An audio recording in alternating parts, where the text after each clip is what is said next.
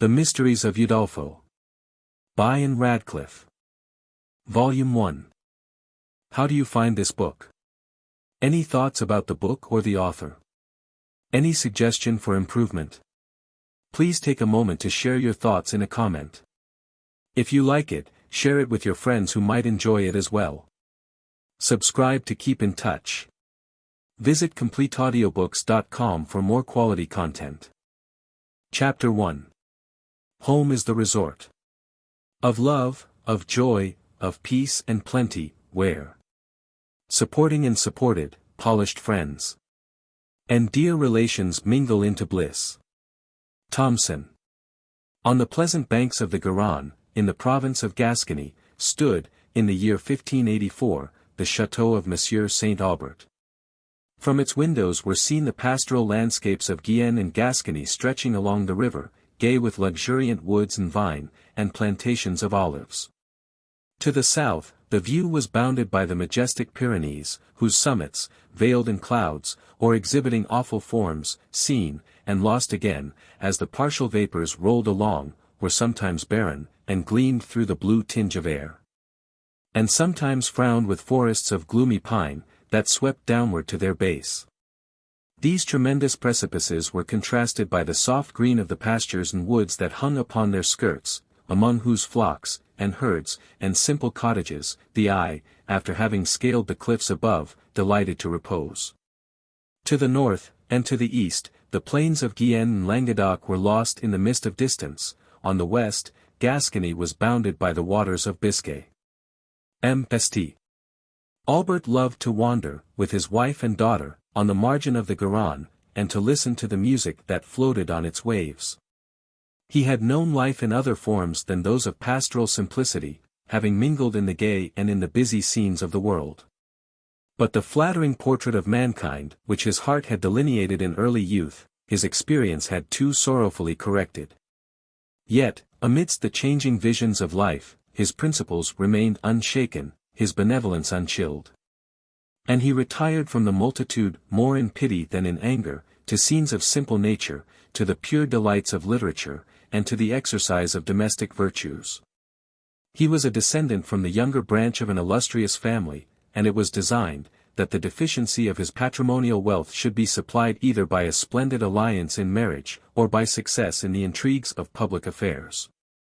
But Saint Aubert had too nice a sense of honor to fulfill the latter hope, and too small a portion of ambition to sacrifice what he called happiness, to the attainment of wealth.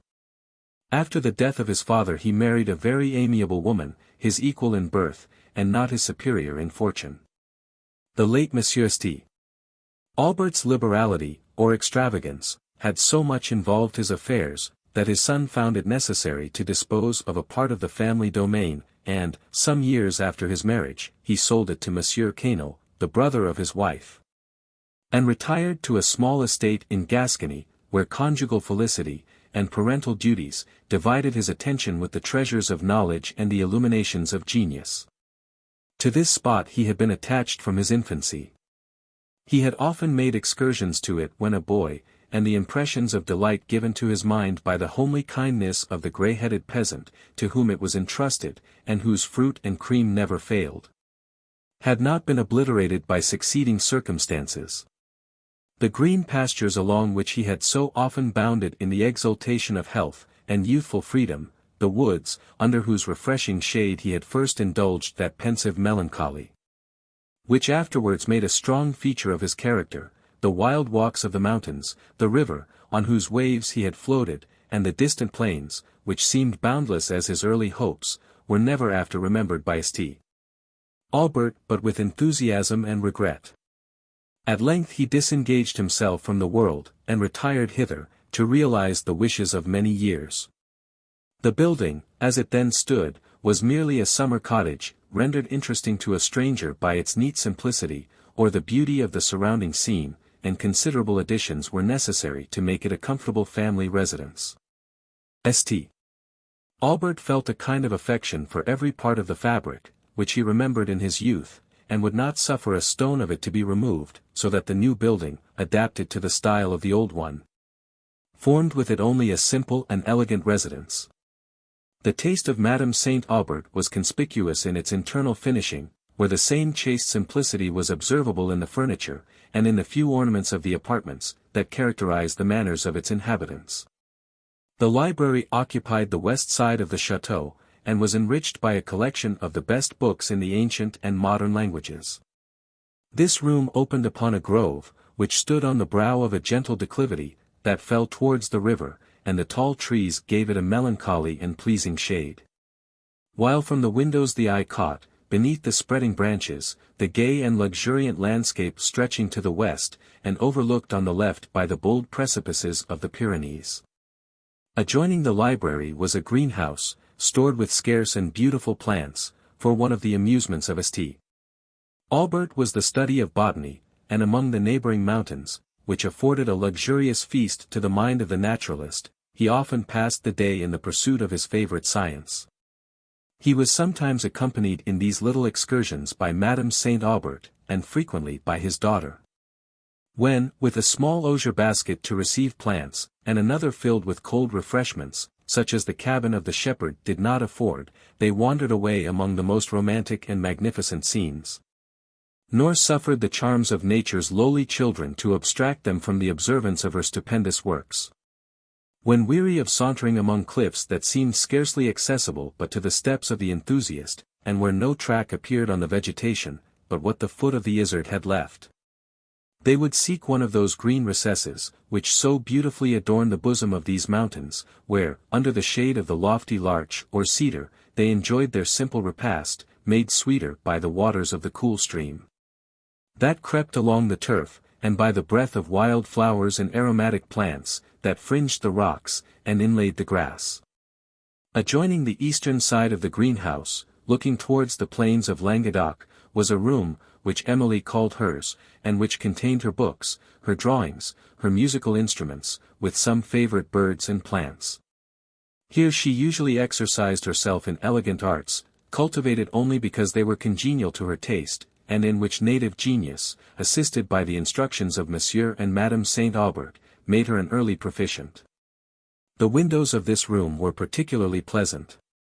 They descended to the floor, and, opening upon the little lawn that surrounded the house, the eye was led between groves of almond, palm trees, flowering ash, and myrtle, to the distant landscape, where the Garonne wandered.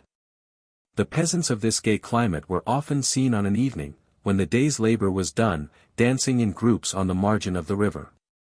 Their sprightly melodies, debonair steps, the fanciful figure of their dances, with the tasteful and capricious manner in which the girls adjusted their simple dress, gave a character to the scene entirely French. The front of the chateau, which, having a southern aspect, opened upon the grandeur of the mountains, was occupied on the ground floor by a rustic hall, and two excellent sitting rooms. The first floor, for the cottage had no second story, was laid out in bedchambers, except one apartment that opened to a balcony, and which was generally used for a breakfast room. In the surrounding ground, St. Aubert had made very tasteful improvements, yet, such was his attachment to objects he had remembered from his boyish days, that he had in some instances sacrificed taste to sentiment. There were two old larches that shaded the building, and interrupted the prospect. Saint Aubert had sometimes declared that he believed he should have been weak enough to have wept at their fall. In addition to these larches he planted a little grove of beech, pine, and mountain ash. On a lofty terrace, formed by the swelling bank of the river, rose a plantation of orange, lemon, and palm trees, whose fruit, in the coolness of evening, breathed delicious fragrance. With these were mingled a few trees of other species. Here, under the ample shade of a plane tree, that spread its majestic canopy towards the river, St. Aubert loved to sit in the fine evenings of summer, with his wife and children, watching, beneath its foliage, the setting sun, the mild splendor of its light fading from the distant landscape, till the shadows of twilight melted its various features into one tint of sober grey. Here, too, he loved to read, and to converse with Madame Saint Aubert, or to play with his children, resigning himself to the influence of those sweet affections, which are ever attendant on simplicity and nature. He has often said, while tears of pleasure trembled in his eyes, that these were moments infinitely more delightful than any passed amid the brilliant and tumultuous scenes that are courted by the world. His heart was occupied. It had, what can be so rarely said, no wish for a happiness beyond what it experienced. The consciousness of acting right diffused a serenity over his manners, which nothing else could impart to a man of moral perceptions like his, and which refined his sense of every surrounding blessing. The deepest shade of twilight did not send him from his favorite plane tree. He loved the soothing hour, when the last tints of light die away, when the stars, one by one, tremble through ether, and are reflected on the dark mirror of the waters. That hour, which, of all others, inspires the mind with pensive tenderness, and often elevates it to sublime contemplation. When the moon shed her soft rays among the foliage, he still lingered, and his pastoral supper of cream and fruits was often spread beneath it. Then, on the stillness of night, came the song of the nightingale, breathing sweetness, and awakening melancholy. The first interruptions to the happiness he had known since his retirement, were occasioned by the death of his 2 sons. He lost them at that age when infantine simplicity is so fascinating, and though, in consideration of Madame St. Aubert's distress, he restrained the expression of his own, and endeavored to bear it, as he meant, with philosophy. He had, in truth, no philosophy that could render him calm to such losses. One daughter was now his only surviving child. And, while he watched the unfolding of her infant character, with anxious fondness, he endeavored, with unremitting effort, to counteract those traits in her disposition, which might hereafter lead her from happiness. She had discovered in her early years uncommon delicacy of mind, warm affections, and ready benevolence, but with these was observable a degree of susceptibility too exquisite to admit of lasting peace. As she advanced in youth, this sensibility gave a pensive tone to her spirits, and a softness to her manner, which added grace to beauty, and rendered her a very interesting object to persons of a congenial disposition. But St. Aubert had too much good sense to prefer a charm to a virtue, and had penetration enough to see, that this charm was too dangerous to its possessor to be allowed the character of a blessing. He endeavored, therefore, to strengthen her mind. To inure her to habits of self-command, to teach her to reject the first impulse of her feelings, and to look, with cool examination, upon the disappointments he sometimes threw in her way. While he instructed her to resist first impressions, and to acquire that steady dignity of mind, that can alone counterbalance the passions, and bear us, as far as is compatible with our nature, above the reach of circumstances. He taught himself a lesson of fortitude. For he was often obliged to witness, with seeming indifference, the tears and struggles which his caution occasioned her. In person, Emily resembled her mother. Having the same elegant symmetry of form, the same delicacy of features, and the same blue eyes, full of tender sweetness. But, lovely as was her person, it was the varied expression of her countenance, as conversation awakened the nicer emotions of her mind, that threw such a captivating grace around her. Those tenderer tints, that shun the careless eye, and, in the world's contagious circle, die. Saint Aubert cultivated her understanding with the most scrupulous care. He gave her a general view of the sciences, and an exact acquaintance with every part of elegant literature. He taught her Latin and English, chiefly that she might understand the sublimity of their best poets. She discovered in her early years a taste for works of genius, and it was St. Aubert's principle, as well as his inclination, to promote every innocent means of happiness. A well-informed mind, he would say, is the best security against the contagion of folly and of vice. The vacant mind is ever on the watch for relief, and ready to plunge into error, to escape from the languor of idleness. Store it with ideas, teach it the pleasure of thinking. And the temptations of the world without, will be counteracted by the gratifications derived from the world within.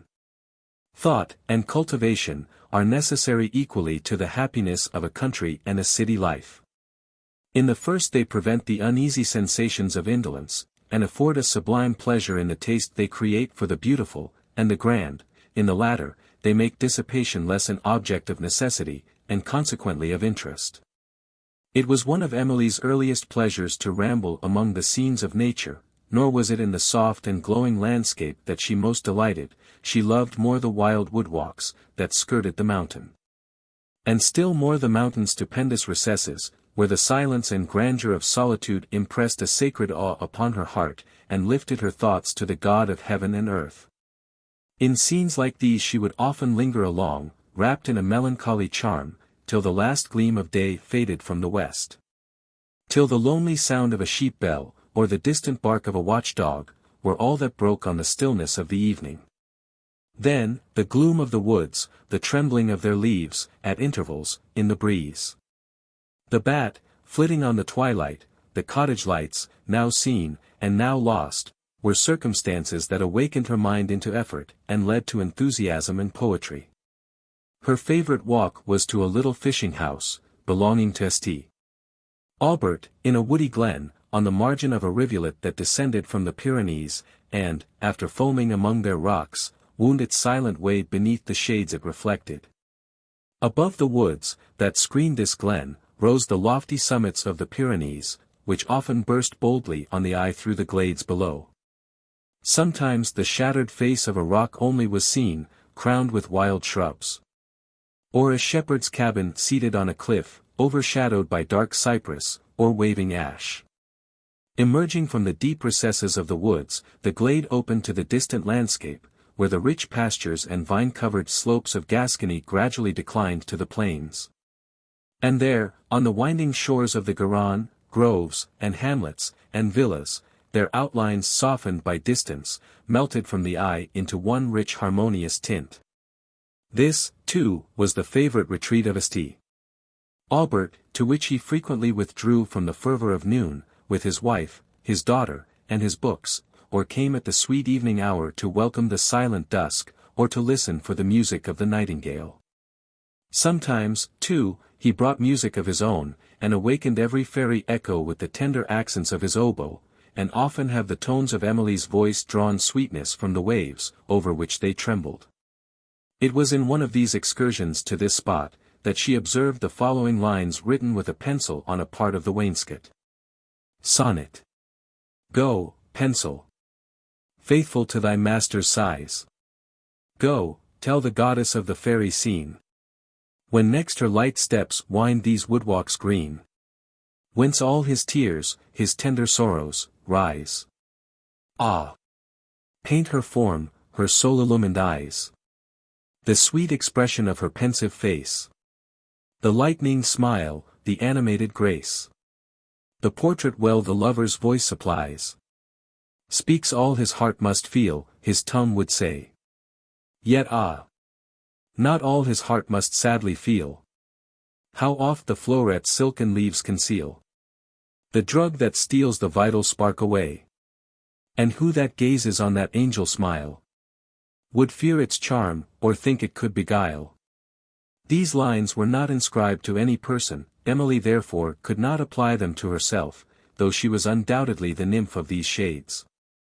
Having glanced round the little circle of her acquaintance without being detained by a suspicion as to whom they could be addressed, she was compelled to rest in uncertainty.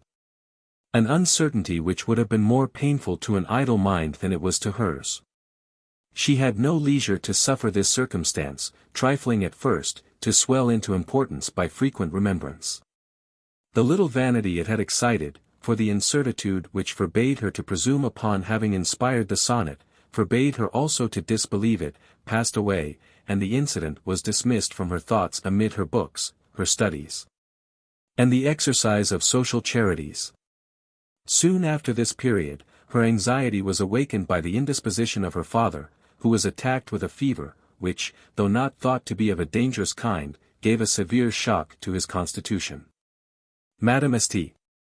Aubert and Emily attended him with unremitting care, but his recovery was very slow, and, as he advanced towards health, Madame seemed to decline.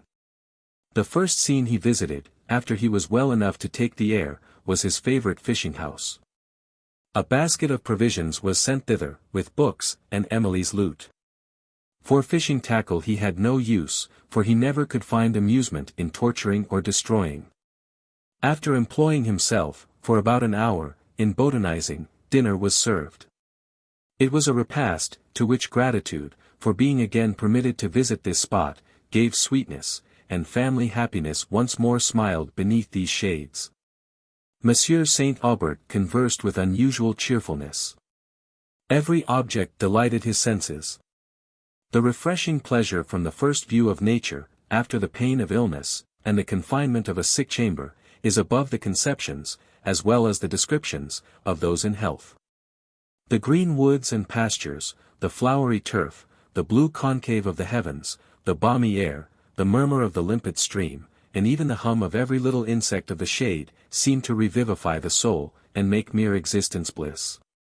Madame St. Aubert, reanimated by the cheerfulness and recovery of her husband, was no longer sensible of the indisposition which had lately oppressed her.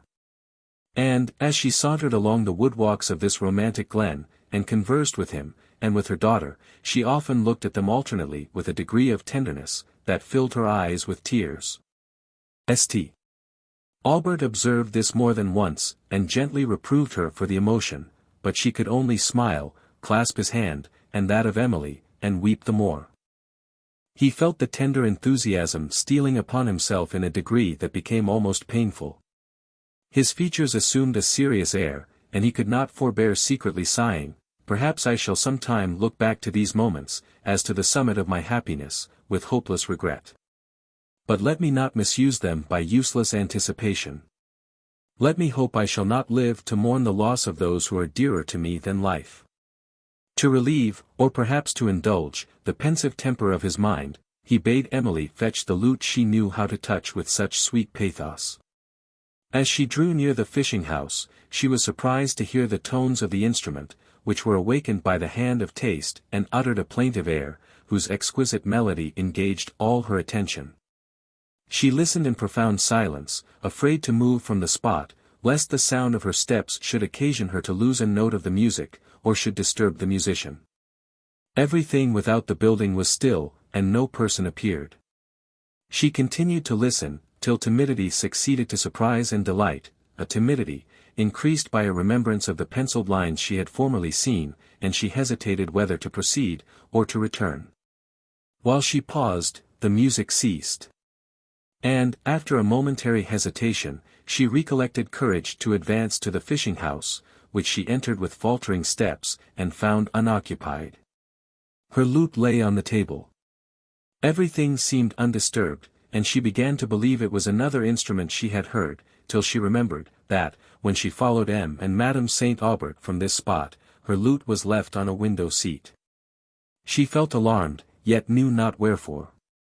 The melancholy gloom of evening, and the profound stillness of the place, interrupted only by the light trembling of leaves, heightened her fanciful apprehensions, and she was desirous of quitting the building, but perceived herself grow faint.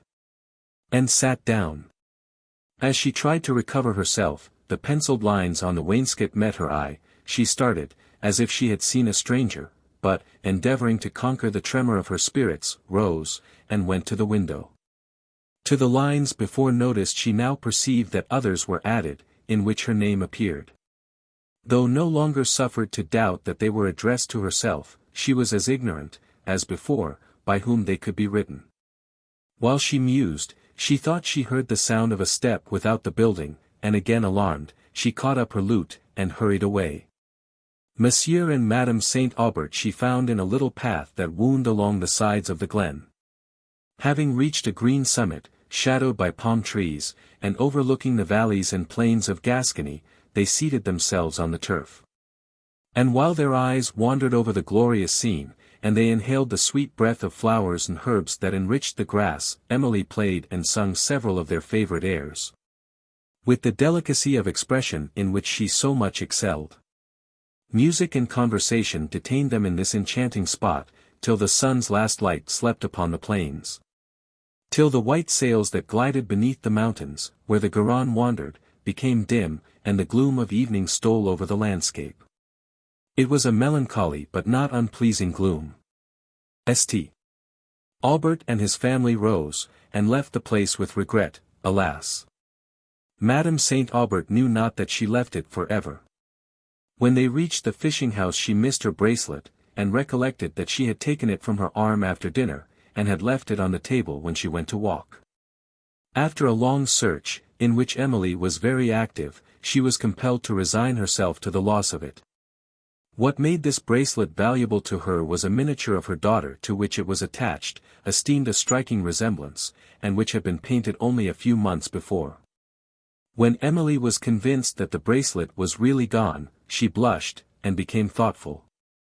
That some stranger had been in the fishing house, during her absence, her lute, and the additional lines of a pencil, had already informed her. From the purport of these lines it was not unreasonable to believe, that the poet, the musician, and the thief were the same person. But though the music she had heard, the written lines she had seen, and the disappearance of the picture, formed a combination of circumstances very remarkable, she was irresistibly restrained from mentioning them. Secretly determining, however, never again to visit the fishing house without Monsieur or Madame St. Aubert. They returned pensively to the château, Emily musing on the incident which had just occurred, St. Aubert reflecting, with placid gratitude, on the blessings he possessed, and Madame St. Aubert somewhat disturbed, and perplexed, by the loss of her daughter's picture. As they drew near the house, they observed an unusual bustle about it. The sound of voices was distinctly heard, servants and horses were seen passing between the trees, and, at length, the wheels of a carriage rolled along. Having come within view of the front of the château, a landau, with smoking horses, appeared on the little lawn before it. St. Aubert perceived the liveries of his brother-in-law, and in the parlour he found Monsieur and Madame Cheron already entered. They had left Paris some days before, and were on the way to their estate, only 10 leagues distant from La Vallée, and which Monsieur Cheron had purchased several years before of St. Aubert. This gentleman was the only brother of Madame St.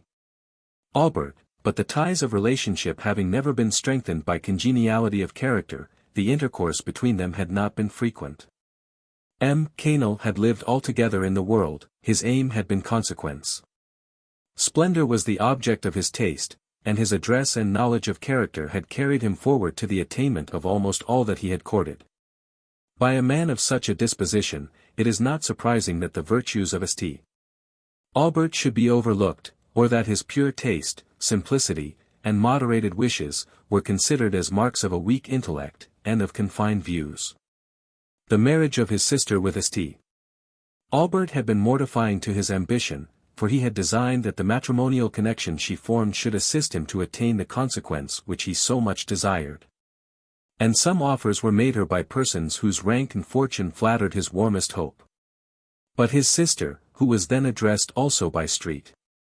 Aubert, perceived, or thought she perceived, that happiness and splendor were not the same, and she did not hesitate to forego the last for the attainment of the former. Whether Monsieur Cheron thought them the same, or not, he would readily have sacrificed his sister's peace to the gratification of his own ambition, and, on her marriage with St. Aubert, expressed in private his contempt of her spiritless conduct, and of the connection which it permitted. Madame St. Aubert, though she concealed this insult from her husband, felt, perhaps, for the first time, resentment lighted in her heart. And, though a regard for her own dignity, united with considerations of prudence, restrained her expression of this resentment, there was ever after a mild reserve in her manner towards M. Cheron, which he both understood and felt. In his own marriage he did not follow his sister's example. His lady was an Italian, and an heiress by birth, and, by nature and education, was a vain and frivolous woman. They now determined to pass the night with St. Aubert. And as the château was not large enough to accommodate their servants, the latter were dismissed to the neighboring village. When the first compliments were over, and the arrangements for the night made, M. Cheron began the display of his intelligence and his connections, while St. Aubert, who had been long enough in retirement to find these topics recommended by their novelty, listened, with a degree of patience and attention, which his guest mistook for the humility of wonder. The latter, indeed, described the few festivities which the turbulence of that period permitted to the court of Henry III, with a minuteness, that somewhat recompensed for his ostentation. But, when he came to speak of the character of the Duc de Joyeuse, of a secret treaty, which he knew to be negotiating with the Porte, and of the light in which Henry of Navarre was received. St. Aubert recollected enough of his former experience to be assured, that his guest could be only of an inferior class of politicians. And that, from the importance of the subjects upon which he committed himself, he could not be of the rank to which he pretended to belong. The opinions delivered by M. Quesnel were such as St. Aubert forbore to reply to, for he knew that his guest had neither humanity to feel, nor discernment to perceive, what is just. Madame Quesnel, meanwhile, was expressing to Madame St. Aubert her astonishment, that she could bear to pass her life in this remote corner of the world, as she called it, and describing, from a wish, probably, of exciting envy, the splendor of the balls, banquets, and processions which had just been given by the court, in honor of the nuptials of the Duc de Joyeuse with Margareta of Lorraine, the sister of the Queen. She described with equal minuteness the magnificence she had seen, and that from which she had been excluded, while Emily's vivid fancy, as she listened with the ardent curiosity of youth, heightened the scenes she heard of, and Madame St. Aubert, looking on her family, felt, as a tear stole to her eye, that though splendor may grace happiness, virtue only can bestow it. "It is now 12 years, St. Aubert," said M. Quesnel, "since I purchased your family estate." "Somewhere thereabout," replied St. Aubert, suppressing a sigh. "It is near 5 years since I have been there," resumed Quesnel. "For Paris and its neighborhood is the only place in the world to live in, and I am so immersed in politics, and have so many affairs of moment on my hands, that I find it difficult to steal away even for a month or two." St. Aubert remaining silent, M. Quesnel proceeded, "I have sometimes wondered how you, who have lived in the capital, and have been accustomed to company, can exist elsewhere. Especially in so remote a country as this, where you can neither hear nor see anything, and can in short be scarcely conscious of life." "I live for my family and myself," said St. Aubert. "I am now contented to know only happiness. Formerly I knew life. I mean to expend 30 or 40,000 livres on improvements," said M. Quesnel, without seeming to notice the words of St. Aubert. "For I design, next summer, to bring here my friends, the Duc de Durfort and the Marquis Ramont, to pass a month or two with me." To St. Aubert's inquiry, as to these intended improvements, he replied, that he should take down the whole east wing of the château, and raise upon the site a set of stables. "Then I shall build," said he, "a salle à manger, a salon, a salle aux commune, and a number of rooms for servants, for at present there is not accommodation for a third part of my own people." "It accommodated our father's household," said St. Aubert, grieved that the old mansion was to be thus improved, and that was not a small one. "Our notions are somewhat enlarged since those days," said M. Quesnel. "What was then thought a decent style of living would not now be endured." Even the calm St. Aubert blushed at these words, but his anger soon yielded to contempt. "The ground about the château is encumbered with trees, I mean to cut some of them down." "Cut down the trees too," said St. Aubert. "Certainly. Why should I not? They interrupt my prospects. There is a chestnut which spreads its branches before the whole south side of the château, and which is so ancient that they tell me the hollow of its trunk will hold a dozen men.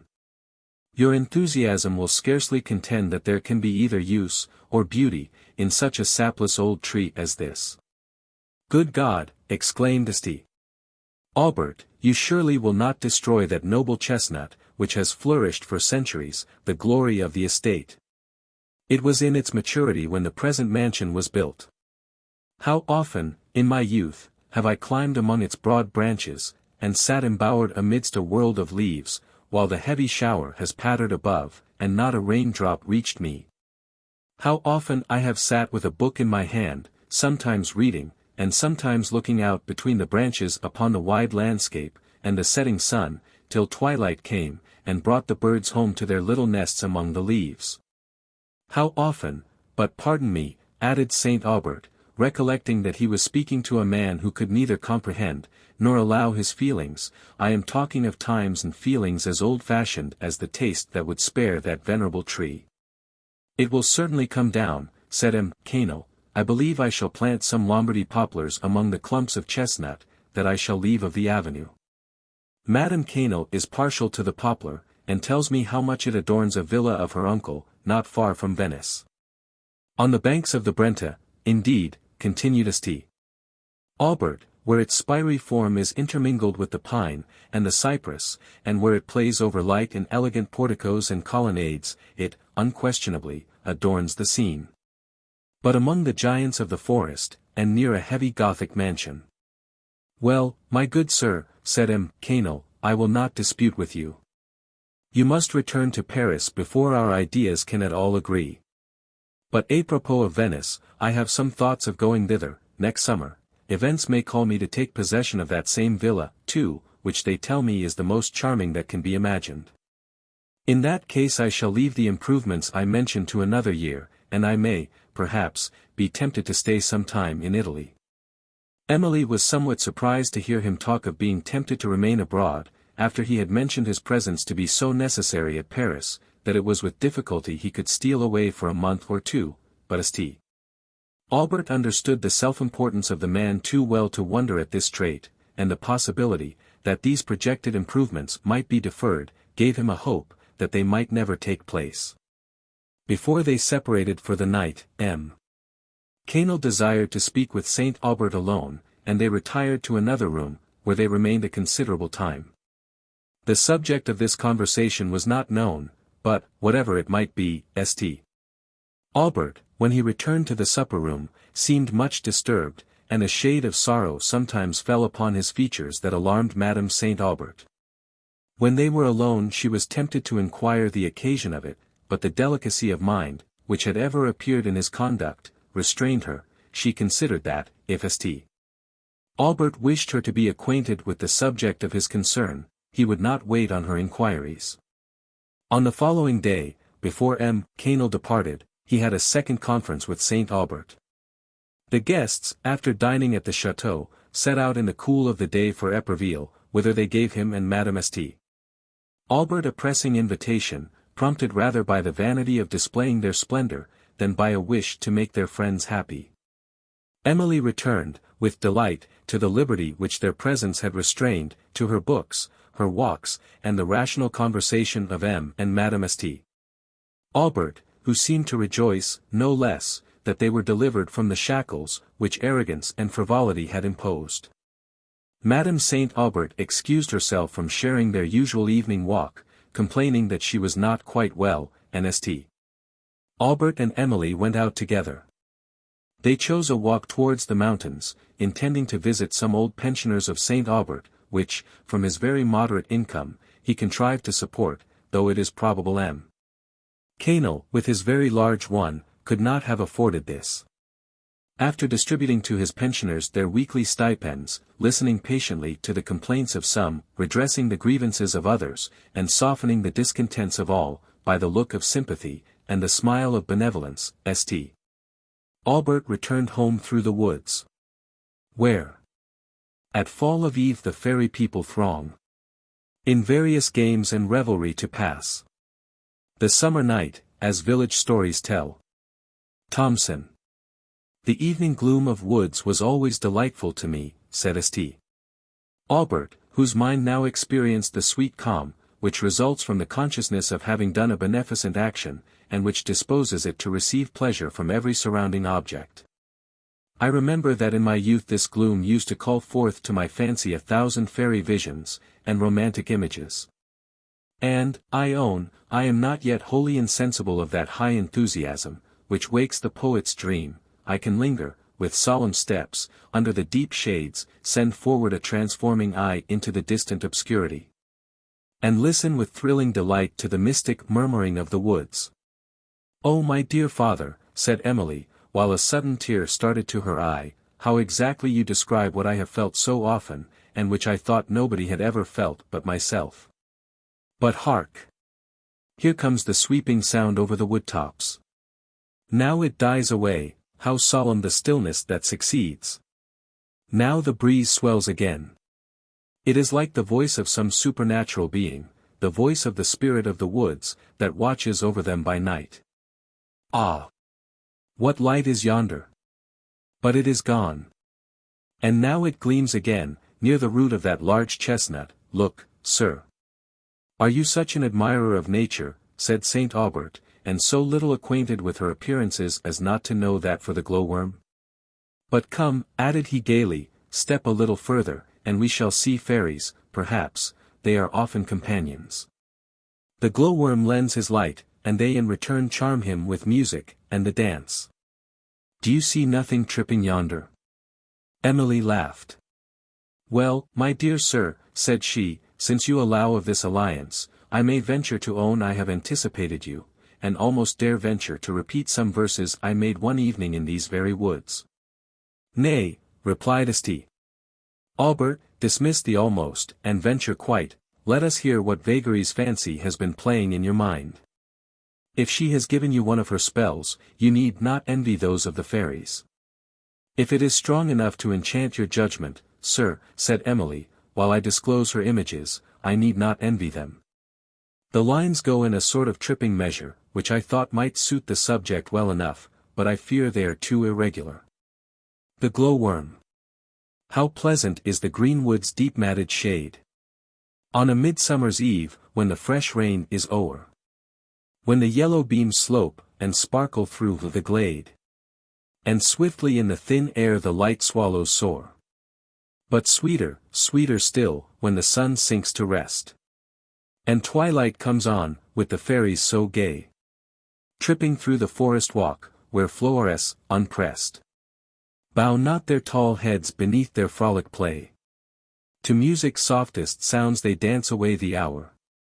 Till moonlight steals down among the trembling leaves. And checkers all the ground, and guides them to the bower. The long haunted bower, where the nightingale grieves. Then no more they dance, till her sad song is done. But, silent as the night, to her mourning attend. And often as her dying notes their pity have won, they vow all her sacred haunts from mortals to defend. When, down among the mountains, sinks the evening star, and the changing moon forsakes this shadowy sphere, how cheerless would they be, though they fairies are, if I, with my pale light, came not near. Yet cheerless though they'd be, they're ungrateful to my love. For, often when the traveller's benighted on his way, and I glimmer in his path, and would guide him through the grove, they bind me in their magic spells to lead him far astray, and in the mire to leave him, till the stars are all burnt out. While, in strange-looking shapes, they frisk about the ground. And, afar in the woods, they raise a dismal shout. Till I shrink into my cell again for terror of the sound. But, see where all the tiny elves come dancing in a ring. With the merry, merry pipe, and the tabor, and the horn. And the timbrel so clear, and the lute with dulcet string. Then round about the oak they go till peeping of the morn. Down yonder glade 2 lovers steal, to shun the fairy queen. Who frowns upon their plighted vows, and jealous is of me. That yestereve I lighted them, along the dewy green. To seek the purple flower, whose juice from all her spells can free. And now, to punish me, she keeps afar her jocund band. With the merry, merry pipe, and the tabor, and the lute. If I creep near yonder oak she will wave her fairy wand. And to me the dance will cease, and the music all be mute. Oh! Had I but that purple flower whose leaves her charms can foil, and knew like fays to draw the juice, and throw it on the wind, I'd be her slave no longer, nor the traveller beguile, and help all faithful lovers, nor fear the fairy kind. But soon the vapour of the woods will wander afar, and the fickle moon will fade, and the stars disappear. Then, cheerless will they be, though they fairies are, if I, with my pale light, come not near. Whatever St. Aubert might think of the stanzas, he would not deny his daughter the pleasure of believing that he approved them, and, having given his commendation, he sunk into a reverie, and they walked on in silence. A faint erroneous ray, glanced from imperfect surfaces of things, flung half an image on the straining eye. While waving woods, and villages, and streams, and rocks, and mountain tops, that long retain the ascending gleam, are all one swimming scene, uncertain if beheld. Thomson. St. Aubert continued silent till he reached the chateau, where his wife had retired to her chamber. The languor and dejection, that had lately oppressed her, and which the exertion called forth by the arrival of her guests had suspended, now returned with increased effect. On the following day, symptoms of fever appeared, and St. Aubert, having sent for medical advice, learned that her disorder was a fever of the same nature as that, from which he had lately recovered. She had, indeed, taken the infection, during her attendance upon him, and, her constitution being too weak to throw out the disease immediately, it had lurked in her veins, and occasioned the heavy languor of which she had complained. St. Aubert, whose anxiety for his wife overcame every other consideration, detained the physician in his house. He remembered the feelings and the reflections that had called a momentary gloom upon his mind, on the day when he had last visited the fishing-house, in company with Madame St. Aubert, and he now admitted a presentiment, that this illness would be a fatal one. But he effectually concealed this from her, and from his daughter, whom he endeavoured to reanimate with hopes that her constant assiduities would not be unavailing.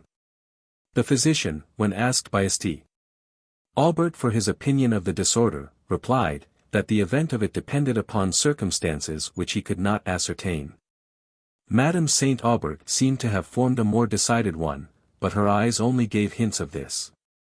She frequently fixed them upon her anxious friends with an expression of pity, and of tenderness, as if she anticipated the sorrow that awaited them, and that seemed to say, it was for their sakes only, for their sufferings, that she regretted life.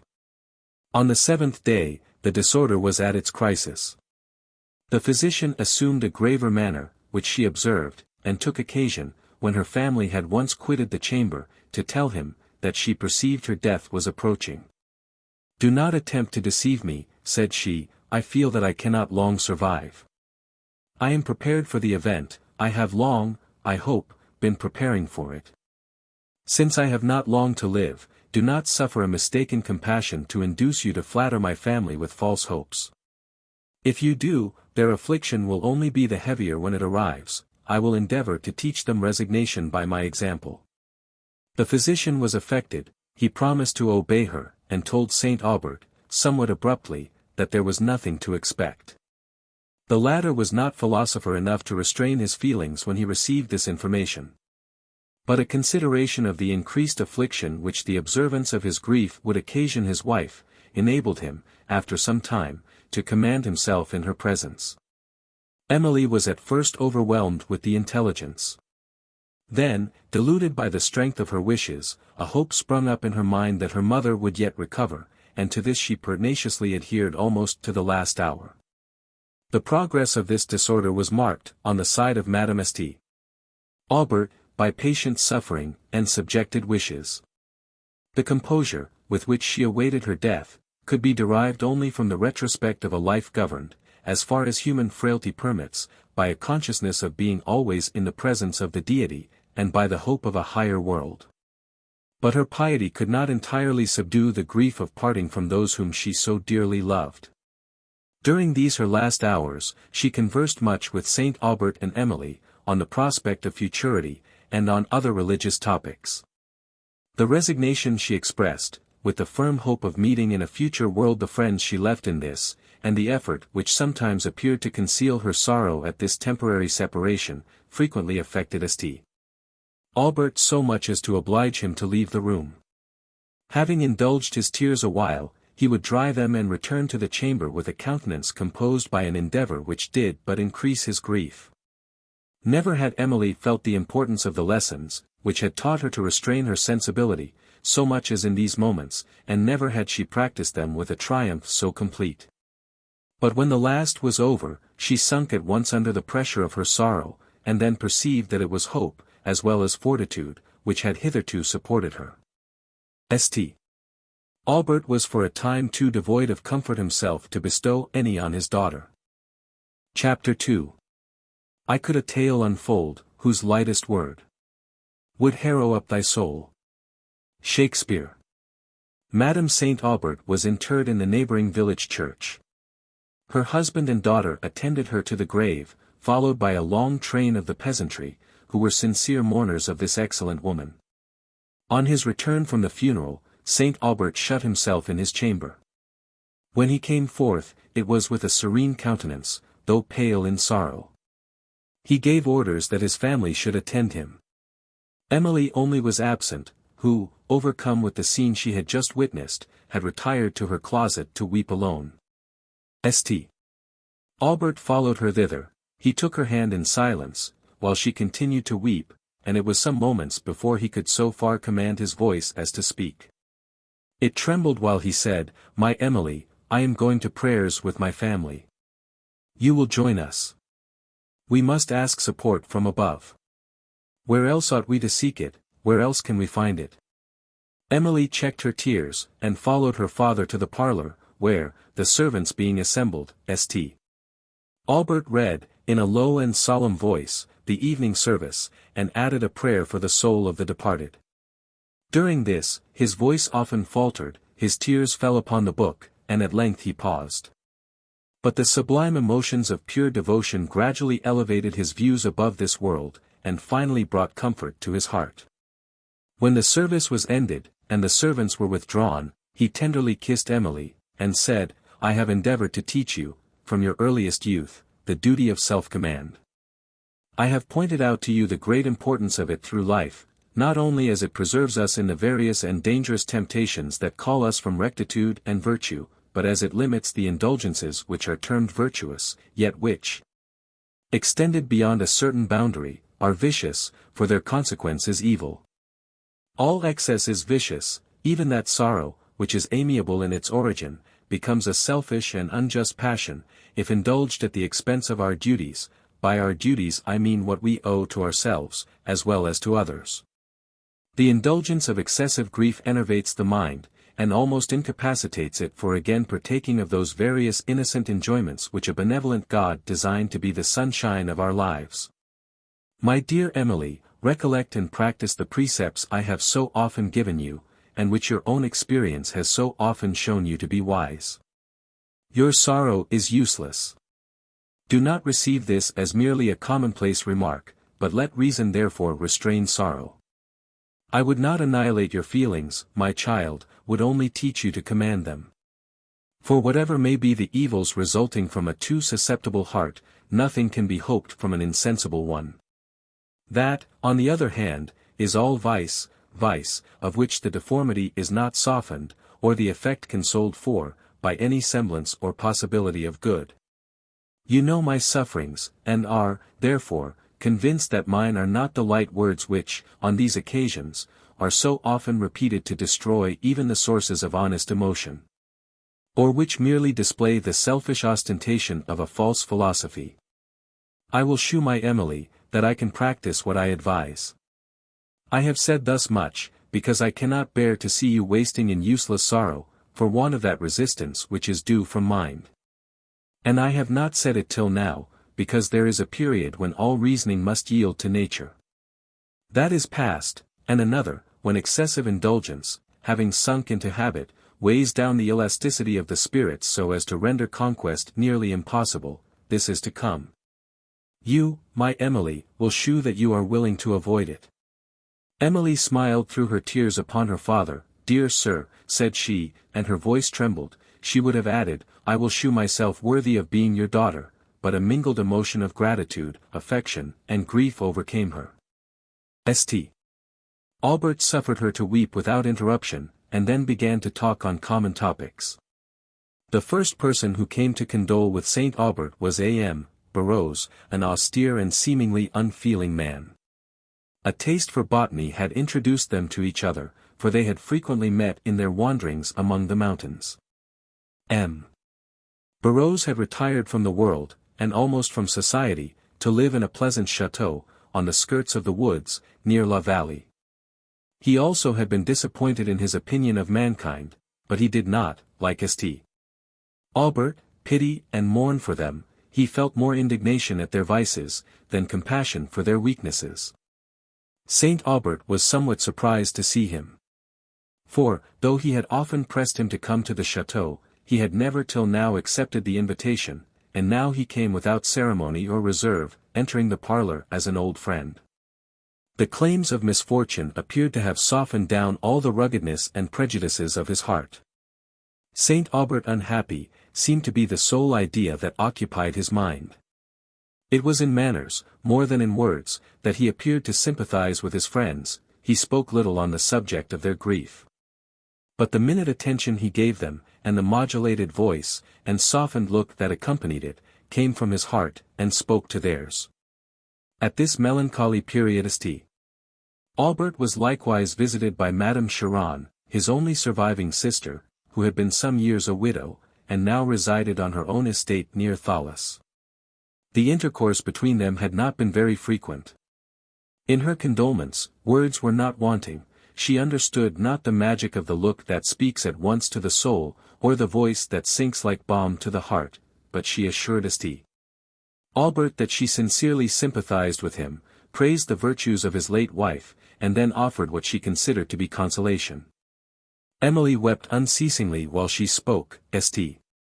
Aubert was tranquil, listened to what she said in silence, and then turned the discourse upon another subject. At parting she pressed him and her niece to make her an early visit. "Change of place will amuse you," said she, "and it is wrong to give way to grief." Saint Aubert acknowledged the truth of these words of course. But, at the same time, felt more reluctant than ever to quit the spot which his past happiness had consecrated. The presence of his wife had sanctified every surrounding scene, and, each day, as it gradually softened the acuteness of his suffering, assisted the tender enchantment that bound him to home. But there were calls which must be complied with, and of this kind was the visit he paid to his brother-in-law M. Canel. An affair of an interesting nature made it necessary that he should delay this visit no longer, and, wishing to rouse Emily from her dejection, he took her with him to Eperville. As the carriage entered upon the forest that adjoined his paternal domain, his eyes once more caught, between the chestnut avenue, the turreted corners of the chateau. He sighed to think of what had passed since he was last there, and that it was now the property of a man who neither revered nor valued it. At length he entered the avenue, whose lofty trees had so often delighted him when a boy, and whose melancholy shade was now so congenial with the tone of his spirits. Every feature of the edifice, distinguished by an air of heavy grandeur, appeared successively between the branches of the trees, the broad turret, the arched gateway that led into the courts, the drawbridge, and the dry fosse which surrounded the whole. The sound of carriage wheels brought a troop of servants to the great gate, where Saint Aubert alighted, and from which he led Emily into the Gothic hall, now no longer hung with the arms and ancient banners of the family. These were displaced, and the oak wainscoting, and beams that crossed the roof, were painted white. The large table, too, that used to stretch along the upper end of the hall, where the master of the mansion loved to display his hospitality, and whence the peal of laughter, and the song of conviviality, had so often resounded, was now removed. Even the benches that had surrounded the hall were no longer there. The heavy walls were hung with frivolous ornaments, and everything that appeared denoted the false taste and corrupted sentiments of the present owner. St.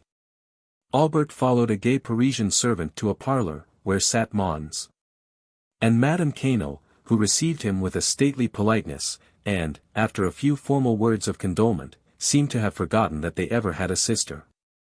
Emily felt tears swell into her eyes, and then resentment checked them. Saint Aubert, calm and deliberate, preserved his dignity without assuming importance, and Canel was depressed by his presence without exactly knowing wherefore. After some general conversation, Saint Aubert requested to speak with him alone. And Emily, being left with Madame Canel, soon learned that a large party was invited to dine at the chateau, and was compelled to hear that nothing which was past and irremediable ought to prevent the festivity of the present hour. St. Aubert, when he was told that company were expected, felt a mixed emotion of disgust and indignation against the insensibility of Canel, which prompted him to return home immediately. But he was informed that Madame Cheron had been asked to meet him. And, when he looked at Emily, and considered that a time might come when the enmity of her uncle would be prejudicial to her, he determined not to incur it himself, by conduct which would be resented as indecorous by the very persons who now showed so little sense of decorum. Among the visitors assembled at dinner were 2 Italian gentlemen, of whom one was named Montoni, a distant relation of Madame Cheron, a man about 40, of an uncommonly handsome person, with features manly and expressive, but whose countenance exhibited, upon the whole, more of the haughtiness of command, and the quickness of discernment, than of any other character. Signor Cavigni, his friend, appeared to be about 30, inferior in dignity, but equal to him in penetration of countenance, and superior in insinuation of manner. Emily was shocked by the salutation with which Madame Cheron met her father. "Dear brother," said she, "I am concerned to see you look so very ill. Do, pray, have advice." St. Aubert answered, with a melancholy smile, that he felt himself much as usual, but Emily's fears made her now fancy that her father looked worse than he really did. Emily would have been amused by the new characters she saw, and the varied conversation that passed during dinner, which was served in a style of splendor she had seldom seen before, had her spirits been less oppressed. Of the guests, Signor Montoni was lately come from Italy, and he spoke of the commotions which at that period agitated the country, talked of party differences with warmth, and then lamented the probable consequences of the tumults. His friends spoke with equal ardor, of the politics of his country, praised the government and prosperity of Venice, and boasted of its decided superiority over all the other Italian states. He then turned to the ladies, and talked with the same eloquence, of Parisian fashions, the French opera, and French manners, and on the latter subject he did not fail to mingle what is so particularly agreeable to French taste. The flattery was not detected by those to whom it was addressed, though its effect, in producing submissive attention, did not escape his observation. When he could disengage himself from the assiduities of the other ladies, he sometimes addressed Emily, but she knew nothing of Parisian fashions, or Parisian operas. And her modesty, simplicity, and correct manners formed a decided contrast to those of her female companions. After dinner, St. Aubert stole from the room to view once more the old chestnut which Cheron talked of cutting down. As he stood under its shade, and looked up among its branches, still luxuriant, and saw here and there the blue sky trembling between them, the pursuits and events of his early days crowded fast to his mind, with the figures and characters of friends, long since gone from the earth. And he now felt himself to be almost an insulated being, with nobody but his Emily for his heart to turn to. He stood lost amid the scenes of years which fancy called up, till the succession closed with the picture of his dying wife, and he started away, to forget it, if possible, at the social board. St. Aubert ordered his carriage at an early hour, and Emily observed, that he was more than usually silent and dejected on the way home. But she considered this to be the effect of his visit to a place which spoke so eloquently of former times, nor suspected that he had a cause of grief which he concealed from her. On entering the chateau she felt more depressed than ever, for she more than ever missed the presence of that dear parent, who, whenever she had been from home, used to welcome her return with smiles and fondness. Now, all was silent and forsaken. But what reason and effort may fail to do, time effects. Week after week passed away, and each, as it passed, stole something from the harshness of her affliction, till it was mellowed to that tenderness which the feeling heart cherishes as sacred. St. Aubert, on the contrary, visibly declined in health, though Emily, who had been so constantly with him, was almost the last person who observed it. His constitution had never recovered from the late attack of the fever, and the succeeding shock it received from Madame St. Aubert's death had produced its present infirmity. His physician now ordered him to travel. For it was perceptible that sorrow had seized upon his nerves, weakened as they had been by the preceding illness, and variety of scene, it was probable, would, by amusing his mind, restore them to their proper tone. For some days Emily was occupied in preparations to attend him, and he, by endeavors to diminish his expenses at home during the journey, a purpose which determined him at length to dismiss his domestics. Emily seldom opposed her father's wishes by questions or remonstrances, or she would now have asked why he did not take a servant, and have represented that his infirm health made one almost necessary. But when, on the eve of their departure, she found that he had dismissed Jacques, Francis, and Mary, and detained only Teresa the old housekeeper, she was extremely surprised, and ventured to ask his reason for having done so. "To save expenses, my dear," he replied, "we are going on an expensive excursion." The physician had prescribed the air of Languedoc and Provence, and St. Aubert determined, therefore, to travel leisurely along the shores of the Mediterranean, towards Provence. They retired early to their chamber on the night before their departure. But Emily had a few books and other things to collect, and the clock had struck 12 before she had finished, or had remembered that some of her drawing instruments, which she meant to take with her, were in the parlour below. As she went to fetch these, she passed her father's room, and, perceiving the door half open, concluded that he was in his study, for, since the death of Madame St. Aubert, it had been frequently his custom to rise from his restless bed, and go thither to compose his mind. When she was below stairs she looked into this room, but without finding him. And as she returned to her chamber, she tapped at his door, and receiving no answer, stepped softly in, to be certain whether he was there. The room was dark, but a light glimmered through some panes of glass that were placed in the upper part of a closet door. Emily believed her father to be in the closet, and, surprised that he was up at so late an hour, apprehended he was unwell, and was going to inquire. But, considering that her sudden appearance at this hour might alarm him, she removed her light to the staircase, and then stepped softly to the closet. On looking through the panes of glass, she saw him seated at a small table, with papers before him, some of which he was reading with deep attention and interest, during which he often wept and sobbed aloud. Emily, who had come to the door to learn whether her father was ill, was now detained there by a mixture of curiosity and tenderness. She could not witness his sorrow, without being anxious to know the subject of. And she therefore continued to observe him in silence, concluding that those papers were letters of her late mother. Presently he knelt down, and with a look so solemn as she had seldom seen him assume, and which was mingled with a certain wild expression, that partook more of horror than of any other character, he prayed silently for a considerable time. When he rose, a ghastly paleness was on his countenance. Emily was hastily retiring, but she saw him turn again to the papers, and she stopped. He took from among them a small case, and from thence a miniature picture. The rays of light fell strongly upon it, and she perceived it to be that of a lady, but not of her mother. St. Aubert gazed earnestly and tenderly upon his portrait, put it to his lips, and then to his heart, and sighed with a convulsive force. Emily could scarcely believe what she saw to be real.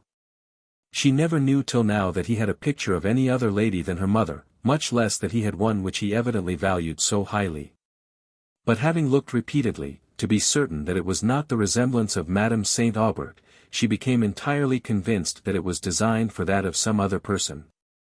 At length St. Aubert returned the picture to its case. And Emily, recollecting that she was intruding upon his private sorrows, softly withdrew from the chamber. Chapter 3. Oh, how canst thou renounce the boundless store of charms which nature to her Viotieri yields? The warbling woodland, the resounding shore, the pomp of groves, and garniture of fields, all that the genial ray of morning gilds, and all that echoes to the song of even, all that the mountain's sheltering bosom shields, and all the dread magnificence of heaven. Oh, how canst thou renounce, and hope to be forgiven? These charms shall work thy soul's eternal health, and love, and gentleness, and joy, impart. The Minstrel. St. Aubert, instead of taking the more direct road, that ran along the feet of the Pyrenees to Languedoc, chose one that, winding over the heights, afforded more extensive views and greater variety of romantic scenery. He turned a little out of his way to take leave of M. Barrows, whom he found botanizing in the wood near his chateau, and who, when he was told the purpose of St. Aubert's visit, expressed a degree of concern, such as his friend had thought it was scarcely possible for him to feel on any similar occasion. They parted with mutual regret. "If anything could have tempted me from my retirement," said M. Barrows, it would have been the pleasure of accompanying you on this little tour.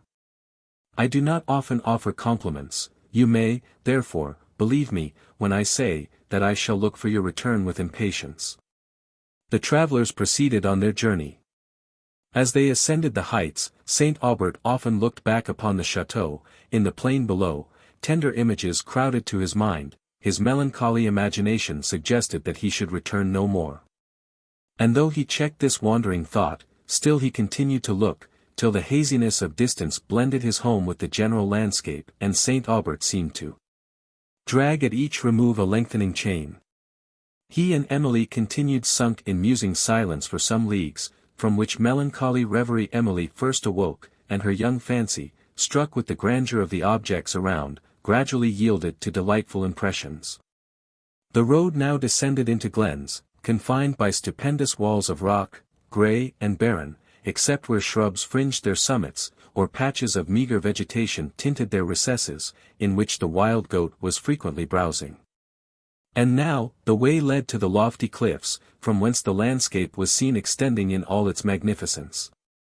Emily could not restrain her transport as she looked over the pine forests of the mountains upon the vast plains, that, enriched with woods, towns, blushing vines, and plantations of almonds, palms, and olives, stretched along, till their various colors melted in distance into one harmonious hue, that seemed to unite earth with heaven.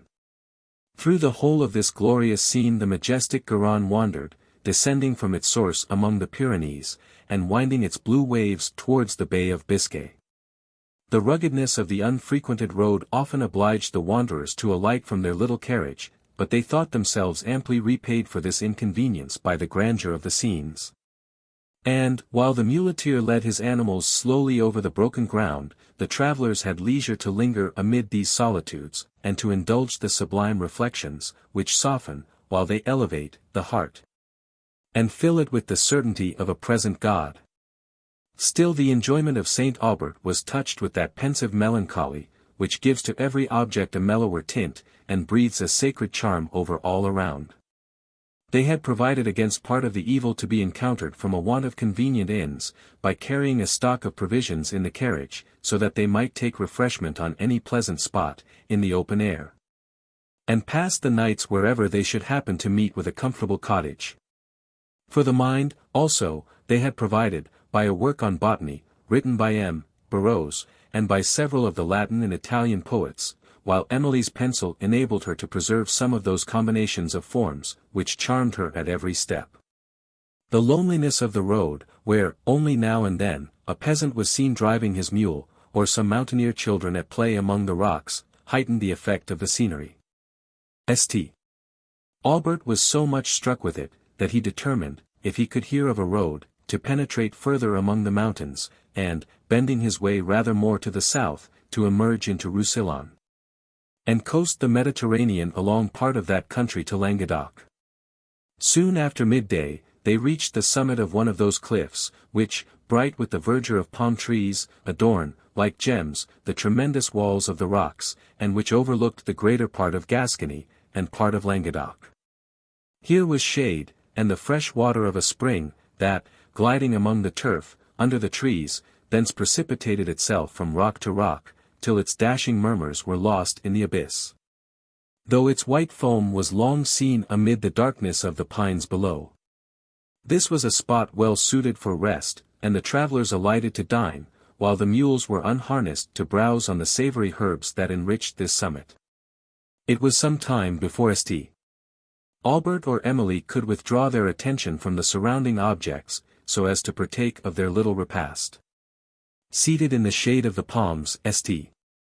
Aubert pointed out to her observation the course of the rivers, the situation of great towns, and the boundaries of provinces, which science, rather than the eye, enabled him to describe. Notwithstanding this occupation, when he had talked a while he suddenly became silent, thoughtful, and tears often swelled to his eyes, which Emily observed, and the sympathy of her own heart told her their cause. The scene before them bore some resemblance, though it was on a much grander scale, to a favourite one of the late Madame St. Aubert, within view of the fishing-house. They both observed this, and thought how delighted she would have been with the present landscape, while they knew that her eyes must never, never more open upon this world. St. Aubert remembered the last time of his visiting that spot in company with her, and also the mournfully presaging thoughts which had then arisen in his mind, and were now, even thus soon, realized. The recollections subdued him, and he abruptly rose from his seat, and walked away to where no eye could observe his grief. When he returned, his countenance had recovered its usual serenity. He took Emily's hand, pressed it affectionately, without speaking, and soon after called to the muleteer, who sat at a little distance, concerning a road among the mountains towards Roussillon. Michael said, there were several that way, but he did not know how far they extended, or even whether they were passable, and St. Aubert, who did not intend to travel after sunset, asked what village they could reach about that time. The muleteer calculated that they could easily reach Madot, which was in their present road. But that, if they took a road that sloped more to the south, towards Roussillon, there was a hamlet, which he thought they could gain before the evening shut in. St. Aubert, after some hesitation, determined to take the latter course, and Michael, having finished his meal, and harnessed his mules, again set forward, but soon stopped, and St. Aubert saw him doing homage to a cross, that stood on a rock impending over their way. Having concluded his devotions, he smacked his whip in the air, and, in spite of the rough road, and the pain of his poor mules, which he had been lately lamenting, rattled, in a full gallop, along the edge of a precipice, which it made the eye dizzy to look down. Emily was terrified almost to fainting, and St. Aubert, apprehending still greater danger from suddenly stopping the driver, was compelled to sit quietly, and trust his fate to the strength and discretion of the mules, who seemed to possess a greater portion of the latter quality than their master. For they carried the travellers safely into the valley, and there stopped upon the brink of the rivulet that watered it. Leaving the splendor of extensive prospects, they now entered this narrow valley screened by rocks on rocks piled, as if by magic spell. Here scorched by lightnings, there with ivy green. The scene of barrenness was here and there interrupted by the spreading branches of the larch and cedar, which threw their gloom over the cliff, or athwart the torrent that rolled in the vale. No living creature appeared, except the izzard, scrambling among the rocks, and often hanging upon points so dangerous, that fancy shrunk from the view of them. This was such a scene as Salvator would have chosen, had he then existed, for his canvas. St. Aubert, impressed by the romantic character of the place, almost expected to see banditti start from behind some projecting rock, and he kept his hand upon the arms with which he always travelled. As they advanced, the valley opened. Its savage features gradually softened, and, towards evening, they were among heathy mountains, stretched in far perspective, along which the solitary sheep bell was heard, and the voice of the shepherd calling his wandering flocks to the nightly fold. His cabin, partly shadowed by the cork tree and the ilex, which St. Aubert observed to flourish in higher regions of the air than any other trees, except the fir, was all the human habitation that yet appeared. Along the bottom of this valley the most vivid verdure was spread, and, in the little hollow recesses of the mountains, under the shade of the oak and chestnut, herds of cattle were grazing. Groups of them, too, were often seen reposing on the banks of the rivulet, or laving their sides in the cool stream, and sipping its wave. The sun was now setting upon the valley. Its last light gleamed upon the water, and heightened the rich yellow and purple tints of the heath and broom, that overspread the mountains. St. Aubert inquired of Michael the distance to the hamlet he had mentioned, but the man could not with certainty tell, and Emily began to fear that he had mistaken the road. Here was no human being to assist, or direct them. They had left the shepherd in his cabin far behind, and the scene became so obscured in twilight, that the eye could not follow the distant perspective of the valley in search of a cottage, or a hamlet. A glow of the horizon still marked the west, and this was of some little use to the travellers. Michael seemed endeavouring to keep up his courage by singing. His music, however, was not of a kind to disperse melancholy. He sung, in a sort of chant, one of the most dismal ditties his present auditors had ever heard, and St. Aubert at length discovered it to be a vesper hymn to his favourite saint. They travelled on, sunk in that thoughtful melancholy, with which twilight and solitude impressed the mind. Michael had now ended his ditty, and nothing was heard but the drowsy murmur of the breeze among the woods, and its light flutter, as it blew freshly into the carriage. They were at length roused by the sound of firearms. St. Aubert called to the muleteer to stop, and they listened. The noise was not repeated, but presently they heard a rustling among the brakes. St. Aubert drew forth a pistol, and ordered Michael to proceed as fast as possible. Who had not long obeyed, before a horn sounded, that made the mountains ring. He looked again from the window, and then saw a young man spring from the bushes into the road, followed by a couple of dogs. The stranger was in a hunter's dress. His gun was slung across his shoulders, the hunter's horn hung from his belt, and in his hand was a small pike, which, as he held it, added to the manly grace of his figure, and assisted the agility of his steps. After a moment's hesitation, St. Aubert again stopped the carriage, and waited till he came up, that they might inquire concerning the hamlet they were in search of. The stranger informed him, that it was only half a league distant, that he was going thither himself, and would readily shew the way. St. Aubert thanked him for the offer, and, pleased with his chevalier-like air and open countenance, asked him to take a seat in the carriage, which the stranger, with an acknowledgment, declined, adding that he would keep pace with the mules.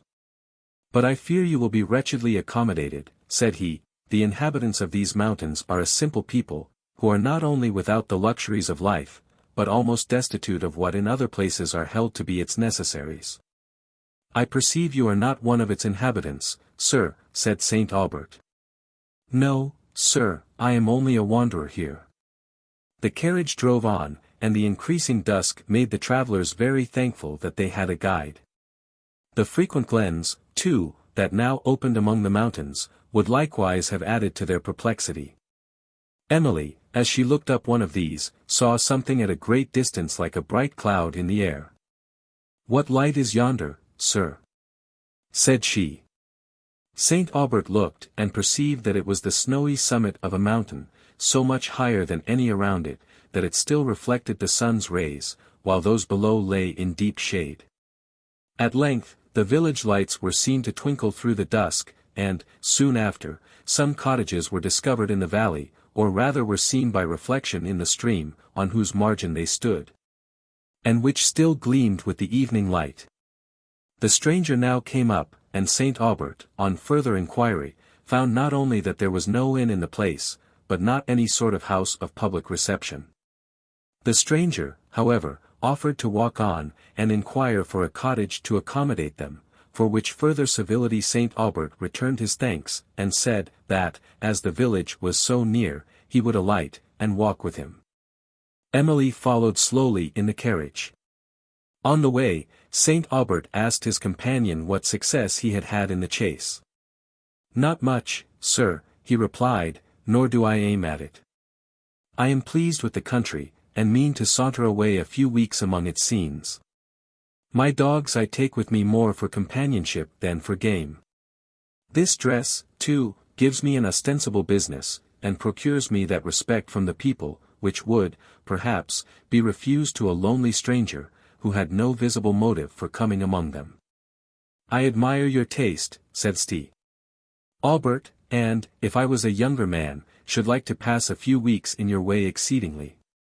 I, too, am a wanderer, but neither my plan nor pursuits are exactly like yours. I go in search of health, as much as of amusement." St. Aubert sighed, and paused, and then, seeming to recollect himself, he resumed, "If I can hear of a tolerable road, that shall afford decent accommodation, it is my intention to pass into Roussillon, and along the seashore to Languedoc. You, sir, seem to be acquainted with the country, and can, perhaps, give me information on the subject." The stranger said, that what information he could give was entirely at his service. And then mentioned a road rather more to the east, which led to a town, whence it would be easy to proceed into Roussillon. They now arrived at the village, and commenced their search for a cottage, that would afford a night's lodging. In several, which they entered, ignorance, poverty, and mirth seemed equally to prevail, and the owners eyed St. Aubert with a mixture of curiosity and timidity. Nothing like a bed could be found, and he had ceased to inquire for one, when Emily joined him, who observed the languor of her father's countenance, and lamented, that he had taken a road so ill provided with the comforts necessary for an invalid. Other cottages, which they examined, seemed somewhat less savage than the former, consisting of 2 rooms, if such they could be called. The first of these occupied by mules and pigs, the second by the family, which generally consisted of 6 or 8 children, with their parents, who slept on beds of skins and dried beech leaves, spread upon a mud floor. Here, light was admitted, and smoke discharged, through an aperture in the roof. And here the scent of spirits, for the travelling smugglers, who haunted the Pyrenees, had made this rude people familiar with the use of liquors, was generally perceptible enough.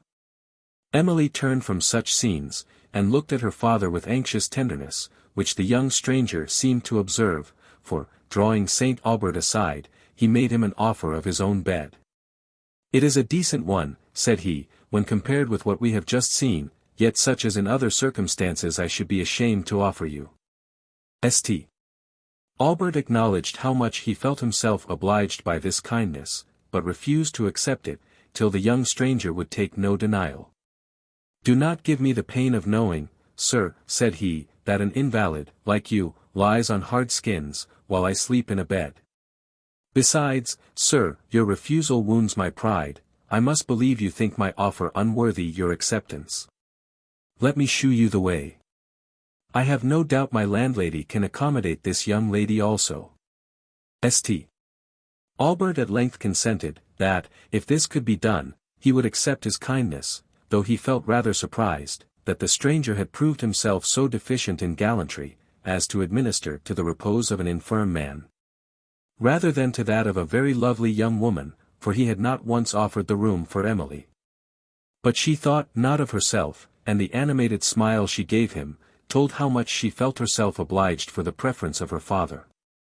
On their way, the stranger, whose name was Valancourt, stepped on first to speak to his hostess, and she came out to welcome St. Aubert into a cottage, much superior to any he had seen.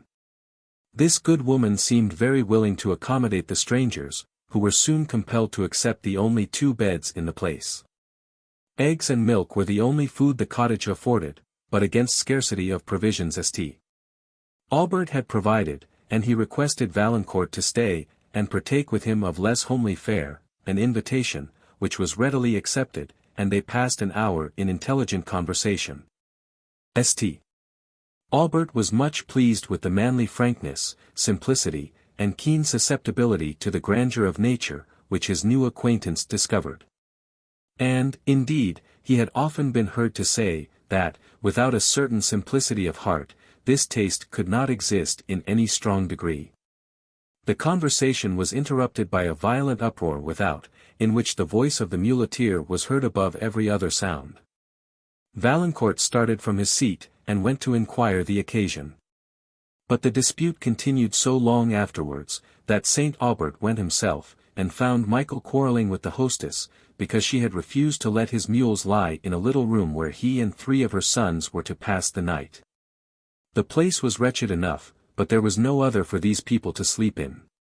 And, with somewhat more of delicacy than was usual among the inhabitants of this wild tract of country, she persisted in refusing to let the animals have the same bedchamber with her children.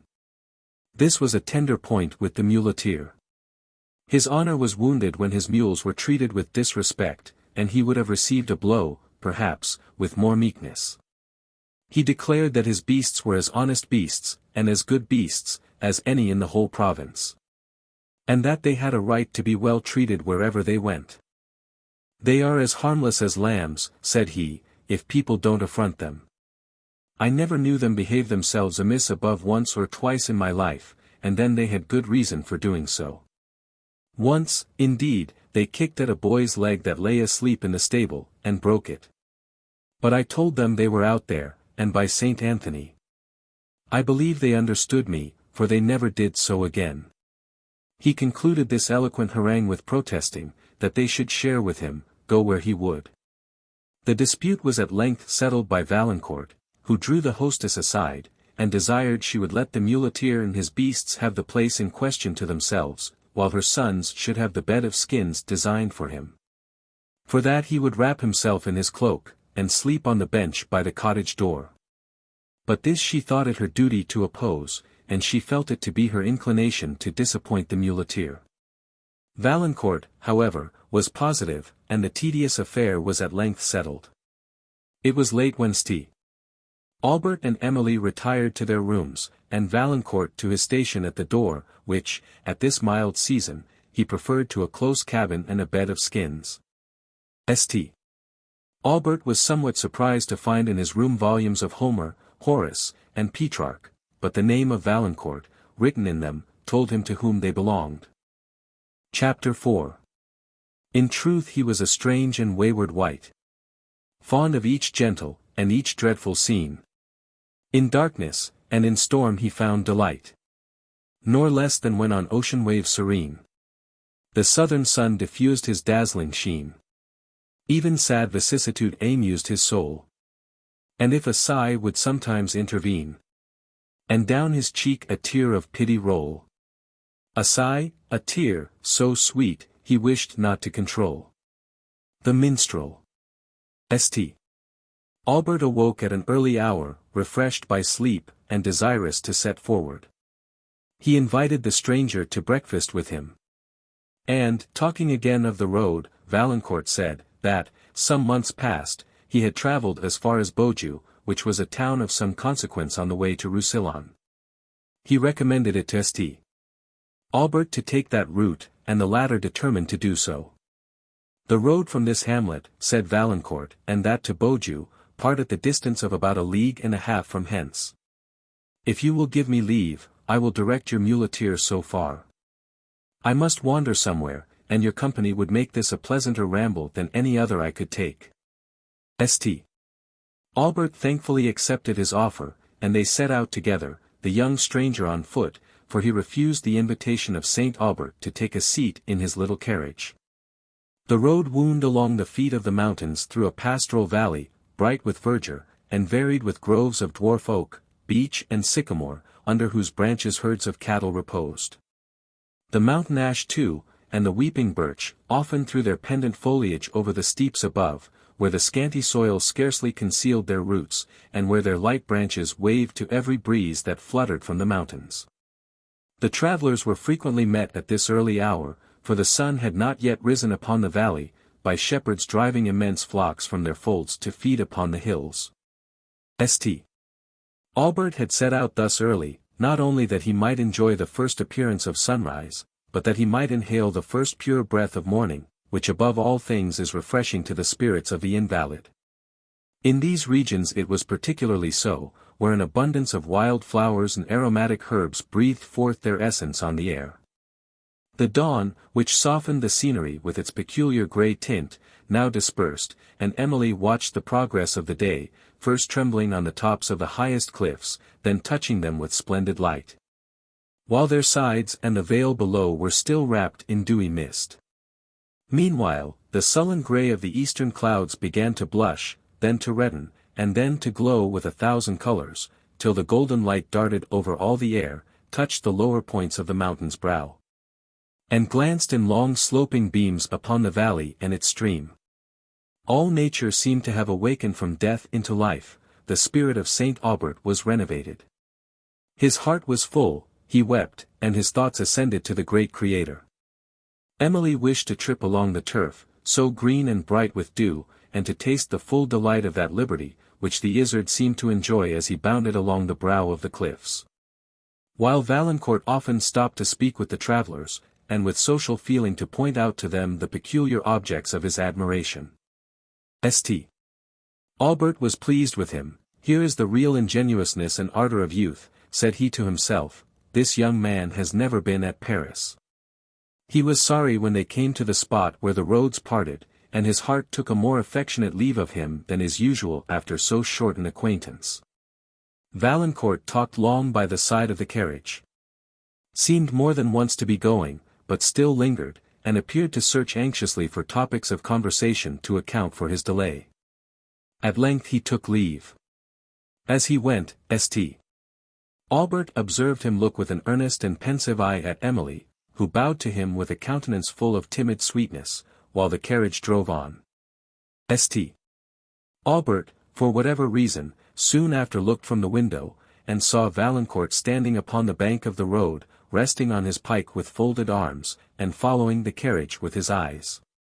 He waved his hand, and Valancourt, seeming to awake from his reverie, returned the salute, and started away.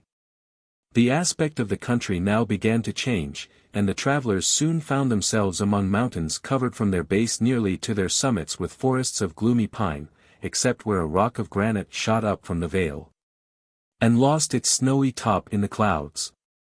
The rivulet, which had hitherto accompanied them, now expanded into a river, and, flowing deeply and silently along, reflected, as in a mirror, the blackness of the impending shades.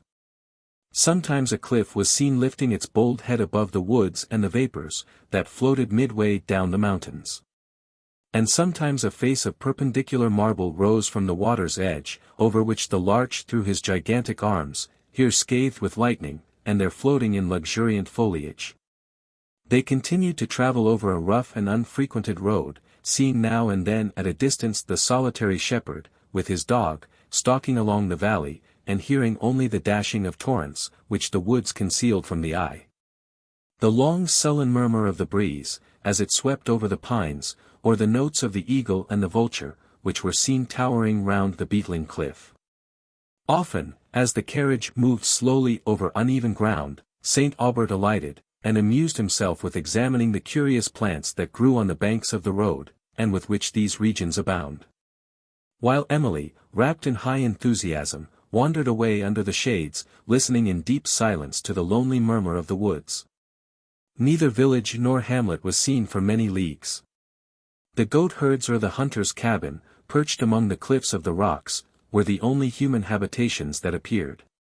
The travellers again took their dinner in the open air, on a pleasant spot in the valley, under the spreading shade of cedars, and then set forward towards Beaujeu. The road now began to descend, and, leaving the pine forests behind, wound among rocky precipices. The evening twilight again fell over the scene, and the travellers were ignorant how far they might yet be from Beaujeu. St. Aubert, however, conjectured that the distance could not be very great, and comforted himself with the prospect of travelling on a more frequented road after reaching that town, where he designed to pass the night.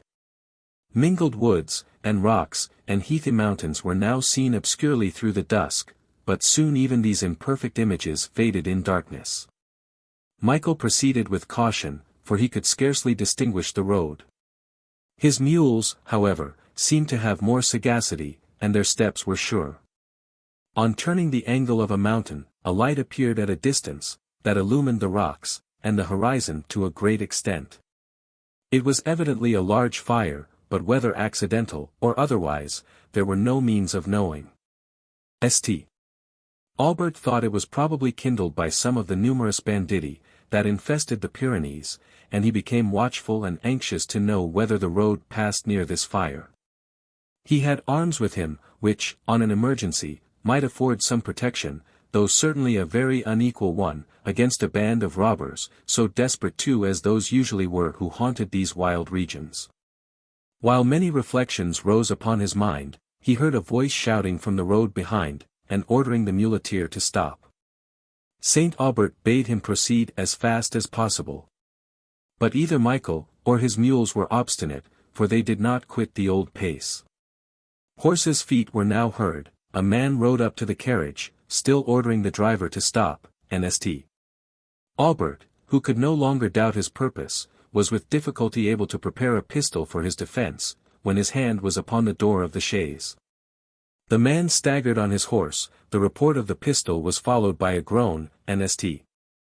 Aubert's horror may be imagined, when in the next instant he thought he heard the faint voice of Valancourt. He now himself bade the muleteer stop, and, pronouncing the name of Valancourt, was answered in a voice that no longer suffered him to doubt. St. Aubert, who instantly alighted and went to his assistance, found him still sitting on his horse, but bleeding profusely, and appearing to be in great pain, though he endeavoured to soften the terror of St. Aubert by assurances that he was not materially hurt, the wound being only in his arm. Saint Aubert, with the muleteer, assisted him to dismount, and he sat down on the bank of the road, where St. Aubert tried to bind up his arm, but his hands trembled so excessively that he could not accomplish it.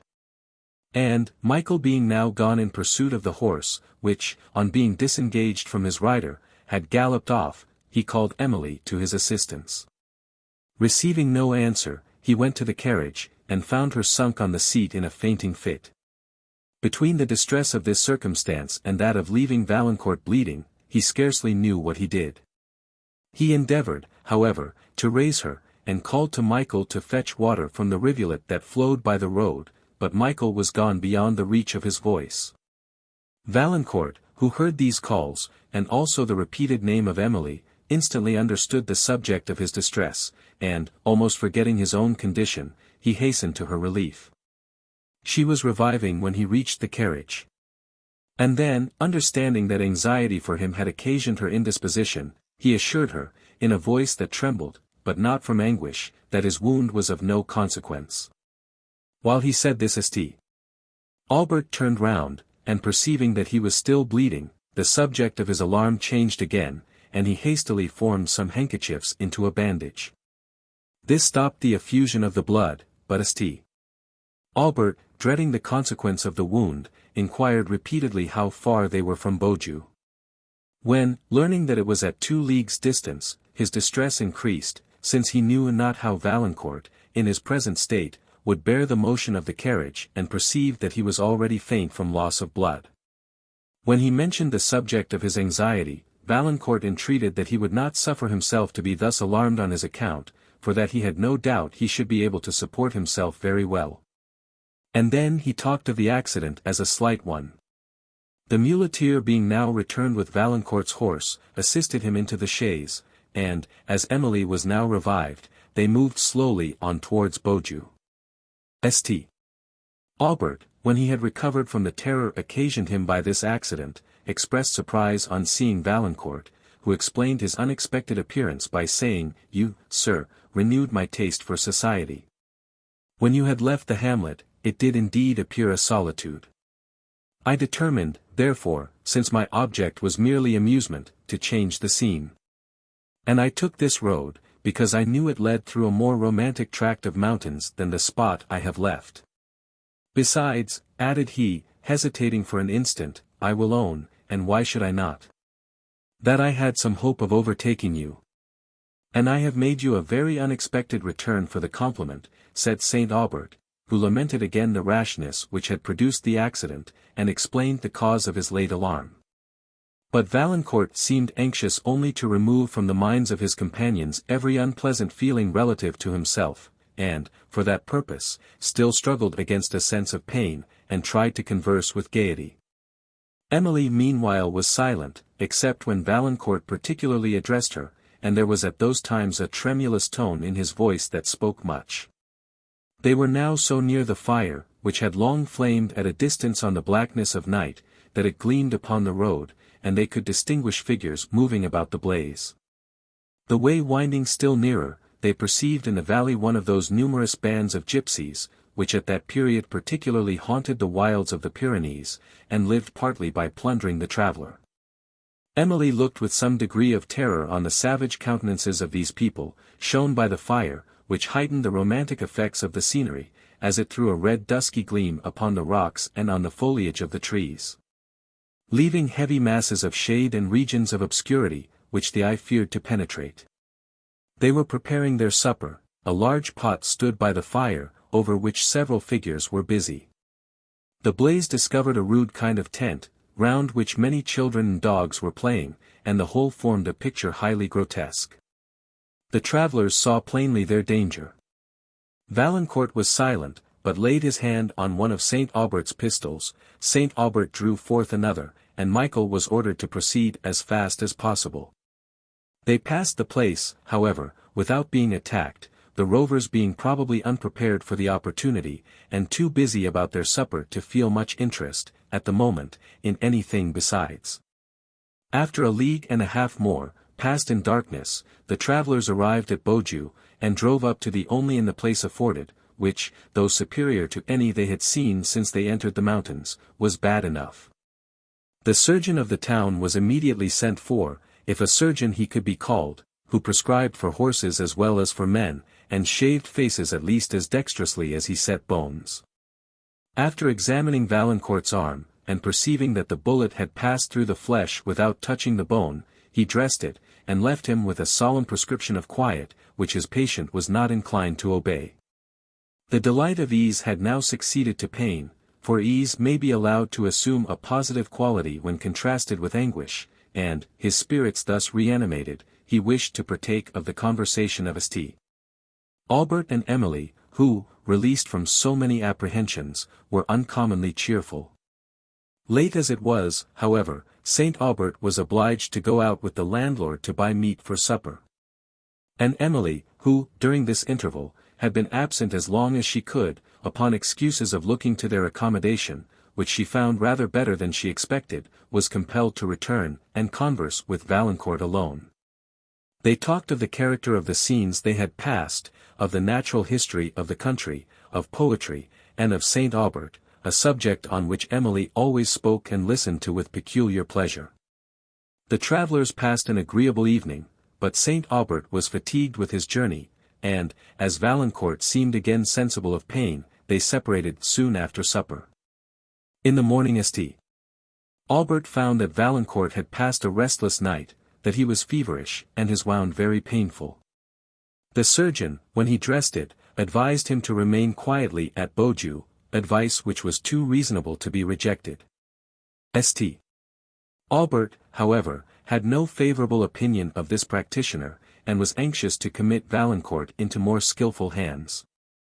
But learning, upon inquiry, that there was no town within several leagues which seemed more likely to afford better advice, he altered the plan of his journey, and determined to await the recovery of Valancourt, who, with somewhat more ceremony than sincerity, made many objections to this delay. By order of his surgeon, Valancourt did not go out of the house that day, but St. Aubert and Emily surveyed with delight the environs of the town, situated at the feet of the Pyrenean Alps, that rose, some in abrupt precipices, and others swelling with woods of cedar, fir, and cypress, which stretched nearly to their highest summits. The cheerful green of the beech and mountain ash was sometimes seen, like a gleam of light, amidst the dark verdure of the forest, and sometimes a torrent poured its sparkling flood, high among the woods. Valancourt's indisposition detained the travellers at Beaujeu several days, during which intervals St. Aubert had observed his disposition and his talents with the philosophic inquiry so natural to him. He saw a frank and generous nature, full of ardour, highly susceptible of whatever is grand and beautiful, but impetuous, wild, and somewhat romantic. Valancourt had known little of the world. His perceptions were clear, and his feelings just. His indignation of an unworthy, or his admiration of a generous action, were expressed in terms of equal vehemence. St. Aubert sometimes smiled at his warmth, but seldom checked it, and often repeated to himself, "This young man has never been at Paris." A sigh sometimes followed this silent ejaculation. He determined not to leave Valancourt till he should be perfectly recovered, and, as he was now well enough to travel, though not able to manage his horse, St. Aubert invited him to accompany him for a few days in the carriage. This he the more readily did, since he had discovered that Valancourt was of a family of the same name in Gascony, with whose respectability he was well acquainted. The latter accepted the offer with great pleasure, and they again set forward among these romantic wilds about Roussillon. They travelled leisurely, stopping wherever a scene uncommonly grand appeared. Frequently alighting to walk to an eminence, whither the mules could not go, from which the prospect opened in greater magnificence, and often sauntering over hillocks covered with lavender, wild thyme, juniper, and tamarisk. And under the shades of woods, between those boles they caught the long mountain vista, sublime beyond anything that Emily had ever imagined. St. Aubert sometimes amused himself with botanizing, while Valancourt and Emily strolled on. He pointing out to her noticed the objects that particularly charmed him, and reciting beautiful passages from such of the Latin and Italian poets as he had heard her admire. In the pauses of conversation, when he thought himself not observed, he frequently fixed his eyes pensively on her countenance, which expressed with so much animation the taste and energy of her mind. And when he spoke again, there was a peculiar tenderness in the tone of his voice, that defeated any attempt to conceal his sentiments. By degrees these silent pauses became more frequent, till Emily, only, betrayed an anxiety to interrupt them. And she, who had been hitherto reserved, would now talk again, and again, of the woods and the valleys and the mountains, to avoid the danger of sympathy in silence. From Beaujeu the road had constantly ascended, conducting the travellers into the higher regions of the air, where immense glaciers exhibited their frozen horrors, and eternal snow whitened the summits of the mountains. They often paused to contemplate these stupendous scenes, and, seated on some wild cliff, where only the ilex or the larch could flourish, looked over dark forests of fir, and precipices where human foot had never wandered, into the glen, so deep that the thunder of the torrent, which was seen to foam along the bottom, was scarcely heard to murmur. Over these crags rose others of stupendous height, and fantastic shape, some shooting into cones. Others impending far over their base, in huge masses of granite, along whose broken ridges was often lodged a weight of snow, that, trembling even to the vibration of a sound, threatened to bear destruction in its course to the vale. Around, on every side, far as the eye could penetrate, were seen only forms of grandeur, the long perspective of mountain tops, tinged with ethereal blue, or white with snow, valleys of ice, and forests of gloomy fir. The serenity and clearness of the air in these high regions were particularly delightful to the travellers. It seemed to inspire them with a finer spirit, and diffused an indescribable complacency over their minds. They had no words to express the sublime emotions they felt. A solemn expression characterized the feelings of St. Aubert, tears often came to his eyes, and he frequently walked away from his companions. Valancourt now and then spoke, to point to Emily's notice some feature of the scene. The thinness of the atmosphere, through which every object came so distinctly to the eye, surprised and deluded her. Who could scarcely believe that objects, which appeared so near, were, in reality, so distant? The deep silence of these solitudes was broken only at intervals by the scream of the vultures, seen cowering round some cliff below, or by the cry of the eagle sailing high in the air. Except when the travellers listened to the hollow thunder that sometimes muttered at their feet. While, above, the deep blue of the heavens was unobscured by the lightest cloud, halfway down the mountains, long billows of vapour were frequently seen rolling, now wholly excluding the country below, and now opening and partially revealing its features. Emily delighted to observe the grandeur of these clouds as they changed in shape and tints, and to watch their various effect on the lower world, whose features, partly veiled, were continually assuming new forms of sublimity. After traversing these regions for many leagues, they began to descend towards Roussillon, and features of beauty then mingled with the scene. Yet the travellers did not look back without some regret to the sublime objects they had quitted. Though the eye, fatigued with the extension of its powers, was glad to repose on the verdure of woods and pastures, that now hung on the margin of the river below. To view again the humble cottage shaded by cedars, the playful group of mountaineer children, and the flowery nooks that appeared among the hills. As they descended, they saw at a distance, on the right, one of the grand passes of the Pyrenees into Spain, gleaming with its battlements and towers to the splendor of the setting rays, yellow tops of woods coloring the steeps below. While far above aspired the snowy points of the mountains, still reflecting a rosy hue. St. Aubert began to look out for the little town he had been directed to by the people of Beaujeu, and where he meant to pass the night, but no habitation yet appeared.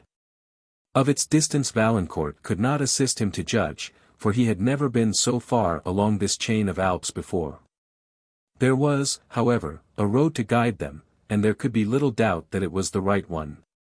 For, since they had left Beaujeu, there had been no variety of tracks to perplex or mislead. The sun now gave his last light, and St. Aubert bade the muleteer proceed with all possible dispatch. He found, indeed, the lassitude of illness return upon him, after a day of uncommon fatigue, both of body and mind, and he longed for repose.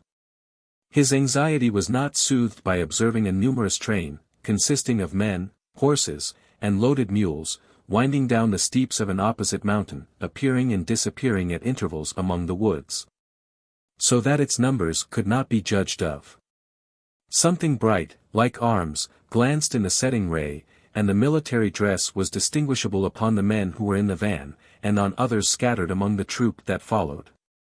As these wound into the vale, the rear of the party emerged from the woods, and exhibited a band of soldiers.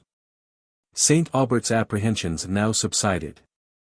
He had no doubt that the train before him consisted of smugglers, who, in conveying prohibited goods over the Pyrenees, had been encountered, and conquered by a party of troops. The travellers had lingered so long among the sublimer scenes of these mountains, that they found themselves entirely mistaken in their calculation that they could reach Montigny at sunset. But, as they wound along the valley, they saw, on a rude alpine bridge, that united two lofty crags of the glen, a group of mountaineer children, amusing themselves with dropping pebbles into a torrent below, and watching the stones plunge into the water, that threw up its white spray high in the air as it received them, and returned a sullen sound, which the echoes of the mountains prolonged. Under the bridge was seen a perspective of the valley, with its cataract descending among the rocks, and a cottage on a cliff, overshadowed with pines. It appeared, that they could not be far from some small town. St. Aubert bade the muleteer stop, and then called to the children to inquire if he was near Montigny, but the distance, and the roaring of the waters, would not suffer his voice to be heard. And the crags, adjoining the bridge, were of such tremendous height and steepness, that to have climbed either would have been scarcely practicable to a person unacquainted with the ascent. St. Aubert, therefore, did not waste more moments in delay. They continued to travel long after twilight had obscured the road, which was so broken, that, now thinking it safer to walk than to ride, they all alighted. The moon was rising, but her light was yet too feeble to assist them. While they stepped carefully on, they heard the vesper bell of a convent. The twilight would not permit them to distinguish anything like a building, but the sound seemed to come from some woods, that overhung an acclivity to the right. Valancourt proposed to go in search of this convent. "If they will not accommodate us with a night's lodging," said he, "they may certainly inform us how far we are from Montigny, and direct us towards it." He was bounding forward, without waiting St. Aubert's reply, when the latter stopped him. "I am very weary," said St. Aubert, "and wish for nothing so much as for immediate rest. We will all go to the convent. Your good looks would defeat our purpose, but when they see mine and Emily's exhausted countenances, they will scarcely deny us repose." As he said this, he took Emily's arm within his, and, telling Michael to wait a while in the road with the carriage, they began to ascend towards the woods, guided by the bell of the convent. His steps were feeble, and Valancourt offered him his arm, which he accepted. The moon now threw a faint light over their path, and, soon after, enabled them to distinguish some towers rising above the tops of the woods. Still following the note of the bell, they entered the shade of those woods, lighted only by the moonbeams, that glided down between the leaves, and threw a tremulous uncertain gleam upon the steep track they were winding. The gloom and the silence that prevailed, except when the bell returned upon the air, together with the wildness of the surrounding scene, struck Emily with a degree of fear, which, however, the voice and conversation of Valancourt somewhat repressed. When they had been some time ascending, St. Aubert complained of weariness, and they stopped to rest upon a little green summit, where the trees opened, and admitted the moonlight. He sat down upon the turf, between Emily and Valancourt. The bell had now ceased, and the deep repose of the scene was undisturbed by any sound, for the low dull murmur of some distant torrents might be said to soothe, rather than to interrupt, the silence.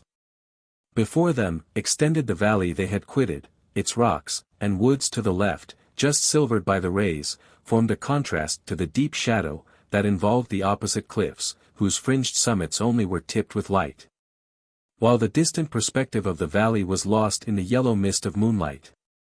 The travellers sat for some time wrapped in the complacency which such scenes inspire. "These scenes," said Valancourt, at length, "soften the heart, like the notes of sweet music, and inspire that delicious melancholy which no person, who had felt it once, would resign for the gayest pleasures. They waken our best and purest feelings, disposing us to benevolence, pity, and friendship. Those whom I love, I always seem to love more in such an hour as this." His voice trembled, and he paused. Saint Aubert was silent. Emily perceived a warm tear fall upon the hand he held. She knew the object of his thoughts. Hers too had, for some time, been occupied by the remembrance of her mother. He seemed by an effort to rouse himself. "Yes," said he, with an half-suppressed sigh, "the memory of those we love, of times for ever past. In such an hour as this steals upon the mind, like a strain of distant music in the stillness of night. All tender and harmonious as this landscape, sleeping in the mellow moonlight." After the pause of a moment, St.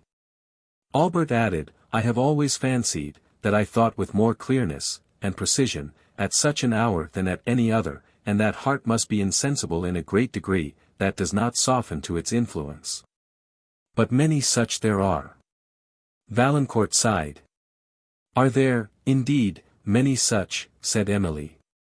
"A few years hence, my Emily," replied Saint Aubert, "and you may smile at the recollection of that question, if you do not weep to it. But come, I am somewhat refreshed, let us proceed." Having emerged from the woods, they saw, upon a turfy hillock above, the convent of which they were in search. A high wall, that surrounded it, led them to an ancient gate, at which they knocked. And the poor monk, who opened it, conducted them into a small adjoining room, where he desired they would wait while he informed the superior of their request. In this interval, several friars came in separately to look at them. And at length the first monk returned, and they followed him to a room, where the superior was sitting in an armchair, with a large folio volume, printed in black letter, open on a desk before him. He received them with courtesy, though he did not rise from his seat, and, having asked them a few questions, granted their request. After a short conversation, formal and solemn on the part of the superior, they withdrew to the apartment where they were to sup, and Valancourt, whom one of the inferior friars civilly desired to accompany, went to seek Michael and his mules. They had not descended half-way down the cliffs, before they heard the voice of the muleteer echoing far and wide. Sometimes he called on Saint Aubert, and sometimes on Valancourt, who having, at length, convinced him that he had nothing to fear either for himself, or his master, and having disposed of him, for the night, in a cottage on the skirts of the woods, returned to sup with his friends, on such sober fare as the monks thought it prudent to set before them. While St. Aubert was too much indisposed to share it, Emily, in her anxiety for her father, forgot herself, and Valancourt, silent and thoughtful, yet never inattentive to them, appeared particularly solicitous to accommodate and relieve St. Aubert, who often observed, while his daughter was pressing him to eat, or adjusting the pillow she had placed in the back of his armchair, that Valancourt fixed on her a look of pensive tenderness, which he was not displeased to understand. They separated at an early hour, and retired to their respective apartments. Emily was shown to hers by a nun of the convent, whom she was glad to dismiss, for her heart was melancholy, and her attention so much abstracted, that conversation with a stranger was painful. She thought her father daily declining, and attributed his present fatigue more to the feeble state of his frame, than to the difficulty of the journey. A train of gloomy ideas haunted her mind, till she fell asleep. In about 2 hours after, she was awakened by the chiming of a bell, and then heard quick steps pass along the gallery, into which her chamber opened. She was so little accustomed to the manners of a convent, as to be alarmed by this circumstance. Her fears, ever alive for her father, suggested that he was very ill, and she rose in haste to go to him. Having paused, however, to let the persons in the gallery pass before she opened her door, her thoughts, in the meantime, recovered from the confusion of sleep, and she understood that the bell was the call of the monks to prayers. It had now ceased, and, all being again still, she forbore to go to Saint Aubert's room. Her mind was not disposed for immediate sleep, and the moonlight, that shone into her chamber, invited her to open the casement, and look out upon the country. It was a still and beautiful night, the sky was unobscured by any cloud, and scarce a leaf of the woods beneath trembled in the air. As she listened, the midnight hymn of the monks rose softly from a chapel, that stood on one of the lower cliffs, an holy strain, that seemed to ascend through the silence of night to heaven, and her thoughts ascended with it. From the consideration of his works, her mind arose to the adoration of the Deity, in his goodness and power. Wherever she turned her view, whether on the sleeping earth, or to the vast regions of space, glowing with worlds beyond the reach of human thought, the sublimity of God, and the majesty of his presence appeared. Her eyes were filled with tears of awful love and admiration, and she felt that pure devotion, superior to all the distinctions of human system, which lifts the soul above this world, and seems to expand it into a nobler nature. Such devotion as can, perhaps, only be experienced, when the mind, rescued, for a moment, from the humbleness of earthly considerations, aspires to contemplate his power in the sublimity of his works, and his goodness in the infinity of his blessings. Is it not now the hour? The holy hour, when to the cloudless height of yon starred concave climbs the full-orbed moon, and to this nether world in solemn stillness gives sign, that to the listening ear of heaven religion's voice should plead. The very babe knows this, and, chance awact, his little hands lifts to the gods, and on his innocent couch calls down a blessing. Caractacus. The midnight chant of the monks soon after dropped into silence. But Emily remained at the casement, watching the setting moon, and the valley sinking into deep shade, and willing to prolong her present state of mind. At length she retired to her mattress, and sunk into tranquil slumber. Chapter 5. While in the rosy vale, love breathed his infant sighs, from anguish free. Thomson. St. Aubert, sufficiently restored by a night's repose to pursue his journey, set out in the morning, with his family and Valancourt, for Roussillon, which he hoped to reach before nightfall. The scenes, through which they now passed, were as wild and romantic, as any they had yet observed, with this difference, that beauty, every now and then, softened the landscape into smiles. Little woody recesses appeared among the mountains, covered with bright verdure and flowers. Or a pastoral valley opened its grassy bosom in the shade of the cliffs, with flocks and herds loitering along the banks of a rivulet, that refreshed it with perpetual green. St. Aubert could not repent the having taken this fatiguing road, though he was this day, also, frequently obliged to alight, to walk along the rugged precipice, and to climb the steep and flinty mountain. The wonderful sublimity and variety of the prospects repaid him for all this, and the enthusiasm, with which they were viewed by his young companions, heightened his own, and awakened a remembrance of all the delightful emotions of his early days, when the sublime charms of nature were first unveiled to him. He found great pleasure in conversing with Valancourt, and in listening to his ingenuous remarks. The fire and simplicity of his manners seemed to render him a characteristic figure in the scenes around them, and St. Aubert discovered in his sentiments the justness and the dignity of an elevated mind, unbiased by intercourse with the world. He perceived, that his opinions were formed, rather than imbibed, were more the result of thought, than of learning. Of the world he seemed to know nothing, for he believed well of all mankind, and this opinion gave him the reflected image of his own heart. St. Aubert, as he sometimes lingered to examine the wild plants in his path, often looked forward with pleasure to Emily and Valancourt, as they strolled on together. He, with a countenance of animated delight, pointing to her attention some grand feature of the scene, and she, listening and observing with a look of tender seriousness, that spoke the elevation of her mind. They appeared like two lovers who had never strayed beyond these their native mountains, whose situation had secluded them from the frivolities of common life, whose ideas were simple and grand, like the landscapes among which they moved, and who knew no other happiness, than in the union of pure and affectionate hearts. St. Aubert smiled, and sighed at the romantic picture of felicity his fancy drew, and sighed again to think, that nature and simplicity were so little known to the world, as that their pleasures were thought romantic. The world, said he, pursuing this train of thought, ridicules a passion which it seldom feels. Its scenes, and its interests, distract the mind, deprave the taste, corrupt the heart, and love cannot exist in a heart that has lost the meek dignity of innocence. Virtue and taste are nearly the same, for virtue is little more than active taste, and the most delicate affections of each combine in real love. How then are we to look for love in great cities, where selfishness, dissipation, and insincerity supply the place of tenderness, simplicity and truth? It was near noon, when the travelers, having arrived at a piece of steep and dangerous road, alighted to walk. The road wound up an ascent, that was clothed with wood, and, instead of following the carriage, they entered the refreshing shade.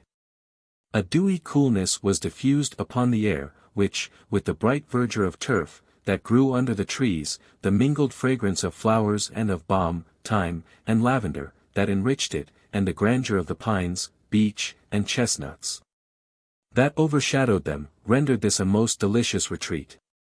Sometimes, the thick foliage excluded all view of the country. At others, it admitted some partial catches of the distant scenery, which gave hints to the imagination to picture landscapes more interesting, more impressive, than any that had been presented to the eye. The wanderers often lingered to indulge in these reveries of fancy. The pauses of silence, such as had formerly interrupted the conversations of Valancourt and Emily, were more frequent today than ever. Valancourt often dropped suddenly from the most animating vivacity into fits of deep musing, and there was, sometimes, an unaffected melancholy in his smile, which Emily could not avoid understanding.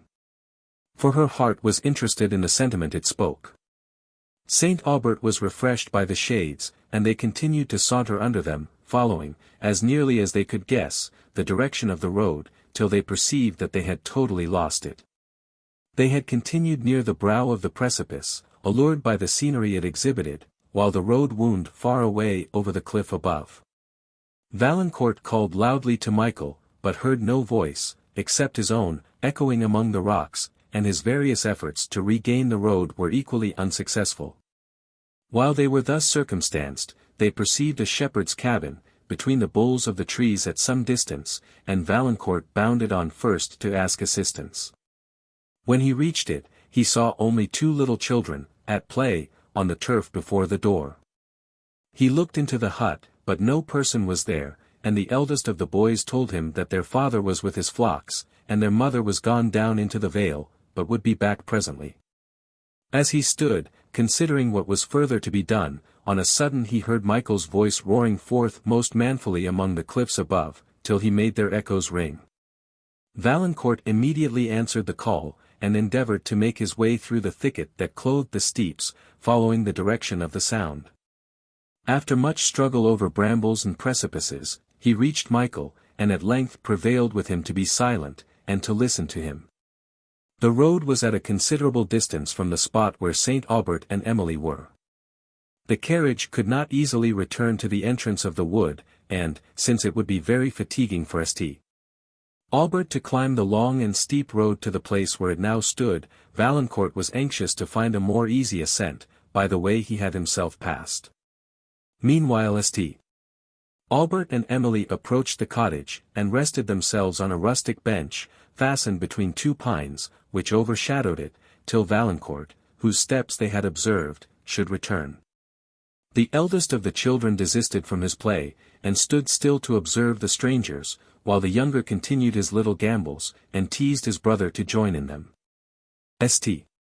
Aubert looked with pleasure upon this picture of infantine simplicity, till it brought to his remembrance his own boys, whom he had lost about the age of these, and their lamented mother. And he sunk into a thoughtfulness, which Emily observing, she immediately began to sing one of those simple and lively airs he was so fond of, and which she knew how to give with the most captivating sweetness. St. Aubert smiled on her through his tears, took her hand and pressed it affectionately, and then tried to dissipate the melancholy reflections that lingered in his mind. While she sung, Valancourt approached, who was unwilling to interrupt her, and paused at a little distance to listen.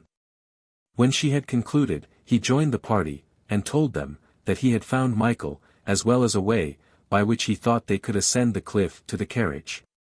He pointed to the woody steeps above, which St. Aubert surveyed with an anxious eye.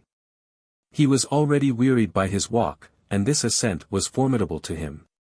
He thought, however, it would be less toilsome than the long and broken road, and he determined to attempt it. But Emily, ever watchful of his ease, proposing that he should rest, and dine before they proceeded further, Valancourt went to the carriage for the refreshments deposited there. On his return, he proposed removing a little higher up the mountain, to where the woods opened upon a grand and extensive prospect, and thither they were preparing to go, when they saw a young woman join the children, and caress and weep over them. The travellers, interested by her distress, stopped to observe her. She took the youngest of the children in her arms, and, perceiving the strangers, hastily dried her tears, and proceeded to the cottage. St. Aubert, on inquiring the occasion of her sorrow, learned that her husband, who was a shepherd, and lived here in the summer months to watch over the flocks he led to feed upon these mountains, had lost, on the preceding night, his little all. A gang of gypsies, who had for some time infested the neighborhood, had driven away several of his master's sheep. Jacques, added the shepherd's wife, had saved a little money, and had bought a few sheep with it, and now they must go to his master for those that are stolen. And what is worse than all, his master, when he comes to know how it is, will trust him no longer with the care of his flocks, for he is a hard man. And then what is to become of our children? The innocent countenance of the woman, and the simplicity of her manner in relating her grievance, inclined St. Aubert to believe her story, and Valancourt, convinced that it was true, asked eagerly what was the value of the stolen sheep. On hearing which he turned away with a look of disappointment. St. Aubert put some money into her hand, Emily too gave something from her little purse, and they walked towards the cliff. But Valancourt lingered behind, and spoke to the shepherd's wife, who was now weeping with gratitude and surprise. He inquired how much money was yet wanting to replace the stolen sheep, and found, that it was a sum very little short of all he had about him. He was perplexed and distressed. This sum then, said he to himself, would make this poor family completely happy. It is in my power to give it, to make them completely happy. But what is to become of me? How shall I contrive to reach home with the little money that will remain? For a moment he stood, unwilling to forego the luxury of raising a family from ruin to happiness, yet considering the difficulties of pursuing his journey with so small a sum as would be left. While he was in this state of perplexity, the shepherd himself appeared, his children ran to meet him, he took one of them in his arms, and, with the other clinging to his coat, came forward with a loitering step. His forlorn and melancholy look determined Valancourt at once. He threw down all the money he had, except a very few louis, and bounded away after St. Aubert and Emily, who were proceeding slowly up the steep. Valancourt had seldom felt his heart so light as at this moment, his gay spirits danced with pleasure, every object around him appeared more interesting, or beautiful, than before. St. Aubert observed the uncommon vivacity of his countenance. "What has pleased you so much?" said he. "Oh, what a lovely day," replied Valancourt, "how brightly the sun shines, how pure is this air, what enchanting scenery." "It is indeed enchanting," said St. Aubert, whom early experience had taught to understand the nature of Valancourt's present feelings. "What pity that the wealthy, who can command such sunshine, should ever pass their days in gloom, in the cold shade of selfishness. For you, my young friend, may the sun always shine as brightly as at this moment. May your own conduct always give you the sunshine of benevolence and reason united." Valancourt, highly flattered by this compliment, could make no reply but by a smile of gratitude. They continued to wind under the woods, between the grassy knolls of the mountain, and, as they reached the shady summit, which he had pointed out, the whole party burst into an exclamation. Behind the spot where they stood, the rock rose perpendicularly in a massy wall to a considerable height, and then branched out into overhanging crags. Their grey tints were well contrasted by the bright hues of the plants and wild flowers, that grew in their fractured sides, and were deepened by the gloom of the pines and cedars, that waved above. The steeps below, over which the eye passed abruptly to the valley, were fringed with thickets of alpine shrubs. And, lower still, appeared the tufted tops of the chestnut woods, that clothed their base, among which peeped forth the shepherd's cottage, just left by the travellers, with its bluish smoke curling high in the air. On every side appeared the majestic summits of the Pyrenees, some exhibiting tremendous crags of marble, whose appearance was changing every instant, as the varying lights fell upon their surface. Others, still higher, displaying only snowy points, while their lower steeps were covered almost invariably with forests of pine, larch, and oak, that stretched down to the vale. This was one of the narrow valleys, that open from the Pyrenees into the country of Roussillon, and whose green pastures, and cultivated beauty, form a decided and wonderful contrast to the romantic grandeur that environs it. Through a vista of the mountains appeared the lowlands of Roussillon, tinted with the blue haze of distance, as they united with the waters of the Mediterranean. Where, on a promontory, which marked the boundary of the shore, stood a lonely beacon, over which were seen circling flights of sea-fowl. Beyond, appeared, now and then, a stealing sail, white with the sunbeam, and whose progress was perceivable by its approach to the lighthouse. Sometimes, too, was seen a sail so distant, that it served only to mark the line of separation between the sky and the waves. On the other side of the valley, immediately opposite to the spot where the travellers rested, a rocky pass opened toward Gascony. Here no sign of cultivation appeared. The rocks of granite, that screened the glen, rose abruptly from their base, and stretched their barren points to the clouds, unvaried with woods, and uncheered even by a hunter's cabin. Sometimes, indeed, a gigantic larch threw its long shade over the precipice, and here and there a cliff reared on its brow a monumental cross, to tell the traveller the fate of him who had ventured thither before. This spot seemed the very haunt of banditti, and Emily, as she looked down upon it, almost expected to see them stealing out from some hollow cave to look for their prey.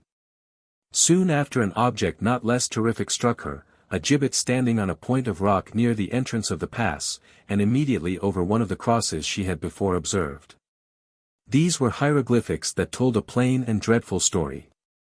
She forbore to point it out to Saint Aubert, but it threw a gloom over her spirits, and made her anxious to hasten forward, that they might with certainty reach Roussillon before nightfall. It was necessary, however, that St. Aubert should take some refreshment, and, seating themselves on the short dry turf, they opened the basket of provisions, while, by breezy murmurs cooled, broad o'er their heads the verdant cedars wave, and high palmettos lift their graceful shade. They draw, ethereal soul, their drink reviving gales, profusely breathing from the piny groves, and valleys of fragrance, there at a distance here. The roaring floods, and cataracts. Thomson. St. Aubert was revived by rest, and by the serene air of this summit, and Valancourt was so charmed with all around, and with the conversation of his companions, that he seemed to have forgotten he had any further to go. Having concluded their simple repast, they gave a long farewell look to the scene, and again began to ascend. Saint Aubert rejoiced when he reached the carriage, which Emily entered with him. But Valancourt, willing to take a more extensive view of the enchanting country, into which they were about to descend, than he could do from a carriage, loosened his dogs, and once more bounded with them along the banks of the road. He often quitted it for points that promised a wider prospect, and the slow pace, at which the mules travelled, allowed him to overtake them with ease. Whenever a scene of uncommon magnificence appeared, he hastened to inform St. Aubert, who, though he was too much tired to walk himself, sometimes made the chaise wait, while Emily went to the neighbouring cliff. It was evening when they descended the lower Alps, that bind Roussillon, and form a majestic barrier round that charming country, leaving it open only on the east to the Mediterranean. The gay tints of cultivation once more beautified the landscape. For the lowlands were coloured with the richest hues, which a luxuriant climate, and an industrious people can awaken into life. Groves of orange and lemon perfumed the air, their ripe fruit glowing among the foliage. While, sloping to the plains, extensive vineyards spread their treasures. Beyond these, woods and pastures, and mingled towns and hamlets stretched towards the sea, on whose bright surface gleamed many a distant sail. while, over the whole scene, was diffused the purple glow of evening. This landscape with the surrounding Alps did, indeed, present a perfect picture of the lovely and the sublime, of beauty sleeping in the lap of horror. The travelers, having reached the plains, proceeded, between hedges of flowering myrtle and pomegranate, to the town of Alls, where they proposed to rest for the night. They met with simple, but neat accommodation, and would have passed a happy evening, after the toils and the delights of this day, had not the approaching separation thrown a gloom over their spirit. It was St. Aubert's plan to proceed, on the morrow, to the borders of the Mediterranean, and travel along its shores into Languedoc. And Valancourt, since he was now nearly recovered, and had no longer a pretence for continuing with his new friends, resolved to leave them here. St. Aubert, who was much pleased with him, invited him to go further, but did not repeat the invitation, and Valancourt had resolution enough to forego the temptation of accepting it, that he might prove himself not unworthy of the favour. On the following morning, therefore, they were to part, St. Aubert to pursue his way to Languedoc, and Valancourt to explore new scenes among the mountains, on his return home. During this evening he was often silent and thoughtful. St. Aubert's manner towards him was affectionate, though grave, and Emily was serious, though she made frequent efforts to appear cheerful. After one of the most melancholy evenings they had yet passed together, they separated for the night. Chapter 6. I care not, fortune, what you me deny. You cannot rob me of free nature's grace. You cannot shut the windows of the sky, through which Aurora shews her brightening face. You cannot bar my constant feet to trace the woods and lawns, by living stream, at eve.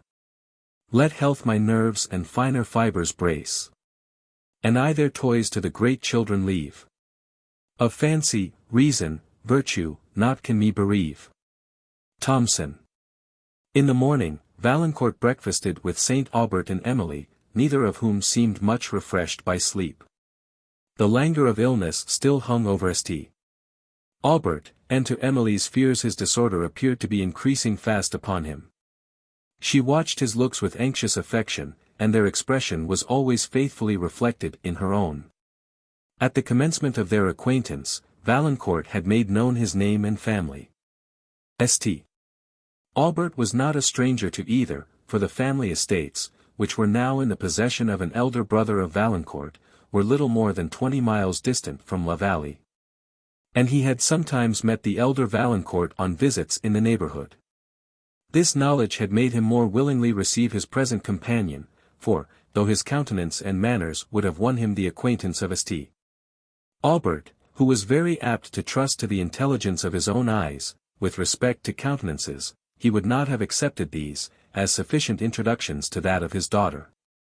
The breakfast was almost as silent as the supper of the preceding night, but their musing was at length interrupted by the sound of the carriage wheels, which were to bear away St. Aubert and Emily.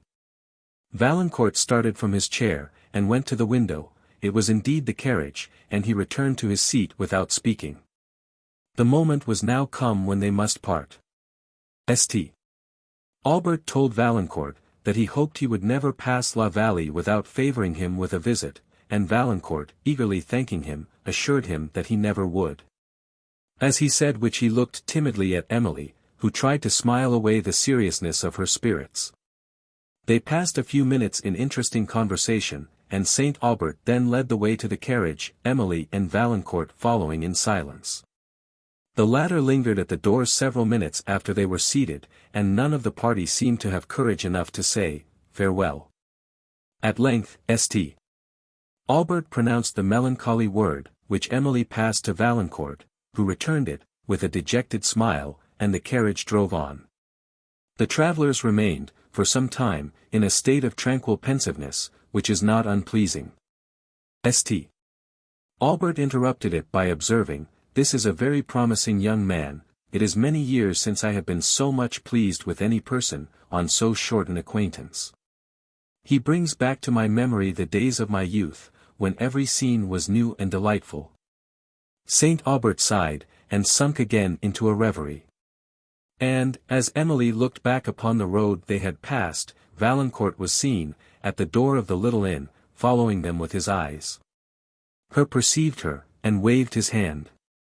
And she returned the adieu, till the winding road shut her from his sight. I remember when I was about his age, resumed Saint Aubert, and I thought, and felt exactly as he does.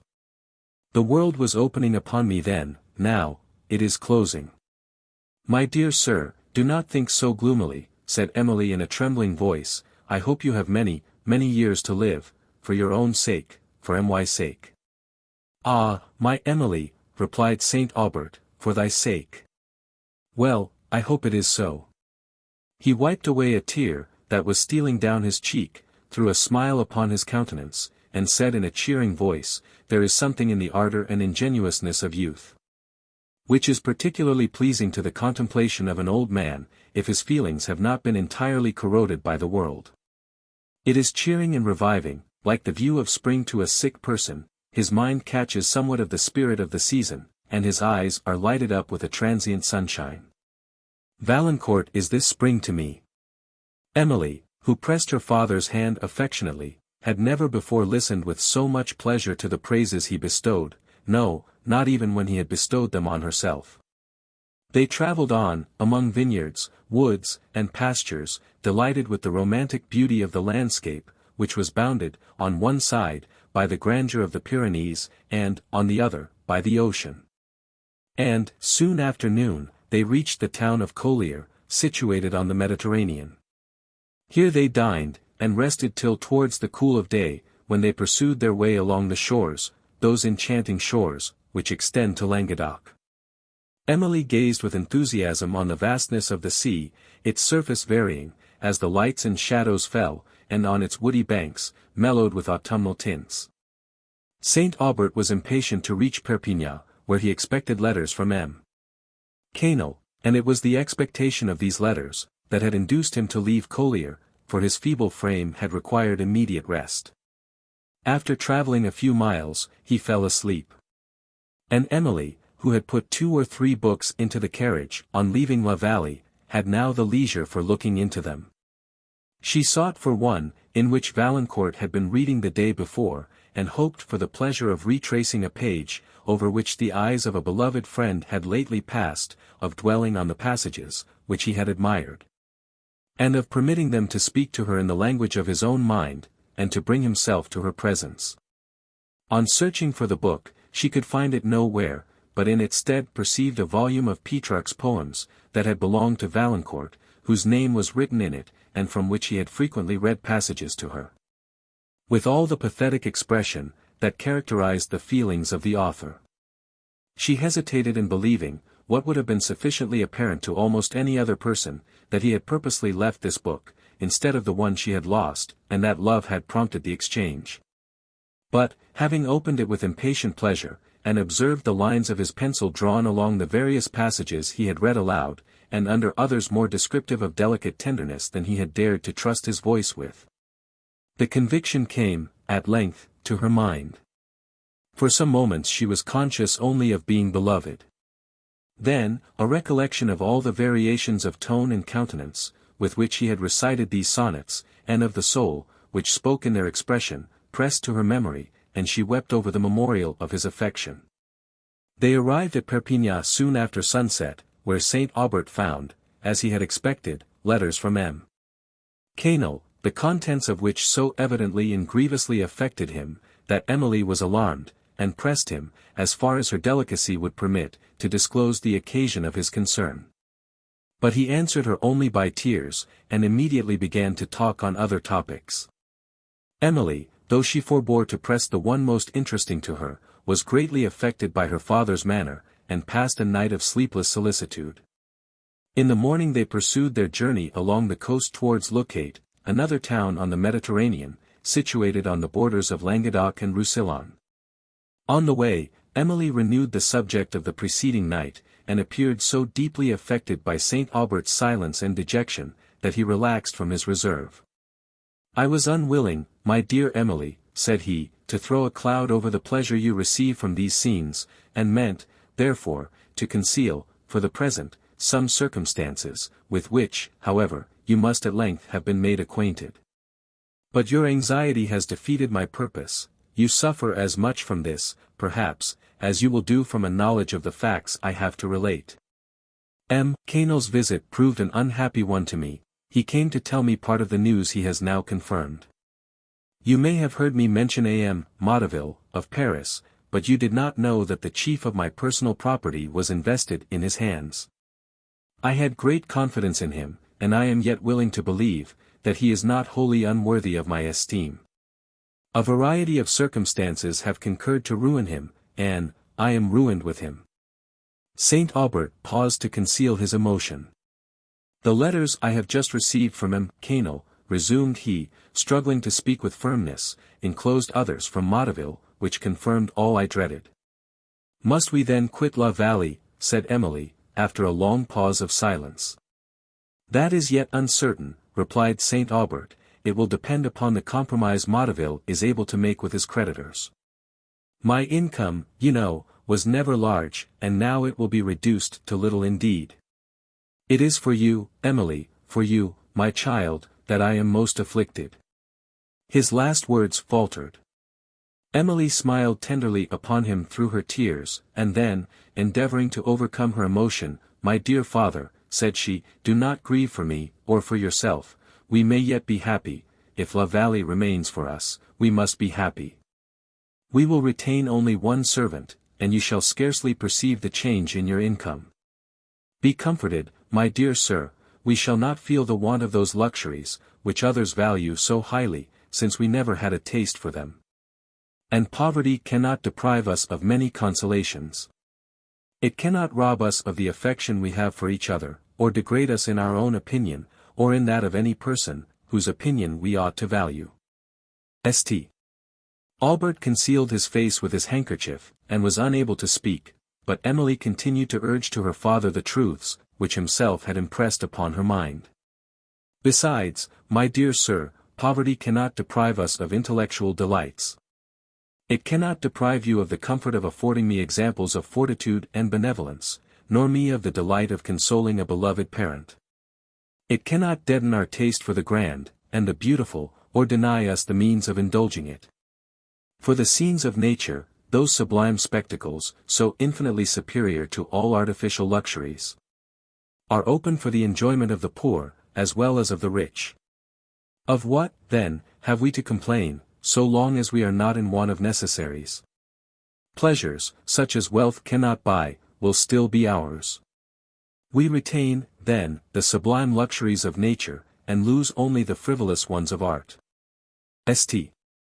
Aubert could not reply. He caught Emily to his bosom, their tears flowed together, but, they were not tears of sorrow. After this language of the heart, all other would have been feeble, and they remained silent for some time. Then, St. Aubert conversed as before, for, if his mind had not recovered its natural tranquillity, it at least assumed the appearance of it. They reached the romantic town of Louquet early in the day, but St. Aubert was weary, and they determined to pass the night there. In the evening, he exerted himself so far as to walk with his daughter to view the environs that overlooked the lake of Louquet, the Mediterranean, part of Roussillon, with the Pyrenees, and a wide extent of the luxuriant province of Languedoc, now blushing with the ripened vintage, which the peasants were beginning to gather. Saint Aubert and Emily saw the busy groups, caught the joyous song, that was wafted on the breeze, and anticipated, with apparent pleasure, their next day's journey over this gay region. He designed, however, still to wind along the seashore. To return home immediately was partly his wish, but from this he was withheld by a desire to lengthen the pleasure, which the journey gave his daughter, and to try the effect of the sea air on his own disorder. On the following day, therefore, they recommenced their journey through Languedoc, winding the shores of the Mediterranean. The Pyrenees still forming the magnificent background of their prospects, while on their right was the ocean, and, on their left, wide extended plains melting into the blue horizon. St. Aubert was pleased, and conversed much with Emily, yet his cheerfulness was sometimes artificial, and sometimes a shade of melancholy would steal upon his countenance, and betray him. This was soon chased away by Emily's smile.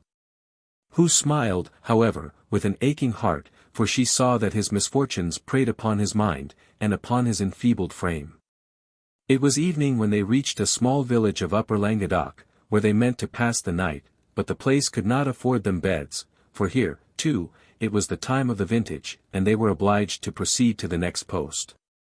The languor of illness and of fatigue, which returned upon St. Aubert, required immediate repose, and the evening was now far advanced, but from necessity there was no appeal, and he ordered Michael to proceed. The rich plains of Languedoc, which exhibited all the glories of the vintage, with the gaieties of a French festival, no longer awakened St. Aubert to pleasure, whose condition formed a mournful contrast to the hilarity and youthful beauty which surrounded him. As his languid eyes moved over the scene, he considered, that they would soon, perhaps, be closed for ever on this world. Those distant and sublime mountains, said he secretly, as he gazed on a chain of the Pyrenees that stretched towards the west, these luxuriant plains, this blue vault, the cheerful light of day, will be shut from my eyes. The song of the peasant, the cheering voice of man, will no longer sound for me. The intelligent eyes of Emily seemed to read what passed in the mind of her father, and she fixed them on his face, with an expression of such tender pity, as recalled his thoughts from every desultory object of regret, and he remembered only that he must leave his daughter without protection. This reflection changed regret to agony. He sighed deeply, and remained silent, while she seemed to understand that sigh, for she pressed his hand affectionately, and then turned to the window to conceal her tears. The sun now threw a last yellow gleam on the waves of the Mediterranean, and the gloom of twilight spread fast over the scene, till only a melancholy ray appeared on the western horizon, marking the point where the sun had set amid the vapors of an autumnal evening. A cool breeze now came from the shore, and Emily let down the glass, but the air, which was refreshing to health, was as chilling to sickness, and St. Aubert desired, that the window might be drawn up. Increasing illness made him now more anxious than ever to finish the day's journey, and he stopped the muleteer to inquire how far they had yet to go to the next post. He replied, 9 miles. I feel I am unable to proceed much further, said St. Aubert, inquire, as you go, if there is any house on the road that would accommodate us for the night. He sunk back in the carriage, and Michael, cracking his whip in the air, set off, and continued on the full gallop, till St. Aubert, almost fainting, called to him to stop. Emily looked anxiously from the window, and saw a peasant walking at some little distance on the road, for whom they waited, till he came up, when he was asked, if there was any house in the neighborhood that accommodated travelers. He replied, that he knew of none. There is a chateau, indeed, among those woods on the right, added he, but I believe it receives nobody, and I cannot show you the way, for I am almost a stranger here. St. Aubert was going to ask him some further question concerning the chateau, but the man abruptly passed on. After some consideration, he ordered Michael to proceed slowly to the woods. Every moment now deepened the twilight, and increased the difficulty of finding the road. Another peasant soon after passed. Which is the way to the chateau in the woods? Cried Michael. The chateau in the woods, exclaimed the peasant. Do you mean that with the turret, yonder? I don't know as for the turret, as you call it, said Michael, I mean that white piece of a building, that we see at a distance there, among the trees. Yes, that is the turret. Why, who are you, that you are going thither? Said the man with surprise. St. Aubert, on hearing this odd question, and observing the peculiar tone in which it was delivered, looked out from the carriage. We are travelers, said he, who are in search of a house of accommodation for the night. Is there any hereabout? None, monsieur, unless you have a mind to try your luck yonder, replied the peasant, pointing to the woods, but I would not advise you to go there. To whom does the chateau belong? I scarcely know myself, monsieur. It is uninhabited, then?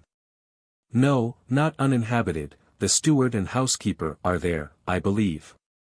On hearing this, St. Aubert determined to proceed to the chateau, and risk the refusal of being accommodated for the night. He therefore desired the countryman would shew Michael the way, and bade him expect reward for his trouble. The man was for a moment silent, and then said, that he was going on other business, but that the road could not be missed, if they went up an avenue to the right, to which he pointed. St. Aubert was going to speak, but the peasant wished him good night, and walked on. The carriage now moved towards the avenue, which was guarded by a gate, and Michael having dismounted to open it, they entered between rows of ancient oak and chestnut, whose intermingled branches formed a lofty arch above. There was something so gloomy and desolate in the appearance of this avenue, and its lonely silence, that Emily almost shuddered as she passed along. And, recollecting the manner in which the peasant had mentioned the chateau, she gave a mysterious meaning to his words, such as she had not suspected when he uttered them. These apprehensions, however, she tried to check, considering that they were probably the effect of a melancholy imagination, which her father's situation, and a consideration of her own circumstances, had made sensible to every impression. They passed slowly on, for they were now almost in darkness, which, together with the unevenness of the ground, and the frequent roots of old trees, that shot up above the soil, made it necessary to proceed with caution. On a sudden Michael stopped the carriage, and, as St. Aubert looked from the window to inquire the cause, he perceived a figure at some distance moving up the avenue. The dusk would not permit him to distinguish what it was, but he bade Michael go on. "This seems a wild place," said Michael, "there is no house hereabout, don't your honour think we had better turn back?" "Go a little farther, and if we see no house then, we will return to the road," replied St. Aubert. Michael proceeded with reluctance, and the extreme slowness of his pace made St. Aubert look again from the window to hasten him, when again he saw the same figure. He was somewhat startled, probably the gloominess of the spot made him more liable to alarm than usual. However this might be, he now stopped Michael, and bade him call to the person in the avenue. "Please your honour, he may be a robber," said Michael. "It does not please me," replied St. Aubert, who could not forbear smiling at the simplicity of his phrase, "and we will, therefore, return to the road, for I see no probability of meeting here with what we seek." Michael turned about immediately, and was retracing his way with alacrity, when a voice was heard from among the trees on the left. It was not the voice of command, or distress, but a deep hollow tone, which seemed to be scarcely human. The man whipped his mules till they went as fast as possible, regardless of the darkness, the broken ground, and the necks of the whole party, nor once stopped till he reached the gate, which opened from the avenue into the high road, where he went into a more moderate pace. "I am very ill," said St. Aubert, taking his daughter's hand. "You are worse, then, sir," said Emily, extremely alarmed by his manner, "you are worse, and here is no assistance. Good God! What is to be done?" He leaned his head on her shoulder, while she endeavoured to support him with her arm, and Michael was again ordered to stop. When the rattling of the wheels had ceased, music was heard on their air. It was to Emily the voice of hope. "Oh! We are near some human habitation," said she, "help may soon be had." She listened anxiously. The sounds were distant, and seemed to come from a remote part of the woods that bordered the road. And, as she looked towards the spot whence they issued, she perceived in the faint moonlight something like a chateau. It was difficult, however, to reach this. St. Aubert was now too ill to bear the motion of the carriage. Michael could not quit his mules, and Emily, who still supported her father, feared to leave him, and also feared to venture alone to such a distance, she knew not whither, or to whom. Something, however, it was necessary to determine upon immediately. St. Aubert, therefore, told Michael to proceed slowly, but they had not gone far, when he fainted, and the carriage was again stopped. He lay quite senseless. "My dear, dear father," cried Emily in great agony, who began to fear that he was dying, "speak, if it is only one word to let me hear the sound of your voice." But no voice spoke in reply. In the agony of terror she bade Michael bring water from the rivulet, that flowed along the road. And, having received some in the man's hat, with trembling hands she sprinkled it over her father's face, which, as the moon's rays now fell upon it, seemed to bear the impression of death. Every emotion of selfish fear now gave way to a stronger influence, and, committing St. Aubert to the care of Michael, who refused to go far from his mules, she stepped from the carriage in search of the chateau she had seen at a distance. It was a still moonlight night, and the music, which yet sounded on the air, directed her steps from the high road, up a shadowy lane, that led to the woods. Her mind was for some time so entirely occupied by anxiety and terror for her father, that she felt none for herself, till the deepening gloom of the overhanging foliage, which now wholly excluded the moonlight, and the wildness of the place, recalled her to a sense of her adventurous situation. The music had ceased, and she had no guide but chance. For a moment she paused in terrified perplexity, till a sense of her father's condition again overcoming every consideration for herself, she proceeded. The lane terminated in the woods, but she looked round in vain for a house, or a human being, and as vainly listened for a sound to guide her. She hurried on, however, not knowing whither, avoiding the recesses of the woods, and endeavoring to keep along their margin, till a rude kind of avenue, which opened upon a moonlight spot, arrested her attention. The wildness of this avenue brought to her recollection the one leading to the turreted chateau, and she was inclined to believe, that this was a part of the same domain, and probably led to the same point. While she hesitated, whether to follow it or not, a sound of many voices in loud merriment burst upon her ear. It seemed not the laugh of cheerfulness, but of riot, and she stood appalled. While she paused, she heard a distant voice, calling from the way she had come, and not doubting but it was that of Michael, her first impulse was to hasten back, but a second thought changed her purpose. She believed that nothing less than the last extremity could have prevailed with Michael to quit his mules, and fearing that her father was now dying, she rushed forward, with a feeble hope of obtaining assistance from the people in the woods.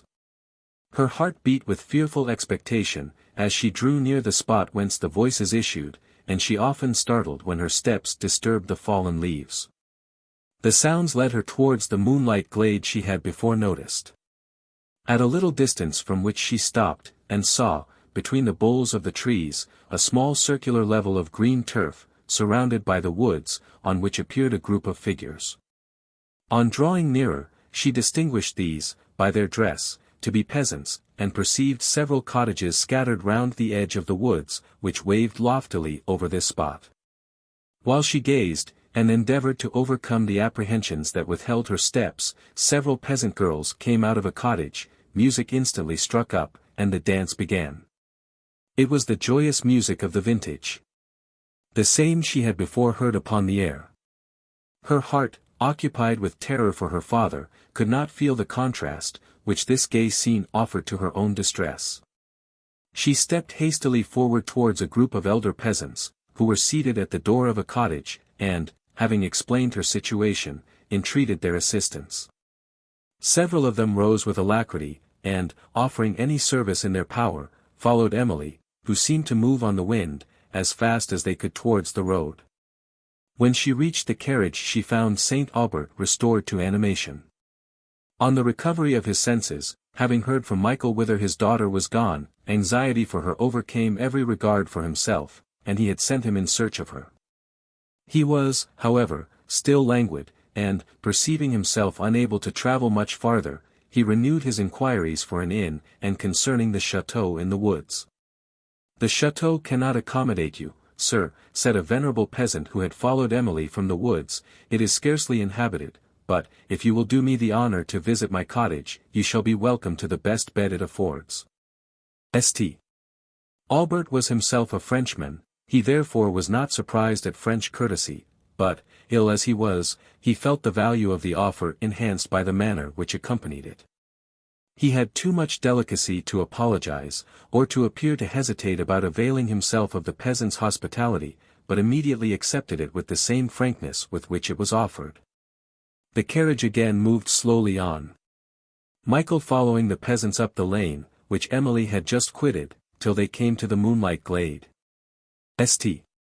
Aubert's spirits were so far restored by the courtesy of his host, and the near prospect of repose, that he looked with a sweet complacency upon the moonlight scene, surrounded by the shadowy woods, through which, here and there, an opening admitted the streaming splendor, discovering a cottage, or a sparkling rivulet.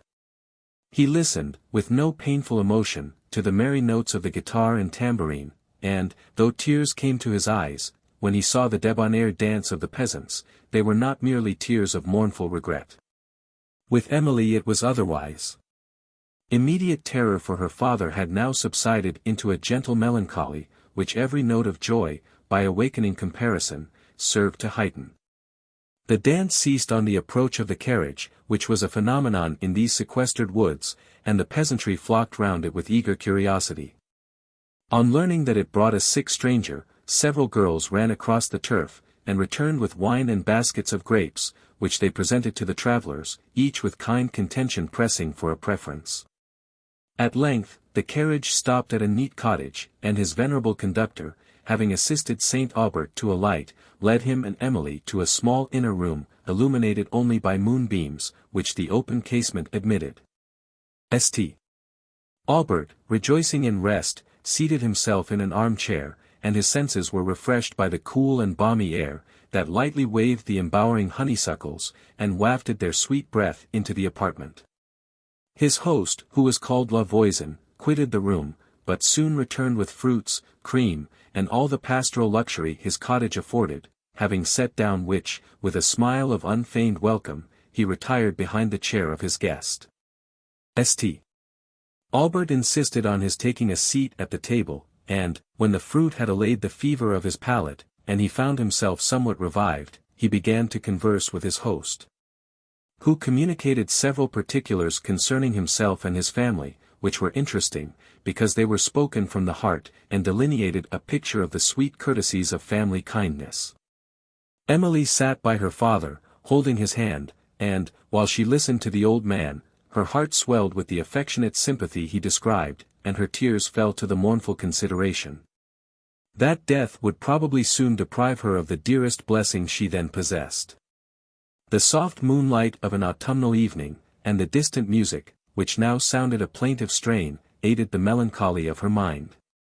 The old man continued to talk of his family, and Saint Aubert remained silent. "I have only one daughter living," said La Voisin, "but she is happily married, and is everything to me. When I lost my wife," he added with a sigh, "I came to live with Agnes, and her family. She has several children, who are all dancing on the green yonder, as merry as grasshoppers, and long may they be so. I hope to die among them, monsieur. I am old now, and cannot expect to live long, but there is some comfort in dying surrounded by one's children." "My good friend," said Saint Aubert, while his voice trembled, "I hope you will long live surrounded by them." "Ah, sir! At my age I must not expect that," replied the old man, and he paused. "I can scarcely wish it," he resumed, "for I trust that whenever I die I shall go to heaven, where my poor wife is gone before me. I can sometimes almost fancy I see her of a still moonlight night, walking among these shades she loved so well. Do you believe, monsieur, that we shall be permitted to revisit the earth, after we have quitted the body?" Emily could no longer stifle the anguish of her heart, her tears fell fast upon her father's hand, which she yet held. He made an effort to speak, and at length said in a low voice, "I hope we shall be permitted to look down on those we have left on the earth, but I can only hope it. Futurity is much veiled from our eyes, and faith and hope are our only guides concerning it. We are not enjoined to believe, that disembodied spirits watch over the friends they have loved, but we may innocently hope it. It is a hope which I will never resign," continued he, while he wiped the tears from his daughter's eyes. "It will sweeten the bitter moments of death." Tears fell slowly on his cheeks, La Voisin wept too, and there was a pause of silence. Then, La Voisin, renewing the subject, said, "But you believe, sir, that we shall meet in another world the relations we have loved in this." "I must believe this." "Then do believe it," replied St. Aubert. "Severe, indeed, would be the pangs of separation, if we believed it to be eternal. Look up, my dear Emily, we shall meet again." He lifted his eyes towards heaven, and a gleam of moonlight, which fell upon his countenance, discovered peace and resignation, stealing on the lines of sorrow. La Voisin felt that he had pursued the subject too far, and he dropped it, saying, "We are in darkness, I forgot to bring a light." "No," said Saint Aubert, this is a light I love. Sit down, my good friend. Emily, my love, I find myself better than I have been all day, this air refreshes me. I can enjoy this tranquil hour, and that music, which floats so sweetly at a distance. Let me see you smile. Who touches that guitar so tastefully? Are there two instruments, or is it an echo I hear? It is an echo, monsieur, I fancy. That guitar is often heard at night, when all is still, but nobody knows who touches it, and it is sometimes accompanied by a voice so sweet, and so sad, one would almost think the woods were haunted. They certainly are haunted, said St. Aubert with a smile, but I believe it is by mortals. I have sometimes heard it at midnight, when I could not sleep, rejoined La Voisin, not seeming to notice this remark, almost under my window, and I never heard any music like it. It has often made me think of my poor wife till I cried. I have sometimes got up to the window to look if I could see anybody, but as soon as I opened the casement all was hushed, and nobody to be seen. And I have listened, and listened till I have been so timorous, that even the trembling of the leaves in the breeze has made me start. They say it often comes to warn people of their death, but I have heard it these many years, and outlived the warning. Emily, though she smiled at the mention of this ridiculous superstition, could not, in the present tone of her spirits, wholly resist its contagion. Well, but, my good friend, said St. Aubert, has nobody had courage to follow the sounds? If they had, they would probably have discovered who is the musician. Yes, sir, they have followed them some way into the woods, but the music has still retreated, and seemed as distant as ever, and the people have at last been afraid of being led into harm, and would go no further. It is very seldom that I have heard these sounds so early in the evening. They usually come about midnight, when that bright planet, which is rising above the turret yonder, sets below the woods on the left. What turret? Asked St. Aubert with quickness. I see none. Your pardon, monsieur, you do see one indeed, for the moon shines full upon it, up the avenue yonder, a long way off, the chateau it belongs to is hid among the trees. Yes, my dear sir, said Emily, pointing, don't you see something glitter above the dark woods? It is a fane, I fancy, which the rays fall upon. Oh yes, I see what you mean, and who does the chateau belong to? The Marquis de Villeroy was its owner, replied La Voisin, emphatically. Ah, said St. Aubert, with a deep sigh, are we then so near Leblanc? He appeared much agitated. It used to be the Marquis's favourite residence, resumed La Voisin, but he took a dislike to the place, and has not been there for many years. We have heard lately that he is dead, and that it has fallen into other hands. St. Aubert, who had sat in deep musing, was roused by the last words. Dead, he exclaimed, good God! When did he die? He is reported to have died about 5 weeks since, replied La Voisin. Did you know the Marquis, sir? This is very extraordinary, said St. Aubert without attending to the question. Why is it so, my dear sir, said Emily, in a voice of timid curiosity. He made no reply, but sunk again into a reverie. And in a few moments, when he seemed to have recovered himself, asked who had succeeded to the estates. I have forgot his title, monsieur, said La Voisin, but my lord resides at Paris chiefly, I hear no talk of his coming hither. The chateau is shut up then, still. Why, little better, sir, the old housekeeper, and her husband the steward, have the care of it, but they live generally in a cottage hard by. The chateau is spacious, I suppose, said Emily, and must be desolate for the residence of only 2 persons. Desolate enough, mademoiselle, replied La Voisin, would not pass one night in the chateau, for the value of the whole domain. What is that? Said St. Aubert, roused again from thoughtfulness. As his host repeated his last sentence, a groan escaped from St. Aubert, and then, as if anxious to prevent it from being noticed, he hastily asked La Voisin how long he had lived in this neighbourhood. Almost from my childhood, sir, replied his host. You remember the late Marchioness, then? Said St. Aubert in an altered voice. Ah, monsieur, that I do well. There are many besides me who remember her. Yes, said Saint Aubert, and I am one of those. Alas, sir. You remember, then, a most beautiful and excellent lady. She deserved a better fate. Tears stood in Saint Aubert's eyes. Enough, said he, in a voice almost stifled by the violence of his emotions, it is enough, my friend. Emily, though extremely surprised by her father's manner, forbore to express her feelings by any question. Lavoisin began to apologize, but Saint Aubert interrupted him. Apology is quite unnecessary, said he, let us change the topic. You was speaking of the music we just now heard. I was, monsieur, but hark, it comes again, listen to that voice. They were all silent. At last a soft and solemn breathing sound rose, like a stream of rich distilled perfumes, and stole upon the air. That even silence was took ere she was where, and wished she might deny her nature, and be never more still, to be so displaced. Milton. In a few moments the voice died into air, and the instrument, which had been heard before, sounded in low symphony. St. Aubert now observed, that it produced a tone much more full and melodious than that of a guitar, and still more melancholy and soft than the lute. They continued to listen, but the sounds returned no more. This is strange, said St. Aubert, at length interrupting the silence. Very strange, said Emily. It is so, rejoined Lavoisin, and they were again silent. After a long pause, it is now about 18 years since I first heard that music, said Lavoisin.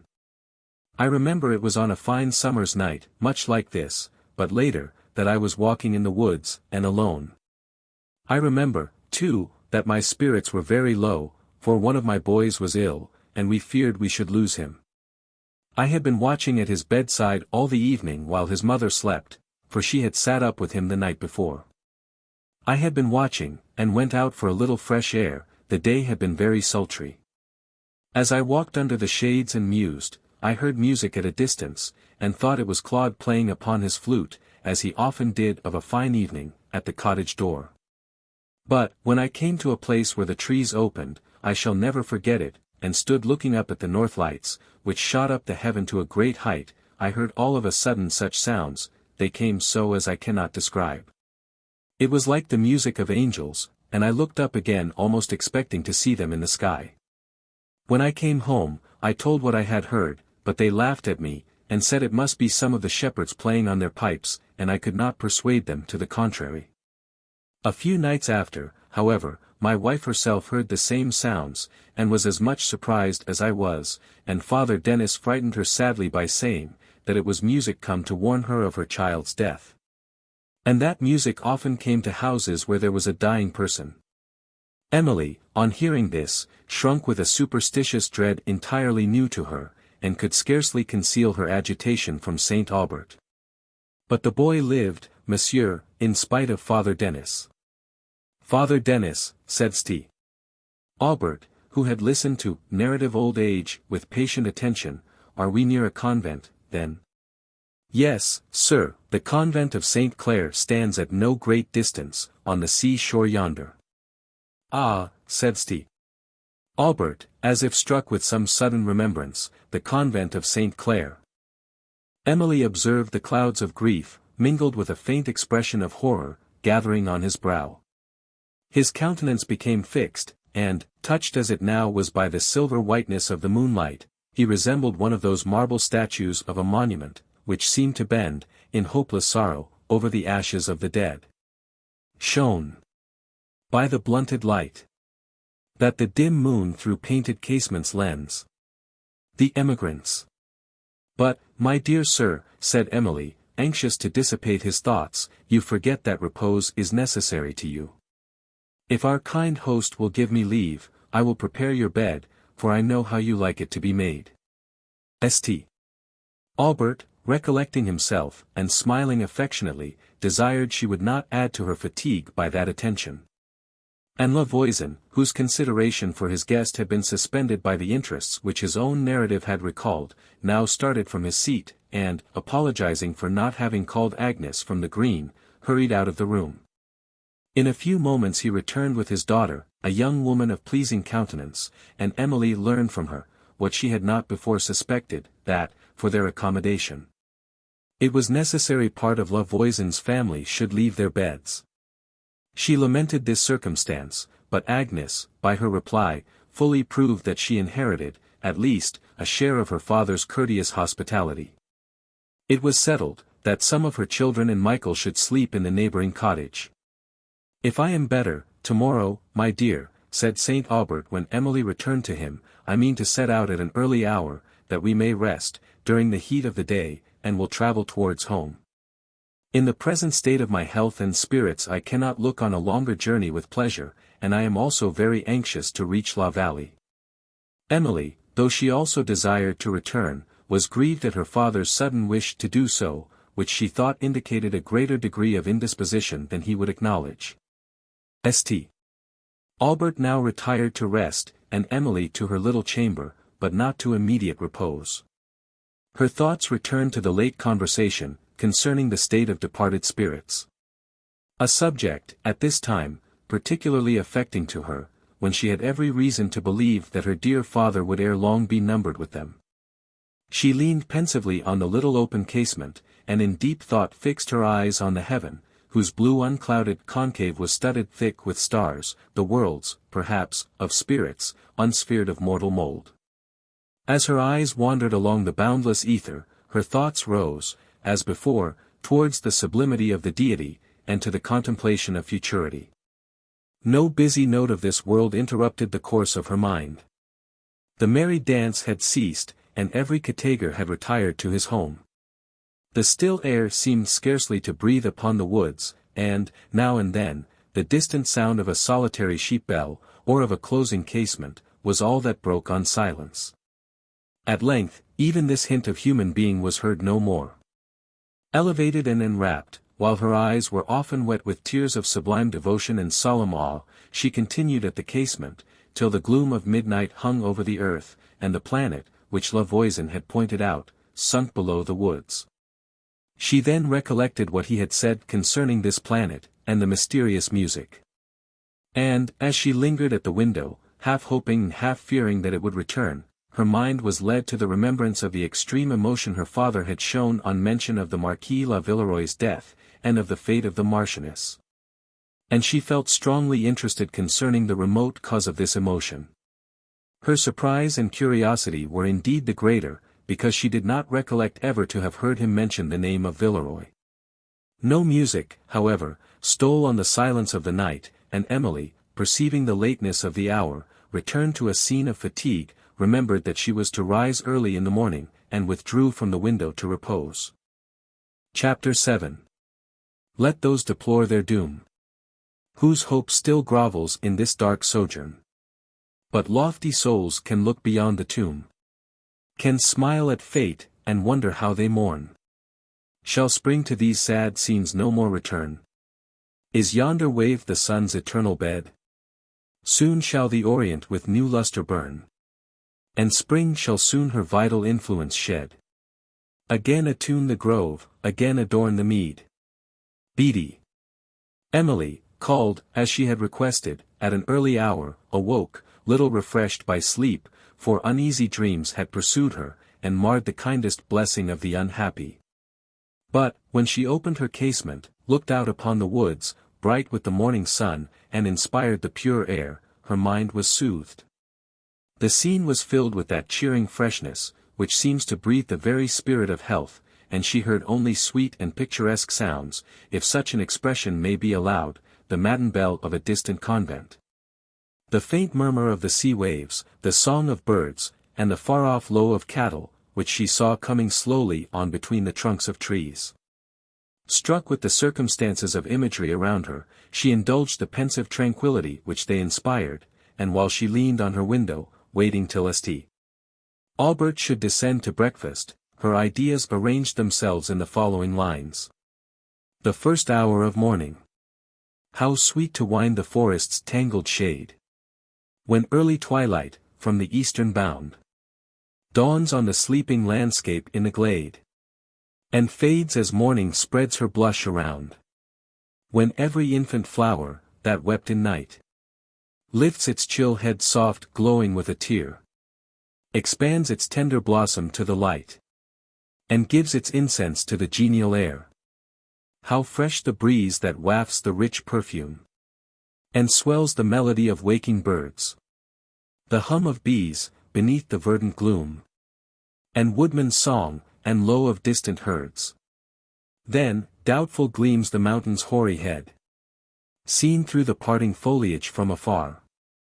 And, farther still, the ocean's misty bed, with flitting sails, that partial sunbeams share.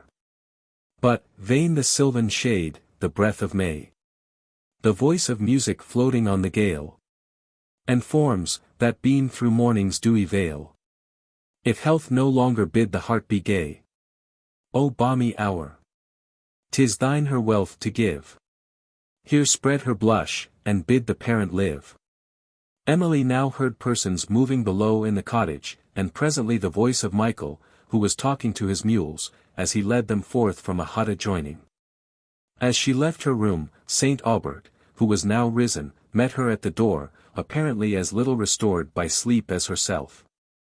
She led him downstairs to the little parlour, in which they had supped on the preceding night, where they found a neat breakfast set out, while the host and his daughter waited to bid them good morrow.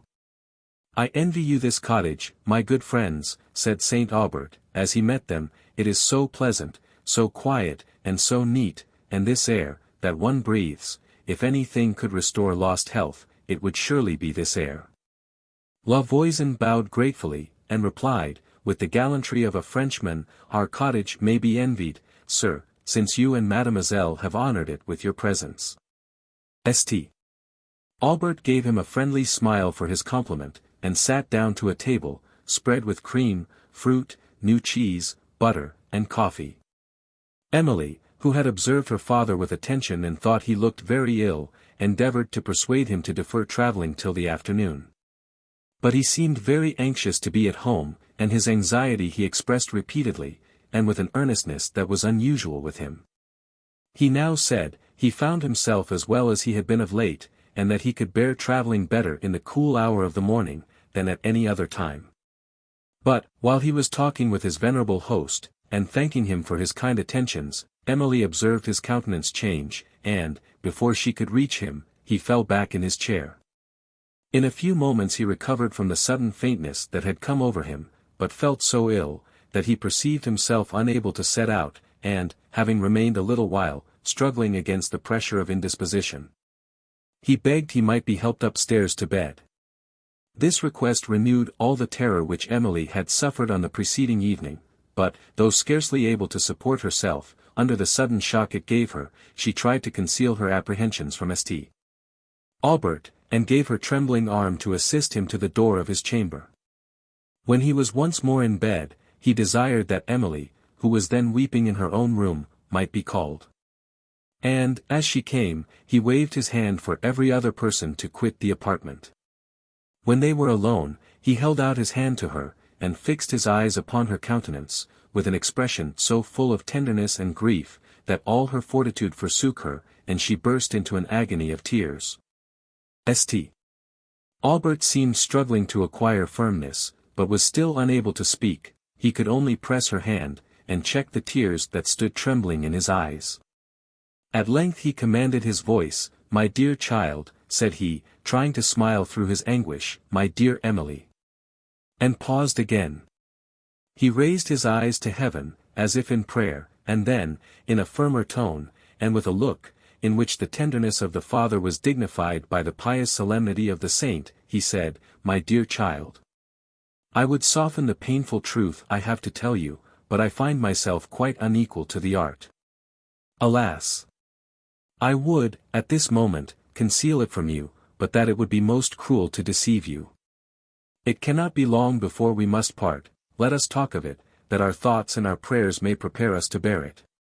His voice faltered, while Emily, still weeping, pressed his hand close to her heart, which swelled with a convulsive sigh, but she could not look up. "Let me not waste these moments," said Saint Aubert, recovering himself, "I have much to say. There is a circumstance of solemn consequence, which I have to mention, and a solemn promise to obtain from you. When this is done I shall be easier. You have observed, my dear, how anxious I am to reach home, but know not all my reasons for this. Listen to what I am going to say. Yet stay, before I say more, give me this promise, a promise made to your dying father." Saint Aubert was interrupted.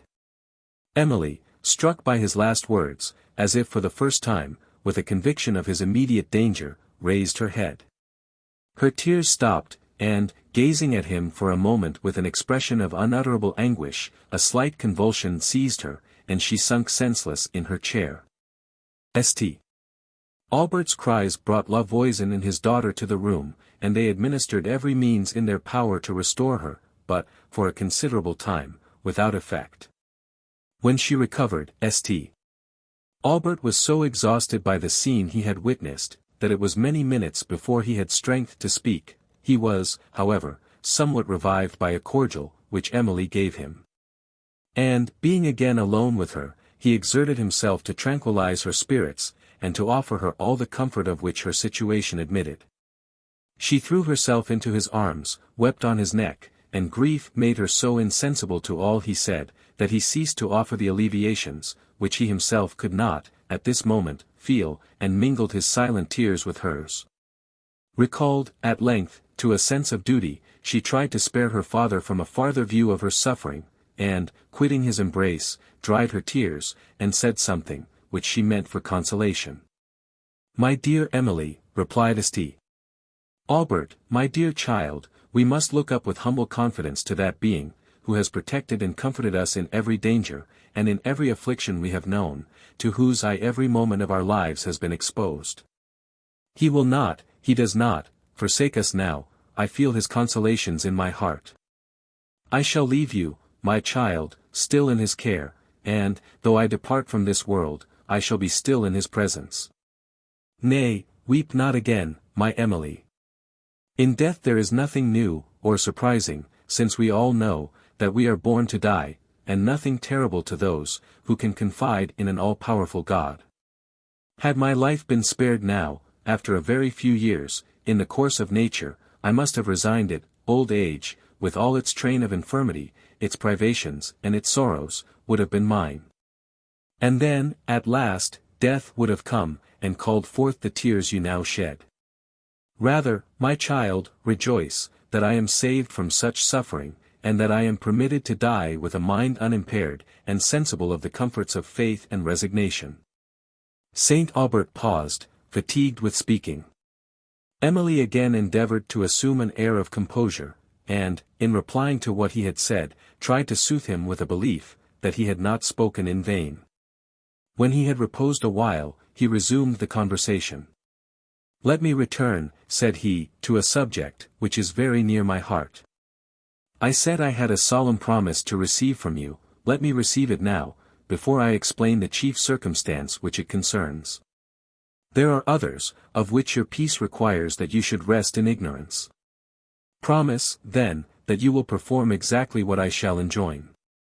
Emily, awed by the earnest solemnity of his manner, dried her tears, that had begun again to flow, in spite of her efforts to suppress them, and, looking eloquently at St.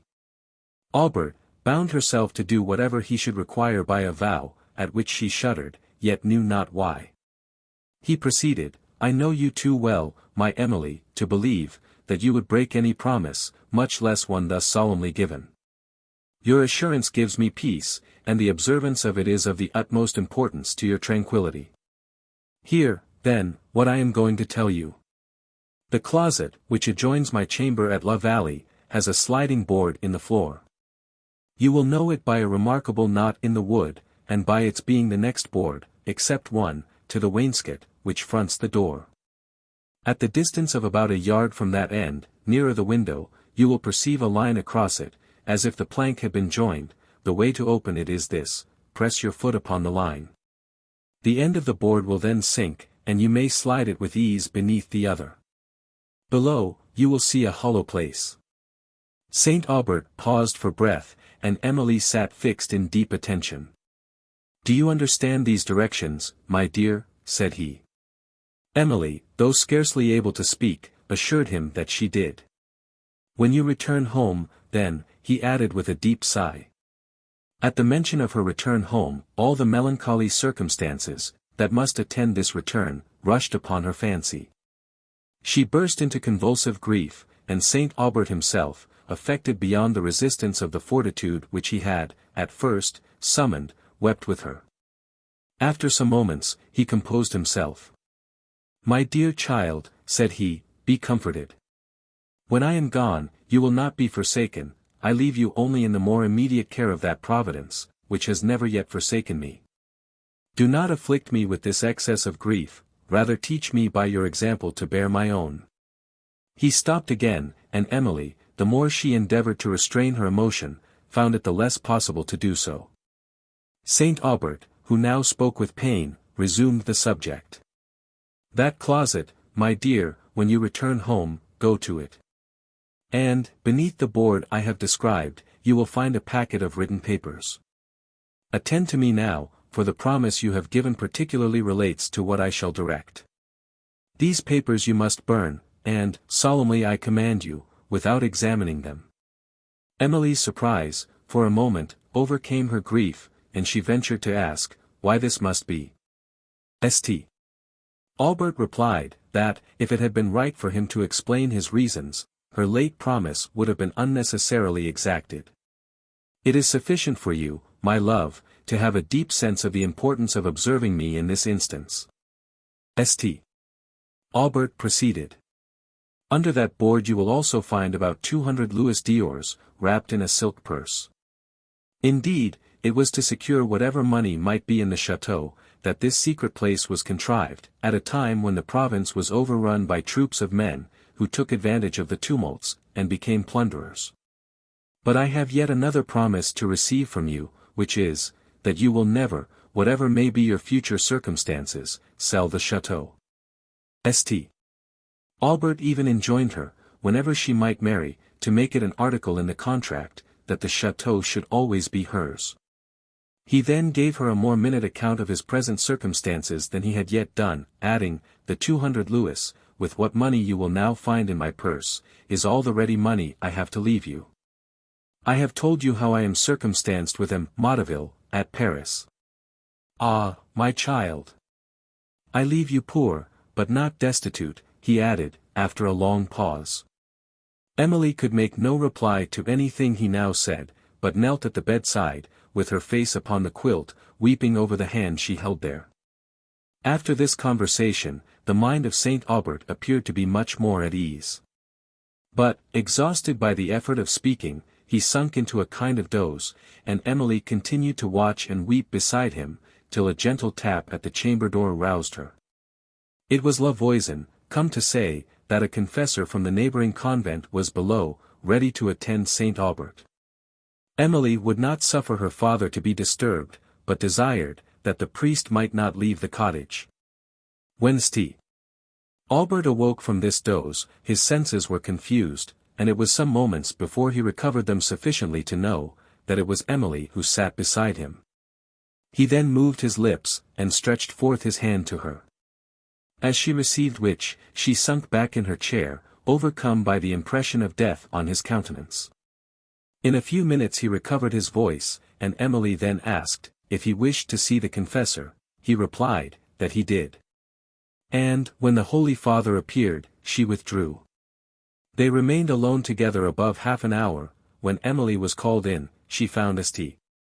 Aubert more agitated than when she had left him, and she gazed, with a slight degree of resentment, at the friar, as the cause of this, who, however, looked mildly and mournfully at her, and turned away.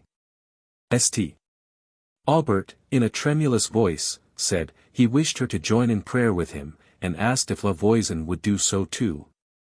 The old man and his daughter came. They both wept, and knelt with Emily round the bed, while the Holy Father read in a solemn voice the service for the dying. St. Aubert lay with a serene countenance, and seemed to join fervently in the devotion, while tears often stole from beneath his closed eyelids, and Emily's sobs more than once interrupted the service. When it was concluded, and extreme unction had been administered, the friar withdrew. Saint Aubert then made a sign for La Voisin to come nearer. He gave him his hand, and was, for a moment, silent. At length, he said, in a trembling voice, "My good friend, our acquaintance has been short, but long enough to give you an opportunity of shewing me much kind attention. I cannot doubt, that you will extend this kindness to my daughter. When I am gone, she will have need of it. I entrust her to your care during the few days she will remain here. I need say no more, you know the feelings of a father, for you have children. Mine would be, indeed, severe if I had less confidence in you." He paused. La Voisin assured him, and his tears bore testimony to his sincerity, that he would do all he could to soften her affliction, and that, if Saint Aubert wished it, he would even attend her into Gascony, an offer so pleasing to St. Aubert, that he had scarcely words to acknowledge his sense of the old man's kindness, or to tell him, that he accepted it. The scene, that followed between St. Aubert and Emily, affected La Voisin so much, that he quitted the chamber, and she was again left alone with her father, whose spirit seemed fainting fast, but neither his senses, or his voice, yet failed him. And, at intervals, he employed much of these last awful moments in advising his daughter, as to her future conduct. Perhaps, he never had thought more justly, or expressed himself more clearly, than he did now. "Above all, my dear Emily," said he, "do not indulge in the pride of fine feeling, the romantic error of amiable minds. Those, who really possess sensibility, ought early to be taught, that it is a dangerous quality, which is continually extracting the excess of misery, or delight, from every surrounding circumstance. And, since, in our passage through this world, painful circumstances occur more frequently than pleasing ones, and since our sense of evil is, I fear, more acute than our sense of good, we become the victims of our feelings. Unless we can in some degree command them. I know you will say, for you are young, my Emily, I know you will say, that you are contented sometimes to suffer, rather than to give up your refined sense of happiness, at others. But, when your mind has been long harassed by vicissitude, you will be content to rest, and you will then recover from your delusion. You will perceive, that the phantom of happiness is exchanged for the substance. For happiness arises in a state of peace, not of tumult. It is of a temperate and uniform nature, and can no more exist in a heart, that is continually alive to minute circumstances, than in one that is dead to feeling. You see, my dear, that, though I would guard you against the dangers of sensibility, I am not an advocate for apathy. At your age I should have said that is a vice more hateful than all the errors of sensibility, and I say so still. I call it a vice, because it leads to positive evil. In this, however, it does no more than an ill-governed sensibility, which, by such a rule, might also be called a vice, but the evil of the former is of more general consequence. I have exhausted myself, said Saint Aubert, feebly, and have wearied you, my Emily, but, on a subject so important to your future comfort, I am anxious to be perfectly understood. Emily assured him, that his advice was most precious to her, and that she would never forget it, or cease from endeavoring to profit by it. Saint Aubert smiled affectionately and sorrowfully upon her.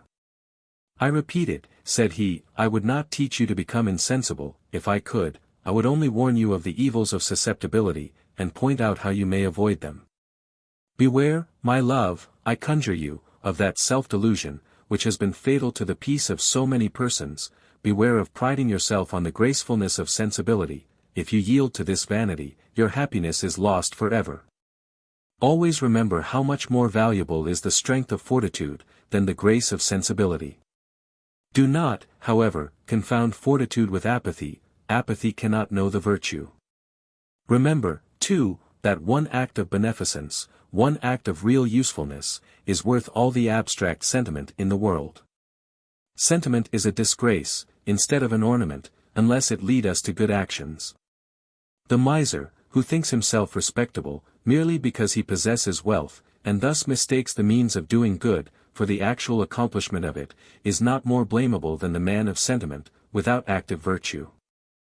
You may have observed persons, who delight so much in this sort of sensibility to sentiment, which excludes that to the calls of any practical virtue, that they turn from the distressed, and, because their sufferings are painful to be contemplated, do not endeavor to relieve them. How despicable is that humanity, which can be contented to pity, where it might assuage. Saint Aubert, some time after, spoke of Madame Cheron, his sister. Let me inform you of a circumstance, that nearly affects your welfare, he added. We have, you know, had little intercourse for some years, but, as she is now your only female relation, I have thought it proper to consign you to her care, as you will see in my will, till you are of age, and to recommend you to her protection afterwards.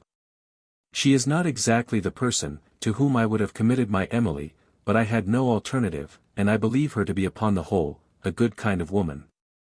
I need not recommend it to your prudence, my love, to endeavor to conciliate her kindness. You will do this for his sake, who has often wished to do so for yours. Emily assured him, that, whatever he requested she would religiously perform to the utmost of her ability. Alas, added she, in a voice interrupted by sighs, that will soon be all which remains for me.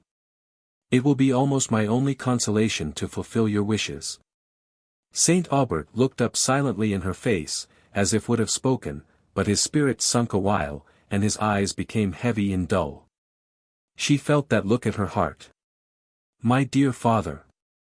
She exclaimed, and then, checking herself, pressed his hand closer, and hid her face with her handkerchief. Her tears were concealed, but Saint Aubert heard her convulsive sobs. His spirits returned. "Oh my child!" said he, faintly, "let my consolations be yours. I die in peace, for I know, that I am about to return to the bosom of my father, who will still be your father, when I am gone. Always trust in him, my love, and he will support you in these moments, as he supports me." Emily could only listen, and weep, but the extreme composure of his manner, and the faith and hope he expressed, somewhat soothed her anguish. Yet, whenever she looked upon his emaciated countenance, and saw the lines of death beginning to prevail over it, saw his sunk eyes, still bent on her, and their heavy lids pressing to a close, there was a pang in her heart, such as defied expression, though it required filial virtue, like hers, to forbear the attempt. He desired once more to bless her. "Where are you, my dear?" said he, as he stretched forth his hands. Emily had turned to the window, that he might not perceive her anguish. She now understood, that his sight had failed him. When he had given her his blessing, and it seemed to be the last effort of expiring life, he sunk back on his pillow. She kissed his forehead. The damps of death had settled there, and, forgetting her fortitude for a moment, her tears mingled with them. Saint Aubert lifted up his eyes, the spirit of a father returned to them, but it quickly vanished, and he spoke no more. St. Aubert lingered till about 3 o'clock in the afternoon, and, thus gradually sinking into death, he expired without a struggle, or a sigh. Emily was led from the chamber by Lavoisin and his daughter, who did what they could to comfort her. The old man sat and wept with her. Agnes was more erroneously officious. Chapter 8. O'er him, whose doom thy virtues grieve, aerial forms shall sit at eve, and bend the pensive head. Collins. The monk, who had before appeared, returned in the evening to offer consolation to Emily, and brought a kind message from the Lady Abbess, inviting her to the convent.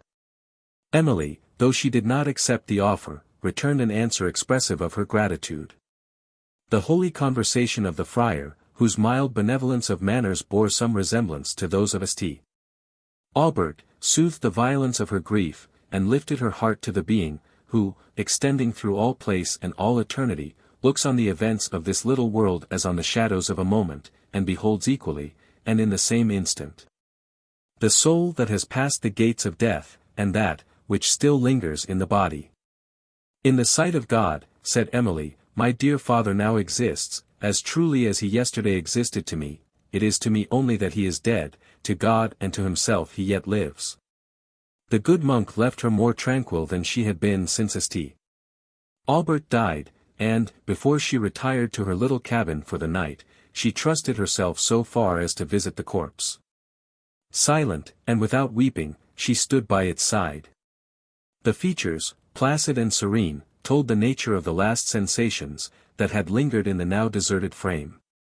For a moment she turned away, in horror of the stillness in which death had fixed that countenance, never till now seen otherwise than animated, then gazed on it with a mixture of doubt and awful astonishment. Her reason could scarcely overcome an involuntary and unaccountable expectation of seeing that beloved countenance still susceptible. She continued to gaze wildly, took up the cold hand, spoke, still gazed, and then burst into a transport of grief. La Voisin, hearing her sobs, came into the room to lead her away, but she heard nothing, and only begged that he would leave her. Again alone, she indulged her tears, and, when the gloom of evening obscured the chamber, and almost veiled from her eyes the object of her distress, she still hung over the body. Till her spirits, at length, were exhausted, and she became tranquil. La Voisin again knocked at the door, and entreated that she would come to the common apartment. Before she went, she kissed the lips of St. Aubert, as she was wont to do when she bade him good night. Again she kissed them, her heart felt as if it would break, a few tears of agony started to her eyes, she looked up to heaven, then at St. Aubert, and left the room.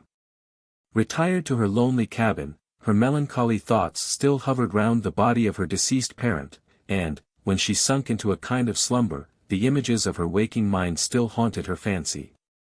She thought she saw her father approaching her with a benign countenance.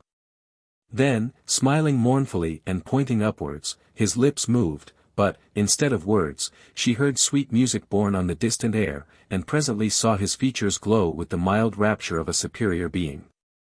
The strains seemed to swell louder, and she awoke. The vision was gone, but music yet came to her ear in strains such as angels might breathe. She doubted, listened, raised herself in the bed, and again listened. It was music, and not an illusion of her imagination. After a solemn steady harmony, it paused, then rose again, in mournful sweetness, and then died, in a cadence, that seemed to bear away the listening soul to heaven. She instantly remembered the music of the preceding night, with the strange circumstances, related by La Voisin, and the affecting conversation it had led to, concerning the state of departed spirits. All that St. Aubert had said, on that subject, now pressed upon her heart, and overwhelmed it. What a change in a few hours! He, who then could only conjecture, was now made acquainted with truth, was himself become one of the departed. As she listened, she was chilled with superstitious awe, her tears stopped, and she rose, and went to the window. All without was obscured in shade. But Emily, turning her eyes from the massy darkness of the woods, whose waving outline appeared on the horizon, saw, on the left, that effulgent planet, which the old man had pointed out, setting over the woods. She remembered what he had said concerning it, and, the music now coming at intervals on the air, she unclosed the casement to listen to the strains, that soon gradually sunk to a greater distance, and tried to discover whence they came. The obscurity prevented her from distinguishing any object on the green platform below, and the sounds became fainter and fainter, till they softened into silence. She listened, but they returned no more. Soon after, she observed the planet trembling between the fringed tops of the woods, and, in the next moment, sink behind them. Chilled with a melancholy awe, she retired once more to her bed, and, at length, forgot for a while her sorrows in sleep. On the following morning, she was visited by a sister of the convent, who came, with kind offices and a second invitation from the lady abbess. And Emily, though she could not forsake the cottage, while the remains of her father were in it, consented, however painful such a visit must be, in the present state of her spirits, to pay her respects to the abbess, in the evening. About an hour before sunset, La Voisin shewed her the way through the woods to the convent, which stood in a small bay of the Mediterranean, crowned by a woody amphitheatre.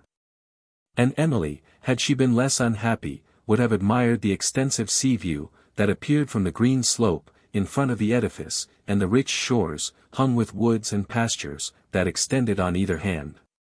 But her thoughts were now occupied by one sad idea, and the features of nature were to her colorless and without form. The bell for vespers struck, as she passed the ancient gate of the convent, and seemed the funereal note for Saint Aubert. Little incidents affect a mind, enervated by sorrow. Emily struggled against the sickening faintness that came over her, and was led into the presence of the abbess, who received her with an air of maternal tenderness. An air of such gentle solicitude and consideration, as touched her with an instantaneous gratitude. Her eyes were filled with tears, and the words she would have spoken faltered on her lips. The abbess led her to a seat, and sat down beside her, still holding her hand and regarding her in silence, as Emily dried her tears and attempted to speak. "Be composed, my daughter," said the abbess in a soothing voice, "do not speak yet. I know all you would say. Your spirits must be soothed. We are going to prayers. Will you attend our evening service? It is comfortable, my child, to look up in our afflictions to a Father, who sees and pities us, and who chastens in his mercy." Emily's tears flowed again, but 1,000 sweet emotions mingled with them. The abbess suffered her to weep without interruption, and watched over her with a look of benignity, that might have characterized the countenance of a guardian angel. Emily, when she became tranquil, was encouraged to speak without reserve, and to mention the motive that made her unwilling to quit the cottage, which the abbess did not oppose even by a hint, but praised the filial piety of her conduct, and added a hope that she would pass a few days at the convent, before she returned to La Vallée. "You must allow yourself a little time to recover from your first shock, my daughter, before you encounter a second. I will not affect to conceal from you how much I know your heart must suffer, on returning to the scene of your former happiness. Here, you will have all that quiet and sympathy in religion can give, to restore your spirits. But come," added she, observing the tears swell in Emily's eyes, "we will go to the chapel." Emily followed to the parlor, where the nuns were assembled, to whom the abbess committed her, saying, "This is a daughter, for whom I have much esteem, be sisters to her." They passed on in a train to the chapel, where the solemn devotion, with which the service was performed, elevated her mind, and brought to it the comforts of faith and resignation. Twilight came on, before the abbess's kindness would suffer Emily to depart, when she left the convent, with a heart much lighter than she had entered it, and was reconducted by La Voisin through the woods, the pensive gloom of which was in unison with the temper of her mind. And she pursued the little wild path, in musing silence, till her guide suddenly stopped, looked round, and then struck out of the path into the high grass, saying he had mistaken the road. He now walked on quickly, and Emily, proceeding with difficulty over the obscured and uneven ground, was left at some distance, till her voice arrested him, who seemed unwilling to stop, and still hurried on. "If you are in doubt about the way," said Emily, "had we not better inquire it at the chateau yonder, between the trees?" "No," replied La Voisin, "there is no occasion. When we reach that brook, Mademoiselle, you see the light upon the water there, beyond the woods. When we reach that brook, we shall be at home presently. I don't know how I happened to mistake the path. I seldom come this way after sunset." "It is solitary enough," said Emily, "but you have no banditti here." "No, Mademoiselle, no banditti." "What are you afraid of then, my good friend? You are not superstitious?" "No, not superstitious. But, to tell you the truth, lady, nobody likes to go near that chateau, after dusk." "By whom is it inhabited," said Emily, "that it is so formidable?" "Why, Mademoiselle, it is scarcely inhabited, for our lord the Marquis, and the lord of all these fine woods, too, is dead. He had not once been in it, for these many years, and his people, who have the care of it, live in a cottage close by." Emily now understood this to be the chateau, which La Voisin had formerly pointed out, as having belonged to the Marquis Villeroy, on the mention of which her father had appeared so much affected. "Ah! It is a desolate place now," continued La Voisin, "and such a grand, fine place, as I remember it." Emily inquired what had occasioned this lamentable change. But the old man was silent, and Emily, whose interest was awakened by the fear he had expressed, and above all by a recollection of her father's agitation, repeated the question, and added, if you are neither afraid of the inhabitants. My good friend, nor are superstitious, how happens it, that you dread to pass near that chateau in the dark? Perhaps, then, I am a little superstitious, ma'amselle, and, if you knew what I do, you might be so too. Strange things have happened there. Monsieur, your good father, appeared to have known the late Marchioness. Pray inform me what did happen, said Emily, with much emotion. Alas! Ma'amselle, answered La Voisin, inquire no further, it is not for me to lay open the domestic secrets of my lord. Emily, surprised by the old man's words, and his manner of delivering them, forbore to repeat her question, a nearer interest, the remembrance of St. Aubert, occupied her thoughts, and she was led to recollect the music she heard on the preceding night, which she mentioned to La Voisin. You was not alone, ma'amselle, in this, he replied, I heard it too. But I have so often heard it, at the same hour, that I was scarcely surprised. You doubtless believe this music to have some connection with the chateau, said Emily suddenly, and are, therefore, superstitious. It may be so, ma'amselle, but there are other circumstances, belonging to that chateau, which I remember, and sadly too. A heavy sigh followed, but Emily's delicacy restrained the curiosity these words revived, and she inquired no further. On reaching the cottage, all the violence of her grief returned, it seemed as if she had escaped its heavy pressure only while she was removed from the object of it. She passed immediately to the chamber, where the remains of her father were laid, and yielded to all the anguish of hopeless grief. La Voisin, at length, persuaded her to leave the room, and she returned to her own, where, exhausted by the sufferings of the day, she soon fell into deep sleep, and awoke considerably refreshed. When the dreadful hour arrived, in which the remains of St. Aubert were to be taken from her for ever, she went alone to the chamber to look upon his countenance yet once again, and La Voisin, who had waited patiently below stairs, till her despair should subside, with the respect due to grief, forbore to interrupt the indulgence of it, till surprise, at the length of her stay, and then apprehension overcame his delicacy, and he went to lead her from the chamber.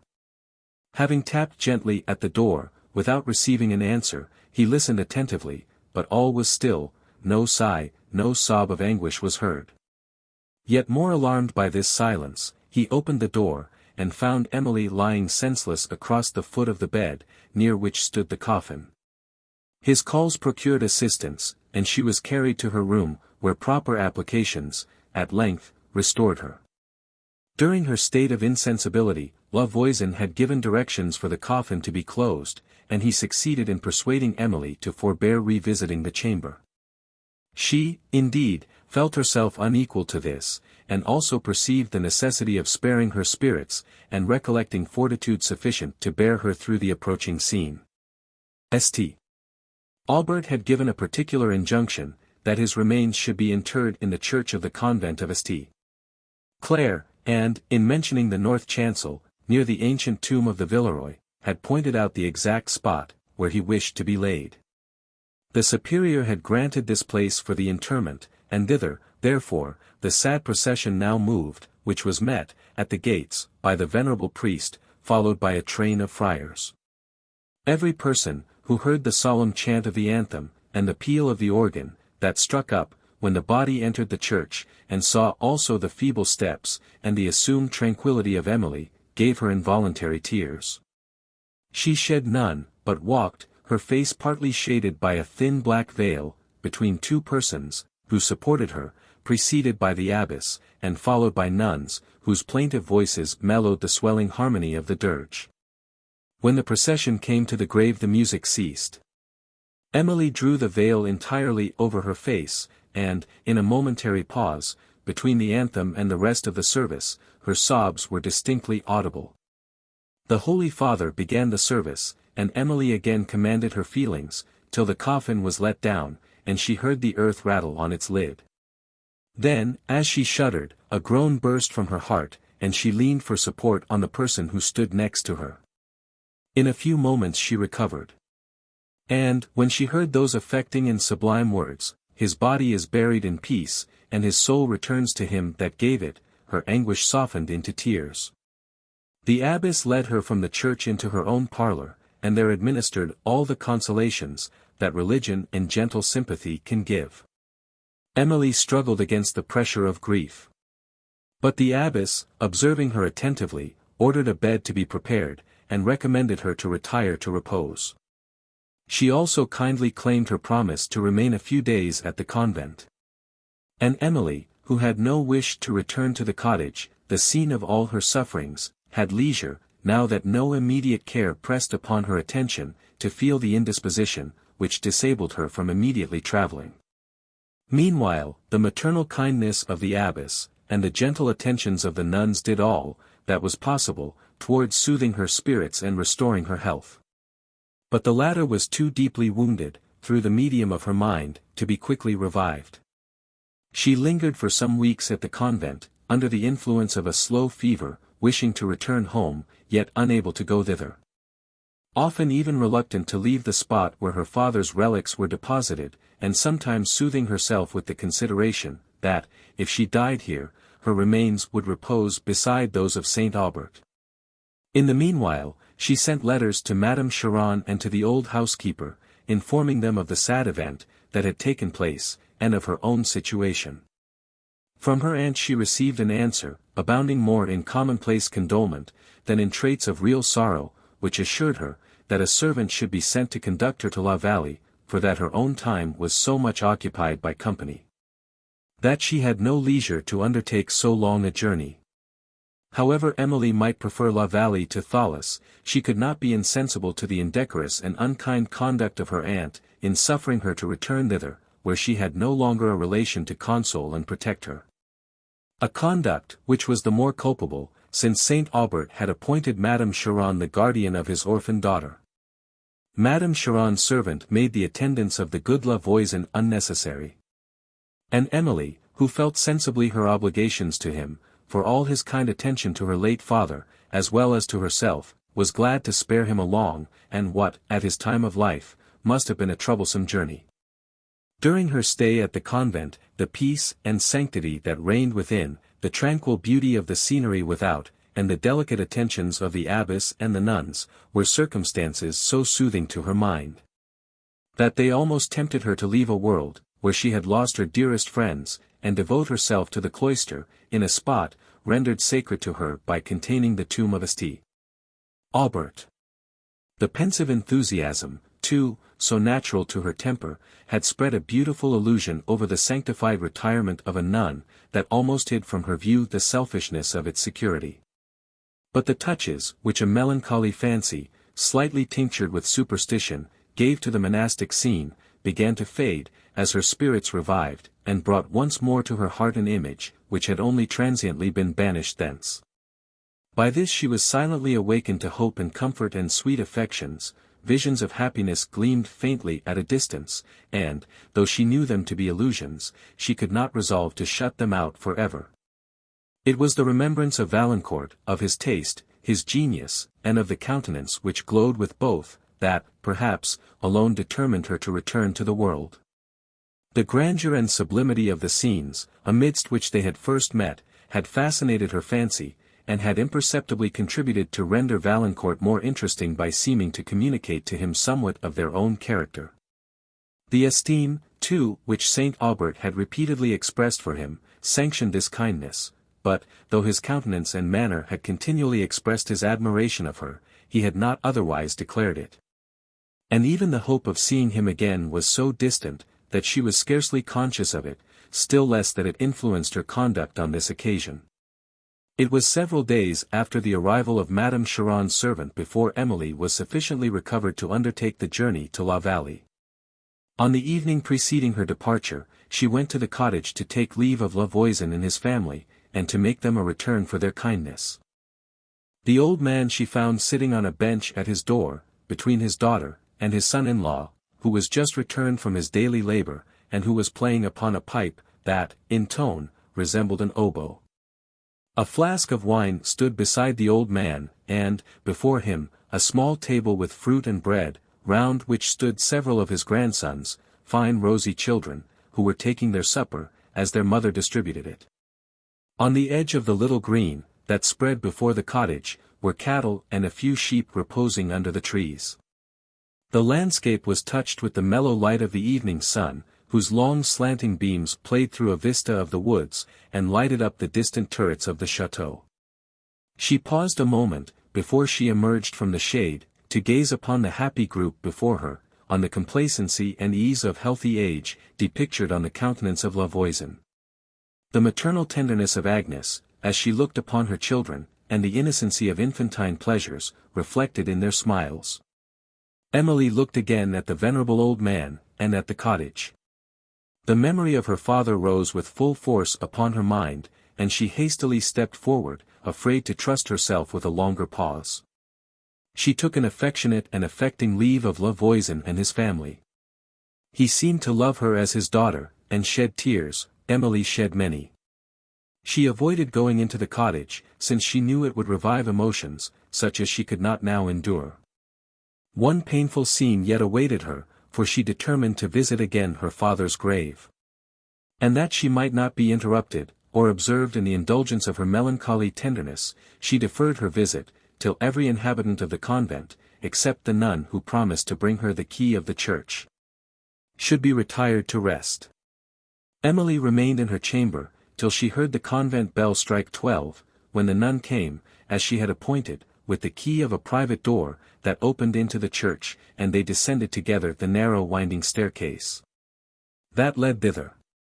The nun offered to accompany Emily to the grave, adding, "It is melancholy to go alone at this hour," but the former, thanking her for the consideration, could not consent to have any witness of her sorrow.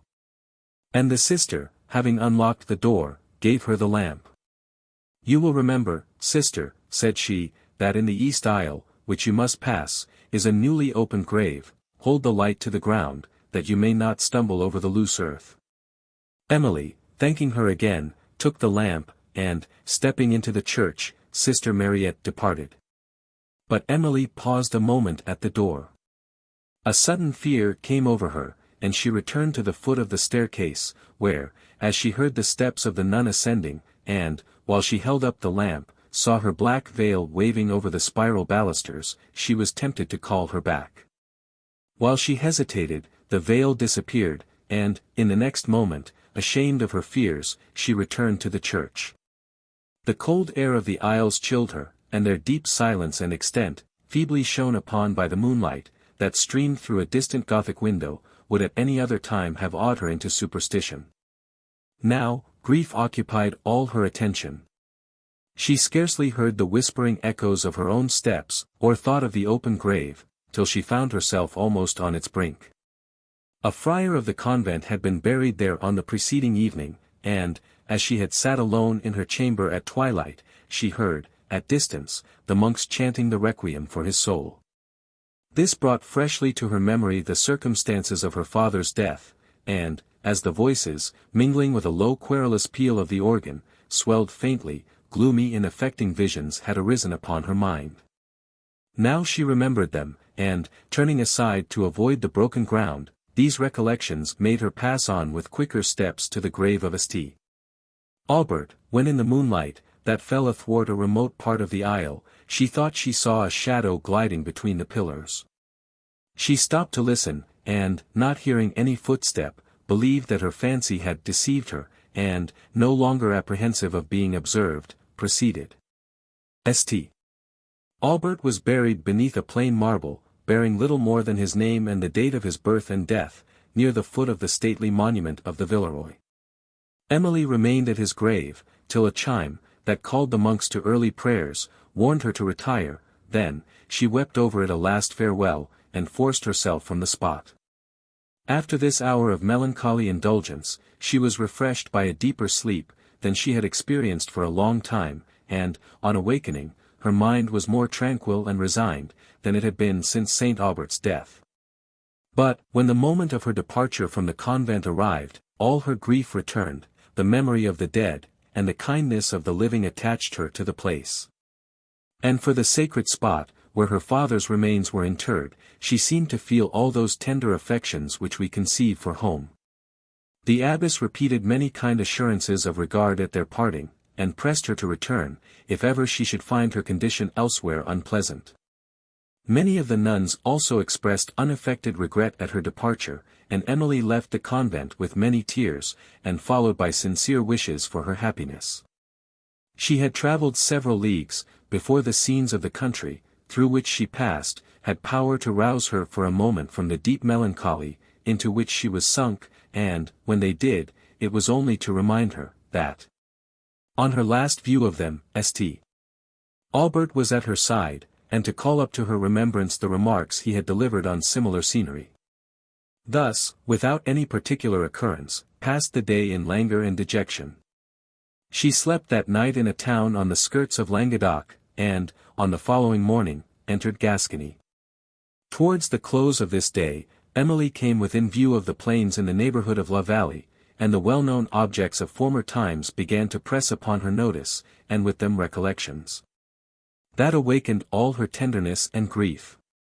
Often, while she looked through her tears upon the wild grandeur of the Pyrenees, now varied with the rich lights and shadows of evening, she remembered, that, when last she saw them, her father partook with her of the pleasure they inspired. Suddenly some scene, which he had particularly pointed out to her, would present itself, and the sick languor of despair would steal upon her heart. "There!"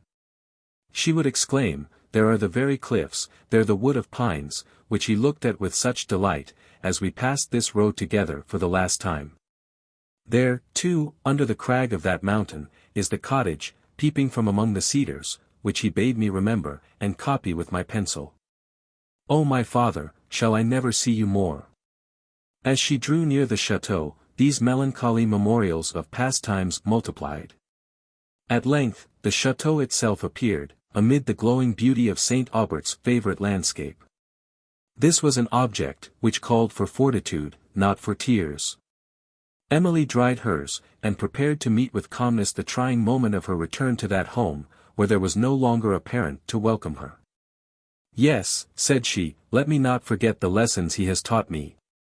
How often he has pointed out the necessity of resisting even virtuous sorrow, how often we have admired together the greatness of a mind, that can at once suffer and reason. Oh my father! If you are permitted to look down upon your child, it will please you to see, that she remembers, and endeavours to practice, the precepts you have given her." A turn on the road now allowed a nearer view of the chateau, the chimneys, tipped with light, rising from behind St. Aubert's favourite oaks, whose foliage partly concealed the lower part of the building. Emily could not suppress a heavy sigh. This, too, was his favourite hour, said she, as she gazed upon the long evening shadows, stretched athwart the landscape. How deep the repose, how lovely the scene! Lovely and tranquil as in former days. Again she resisted the pressure of sorrow, till her ear caught the gay melody of the dance, which she had so often listened to, as she walked with St. Aubert, on the margin of the Garonne, when all her fortitude forsook her, and she continued to weep, till the carriage stopped at the little gate, that opened upon what was now her own territory. She raised her eyes on the sudden stopping of the carriage, and saw her father's old housekeeper coming to open the gate. Mansion also came running, and barking before her. And when his young mistress alighted, fawned, and played round her, gasping with joy. "Dear Mademoiselle," said Teresa, and paused, and looked as if she would have offered something of condolement to Emily, whose tears now prevented reply. The dog still fawned and ran round her, and then flew towards the carriage, with a short quick bark. "Ah, Mademoiselle, my poor master," said Teresa, whose feelings were more awakened than her delicacy, "Mansion's gone to look for him." Emily sobbed aloud, and, on looking towards the carriage, which still stood with the door open, saw the animal spring into it, and instantly leap out, and then with his nose on the ground run round the horses. "Don't cry so, Mademoiselle," said Teresa, "it breaks my heart to see you." The dog now came running to Emily, then returned to the carriage, and then back again to her, whining and discontented. "Poor rogue!" said Teresa, "thou hast lost thy master, thou mayst well cry. But come, my dear young lady, be comforted. What shall I get to refresh you?" Emily gave her hand to the old servant, and tried to restrain her grief, while she made some kind inquiries concerning her health. But she still lingered in the walk which led to the chateau, for within was no person to meet her with the kiss of affection. Her own heart no longer palpitated with impatient joy to meet again the well-known smile, and she dreaded to see objects, which would recall the full remembrance of her former happiness. She moved slowly towards the door, paused, went on, and paused again. How silent, how forsaken, how forlorn did the chateau appear! Trembling to enter it, yet blaming herself for delaying what she could not avoid, she, at length, passed into the hall, crossed it with a hurried step, as if afraid to look round, and opened the door of that room, which she was wont to call her own. The gloom of evening gave solemnity to its silent and deserted air. The chairs, the tables, every article of furniture, so familiar to her in happier times, spoke eloquently to her heart. She seated herself, without immediately observing it, in a window, which opened upon the garden, and where Saint Aubert had often sat with her, watching the sun retire from the rich and extensive prospect, that appeared beyond the groves. Having indulged her tears for some time, she became more composed, and, when Teresa, after seeing the baggage deposited in her lady's room, again appeared, she had so far recovered her spirits, as to be able to converse with her. "I have made up the green bed for you, Mademoiselle," said Teresa, as she set the coffee upon the table. "I thought you would like it better than your own now, but I little thought this day-month, that you would come back alone. Eh well a day. The news almost broke my heart, when it did come. Who would have believed, that my poor master, when he went from home, would never return again?" Emily hid her face with her handkerchief, and waved her hand. "Do taste the coffee," said Teresa. "My dear young lady, be comforted, we must all die. My dear master is a saint above." Emily took the handkerchief from her face, and raised her eyes full of tears towards heaven. Soon after she dried them, and, in a calm, but tremulous voice, began to inquire concerning some of her late father's pensioners. "Alas a day!" said Teresa, as she poured out the coffee, and handed it to her mistress, "all that could come, have been here every day to inquire after you and my master." She then proceeded to tell, that some were dead whom they had left well. And others, who were ill, had recovered. "And see, Mademoiselle," added Teresa, "there is old Mary coming up the garden now. She has looked every day these 3 years as if she would die, yet she is alive still. She has seen the chaise at the door, and knows you are come home." The sight of this poor old woman would have been too much for Emily, and she begged Teresa would go and tell her, that she was too ill to see any person that night. "Tomorrow I shall be better, perhaps, but give her this token of my remembrance." Emily sat for some time, given up to sorrow. Not an object, on which her eye glanced, but awakened some remembrance, that led immediately to the subject of her grief. Her favourite plants, which Saint Aubert had taught her to nurse. The little drawings, that adorned the room, which his taste had instructed her to execute, the books, that he had selected for her use, and which they had read together. Her musical instruments, whose sounds he loved so well, and which he sometimes awakened himself, every object gave new force to sorrow. At length, she roused herself from this melancholy indulgence, and, summoning all her resolution, stepped forward to go into those forlorn rooms, which, though she dreaded to enter, she knew would yet more powerfully affect her, if she delayed to visit them. Having passed through the greenhouse, her courage for a moment forsook her, when she opened the door of the library. And, perhaps, the shade, which evening and the foliage of the trees near the windows threw across the room, heightened the solemnity of her feelings on entering that apartment, where everything spoke of her father. There was an armchair, in which he used to sit. She shrunk when she observed it, for she had so often seen him seated there, and the idea of him rose so distinctly to her mind, that she almost fancied she saw him before her. But she checked the illusions of a distempered imagination, though she could not subdue a certain degree of awe, which now mingled with her emotions. She walked slowly to the chair, and seated herself in it. There was a reading desk before it, on which lay a book open, as it had been left by her father. It was some moments before she recovered courage enough to examine it, and, when she looked at the open page, she immediately recollected, that St.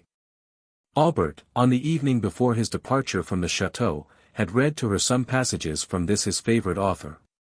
The circumstance now affected her extremely. She looked at the page, wept, and looked again.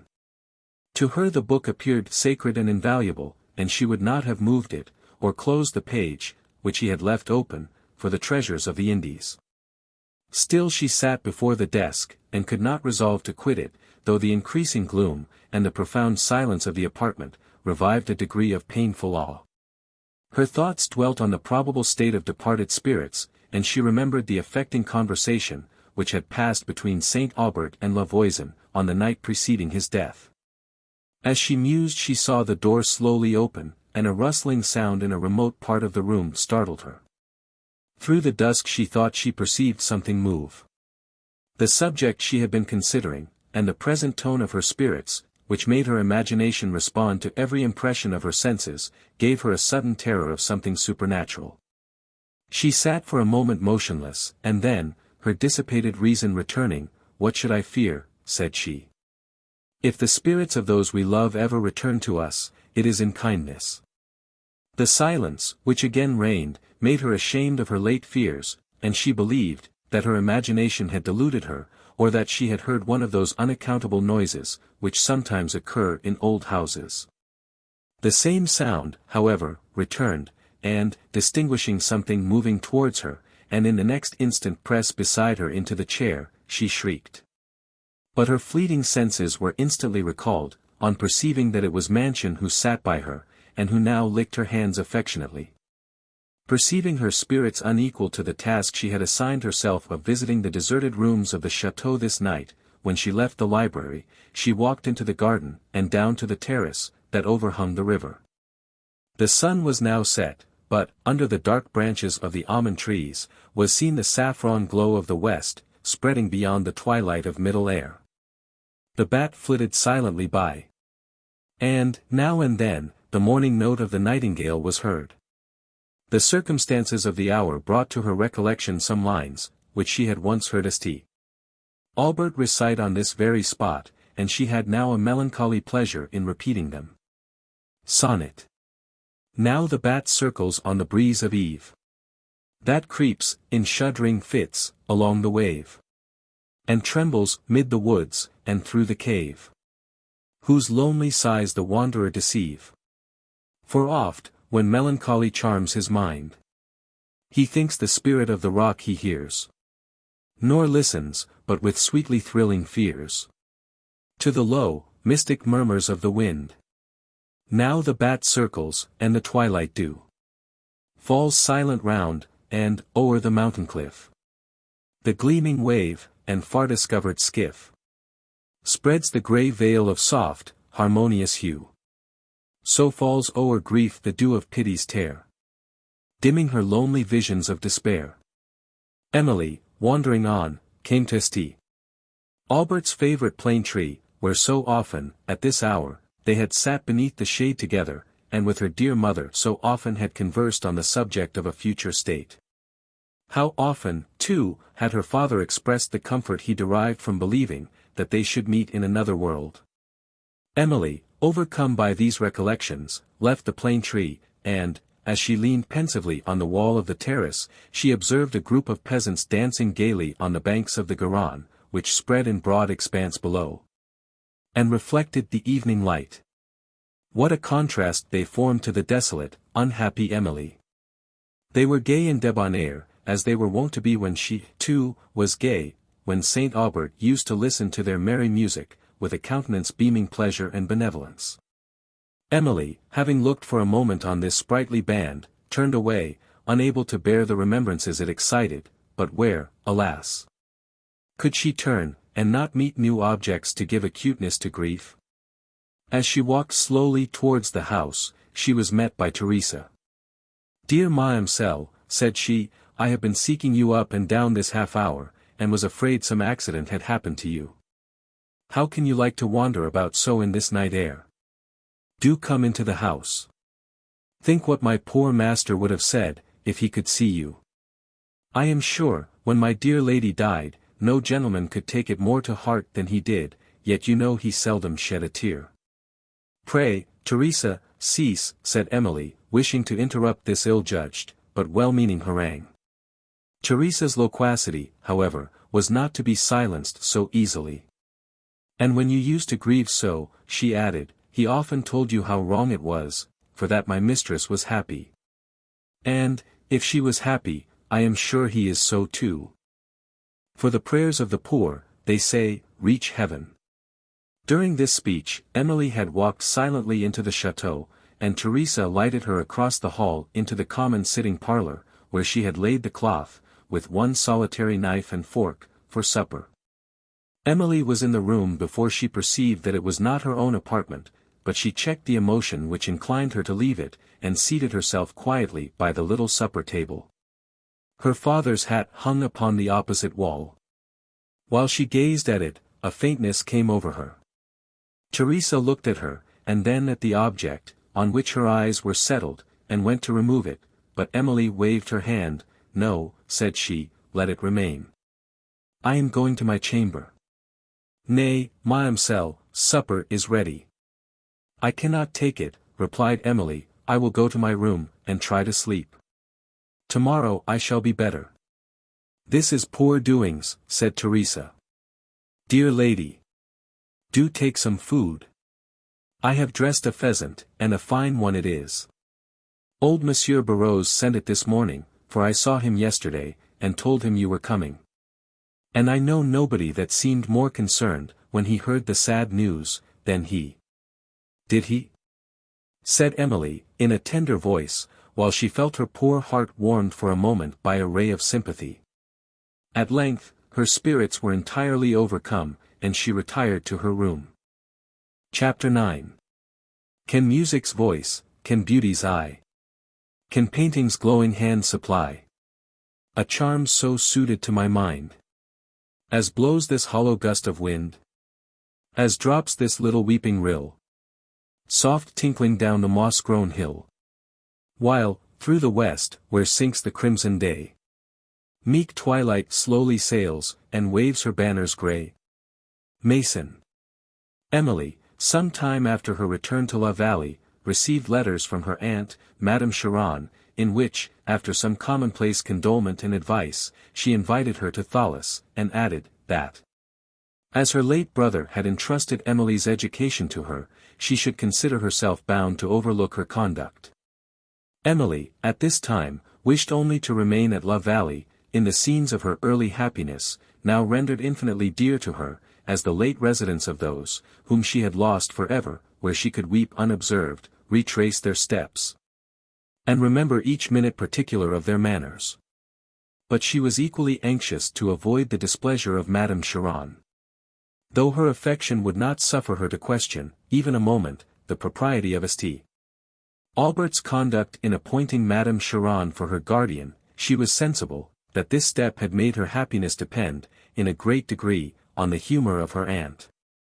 In her reply, she begged permission to remain, at present, at La Vallée, mentioning the extreme dejection of her spirits, and the necessity she felt for quiet and retirement to restore them. These she knew were not to be found at Madame Cheron's, whose inclinations led her into a life of dissipation, which her ample fortune encouraged, and, having given her answer, she felt somewhat more at ease. In the first days of her affliction, she was visited by Monsieur Barrois, a sincere mourner for St. Aubert. I may well lament my friend, said he, for I shall never meet with his resemblance.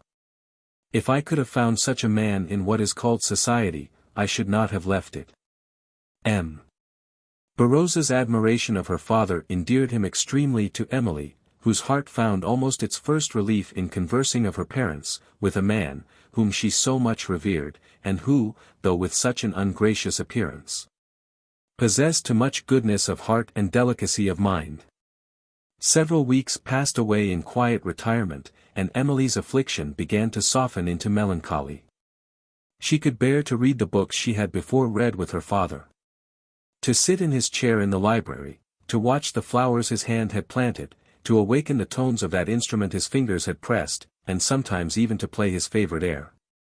When her mind had recovered from the first shock of affliction, perceiving the danger of yielding to indolence, and that activity alone could restore its tone, she scrupulously endeavored to pass all her hours in employment. And it was now that she understood the full value of the education she had received from St. Aubert, for in cultivating her understanding he had secured her an asylum from indolence, without recourse to dissipation, and rich in varied amusement and information, independent of the society, from which her situation secluded her. Nor were the good effects of this education confined to selfish advantages, since, St. Aubert having nourished every amiable quality of her heart, it now expanded in benevolence to all around her, and taught her, when she could not remove the misfortunes of others, at least to soften them by sympathy and tenderness. A benevolence that taught her to feel for all that could suffer. Madame Cheron returned no answer to Emily's letter, who began to hope that she should be permitted to remain some time longer in her retirement, and her mind had now so far recovered its strength, that she ventured to view the scenes which most powerfully recalled the images of past times. Among these was the fishing-house, and, to indulge still more the affectionate melancholy of the visit, she took thither her lute, that she might again hear there the tones, to which St. Aubert and her mother had so often delighted to listen.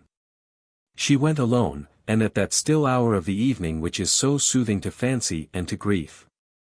The last time she had been here she was in company with Monsieur and Madame St. Aubert, a few days preceding that, on which the latter was seized with a fatal illness. Now, when Emily again entered the woods, that surrounded the building, they awakened so forcibly the memory of former times, that her resolution yielded for a moment to excess of grief. She stopped, leaned for support against a tree, and wept for some minutes, before she had recovered herself sufficiently to proceed. The little path, that led to the building, was overgrown with grass, and the flowers which St. Aubert had scattered carelessly along the border were almost choked with weeds, the tall thistle, the foxglove, and the nettle. She often paused to look on the desolate spot, now so silent and forsaken, and when, with a trembling hand, she opened the door of the fishing-house, "Ah!" said she, everything remains as when I left it last, left it with those who never must return." She went to a window, that overhung the rivulet, and, leaning over it, with her eyes fixed on the current, was soon lost in melancholy reverie. The lute she had brought lay forgotten beside her. The mournful sighing of the breeze, as it waved the high pines above, and its softer whispers among the osiers, that bowed upon the banks below, was a kind of music more in unison with her feelings. It did not vibrate on the chords of unhappy memory, but was soothing to the heart as the voice of pity. She continued to muse, unconscious of the gloom of evening, and that the sun's last light trembled on the heights above, and would probably have remained so much longer, if a sudden footstep, without the building, had not alarmed her attention, and first made her recollect that she was unprotected. In the next moment, a door opened, and a stranger appeared, who stopped on perceiving Emily, and then began to apologize for his intrusion. But Emily, at the sound of his voice, lost her fear in a stronger emotion. Its tones were familiar to her ear, and, though she could not readily distinguish through the dusk the features of the person who spoke, she felt a remembrance too strong to be distrusted. He repeated his apology, and Emily then said something in reply, when the stranger eagerly advancing, exclaimed, "Good God! Can it be? Surely I am not mistaken, Mademoiselle St. Aubert, is it not?" "It is indeed," said Emily, who was confirmed in her first conjecture, for she now distinguished the countenance of Valancourt, lighted up with still more than its usual animation. 1,000 painful recollections crowded to her mind, and the effort, which she made to support herself, only served to increase her agitation. Valancourt, meanwhile, having inquired anxiously after her health, and expressed his hopes, that St. Aubert had found benefit from travelling, learned from the flood of tears, which she could no longer repress, the fatal truth. He led her to a seat, and sat down by her, while Emily continued to weep, and Valancourt to hold the hand, which she was unconscious he had taken, till it was wet with the tears, which grief for St. Aubert and sympathy for herself had called forth. "I feel," said he at length, "I feel how insufficient all attempt at consolation must be on this subject. I can only mourn with you, for I cannot doubt the source of your tears. Would to God I were mistaken. Emily could still answer only by tears, till she rose, and begged they might leave the melancholy spot, when Valancourt, though he saw her feebleness, could not offer to detain her, but took her arm within his, and led her from the fishing-house. They walked silently through the woods, Valancourt anxious to know, yet fearing to ask any particulars concerning St. Aubert, and Emily too much distressed to converse. After some time, however, she acquired fortitude enough to speak of her father, and to give a brief account of the manner of his death, during which recital Valancourt's countenance betrayed strong emotion, and, when he heard that St. Aubert had died on the road, and that Emily had been left among strangers, he pressed her hand between his, and involuntarily exclaimed, "Why was I not there?" But in the next moment recollected himself, for he immediately returned to the mention of her father, till, perceiving that her spirits were exhausted, he gradually changed the subject, and spoke of himself. Emily thus learned that, after they had parted, he had wandered, for some time, along the shores of the Mediterranean, and had then returned through Languedoc into Gascony, which was his native province, and where he usually resided. When he had concluded his little narrative, he sunk into a silence, which Emily was not disposed to interrupt, and it continued, till they reached the gate of the chateau, when he stopped, as if he had known this to be the limit of his walk. Here, saying, that it was his intention to return to Estiviere on the following day, he asked her if she would permit him to take leave of her in the morning. And Emily, perceiving that she could not reject an ordinary civility, without expressing by her refusal an expectation of something more, was compelled to answer, that she should be at home. She passed a melancholy evening, during which the retrospect of all that had happened, since she had seen Valancourt, would rise to her imagination. And the scene of her father's death appeared in tints as fresh, as if it had passed on the preceding day. She remembered particularly the earnest and solemn manner, in which he had required her to destroy the manuscript papers, and, awakening from the lethargy, in which sorrow had held her, she was shocked to think she had not yet obeyed him. And determined, that another day should not reproach her with the neglect. Chapter 10. Can such things be? And overcome us like a summer's cloud? Without our special wonder. Macbeth. On the next morning, Emily ordered a fire to be lighted in the stove of the chamber, where St. Aubert used to sleep. And, as soon as she had breakfasted, went thither to burn the papers. Having fastened the door to prevent interruption, she opened the closet where they were concealed, as she entered which, she felt an emotion of unusual awe, and stood for some moments surveying it, trembling, and almost afraid to remove the board. There was a great chair in one corner of the closet, and, opposite to it, stood the table, at which she had seen her father sit, on the evening that preceded his departure, looking over, with so much emotion, what she believed to be these very papers. The solitary life, which Emily had led of late, and the melancholy subjects, on which she had suffered her thoughts to dwell, had rendered her at times sensible to the thick-coming fancies of a mind greatly enervated. It was lamentable, that her excellent understanding should have yielded, even for a moment, to the reveries of superstition, or rather to those starts of imagination, which deceive the senses into what can be called nothing less than momentary madness. Instances of this temporary failure of mind had more than once occurred since her return home. Particularly when, wandering through this lonely mansion in the evening twilight, she had been alarmed by appearances, which would have been unseen in her more cheerful days. To this infirm state of her nerves may be attributed what she imagined, when, her eyes glancing a second time on the armchair, which stood in an obscure part of the closet, the countenance of her dead father appeared there.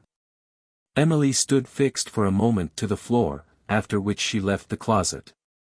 Her spirits, however, soon returned. She reproached herself with the weakness of thus suffering interruption in an act of serious importance, and again opened the door. By the directions which St. Aubert had given her, she readily found the board he had described in an opposite corner of the closet, near the window.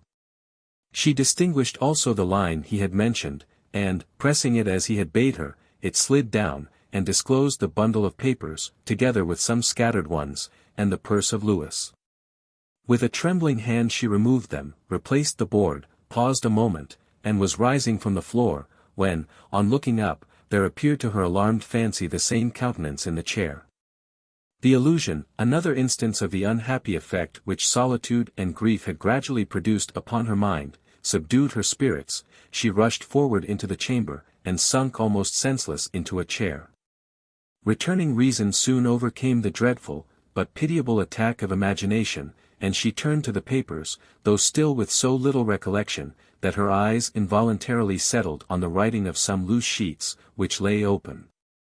And she was unconscious, that she was transgressing her father's strict injunction, till a sentence of dreadful import awakened her attention and her memory together. She hastily put the papers from her. But the words, which had roused equally her curiosity and terror, she could not dismiss from her thoughts. So powerfully had they affected her, that she even could not resolve to destroy the papers immediately.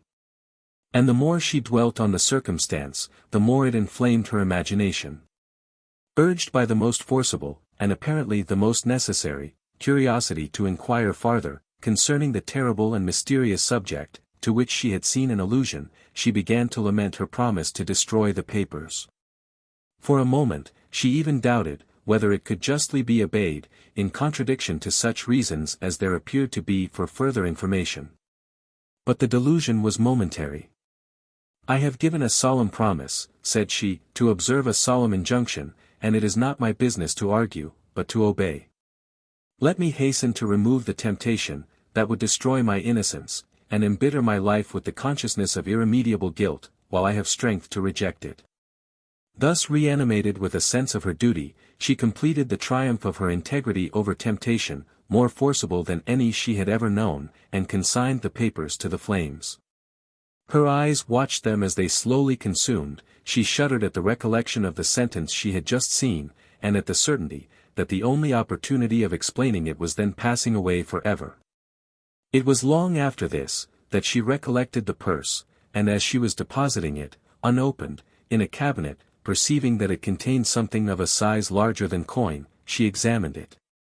"His hand deposited them here," said she, as she kissed some pieces of the coin, and wetted them with her tears, "his hand, which is now dust."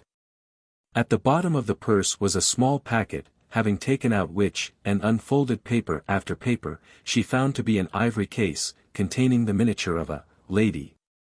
She started. "The same," said she, "my father wept over." On examining the countenance she could recollect no person that it resembled.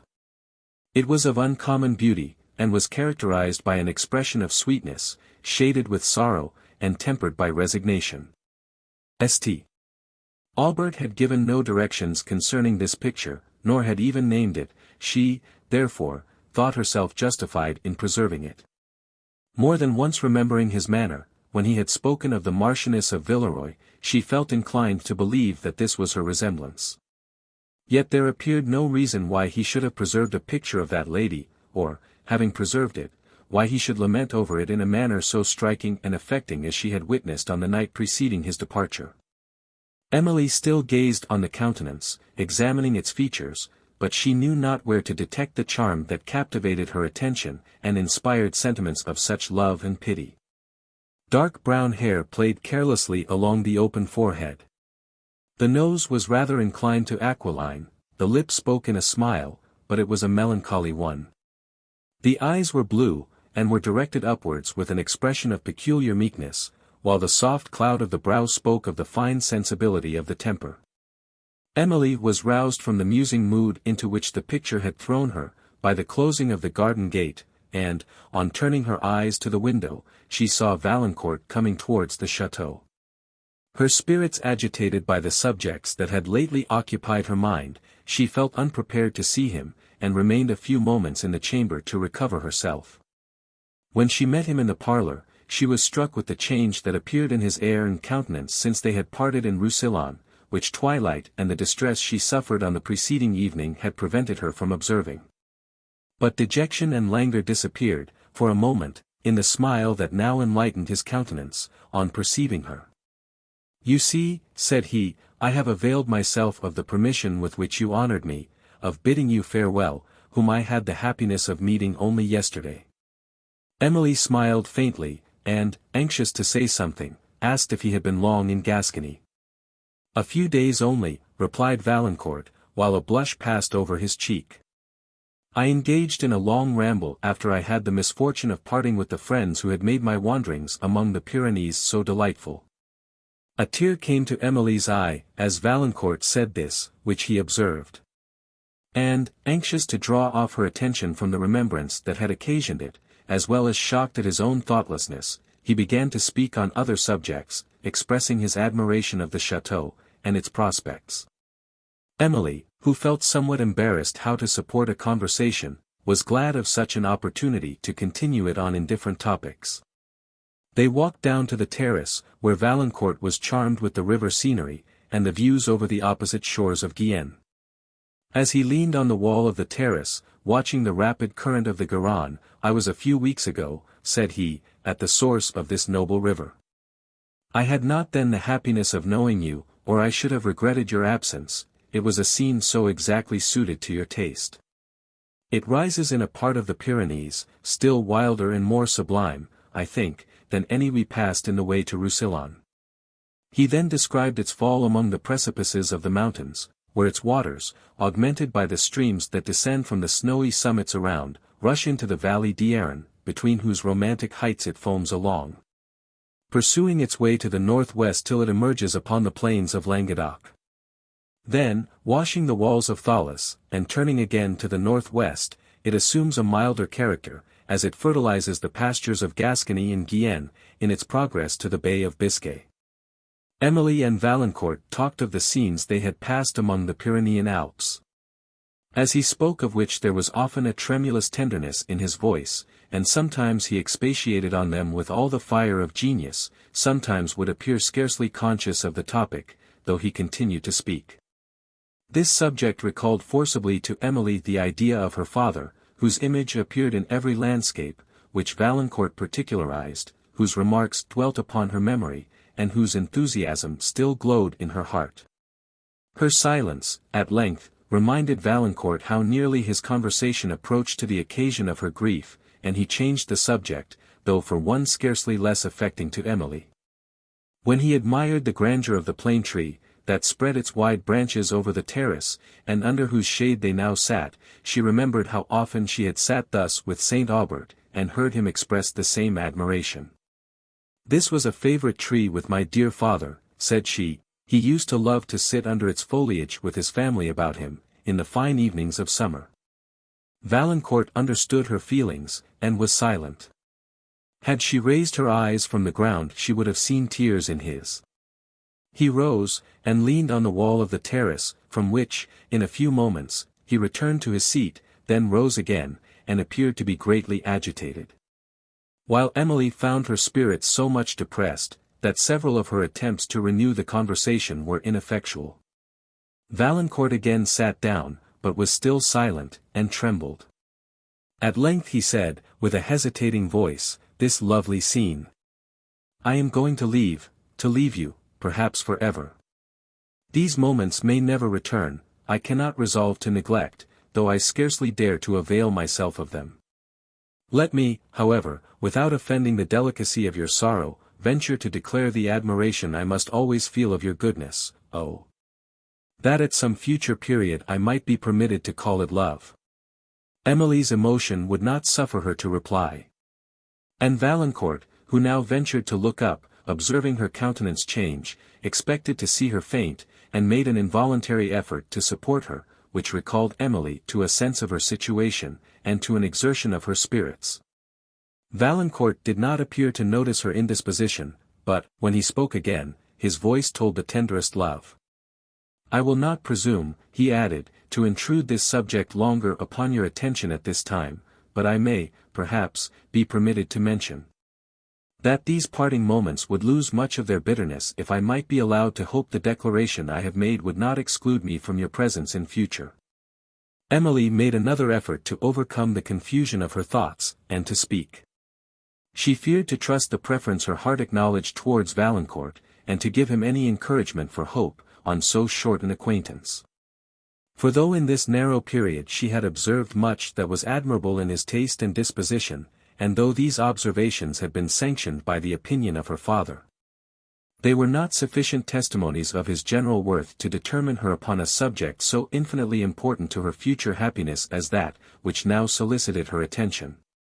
Yet, though the thought of dismissing Valancourt was so very painful to her, that she could scarcely endure to pause upon it, the consciousness of this made her fear the partiality of her judgment, and hesitate still more to encourage that suit, for which her own heart too tenderly pleaded.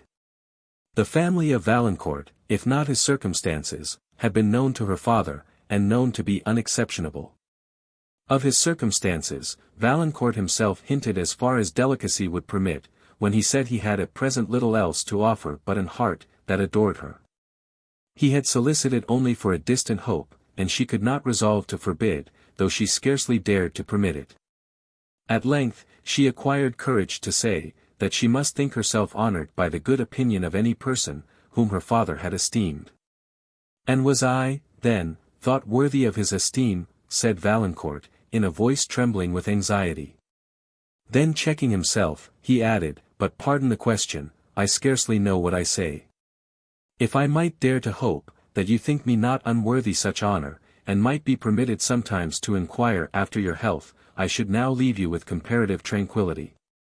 Emily, after a moment's silence, said, I will be ingenuous with you, for I know you will understand, and allow for my situation, you will consider it as a proof of my esteem that I am so. Though I live here in what was my father's house, I live here alone. I have, alas, no longer a parent whose presence might sanction your visits. It is unnecessary for me to point out the impropriety of my receiving them. Nor will I affect to be insensible of this, replied Valancourt, adding mournfully, but what is to console me for my candour? I distress you, and would now leave the subject, if I might carry with me a hope of being sometime permitted to renew it, of being allowed to make myself known to your family. Emily was again confused, and again hesitated what to reply. She felt most acutely the difficulty, the forlornness of her situation, which did not allow her a single relative, or friend, to whom she could turn for even a look, that might support and guide her in the present embarrassing circumstances. Madame Cheron, who was her only relative, and ought to have been this friend, was either occupied by her own amusements, or so resentful of the reluctance her niece had shown to quit La Vallée, that she seemed totally to have abandoned her. Ah! I see, said Valancourt, after a long pause, during which Emily had begun, and left unfinished 2 or 3 sentences, I see that I have nothing to hope, my fears were too just, you think me unworthy of your esteem.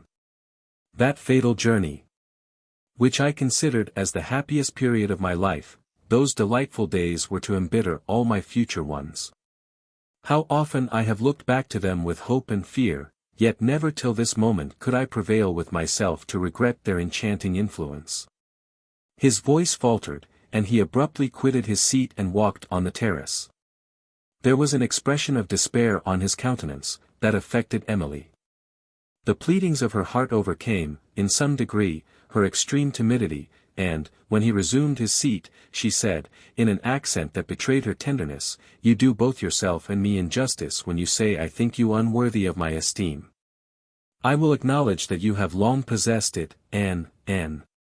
Valancourt waited impatiently for the conclusion of the sentence, but the words died on her lips. Her eyes, however, reflected all the emotions of her heart. Valancourt passed, in an instant, from the impatience of despair, to that of joy and tenderness. "Oh Emily," he exclaimed, "my own Emily, teach me to sustain this moment. Let me seal it as the most sacred of my life." He pressed her hand to his lips, it was cold and trembling, and, raising her eyes, he saw the paleness of her countenance. Tears came to her relief, and Valancourt watched in anxious silence over her. In a few moments, she recovered herself, and smiling faintly through her tears, said, "Can you excuse this weakness? My spirits have not yet, I believe, recovered from the shock they lately received." "I cannot excuse myself," said Valancourt, "but I will forbear to renew the subject, which may have contributed to agitate them, now that I can leave you with the sweet certainty of possessing your esteem." Then, forgetting his resolution, he again spoke of himself. You know not, said he, the many anxious hours I have passed near you lately, when you believed me, if indeed you honored me with a thought, far away. I have wandered, near the chateau, in the still hours of the night, when no eye could observe me. It was delightful to know I was so near you, and there was something particularly soothing in the thought, that I watched round your habitation, while you slept. These grounds are not entirely new to me. Once I ventured within the fence, and spent one of the happiest, and yet most melancholy hours of my life in walking under what I believed to be your window. Emily inquired how long Valancourt had been in the neighbourhood. Several days, he replied. It was my design to avail myself of the permission St. Aubert had given me. I scarcely know how to account for it. But, though I anxiously wished to do this, my resolution always failed, when the moment approached, and I constantly deferred my visit. I lodged in a village at some distance, and wandered with my dogs, among the scenes of this charming country, wishing continually to meet you, yet not daring to visit you. Having thus continued to converse, without perceiving the flight of time, Valancourt, at length, seemed to recollect himself. I must go, said he mournfully, but it is with the hope of seeing you again, of being permitted to pay my respects to your family. Let me hear this hope confirmed by your voice. My family will be happy to see any friend of my dear father, said Emily. Valancourt kissed her hand, and still lingered, unable to depart, while Emily sat silently, with her eyes bent on the ground.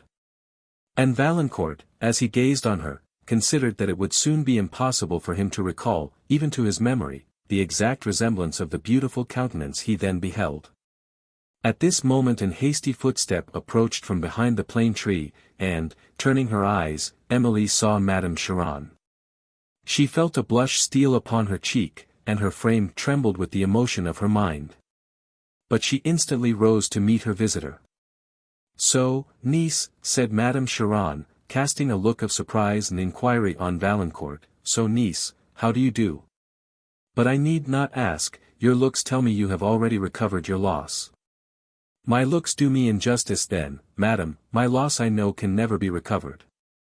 Well, well. I will not argue with you, I see you have exactly your father's disposition, and let me tell you it would have been much happier for him, poor man. If it had been a different one. A look of dignified displeasure, with which Emily regarded Madame Cheron, while she spoke, would have touched almost any other heart. She made no other reply, but introduced Valancourt, who could scarcely stifle the resentment he felt, and whose bow Madame Cheron returned with a slight curtsy, and a look of supercilious examination. After a few moments he took leave of Emily, in a manner, that hastily expressed his pain both at his own departure, and at leaving her to the society of Madame Cheron. Who is that young man? Said her aunt, in an accent which equally implied inquisitiveness and censure. Some idle admirer of yours I suppose. But I believe niece you had a greater sense of propriety, than to have received the visits of any young man in your present unfriended situation. Let me tell you the world will observe those things, and it will talk, aye and very freely too. Emily, extremely shocked at this coarse speech, attempted to interrupt it, but Madame Cheron would proceed, with all the self-importance of a person, to whom power is new. It is very necessary you should be under the eye of some person more able to guide you than yourself. I, indeed, have not much leisure for such a task. However, since your poor father made it his last request, that I should overlook your conduct, I must even take you under my care. But this let me tell you niece, that, unless you will determine to be very conformable to my direction, I shall not trouble myself longer about you. Emily made no attempt to interrupt Madame Cheron a second time. Grief and the pride of conscious innocence kept her silent, till her aunt said, I am now come to take you with me to Thoulouse. I am sorry to find, that your poor father died, after all, in such indifferent circumstances, however, I shall take you home with me. Ah! Poor man, he was always more generous than provident, or he would not have left his daughter dependent on his relations. Nor has he done so, I hope, madam, said Emily calmly, nor did his pecuniary misfortunes arise from that noble generosity, which always distinguished him. The affairs of M. de Motteville may, I trust, yet be settled without deeply injuring his creditors, and in the meantime I should be very happy to remain at La Vallée. No doubt you would, replied Madame Cheron, with a smile of irony, and I shall no doubt consent to this, since I see how necessary tranquility and retirement are to restore your spirits. I did not think you capable of so much duplicity, niece. When you pleaded this excuse for remaining here, I foolishly believed it to be a just one, nor expected to have found with you so agreeable a companion as this M. Laval, I forget his name. Emily could no longer endure these cruel indignities. It was a just one, madam, said she, and now, indeed, I feel more than ever the value of the retirement I then solicited. And, if the purport of your visit is only to add insult to the sorrows of your brother's child, she could well have spared it. I see that I have undertaken a very troublesome task, said Madame Cheron, coloring highly. I am sure, madam, said Emily mildly, and endeavoring to restrain her tears, I am sure my father did not mean it should be such. I have the happiness to reflect, that my conduct under his eye was such as he often delighted to approve. It would be very painful to me to disobey the sister of such a parent, and, if you believe the task will really be so troublesome, I must lament, that it is yours. Well, niece, fine speaking signifies little. I am willing, in consideration of my poor brother, to overlook the impropriety of your late conduct, and to try what your future will be. Emily interrupted her, to beg she would explain what was the impropriety she alluded to. What impropriety? Why that of receiving the visits of a lover unknown to your family, replied Madame Cheron, not considering the impropriety of which she had herself been guilty, in exposing her niece to the possibility of conduct so erroneous. A faint blush passed over Emily's countenance, pride and anxiety struggled in her breast. And, till she recollected, that appearances did, in some degree, justify her aunt's suspicions, she could not resolve to humble herself so far as to enter into the defense of a conduct, which had been so innocent and undesigning on her part. She mentioned the manner of Valancourt's introduction to her father, the circumstances of his receiving the pistol shot, and of their afterwards travelling together, with the accidental way, in which she had met him, on the preceding evening. She owned he had declared a partiality for her, and that he had asked permission to address her family. And who is this young adventurer, pray, said Madame Cheron, and what are his pretensions? These he must himself explain, madam, replied Emily. Of his family my father was not ignorant, and I believe it is unexceptionable. She then proceeded to mention what she knew concerning it. Oh, then, this it seems is a younger brother, exclaimed her aunt, and of course a beggar. A very fine tale indeed. And so my brother took a fancy to this young man after only a few days' acquaintance, but that was so like him. In his youth he was always taking these likes and dislikes, when no other person saw any reason for them at all, nay, indeed, I have often thought the people he disapproved were much more agreeable than those he admired. But there is no accounting for tastes. He was always so much influenced by people's countenances. Now I, for my part, have no notion of this, it is all ridiculous enthusiasm. What has a man's face to do with his character? Can a man of good character help having a disagreeable face? Which last sentence Madame Cheron delivered with the decisive air of a person who congratulates herself on having made a grand discovery, and believes the question to be unanswerably settled. Emily, desirous of concluding the conversation, inquired if her aunt would accept some refreshment, and Madame Cheron accompanied her to the chateau, but without desisting from a topic, which she discussed with so much complacency to herself and severity to her niece. I am sorry to perceive, niece, said she, in allusion to somewhat that Emily had said, concerning physiognomy, that you have a great many of your father's prejudices, and among them those sudden predilections for people from their looks. I can perceive, that you imagine yourself to be violently in love with this young adventurer, after an acquaintance of only a few days. There was something, too, so charmingly romantic in the manner of your meeting. Emily checked the tears, that trembled in her eyes, while she said, when my conduct shall deserve this severity, madam, you will do well to exercise it, till then justice, if not tenderness, should surely restrain it. I have never willingly offended you, now I have lost my parents, you are the only person to whom I can look for kindness. Let me not lament more than ever the loss of such parents." The last words were almost stifled by her emotions, and she burst into tears. Remembering the delicacy and the tenderness of St. Aubert, the happy days she had passed in these scenes, and contrasting them with the coarse and unfeeling behavior of Madame Cheron, and from the future hours of mortification she must submit to in her presence, a degree of grief seized her that almost reached despair. Madame Cheron, more offended by the reproof which Emily's words conveyed, than touched by the sorrow they expressed, said nothing that might soften her grief. But, notwithstanding an apparent reluctance to receive her niece, she desired her company. The love of sway was her ruling passion, and she knew it would be highly gratified by taking into her house a young orphan, who had no appeal from her decisions, and on whom she could exercise without control the capricious humor of the moment. On entering the chateau, Madame Cheron expressed a desire, that she would put up what she thought necessary to take to Thoulouse, as she meant to set off immediately. Emily now tried to persuade her to defer the journey, at least till the next day, and, at length, with much difficulty, prevailed. The day passed in the exercise of petty tyranny on the part of Madame Cheron, and in mournful regret and melancholy anticipation on that of Emily, who, when her aunt retired to her apartment for the night, went to take leave of every other room in this her dear native home, which she was now quitting for she knew not how long, and for a world, to which she was wholly a stranger. She could not conquer a presentiment, which frequently occurred to her, this night, that she should never more return to La Vallée.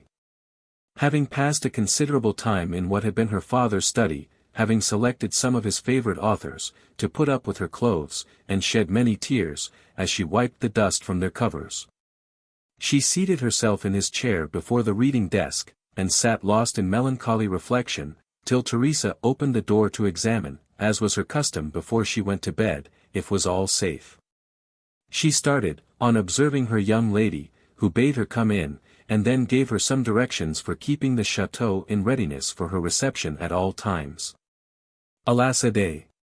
That you should leave it," said Teresa. "I think you would be happier here than where you are going, if one may judge." Emily made no reply to this remark. The sorrow Teresa proceeded to express at her departure affected her, but she found some comfort in the simple affection of this poor old servant, to whom she gave such directions as might best conduce to her comfort during her own absence.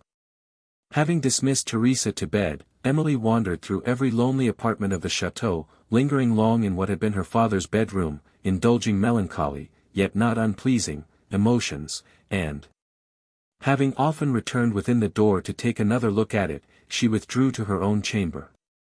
From her window she gazed upon the garden below, shone faintly by the moon, rising over the tops of the palm trees, and, at length, the calm beauty of the night increased a desire of indulging the mournful sweetness of bidding farewell to the beloved shades of her childhood, till she was tempted to descend.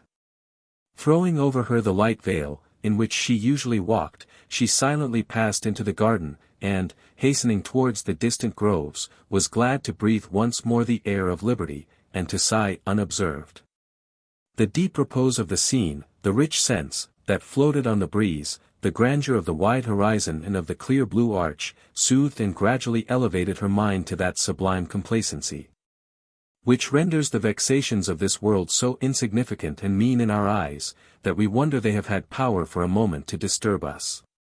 Emily forgot Madame Cheron and all the circumstances of her conduct, while her thoughts ascended to the contemplation of those unnumbered worlds, that lie scattered in the depths of ether, thousands of them hid from human eyes, and almost beyond the flight of human fancy. As her imagination soared through the regions of space, and aspired to that great first cause, which pervades and governs all being, the idea of her father scarcely ever left her. But it was a pleasing idea, since she resigned him to God in the full confidence of a pure and holy faith. She pursued her way through the groves to the terrace, often pausing as memory awakened the pang of affection, and as reason anticipated the exile, into which she was going.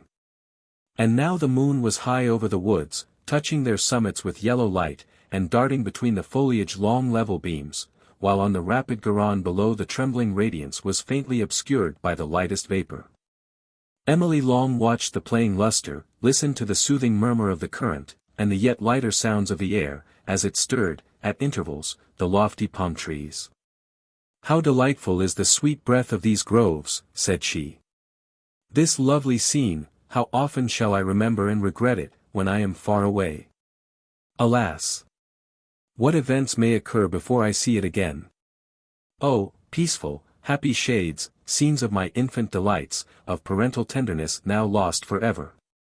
Why must I leave ye? In your retreats I should still find safety and repose.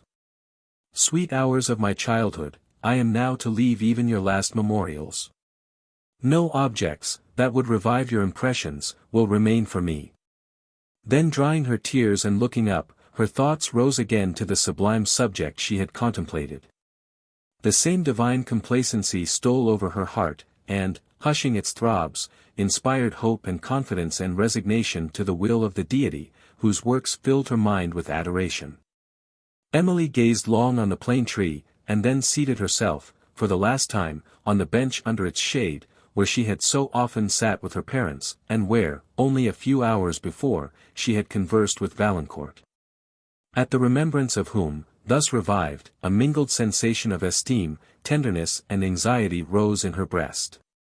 With this remembrance occurred a recollection of his late confession, that he had often wandered near her habitation in the night, having even passed the boundary of the garden, and it immediately occurred to her that he might be at this moment in the grounds. The fear of meeting him, particularly after the declaration he had made, and of incurring a censure, which her aunt might so reasonably bestow, if it was known, that she was met by her lover, at this hour, made her instantly leave her beloved plane tree, and walk towards the chateau. She cast an anxious eye around, and often stopped for a moment to examine the shadowy scene before she ventured to proceed, but she passed on without perceiving any person, till, having reached a clump of almond trees, not far from the house, she rested to take a retrospect of the garden, and to sigh forth another adieu. As her eyes wandered over the landscape she thought she perceived a person emerge from the groves, and pass slowly along a moonlight alley that led between them. But the distance, and the imperfect light would not suffer her to judge with any degree of certainty whether this was fancy or reality. She continued to gaze for some time on the spot, till on the dead stillness of the air she heard a sudden sound, and in the next instant fancied she distinguished footsteps near her. Wasting not another moment in conjecture, she hurried to the chateau, and, having reached it, retired to her chamber, where, as she closed her window she looked upon the garden, and then again thought she distinguished a figure gliding between the almond trees she had just left. She immediately withdrew from the casement, and, though much agitated, sought in sleep the refreshment of a short oblivion. Chapter 11. I leave that flowery path for aye. Of childhood, where I sported many a day, warbling and sauntering carelessly along, where every face was innocent and gay, each veil romantic, tuneful every tongue, sweet, wild, and artless all. The minstrel. At an early hour, the carriage, which was to take Emily and Madame Cheron to Thales, appeared at the door of the chateau, and Madame was already in the breakfast-room, when her niece entered it. The repast was silent and melancholy on the part of Emily, and Madame Cheron, whose vanity was piqued on observing her dejection, reproved her in a manner that did not contribute to remove it. It was with much reluctance, that Emily's request to take with her the dog, which had been a favourite of her father, was granted. Her aunt, impatient to be gone, ordered the carriage to draw up. And, while she passed to the hall door, Emily gave another look into the library, and another farewell glance over the garden, and then followed. Old Teresa stood at the door to take leave of her young lady. "God for ever keep you, Mademoiselle," said she, while Emily gave her hand in silence, and could answer only with a pressure of her hand, and a forced smile. At the gate, which led out of the grounds, several of her father's pensioners were assembled to bid her farewell, to whom she would have spoken, if her aunt would have suffered the driver to stop. And, having distributed to them almost all the money she had about her, she sunk back in the carriage, yielding to the melancholy of her heart. Soon after, she caught, between the steep banks of the road, another view of the chateau, peeping from among the high trees, and surrounded by green slopes and tufted groves, the Garonne winding its way beneath their shades. Sometimes lost among the vineyards, and then rising in greater majesty in the distant pastures. The towering precipices of the Pyrenees, that rose to the south, gave Emily 1,000 interesting recollections of her late journey, and these objects of her former enthusiastic admiration, now excited only sorrow and regret. Having gazed on the chateau and its lovely scenery, till the banks again closed upon them, her mind became too much occupied by mournful reflections, to permit her to attend to the conversation, which Madame Cheron had begun on some trivial topic. So that they soon travelled in profound silence. Valancourt, meanwhile, was returned to Estivière, his heart occupied with the image of Emily, sometimes indulging in reveries of future happiness, but more frequently shrinking with dread of the opposition he might encounter from her family. He was the younger son of an ancient family of Gascony. And, having lost his parents at an early period of his life, the care of his education and of his small portion had devolved to his brother, the Count de Duvarney, his senior by nearly 20 years. Valancourt had been educated in all the accomplishments of his age, and had an ardour of spirit, and a certain grandeur of mind, that gave him particular excellence in the exercises then thought heroic. His little fortune had been diminished by the necessary expenses of his education, but La Valancourt, the elder, seemed to think that his genius and accomplishments would amply supply the deficiency of his inheritance. They offered flattering hopes of promotion in the military profession, in those times almost the only one in which a gentleman could engage without incurring a stain on his name, and La Valancourt was of course enrolled in the army. The general genius of his mind was but little understood by his brother. That ardour for whatever is great and good in the moral world, as well as in the natural one, displayed itself in his infant years. And the strong indignation, which he felt and expressed at a criminal, or a mean action, sometimes drew upon him the displeasure of his tutor, who reprobated it under the general term of violence of temper. And who, when haranguing on the virtues of mildness and moderation, seemed to forget the gentleness and compassion, which always appeared in his pupil towards objects of misfortune. He had now obtained leave of absence from his regiment when he made the excursion into the Pyrenees, which was the means of introducing him to Saint Aubert.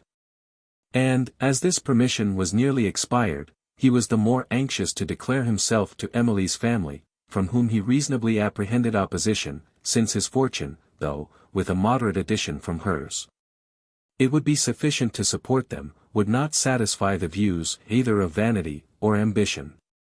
Valancourt was not without the latter, but he saw golden visions of promotion in the army, and believed, that with Emily he could, in the meantime, be delighted to live within the limits of his humble income.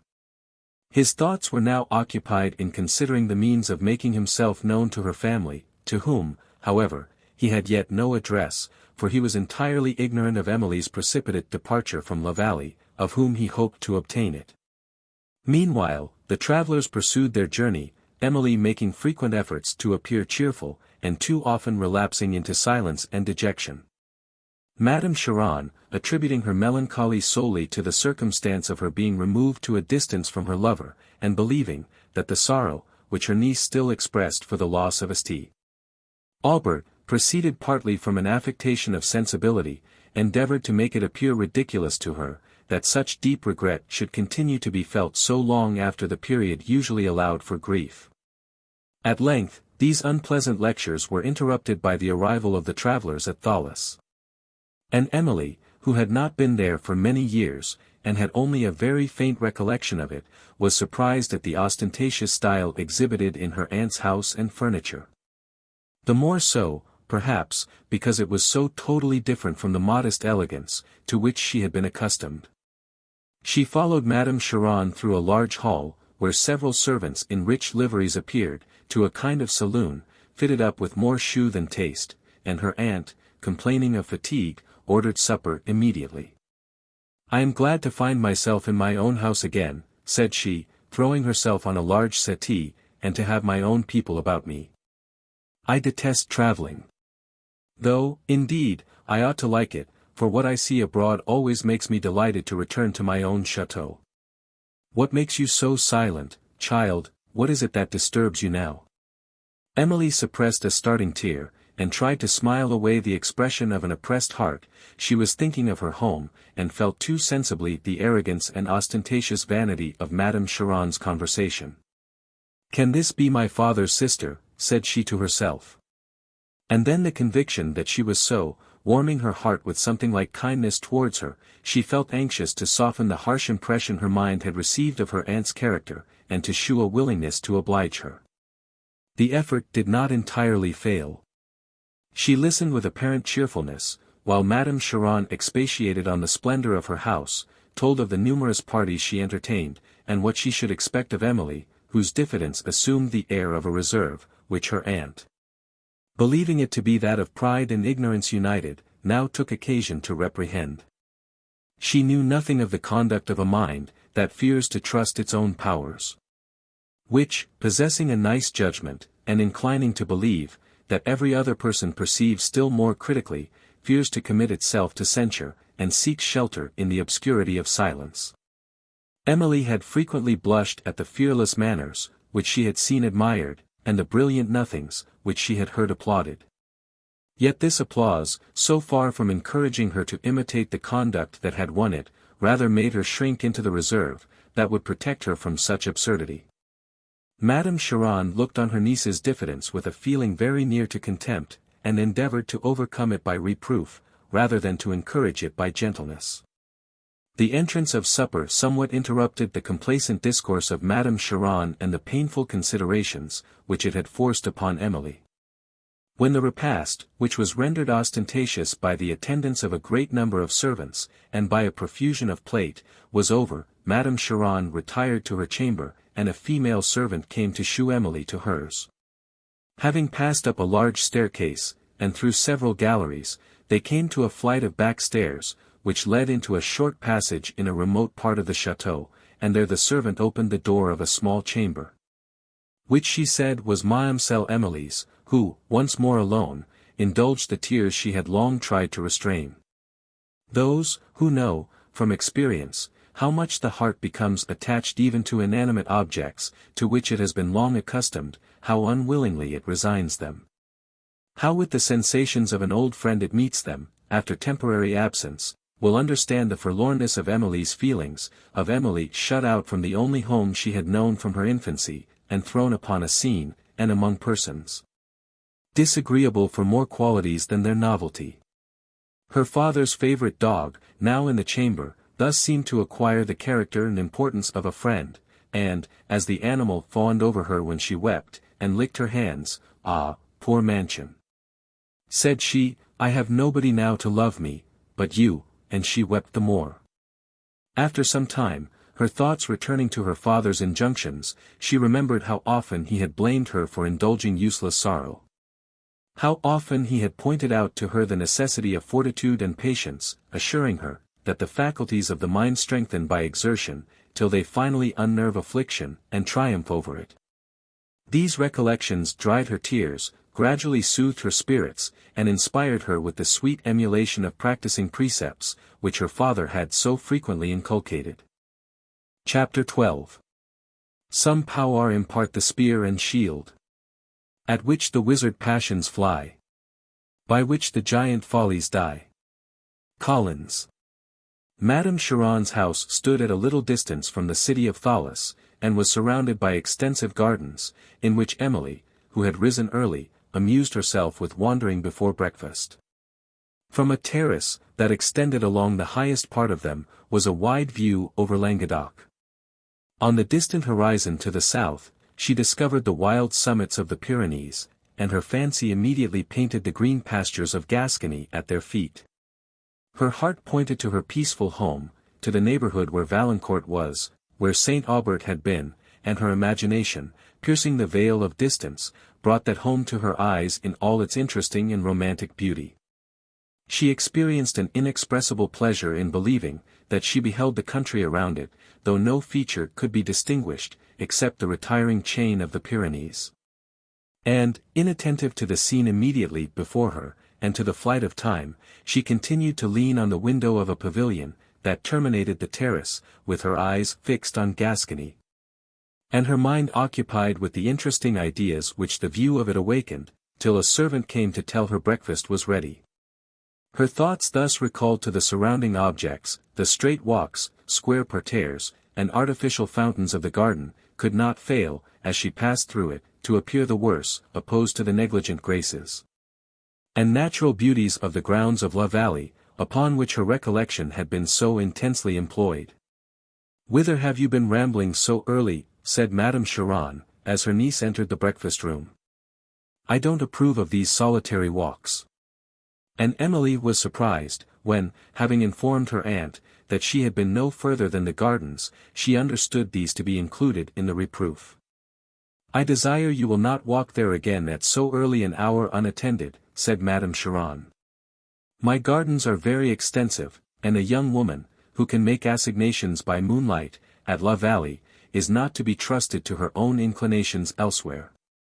Emily, extremely surprised and shocked, had scarcely power to beg an explanation of these words, and, when she did, her aunt absolutely refused to give it, though, by her severe looks, and half-sentences, she appeared anxious to impress Emily with a belief, that she was well informed of some degrading circumstances of her conduct.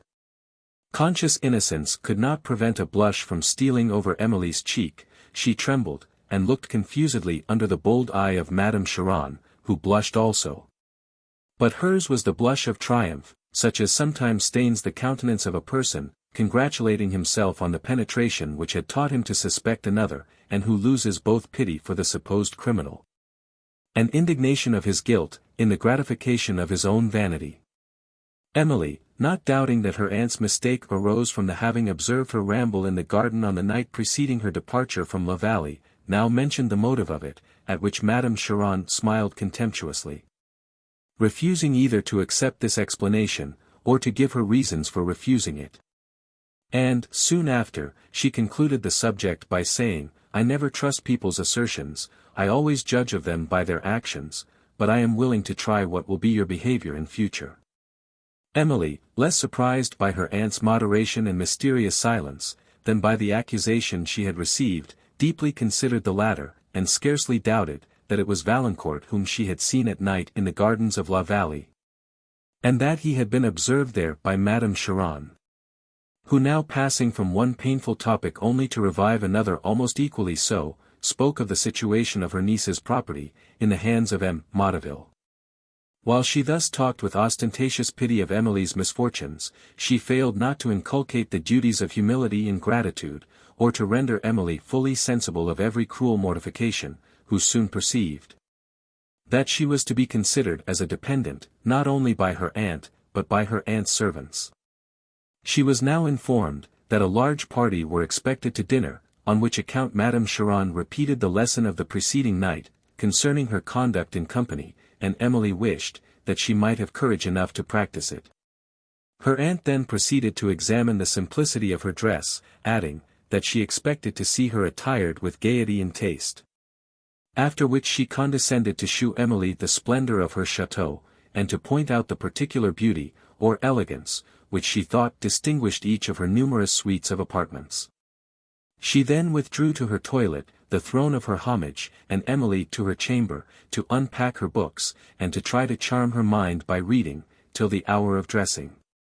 When the company arrived, Emily entered the saloon with an air of timidity, which all her efforts could not overcome, and which was increased by the consciousness of Madame Cheron's severe observation.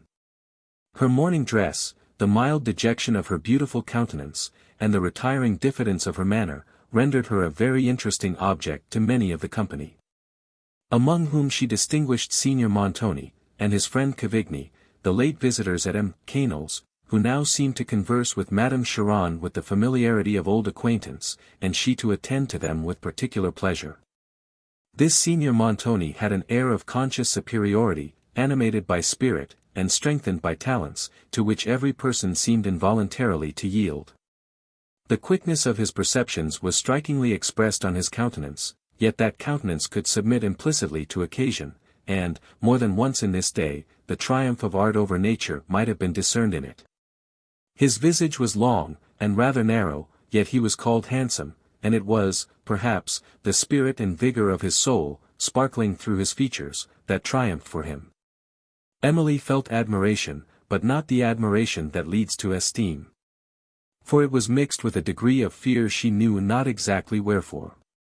Cavigni was gay and insinuating as formerly. And, though he paid almost incessant attention to Madame Cheron, he found some opportunities of conversing with Emily, to whom he directed, at first, the sallies of his wit, but now and then assumed an air of tenderness, which she observed and shrunk from. Though she replied but little, the gentleness and sweetness of her manners encouraged him to talk, and she felt relieved when a young lady of the party, who spoke incessantly, obtruded herself on his notice. This lady, who possessed all the sprightliness of a Frenchwoman, with all her coquetry, affected to understand every subject, or rather there was no affectation in the case. For, never looking beyond the limits of her own ignorance, she believed she had nothing to learn. She attracted notice from all, amused some, disgusted others for a moment, and was then forgotten. This day passed without any material occurrence. And Emily, though amused by the characters she had seen, was glad when she could retire to the recollections, which had acquired with her the character of duties.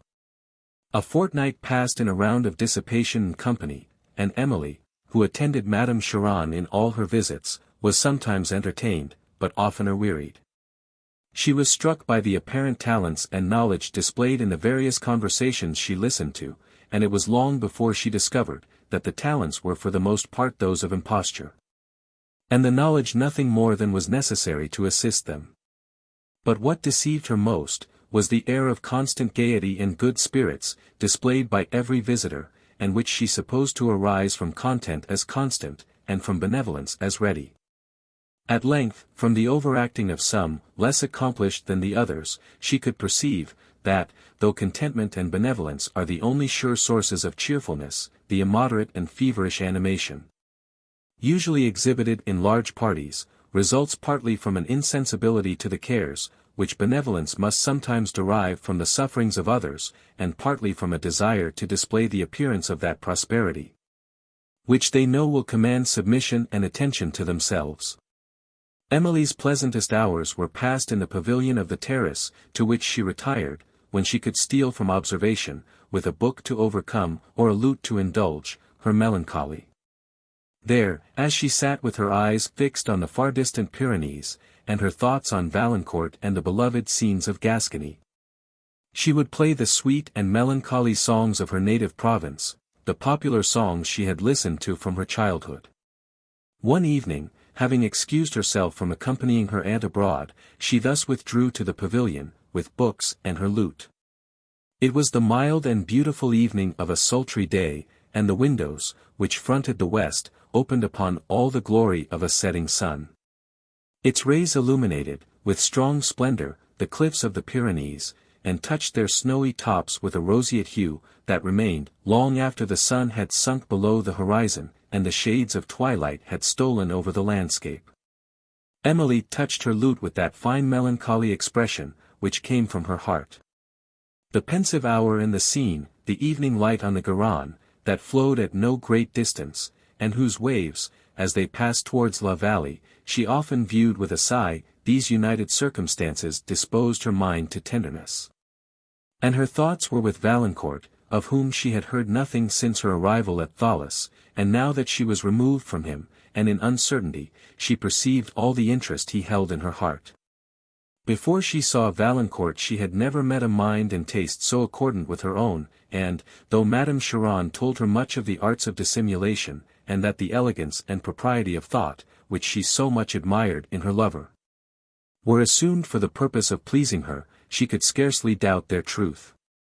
This possibility, however, faint as it was sufficient to harass her mind with anxiety, and she found, that few conditions are more painful than that of uncertainty, as to the merit of a beloved object.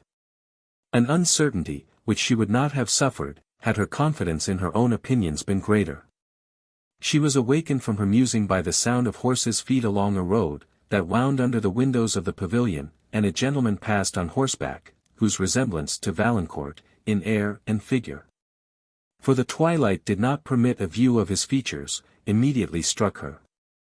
She retired hastily from the lattice, fearing to be seen, yet wishing to observe further, while the stranger passed on without looking up, and, when she returned to the lattice, she saw him faintly through the twilight, winding under the high trees that led to Thales. This little incident so much disturbed her spirits, that the temple and its scenery were no longer interesting to her, and, after walking a while on the terrace, she returned to the chateau.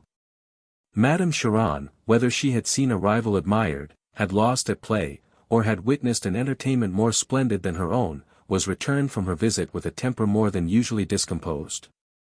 And Emily was glad, when the hour arrived, in which she could retire to the solitude of her own apartment. On the following morning, she was summoned to Madame Cheron, whose countenance was inflamed with resentment, and, as Emily advanced, she held out a letter to her. "Do you know this hand?" said she, in a severe tone, and with a look that was intended to search her heart, while Emily examined the letter attentively, and assured her, that she did not.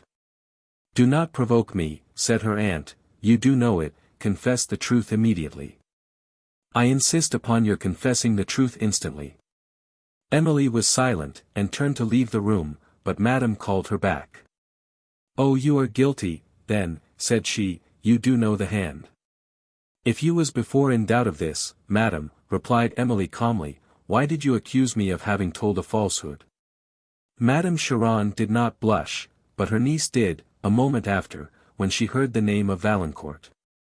It was not, however, with the consciousness of deserving reproof, for, if she ever had seen his handwriting, the present characters did not bring it to her recollection. "It is useless to deny it," said Madame Cheron, "I see in your countenance, that you are no stranger to this letter, and, I dare say, you have received many such from this impertinent young man, without my knowledge, in my own house." Emily, shocked at the indelicacy of this accusation, still more than by the vulgarity of the former, instantly forgot the pride that had imposed silence, and endeavoured to vindicate herself from the aspersion. But Madame Cheron was not to be convinced. "I cannot suppose," she resumed, "that this young man would have taken the liberty of writing to me, if you had not encouraged him to do so, and I must now, you will allow me to remind you, Madame," said Emily timidly, "of some particulars of a conversation we had at La Vallée. I then told you truly, that I had only not forbade Monsieur Valancourt from addressing my family." "I will not be interrupted," said Madame Cheron, interrupting her niece, "I was going to say, I have forgot what I was going to say." "But how happened it that you did not forbid him?" Emily was silent. "How happened it that you encouraged him to trouble me with this letter, a young man that nobody knows? An utter stranger in the place, a young adventurer, no doubt, who is looking out for a good fortune. However, on that point he has mistaken his aim." "His family was known to my father," said Emily modestly, and without appearing to be sensible of the last sentence. "Oh! That is no recommendation at all," replied her aunt, with her usual readiness upon this topic. "He took such strange fancies to people. He was always judging persons by their countenances, and was continually deceived." "Yet it was but now, Madame, that you judged me guilty by my countenance," said Emily, with a design of reproving Madame Cheron, to which she was induced by this disrespectful mention of her father. "I called you here," resumed her aunt, colouring, "to tell you, that I will not be disturbed in my own house by any letters, or visits from young men, who may take a fancy to flatter you. This M. de Valentine, I think you call him, has the impertinence to beg I will permit him to pay his respects to me. I shall send him a proper answer.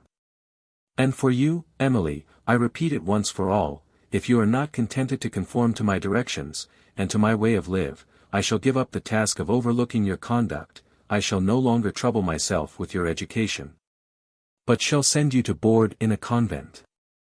"Dear madam," said Emily, bursting into tears, and overcome by the rude suspicions her aunt had expressed, "how have I deserved these reproofs?" She could say no more. And so very fearful was she of acting with any degree of impropriety in the affair itself, that, at the present moment, Madame Cheron might perhaps have prevailed with her to bind herself by a promise to renounce Valancourt for ever. Her mind, weakened by her terrors, would no longer suffer her to view him as she had formerly done. She feared the error of her own judgment, not that of Madame Cheron, and feared also, that, in her former conversation with him, at La Vallée, she had not conducted herself with sufficient reserve. She knew, that she did not deserve the coarse suspicions, which her aunt had thrown out, but 1,000 scruples rose to torment her, such as would never have disturbed the peace of Madame Cheron. Thus rendered anxious to avoid every opportunity of erring, and willing to submit to any restrictions, that her aunt should think proper, she expressed an obedience, to which Madame Cheron did not give much confidence, and which she seemed to consider as the consequence of either fear or artifice. "Well, then," said she, "promise me that you will neither see this young man, nor write to him without my consent." "Dear madam," replied Emily, "can you suppose I would do either, unknown to you? I don't know what to suppose. There is no knowing how young women will act. It is difficult to place any confidence in them, for they have seldom sense enough to wish for the respect of the world." "Alas, madam," said Emily, "I am anxious for my own respect. My father taught me the value of that. He said if I deserved my own esteem, that the world would follow of course." "My brother was a good kind of a man," replied Madame Cheron, "but he did not know the world. I am sure I have always felt a proper respect for myself," yet, she stopped, but she might have added, that the world had not always shown respect to her, and this without impeaching its judgment. "Well," resumed Madame Cheron, "you have not given me the promise, though, that I demand." Emily readily gave it, and, being then suffered to withdraw, she walked in the garden, tried to compose her spirits, and, at length, arrived at her favourite pavilion at the end of the terrace, where, seating herself at one of the embowered windows, that opened upon a balcony, the stillness and seclusion of the scene allowed her to recollect her thoughts, and to arrange them so as to form a clearer judgment of her former conduct. She endeavoured to review with exactness all the particulars of her conversation with Valancourt at La Vallée, had the satisfaction to observe nothing that could alarm her delicate pride, and thus to be confirmed in the self-esteem which was so necessary to her peace. Her mind then became tranquil, and she saw Valancourt amiable and intelligent, as he had formerly appeared, and Madame Cheron neither the one or the other. The remembrance of her lover, however, brought with it many very painful emotions, for it by no means reconciled her to the thought of resigning him. And, Madame Cheron having already shown how highly she disapproved of the attachment, she foresaw much suffering from the opposition of interests, yet with all this was mingled a degree of delight, which, in spite of reason, partook of hope. She determined, however, that no consideration should induce her to permit a clandestine correspondence, and to observe in her conversation with Valancourt, should they ever meet again, the same nicety of reserve which had hitherto marked her conduct. As she repeated the words, "should we ever meet again?" she shrunk as if this was a circumstance which had never before occurred to her, and tears came to her eyes, which she hastily dried, for she heard footsteps approaching, and then the door of the pavilion open, and, on turning, she saw Valancourt. An emotion of mingled pleasure, surprise and apprehension pressed so suddenly upon her heart as almost to overcome her spirits. The colour left her cheeks, then returned brighter than before, and she was for a moment unable to speak, or to rise from her chair. His countenance was the mirror, in which she saw her own emotions reflected, and it roused her to self-command. The joy, which had animated his features, when he entered the pavilion, was suddenly repressed, as, approaching, he perceived her agitation, and, in a tremulous voice, inquired after her health. Recovered from her first surprise, she answered him with a tempered smile, but a variety of opposite emotions still assailed her heart, and struggled to subdue the mild dignity of her manner. It was difficult to tell which predominated, the joy of seeing Valancourt, or the terror of her aunt's displeasure, when she should hear of this meeting. After some short and embarrassed conversation, she led him into the gardens, and inquired if he had seen Madame Cheron. No, said he, I have not yet seen her, for they told me she was engaged, and as soon as I learned that you were in the gardens, I came hither. He paused a moment, in great agitation, and then added, May I venture to tell you the purport of my visit, without incurring your displeasure, and to hope that you will not accuse me of precipitation in now availing myself of the permission you once gave me of addressing your family? Emily, who knew not what to reply, was spared from further perplexity, and was sensible only of fear, when on raising her eyes, she saw Madame Cheron turn into the avenue. As the consciousness of innocence returned, this fear was so far dissipated as to permit her to appear tranquil, and, instead of avoiding her aunt, she advanced with Valancourt to meet her. The look of haughty and impatient displeasure, with which Madame Cheron regarded them, made Emily shrink, who understood from a single glance, that this meeting was believed to have been more than accidental, having mentioned Valancourt's name. She became again too much agitated to remain with them, and returned into the château, where she awaited long, in a state of trembling anxiety, the conclusion of the conference. She knew not how to account for Valancourt's visit to her aunt, before he had received the permission he solicited, since she was ignorant of a circumstance, which would have rendered the request useless, even if Madame Cheron had been inclined to grant it. Valancourt, in the agitation of his spirits, had forgotten to date his letter, so that it was impossible for Madame Cheron to return an answer. And, when he recollected this circumstance, he was, perhaps, not so sorry for the omission as glad of the excuse it allowed him for waiting on her before she could send a refusal. Madame Cheron had a long conversation with Valancourt, and, when she returned to the château, her countenance expressed ill humour, but not the degree of severity, which Emily had apprehended. I have dismissed this young man, at last, said she, and I hope my house will never again be disturbed with similar visits. He assures me, that your interview was not preconcerted. Dear madam, said Emily in extreme emotion, you surely did not ask him the question. Most certainly I did, you could not suppose I should be so imprudent as to neglect it. Good God! Exclaimed Emily, what an opinion must he form of me, since you, madam, could express a suspicion of such ill conduct. It is of very little consequence what opinion he may form of you, replied her aunt, for I have put an end to the affair. But I believe he will not form a worse opinion of me for my prudent conduct. I let him see, that I was not to be trifled with, and that I had more delicacy, than to permit any clandestine correspondence to be carried on in my house. Emily had frequently heard Madame Cheron use the word delicacy, but she was now more than usually perplexed to understand how she meant to apply it in this instance, in which her whole conduct appeared to merit the very reverse of the term. It was very inconsiderate of my brother, resumed Madame Cheron, to leave the trouble of overlooking your conduct to me. I wish you was well settled in life. But if I find, that I am to be further troubled with such visitors as this M. Valancourt, I shall place you in a convent at once, so remember the alternative. This young man has the impertinence to own to me, he owns it, that his fortune is very small, and that he is chiefly dependent on an elder brother and on the profession he has chosen. He should have concealed these circumstances, at least, if he expected to succeed with me. Had he the presumption to suppose I would marry my niece to a person such as he describes himself? Emily dried her tears when she heard of the candid confession of Valancourt. And, though the circumstances it discovered were afflicting to her hopes, his artless conduct gave her a degree of pleasure, that overcame every other emotion. But she was compelled, even thus early in life, to observe, that good sense and noble integrity are not always sufficient to cope with folly and narrow cunning.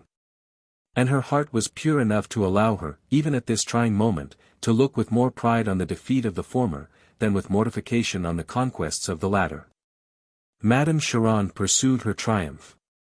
He has also thought proper to tell me, that he will receive his dismission from no person but yourself. This favor, however, I have absolutely refused him. He shall learn, that it is quite sufficient, that I disapprove him. And I take this opportunity of repeating, that if you concert any means of interview unknown to me, you shall leave my house immediately. How little do you know me, madam, that you should think such an injunction necessary. said Emily, trying to suppress her emotion, "how little of the dear parents, who educated me." Madame Cheron now went to dress for an engagement, which she had made for the evening. And Emily, who would gladly have been excused from attending her aunt, did not ask to remain at home lest her request should be attributed to an improper motive. When she retired to her own room, the little fortitude, which had supported her in the presence of her relation, forsook her. She remembered only that Valancourt, whose character appeared more amiable from every circumstance that unfolded it, was banished from her presence, perhaps, for ever, and she passed the time in weeping, which, according to her aunt's direction, she ought to have employed in dressing. This important duty was, however, quickly dispatched, though, when she joined Madame Cheron at table, her eyes betrayed that she had been in tears, and drew upon her a severe reproof. Her efforts to appear cheerful did not entirely fail when she joined the company at the house of Madame Clairville, an elderly widow lady, who had lately come to reside at Thoulouse, on an estate of her late husband. She had lived many years at Paris in a splendid style, had naturally a gay temper, and, since her residence at Thoulouse, had given some of the most magnificent entertainments that had been seen in that neighbourhood. These excited not only the envy, but the trifling ambition of Madame Cheron, who, since she could not rival the splendour of her festivities, was desirous of being ranked in the number of her most intimate friends. For this purpose she paid her the most obsequious attention, and made a point of being disengaged, whenever she received an invitation from Madame Clairville, of whom she talked, wherever she went. And derived much self-consequence from impressing a belief on her general acquaintance, that they were on the most familiar footing. The entertainments of this evening consisted of a ball and supper. It was a fancy ball, and the company danced in groups in the gardens, which were very extensive. The high and luxuriant trees, under which the groups assembled, were illuminated with a profusion of lamps, disposed with taste and fancy. The gay and various dresses of the company, some of whom were seated on the turf, conversing at their ease, observing the cotillons, taking refreshments, and sometimes touching sportively a guitar. The gallant manners of the gentlemen, the exquisitely capricious air of the ladies, the light fantastic steps of their dances. The musicians, with the lute, the hautboy, and the tabor, seated at the foot of an elm, and the sylvan scenery of woods around were circumstances, that unitedly formed a characteristic and striking picture of French festivity. Emily surveyed the gaiety of the scene with a melancholy kind of pleasure, and her emotion may be imagined when, as she stood with her aunt, looking at one of the groups, she perceived Valancourt. Saw him dancing with a young and beautiful lady, saw him conversing with her with a mixture of attention and familiarity, such as she had seldom observed in his manner. She turned hastily from the scene, and attempted to draw away Madame Cheron, who was conversing with Signor Cavigni, and neither perceived Valancourt, or was willing to be interrupted. A faintness suddenly came over Emily, and, unable to support herself, she sat down on a turf bank beneath the trees, where several other persons were seated.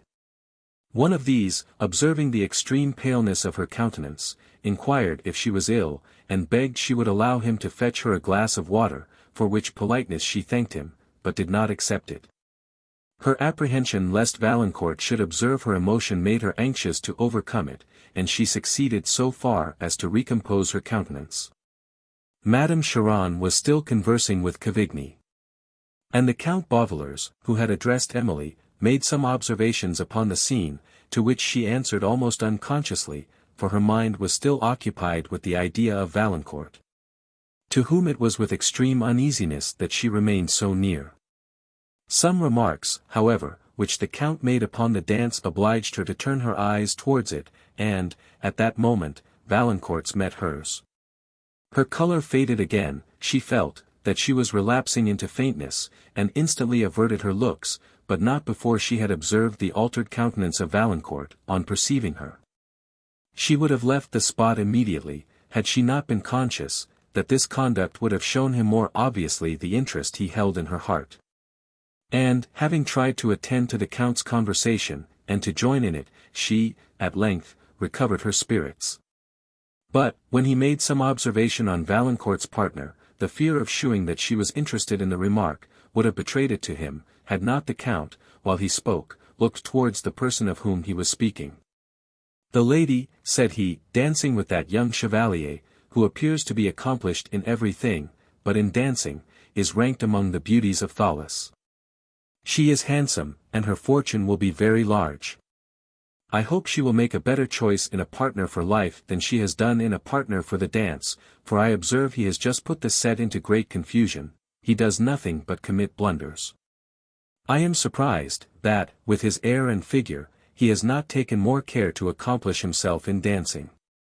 Emily, whose heart trembled at every word that was now uttered, endeavoured to turn the conversation from Valancourt, by inquiring the name of the lady, with whom he danced. But, before the Count could reply, the dance concluded, and Emily, perceiving that Valancourt was coming towards her, rose and joined Madame Cheron. "Here is the Chevalier Valancourt, madam," said she in a whisper, "pray let us go." Her aunt immediately moved on, but not before Valancourt had reached them, who bowed lowly to Madame Cheron, and with an earnest and dejected look to Emily, with whom, notwithstanding all her effort, an air of more than common reserve prevailed. The presence of Madame Cheron prevented Valancourt from remaining, and he passed on with a countenance, whose melancholy reproached her for having increased it. Emily was called from the musing fit, into which she had fallen, by the Count Beauvillers, who was known to her aunt. "I have your pardon to beg, Mademoiselle," said he, "for a rudeness, which you will readily believe was quite unintentional. I did not know, that the Chevalier was your acquaintance, when I so freely criticized his dancing." Emily blushed and smiled, and Madame Cheron spared her the difficulty of replying. "If you mean the person, who has just passed us," said she, "I can assure you he is no acquaintance of either mine, or Mademoiselle St. Aubert's. I know nothing of him." "Oh! That is the Chevalier Valancourt," said Cavigny carelessly, and looking back. "You know him then?" said Madame Cheron. "I am not acquainted with him," replied Cavigny. "You don't know, then, the reason I have to call him impertinent.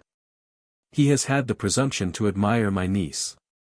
If every man deserves the title of impertinent, who admires Mademoiselle St. Aubert," replied Cavigny, "I fear there are a great many impertinents, and I am willing to acknowledge myself one of the number." "Oh, Signor," said Madame Cheron, with an affected smile, "I perceive you have learnt the art of complimenting, since you came into France. But it is cruel to compliment children, since they mistake flattery for truth." Cavigny turned away his face for a moment, and then said with a studied air, "Whom then are we to compliment, madam? For it would be absurd to compliment a woman of refined understanding. She is above all praise." As he finished the sentence he gave Emily a sly look, and the smile, that had lurked in his eye, stole forth. She perfectly understood it, and blushed for Madame Cheron, who replied, "You are perfectly right, Signor, no woman of understanding can endure compliment." "I have heard Signor Montoni say," rejoined Cavigny, "that he never knew but one woman who deserved it." "Well," exclaimed Madame Cheron, with a short laugh, and a smile of unutterable complacency, "and who could she be?" "Oh!" replied Cavigny, "it is impossible to mistake her, for certainly there is not more than one woman in the world, who has both the merit to deserve compliment and the wit to refuse it. Most women reverse the case entirely."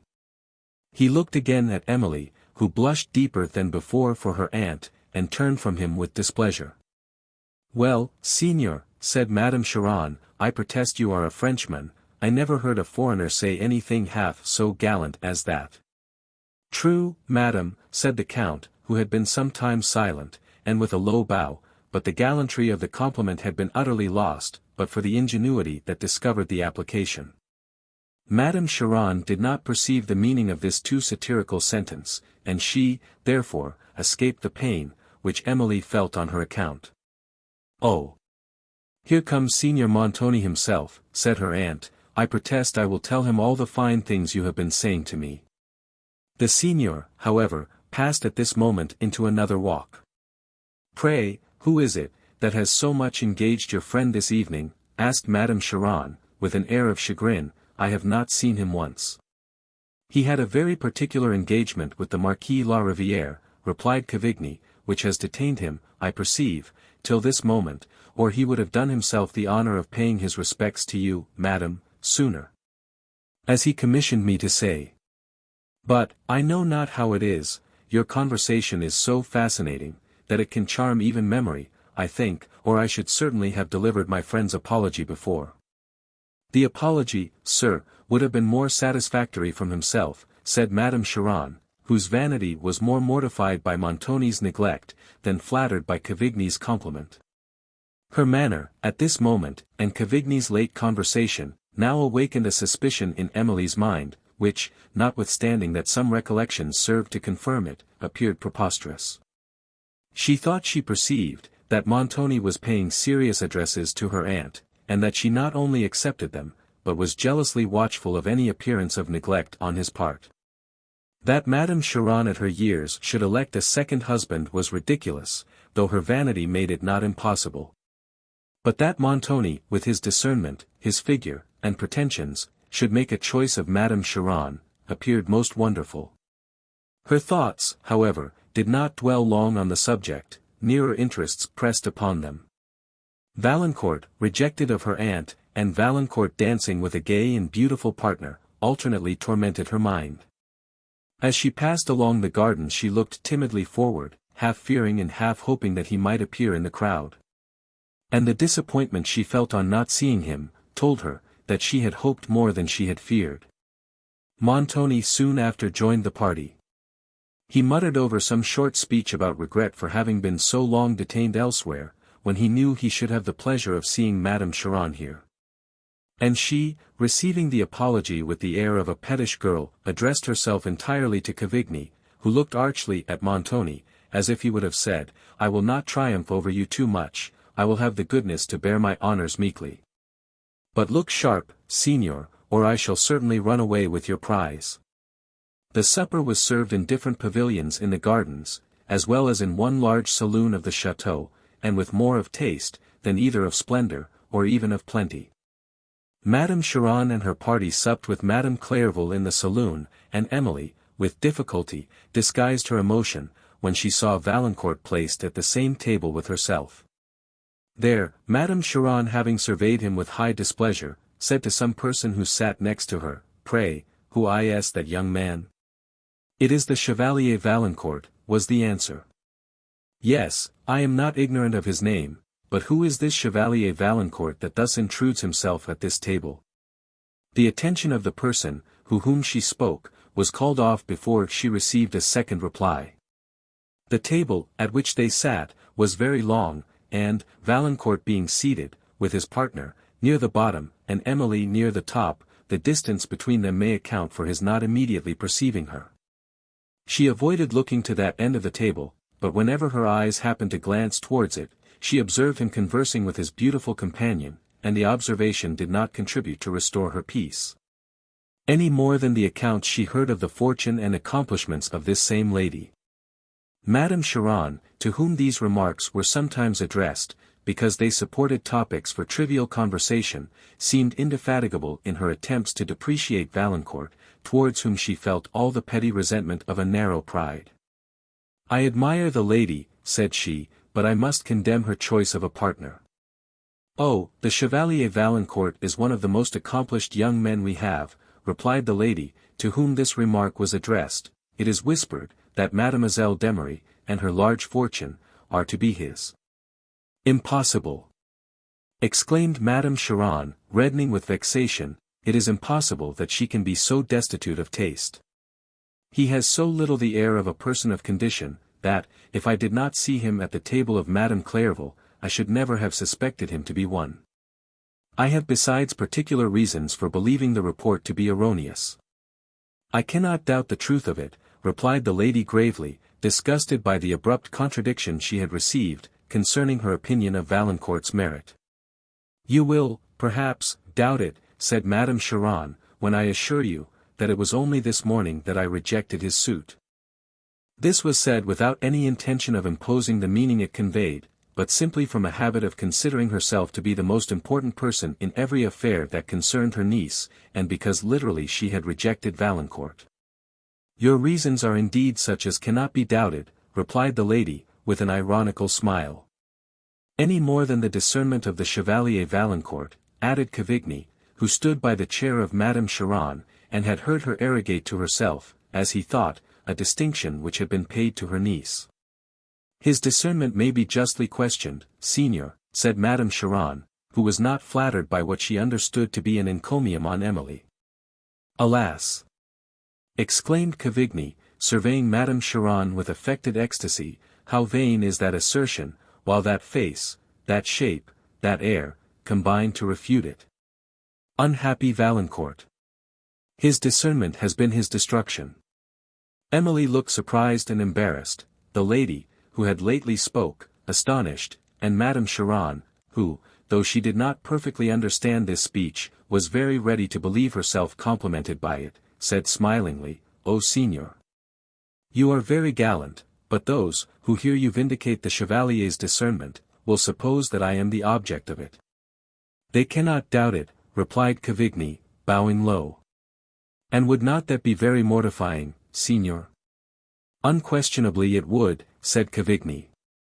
"I cannot endure the thought," said Madame Cheron. "It is not to be endured," replied Cavigny. "What can be done to prevent so humiliating a mistake?" rejoined Madame Cheron. "Alas! I cannot assist you," replied Cavigny, with a deliberating air. "Your only chance of refuting the calumny, and of making people understand what you wish them to believe, is to persist in your first assertion. For, when they are told of the Chevalier's want of discernment, it is possible they may suppose he never presumed to distress you with his admiration. But then again, that diffidence, which renders you so insensible to your own perfections, they will consider this, and Valancourt's taste will not be doubted, though you arraign it. In short, they will, in spite of your endeavours, continue to believe, what might very naturally have occurred to them without any hint of mine, that the Chevalier has taste enough to admire a beautiful woman. All this is very distressing," said Madame Cheron, with a profound sigh. "May I be allowed to ask what is so distressing?" said Madame Clairvaux, who was struck with the rueful countenance and doleful accent, with which this was delivered. "It is a delicate subject," replied Madame Cheron, "a very mortifying one to me."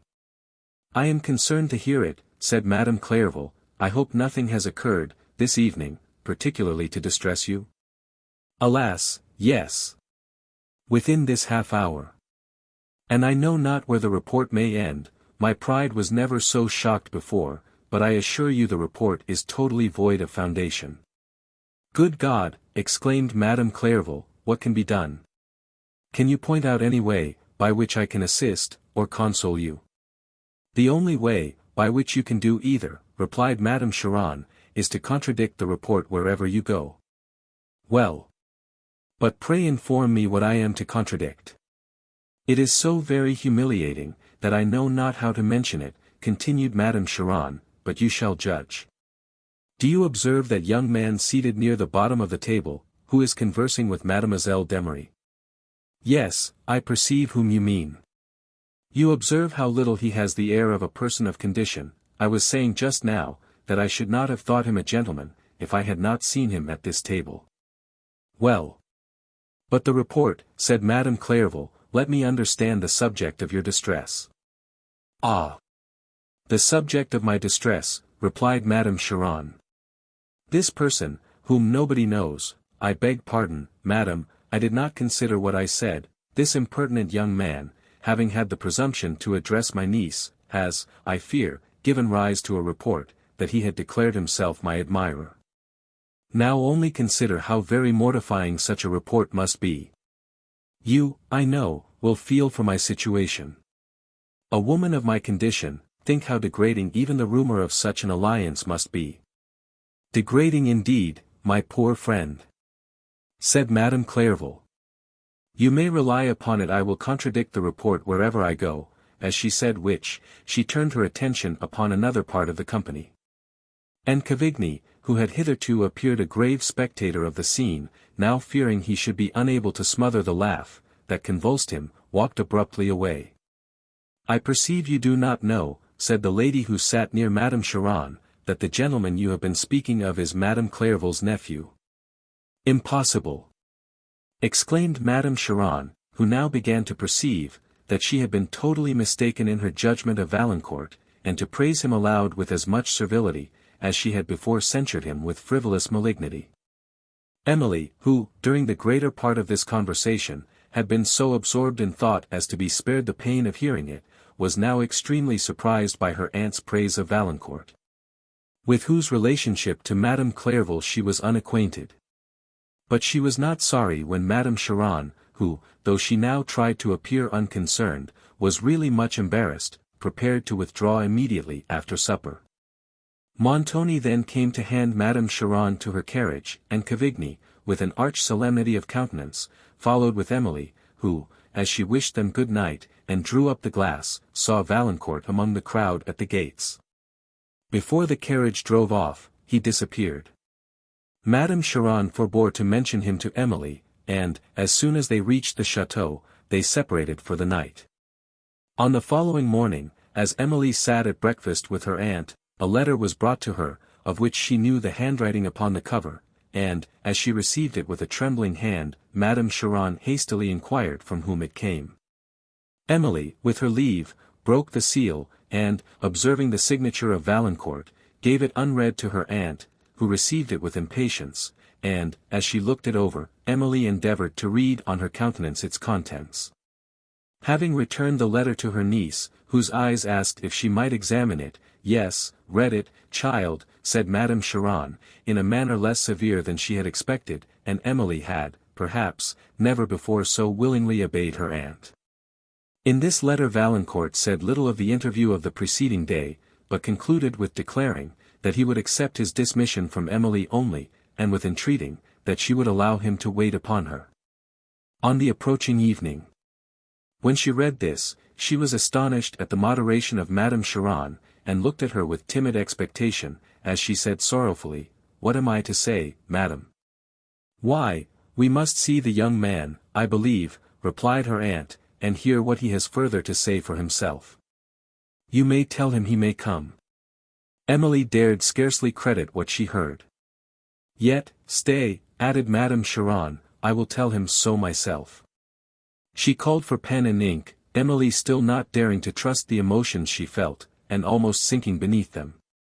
Her surprise would have been less had she overheard, on the preceding evening, what Madame Cheron had not forgotten, that Valancourt was the nephew of Madame Clerval. What were the particulars of her aunt's note Emily did not learn, but the result was a visit from Valancourt in the evening, whom Madame Cheron received alone, and they had a long conversation before Emily was called down. When she entered the room, her aunt was conversing with complacency, and she saw the eyes of Valancourt, as he impatiently rose, animated with hope. "We have been talking over this affair," said Madame Cheron. "The Chevalier has been telling me, that the late Monsieur Clerval was the brother of the Countess de Duvarney, his mother. I only wish he had mentioned his relationship to Madame Clerval before. I certainly should have considered that circumstance as a sufficient introduction to my house." Valancourt bowed, and was going to address Emily, but her aunt prevented him. "I have, therefore, consented that you shall receive his visits. And, though I will not bind myself by any promise, or say, that I shall consider him as my nephew, yet I shall permit the intercourse, and shall look forward to any further connection as an event, which may possibly take place in a course of years. Provided the Chevalier rises in his profession, or any circumstance occurs, which may make it prudent for him to take a wife. But Mons. Valancourt will observe, and you too, Emily, that, till that happens, I positively forbid any thoughts of marrying." Emily's countenance, during this coarse speech, varied every instant, and, towards its conclusion, her distress had so much increased, that she was on the point of leaving the room. Valancourt, meanwhile, scarcely less embarrassed, did not dare to look at her, for whom he was thus distressed. But, when Madame Cheron was silent, he said, "Flattering, madam, as your approbation is to me, highly as I am honoured by it, I have yet so much to fear, that I scarcely dare to hope." "Pray, sir, explain yourself," said Madame Cheron. An unexpected requisition, which embarrassed Valancourt again, and almost overcame him with confusion, at circumstances, on which, had he been only a spectator of the scene, he would have smiled. Till I receive Mademoiselle St. Aubert's permission to accept your indulgence, said he, falteringly, till she allows me to hope. Oh! Is that all? Interrupted Madame Cheron. Well, I will take upon me to answer for her. But at the same time, sir, give me leave to observe to you, that I am her guardian, and that I expect, in every instance, that my will is hers. As she said this, she rose and quitted the room, leaving Emily and Valancourt in a state of mutual embarrassment. And, when Valancourt's hopes enabled him to overcome his fears, and to address her with the zeal and sincerity so natural to him, it was a considerable time before she was sufficiently recovered to hear with distinctness his solicitations and inquiries. The conduct of Madame Cheron in this affair had been entirely governed by selfish vanity. Valancourt, in his first interview, had with great candour laid open to her the true state of his present circumstances, and his future expectancies, and she, with more prudence than humanity, had absolutely and abruptly rejected his suit. She wished her niece to marry ambitiously, not because she desired to see her in possession of the happiness, which rank and wealth are usually believed to bestow, but because she desired to partake the importance, which such an alliance would give. When, therefore, she discovered that Valancourt was the nephew of a person of so much consequence as Madame Clerval, she became anxious for the connection, since the prospect it afforded of future fortune and distinction for Emily promised the exaltation she coveted for herself. Her calculations concerning fortune in this alliance were guided rather by her wishes, than by any hint of Valancourt, or strong appearance of probability. And, when she rested her expectation on the wealth of Madame Clerval, she seemed totally to have forgotten, that the latter had a daughter. Valancourt, however, had not forgotten this circumstance, and the consideration of it had made him so modest in his expectations from Madame Clerval, that he had not even named the relationship in his first conversation with Madame Cheron. But, whatever might be the future fortune of Emily, the present distinction, which the connection would afford for herself, was certain. Since the splendor of Madame Clerval's establishment was such as to excite the general envy and partial imitation of the neighborhood. Thus had she consented to involve her niece in an engagement, to which she saw only a distant and uncertain conclusion, with as little consideration of her happiness as when she had so precipitately forbade it, for though she herself possessed the means of rendering this union not only certain, but prudent, yet to do so was no part of her present intention. From this period Valancourt made frequent visits to Madame Cheron, and Emily passed in his society the happiest hours she had known since the death of her father. They were both too much engaged by the present moments to give serious consideration to the future. They loved and were beloved, and saw not, that the very attachment, which formed the delight of their present days, might possibly occasion the sufferings of years. Meanwhile, Madame Cheron's intercourse with Madame Clerval became more frequent than before, and her vanity was already gratified by the opportunity of proclaiming, wherever she went, the attachment that subsisted between their nephew and niece. Montoni was now also become a daily guest at the château, and Emily was compelled to observe, that he really was a suitor, and a favoured suitor, to her aunt.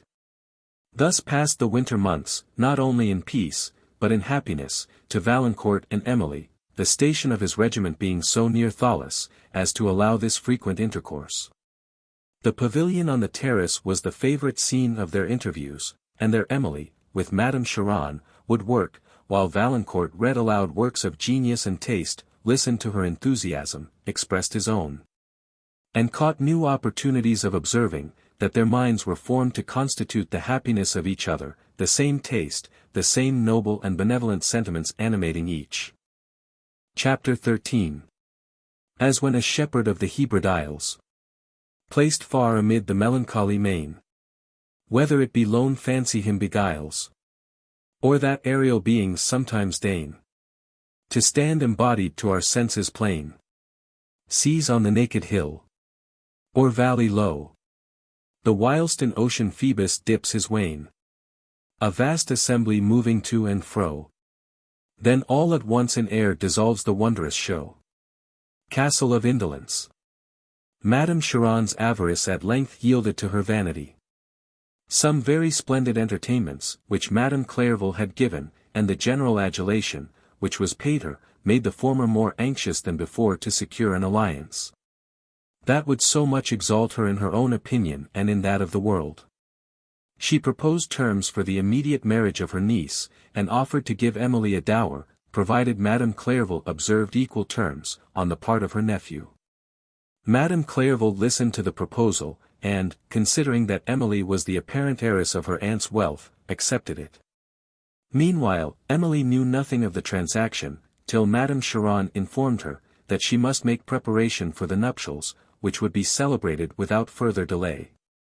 Then, astonished and wholly unable to account for this sudden conclusion, which Valancourt had not solicited, for he was ignorant of what had passed between the elder ladies, and had not dared to hope such good fortune, she decisively objected to it.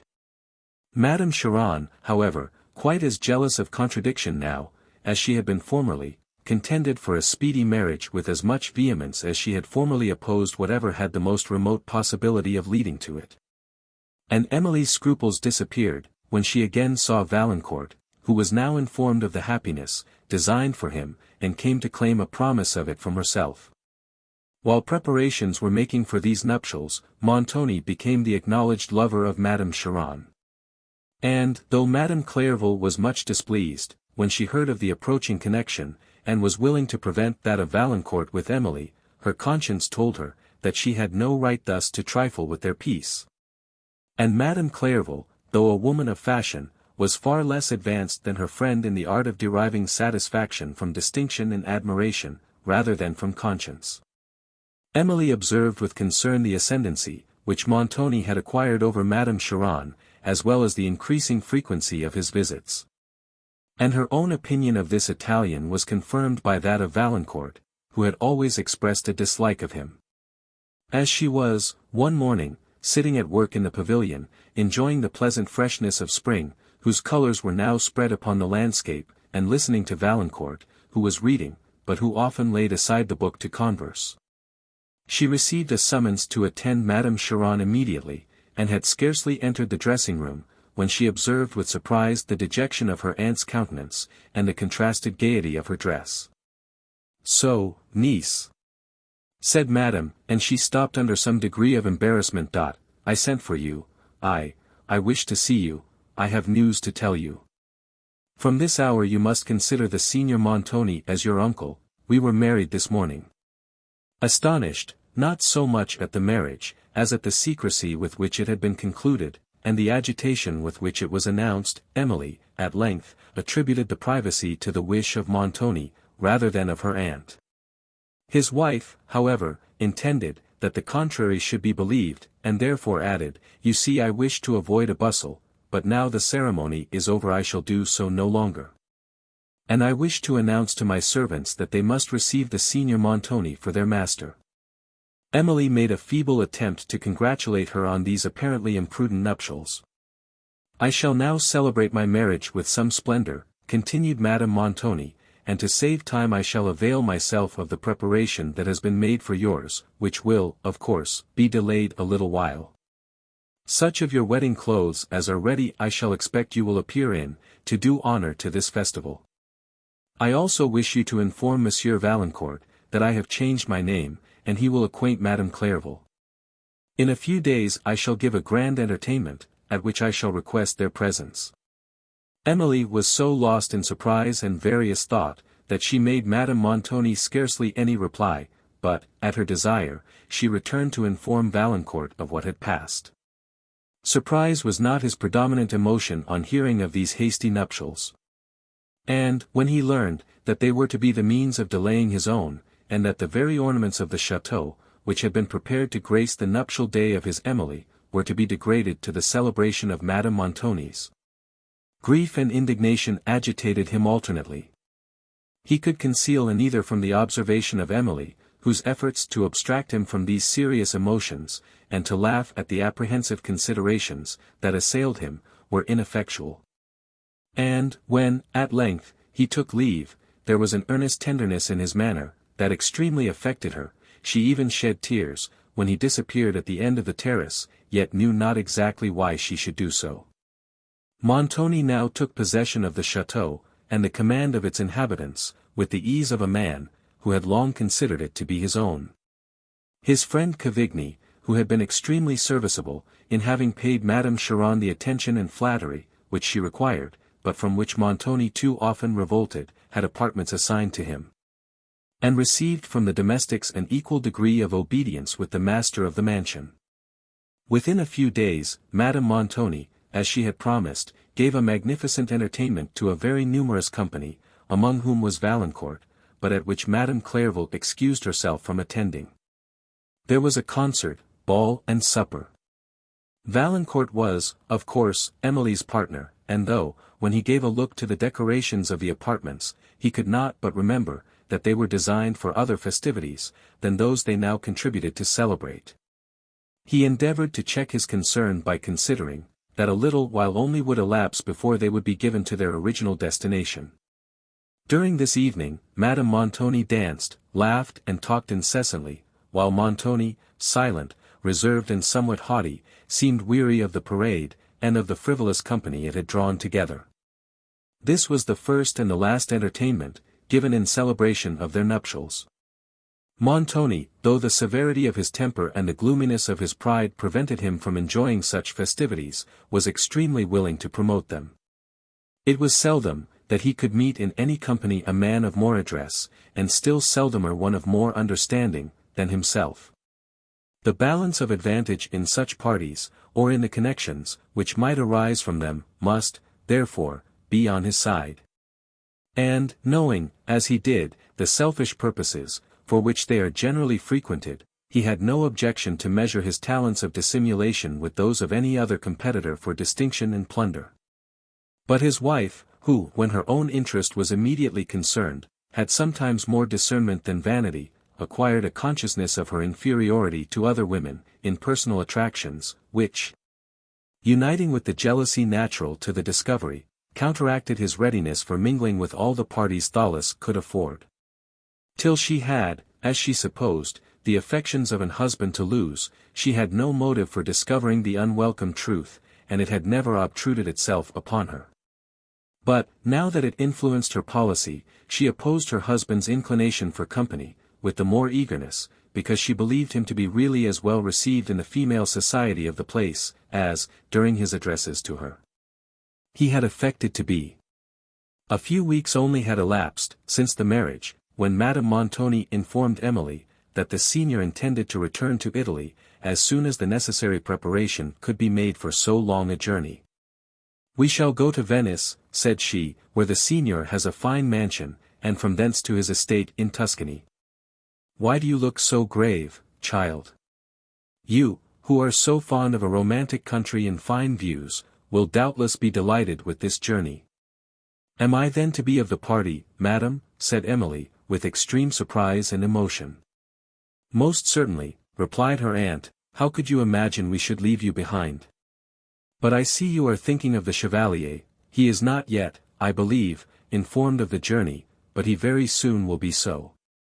Signor Montoni is gone to acquaint Madame Clairvaux of our journey, and to say, that the proposed connection between the families must from this time be thought of no more."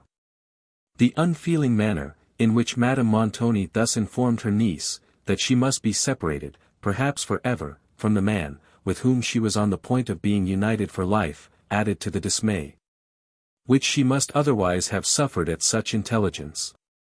When she could speak, she asked the cause of the sudden change in Madame's sentiments towards Valancourt, but the only reply she could obtain was, that the senior had forbade the connection, considering it to be greatly inferior to what Emily might reasonably expect.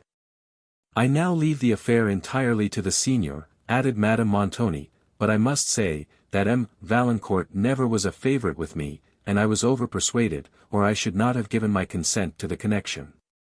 I was weak enough, I am so foolish sometimes, to suffer other people's uneasiness to affect me, and so my better judgment yielded to your affliction. But the senior has very properly pointed out the folly of this, and he shall not have to reprove me a second time. I am determined, that you shall submit to those, who know how to guide you better than yourself. I am determined, that you shall be conformable." Emily would have been astonished at the assertions of this eloquent speech, had not her mind been so overwhelmed by the sudden shock it had received, that she scarcely heard a word of what was latterly addressed to her. Whatever were the weaknesses of Madame Montoni, she might have avoided to accuse herself with those of compassion and tenderness to the feelings of others, and especially to those of Emily. It was the same ambition that lately prevailed upon her to solicit an alliance with Madame Clairville's family, which induced her to withdraw from it, now that her marriage with Montoni had exalted her self-consequence, and, with it, her views for her niece. Emily was, at this time, too much affected to employ either remonstrance, or entreaty on this topic. And when, at length, she attempted the latter, her emotion overcame her speech, and she retired to her apartment, to think, if in the present state of her mind to think was possible, upon this sudden and overwhelming subject. It was very long, before her spirits were sufficiently composed to permit the reflection, which, when it came, was dark and even terrible. She saw, that Montoni sought to aggrandize himself in his disposal of her, and it occurred, that his friend Cavigni was the person, for whom he was interested. The prospect of going to Italy was still rendered darker, when she considered the tumultuous situation of that country, then torn by civil commotion, where every petty state was at war with its neighbor, and even every castle liable to the attack of an invader. She considered the person, to whose immediate guidance she would be committed, and the vast distance, that was to separate her from Valancourt, and, at the recollection of him, every other image banished from her mind. And every thought was again obscured by grief.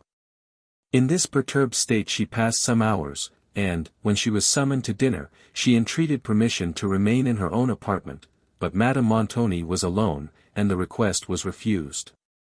Emily and her aunt said little during the repast, the one occupied by her griefs, the other engrossed by the disappointment, which the unexpected absence of Montoni occasioned.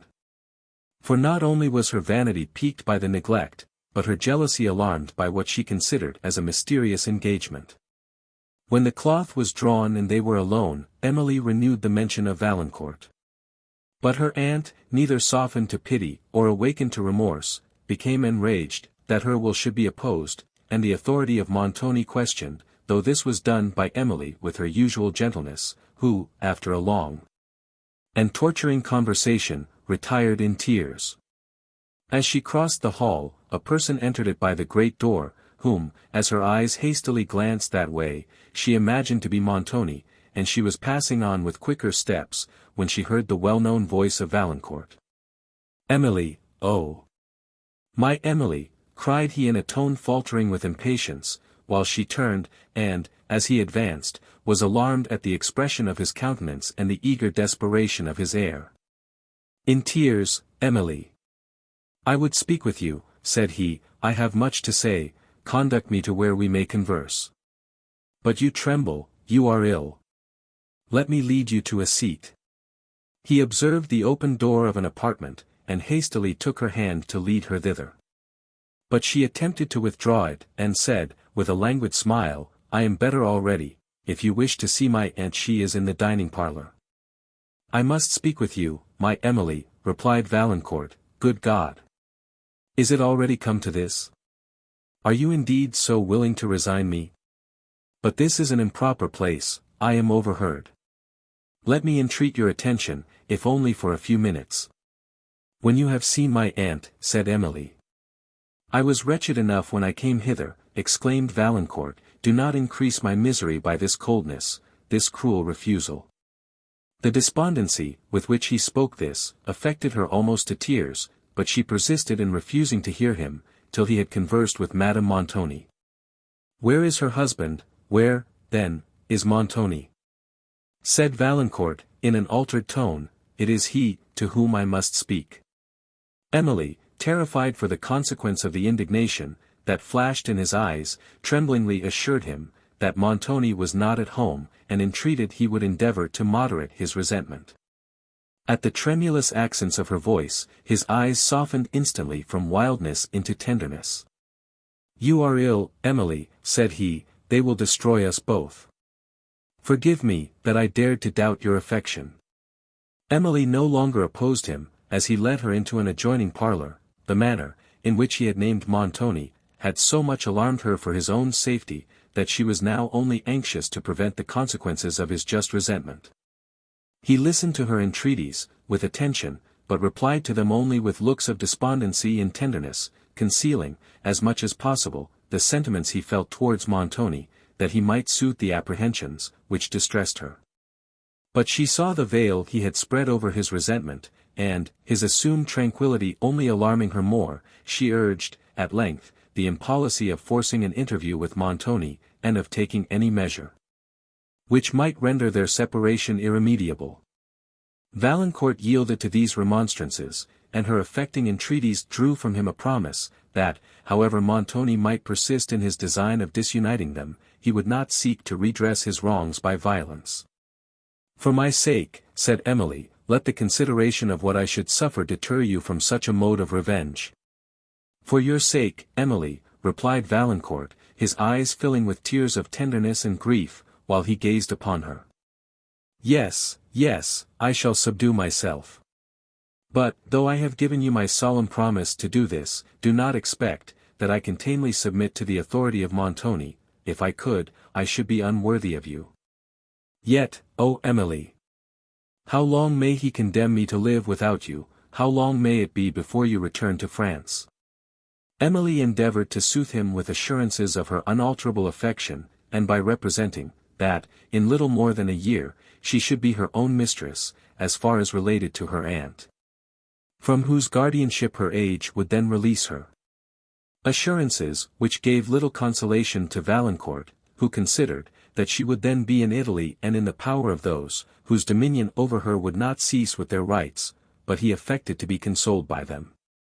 Emily, comforted by the promise she had obtained, and by his apparent composure, was about to leave him, when her aunt entered the room. She threw a glance of sharp reproof upon her niece, who immediately withdrew, and of haughty displeasure upon Valancourt. "This is not the conduct I should have expected from you, sir," said she. "I did not expect to see you in my house, after you had been informed, that your visits were no longer agreeable, much less, that you would seek a clandestine interview with my niece, and that she would grant one." Valancourt, perceiving it necessary to vindicate Emily from such a design, explained, that the purpose of his own visit had been to request an interview with Montoni, and he then entered upon the subject of it, with the tempered spirit which the sex, rather than the respectability, of Madame Montoni, demanded. His expostulations were answered with severe rebuke. She lamented again, that her prudence had ever yielded to what she termed compassion, and added, that she was so sensible of the folly of her former consent, that, to prevent the possibility of a repetition, she had committed the affair entirely to the conduct of Signor Montoni. The feeling eloquence of Valancourt, however, at length, made her sensible in some measure of her unworthy conduct, and she became susceptible to shame, but not remorse. She hated Valancourt, who awakened her to this painful sensation, and, in proportion as she grew dissatisfied with herself, her abhorrence of him increased. This was also the more inveterate, because his tempered words and manner were such as, without accusing her, compelled her to accuse herself, and neither left her a hope, that the odious portrait was the caricature of his prejudice, or afforded her an excuse for expressing the violent resentment, with which she contemplated it. At length, her anger rose to such an height, that Valancourt was compelled to leave the house abruptly, lest he should forfeit his own esteem by an intemperate reply. He was then convinced, that from Madame Montoni he had nothing to hope, for what of either pity, or justice could be expected from a person, who could feel the pain of guilt, without the humility of repentance. To Montoni he looked with equal despondency, since it was nearly evident, that this plan of separation originated with him, and it was not probable, that he would relinquish his own views to entreaties, or remonstrances, which he must have foreseen and have been prepared to resist. Yet, remembering his promise to Emily, and more solicitous, concerning his love, than jealous of his consequence, Valancourt was careful to do nothing that might unnecessarily irritate Montoni. He wrote to him, therefore, not to demand an interview, but to solicit one, and, having done this, he endeavoured to wait with calmness his reply. Madame Clairvaux was passive in the affair. When she gave her approbation to Valancourt's marriage, it was in the belief, that Emily would be the heiress of Madame Montoni's fortune. And, though, upon the nuptials of the latter, when she perceived the fallacy of this expectation, her conscience had withheld her from adopting any measure to prevent the union. Her benevolence was not sufficiently active to impel her towards any step that might now promote it. She was, on the contrary, secretly pleased that Valancourt was released from an engagement, which she considered to be as inferior, in point of fortune, to his merit, as his alliance was thought by Montoni to be humiliating to the beauty of Emily. And, though her pride was wounded by this rejection of a member of her family, she disdained to shew resentment otherwise than by silence. Montoni, in his reply to Valancourt, said, that as an interview could neither remove the objections of the one, or overcome the wishes of the other, it would serve only to produce useless altercation between them. He, therefore, thought proper to refuse it. In consideration of the policy, suggested by Emily, and of his promise to her, Valancourt restrained the impulse, that urged him to the house of Montoni, to demand what had been denied to his entreaties. He only repeated his solicitations to see him, seconding them with all the arguments his situation could suggest. Thus several days passed, in remonstrance, on one side, and inflexible denial, on the other.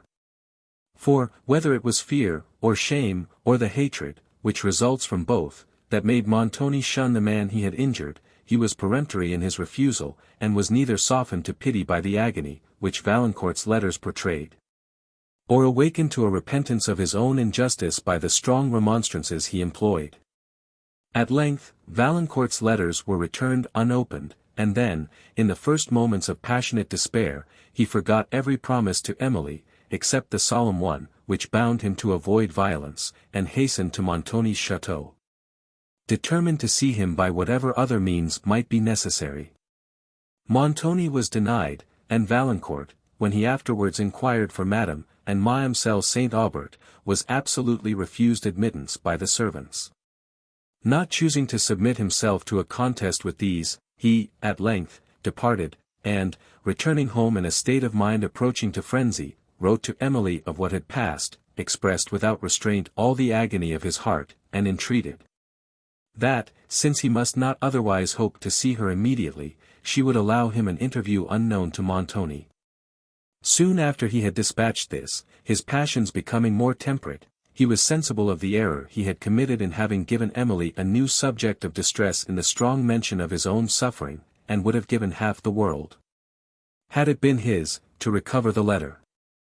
Emily, however, was spared the pain she must have received from it by the suspicious policy of Madame Montoni, who had ordered, that all letters, addressed to her niece, should be delivered to herself, and who, after having perused this and indulged the expressions of resentment, which Valancourt's mention of Montoni provoked, had consigned it to the flames. Montoni, meanwhile, every day more impatient to leave France, gave repeated orders for dispatch to the servants employed in preparations for the journey, and to the persons, with whom he was transacting some particular business. He preserved a steady silence to the letters in which Valancourt, despairing of greater good, and having subdued the passion that had transgressed against his policy, solicited only the indulgence of being allowed to bid Emily farewell. But, when the latter, Valancourt, learned that she was really to set out in a very few days, and that it was designed he should see her no more, forgetting every consideration of prudence, he dared, in a second letter to Emily, to propose a clandestine marriage. This also was transmitted to Madame Montoni, and the last day of Emily's stay at Thoulouse arrived, without affording Valancourt even a line to soothe his sufferings, or a hope that he should be allowed a parting interview. During this period of torturing suspense to Valancourt, Emily was sunk into that kind of stupor, with which sudden and irremediable misfortune sometimes overwhelms the mind. Loving him with the tenderest affection, and having long been accustomed to consider him as the friend and companion of all her future days, she had no ideas of happiness that were not connected with him. What, then, must have been her suffering, when thus suddenly they were to be separated, perhaps, for ever, certainly to be thrown into distant parts of the world, where they could scarcely hear of each other's existence. And all this in obedience to the will of a stranger, for such as Montoni, and of a person, who had but lately been anxious to hasten their nuptials. It was in vain, that she endeavored to subdue her grief, and resign herself to an event, which she could not avoid. The silence of Valancourt afflicted more than it surprised her, since she attributed it to its just occasion. But, when the day, preceding that, on which she was to quit Thales, arrived, and she had heard no mention of his being permitted to take leave of her, grief overcame every consideration, that had made her reluctant to speak of him. And she inquired of Madame Montoni, whether this consolation had been refused. Her aunt informed her that it had, adding, that, after the provocation she had herself received from Valancourt, in their last interview, and the persecution, which the senior had suffered from his letters, no entreaties should avail to procure it. If the Chevalier expected this favour from us, said she, he should have conducted himself in a very different manner. He should have waited patiently, till he knew whether we were disposed to grant it, and not have come and reproved me, because I did not think proper to bestow my niece upon him, and then have persisted in troubling the senior. Because he did not think proper to enter into any dispute about so childish an affair. His behaviour throughout has been extremely presumptuous and impertinent, and I desire, that I may never hear his name repeated, and that you will get the better of those foolish sorrows and whims, and look like other people. And not appear with that dismal countenance, as if you were ready to cry. For, though you say nothing, you cannot conceal your grief from my penetration. I can see you are ready to cry at this moment, though I am reproving you for it, even now, in spite of my commands.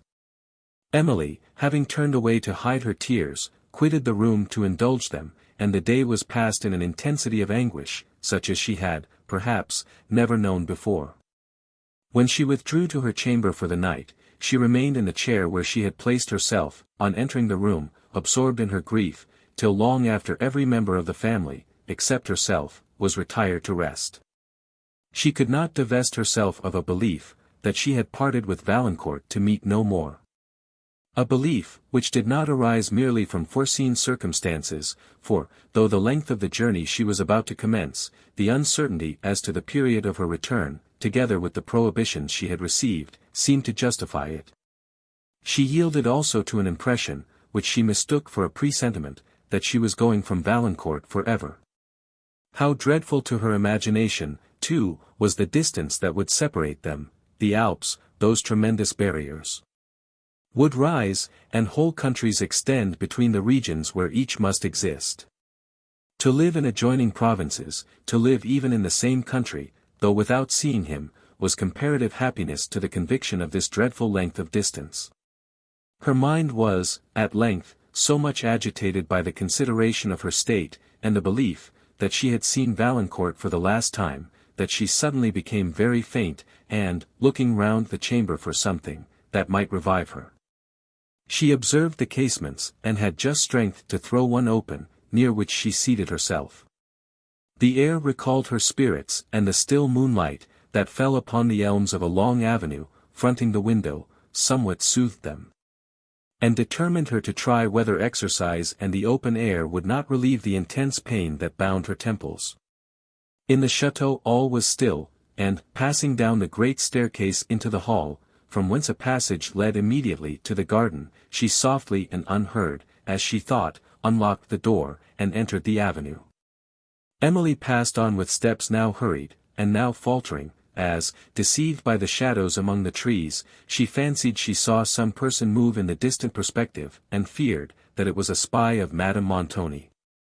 Her desire, however, to revisit the pavilion, where she had passed so many happy hours with Valancourt, and had admired with him the extensive prospect over Languedoc and her native Gascony, overcame her apprehension of being observed. And she moved on towards the terrace, which, running along the upper garden, commanded the whole of the lower one, and communicated with it by a flight of marble steps, that terminated the avenue. Having reached these steps, she paused a moment to look round, for her distance from the chateau now increased the fear, which the stillness and obscurity of the hour had awakened. But, perceiving nothing that could justify it, she ascended to the terrace, where the moonlight shewed the long broad walk, with the pavilion at its extremity, while the rays silvered the foliage of the high trees and shrubs that bordered it on the right, and the tufted summits of those, that rose to a level with the balustrade on the left, from the garden below. Her distance from the chateau again alarming her, she paused to listen. The night was so calm, that no sound could have escaped her, but she heard only the plaintive sweetness of the nightingale, with the light shiver of the leaves, and she pursued her way towards the pavilion, having reached which. Its obscurity did not prevent the emotion, that a fuller view of its well-known scene would have excited. The lattices were thrown back, and shewed beyond their embowered arch the moonlight landscape, shadowy and soft. Its groves, and plains extending gradually and indistinctly to the eye, its distant mountains catching a stronger gleam, and the nearer river reflecting the moon, and trembling to her rays. Emily, as she approached the lattice, was sensible of the features of this scene only as they served to bring Valancourt more immediately to her fancy. "Ah!" said she, with a heavy sigh, as she threw herself into a chair by the window, "how often have we sat together in this spot, often have looked upon that landscape. Never, never more shall we view it together, never, never more, perhaps, shall we look upon each other." Her tears were suddenly stopped by terror. A voice spoke near her in the pavilion. She shrieked, it spoke again, and she distinguished the well-known tones of Valancourt. It was indeed Valancourt who supported her in his arms. For some moments their emotion would not suffer either to speak. "Emily," said Valancourt at length, as he pressed her hand in his. "Emily," and he was again silent, but the accent, in which he had pronounced her name, expressed all his tenderness and sorrow. "Oh my Emily!" he resumed, after a long pause, "I do then see you once again, and hear again the sound of that voice. I have haunted this place, these gardens, for many, many nights, with a faint, very faint hope of seeing you. This was the only chance that remained to me, and thank heaven. It has at length succeeded. I am not condemned to absolute despair." Emily said something, she scarcely knew what, expressive of her unalterable affection, and endeavoured to calm the agitation of his mind, but Valancourt could for some time only utter incoherent expressions of his emotions. And, when he was somewhat more composed, he said, "I came hither, soon after sunset, and have been watching in the gardens, and in this pavilion ever since. For, though I had now given up all hope of seeing you, I could not resolve to tear myself from a place so near to you, and should probably have lingered about the chateau till morning dawned. Oh, how heavily the moments have passed, yet with what various emotion have they been marked, as I sometimes thought I heard footsteps, and fancied you were approaching, and then again, perceived only a dead and dreary silence. But, when you opened the door of the pavilion, and the darkness prevented my distinguishing with certainty, whether it was my love, my heart beat so strongly with hopes and fears, that I could not speak. The instant I heard the plaintive accents of your voice, my doubts vanished, but not my fears, till you spoke of me. Then, losing the apprehension of alarming you in the excess of my emotion, I could no longer be silent. Oh Emily! These are moments, in which joy and grief struggle so powerfully for preeminence, that the heart can scarcely support the contest." Emily's heart acknowledged the truth of this assertion, but the joy she felt on thus meeting Valancourt, at the very moment when she was lamenting, that they must probably meet no more, soon melted into grief, as reflection stole over her thoughts. And imagination prompted visions of the future. She struggled to recover the calm dignity of mind, which was necessary to support her through this last interview, and which Valancourt found it utterly impossible to attain, for the transports of his joy changed abruptly into those of suffering. And he expressed in the most impassioned language his horror of this separation, and his despair of their ever meeting again. Emily wept silently as she listened to him, and then, trying to command her own distress, and to soothe his, she suggested every circumstance that could lead to hope.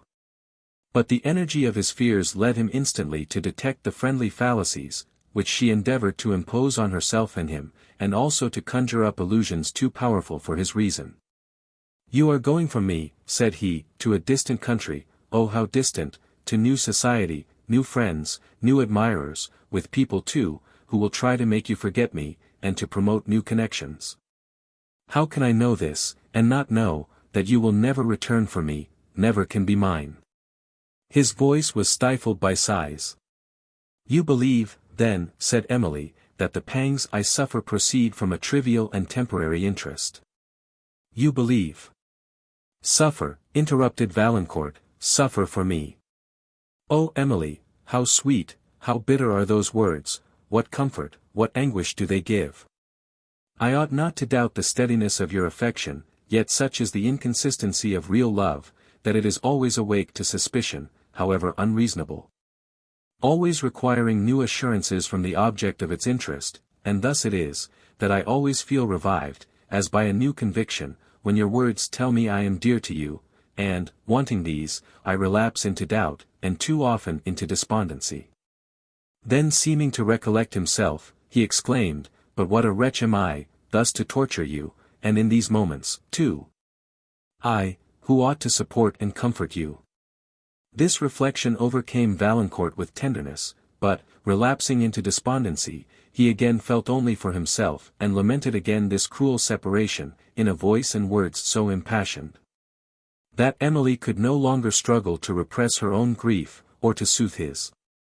Valancourt, between these emotions of love and pity, lost the power, and almost the wish, of repressing his agitation. And, in the intervals of convulsive sobs, he, at one moment, kissed away her tears, then told her cruelly, that possibly she might never again weep for him, and then tried to speak more calmly, but only exclaimed, "Oh Emily, my heart will break. I cannot leave you. Now, I gaze upon that countenance, now I hold you in my arms. A little while, and all this will appear a dream. I shall look, and cannot see you. Shall try to recollect your features, and the impression will be fled from my imagination, to hear the tones of your voice, and even memory will be silent. I cannot leave you. Why should we confide the happiness of our whole lives to the will of people, who have no right to interrupt, and, except in giving you to me, have no power to promote it? Oh Emily! Venture to trust your own heart, venture to be mine forever." His voice trembled, and he was silent.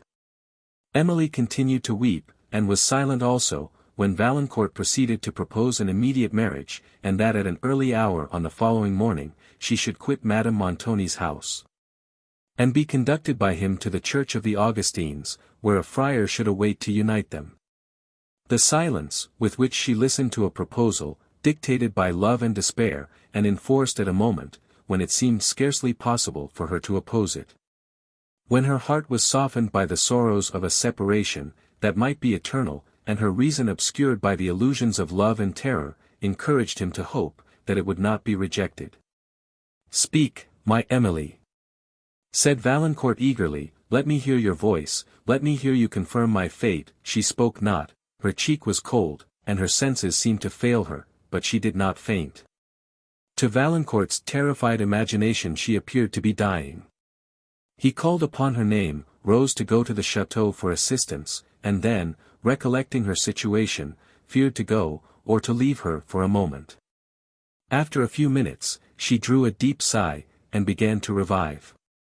The conflict she had suffered, between love and the duty she at present owed to her father's sister. Her repugnance to a clandestine marriage, her fear of emerging on the world with embarrassments, such as might ultimately involve the object of her affection in misery and repentance. All this various interest was too powerful for a mind, already enervated by sorrow, and her reason had suffered a transient suspension. But duty, and good sense, however hard the conflict, at length, triumphed over affection and mournful presentiment.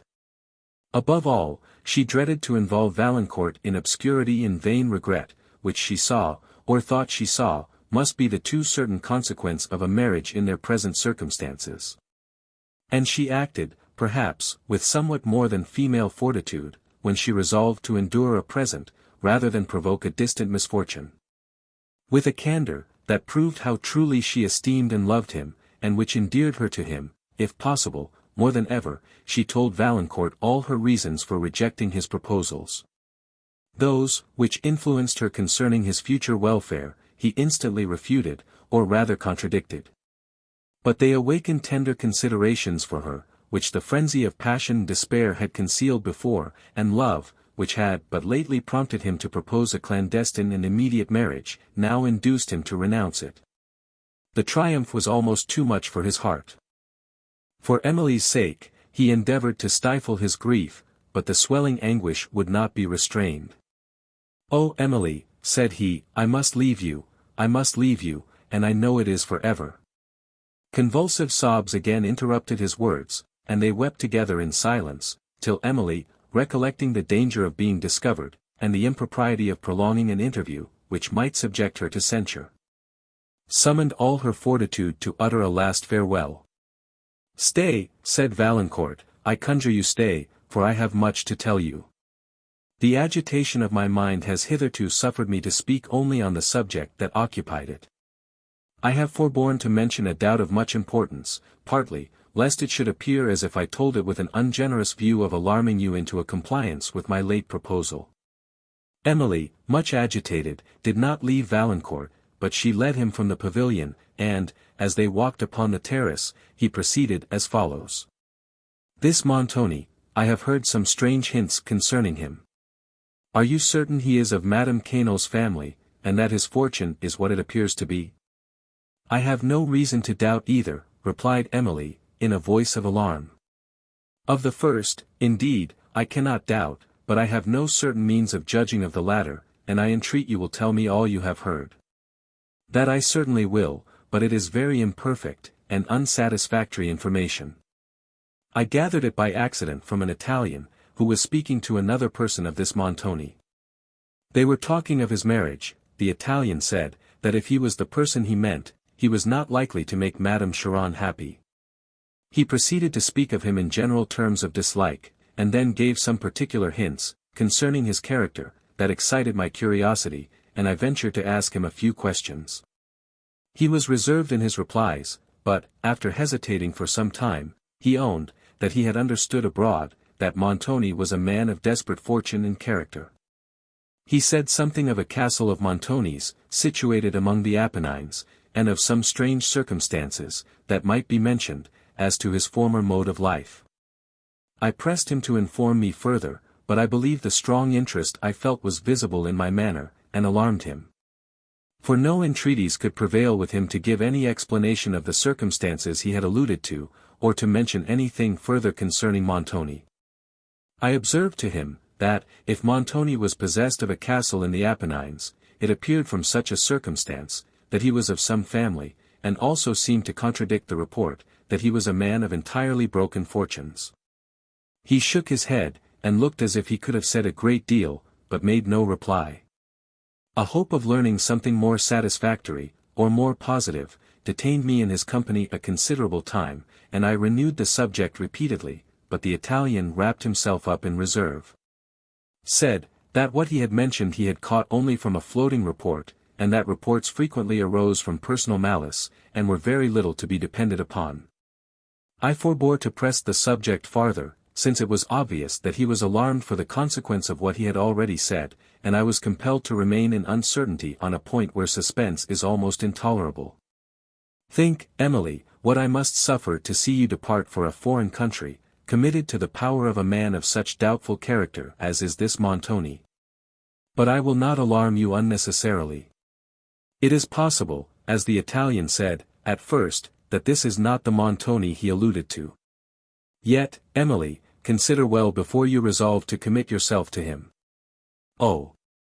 I must not trust myself to speak, or I shall renounce all the motives, which so lately influenced me to resign the hope of your becoming mine immediately. Valancourt walked upon the terrace with hurried steps, while Emily remained leaning on the balustrade in deep thought. The information she had just received excited, perhaps, more alarm than it could justify, and raised once more the conflict of contrasted interests. She had never liked Montoni.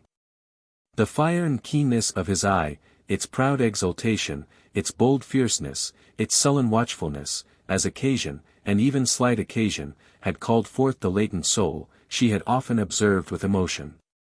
While from the usual expression of his countenance she had always shrunk. From such observations she was the more inclined to believe, that it was this Montoni, of whom the Italian had uttered his suspicious hints. The thought of being solely in his power, in a foreign land, was terrifying to her, but it was not by terror alone that she was urged to an immediate marriage with Valancourt. The tenderest love had already pleaded his cause, but had been unable to overcome her opinion, as to her duty, her disinterested considerations for Valancourt, and the delicacy, which made her revolt from a clandestine union. It was not to be expected, that a vague terror would be more powerful, than the united influence of love and grief. But it recalled all their energy, and rendered a second conquest necessary. With Valancourt, whose imagination was now awake to the suggestion of every passion, whose apprehensions for Emily had acquired strength by the mere mention of them, and became every instant more powerful, as his mind brooded over them, with Valancourt no second conquest was attainable. He thought he saw in the clearest light, and love assisted the fear, that this journey to Italy would involve Emily in misery.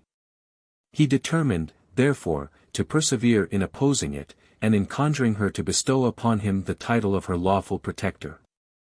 "Emily," said he, with solemn earnestness, "this is no time for scrupulous distinctions, for weighing the dubious and comparatively trifling circumstances, that may affect our future comfort. I now see, much more clearly than before, the train of serious dangers you are going to encounter with a man of Montoni's character." Those dark hints of the Italian spoke much, but not more than the idea I have of Montoni's disposition, as exhibited even in his countenance. I think I see at this moment all that could have been hinted, written there. He is the Italian, whom I fear, and I conjure you for your own sake, as well as for mine, to prevent the evils I shudder to foresee. Oh, Emily! Let my tenderness, my arms withhold you from them, give me the right to defend you. Emily only sighed, while Valancourt proceeded to remonstrate and to entreat with all the energy that love and apprehension could inspire. But, as his imagination magnified to her the possible evils she was going to meet, the mists of her own fancy began to dissipate, and allowed her to distinguish the exaggerated images, which imposed on his reason. She considered, that there was no proof of Montoni being the person, whom the stranger had meant, that, even if he was so, the Italian had noticed his character and broken fortunes merely from report. And that, though the countenance of Montoni seemed to give probability to a part of the rumour, it was not by such circumstances that an implicit belief of it could be justified. These considerations would probably not have arisen so distinctly to her mind, at this time, had not the terrors of Valancourt presented to her such obvious exaggerations of her danger, as incited her to distrust the fallacies of passion. But, while she endeavoured in the gentlest manner to convince him of his error, she plunged him into a new one. His voice and countenance changed to an expression of dark despair. "Emily," said he, this moment is the bitterest that is yet come to me. You cannot love me, it would be impossible for you to reason thus coolly, thus deliberately, if you did. I am torn with anguish at the prospect of our separation, and of the evils that may await you in consequence of it. I would encounter any hazards to prevent it, to save you. No. Emily, no, you cannot love me. We have now little time to waste in exclamation, or assertion, said Emily, endeavouring to conceal her emotion. If you are yet to learn how dear you are, and ever must be, to my heart, no assurances of mine can give you conviction. The last words faltered on her lips, and her tears flowed fast. These words and tears brought, once more, and with instantaneous force, conviction of her love to Valancourt. He could only exclaim, Emily! Emily! And weep over the hand he pressed to his lips, but she, after some moments, again roused herself from the indulgence of sorrow, and said, I must leave you, it is late, and my absence from the chateau may be discovered. Think of me, love me, when I am far away, the belief of this will be my comfort. Think of you, love you, exclaimed Valancourt. Try to moderate these transports, said Emily, for my sake, try. For your sake.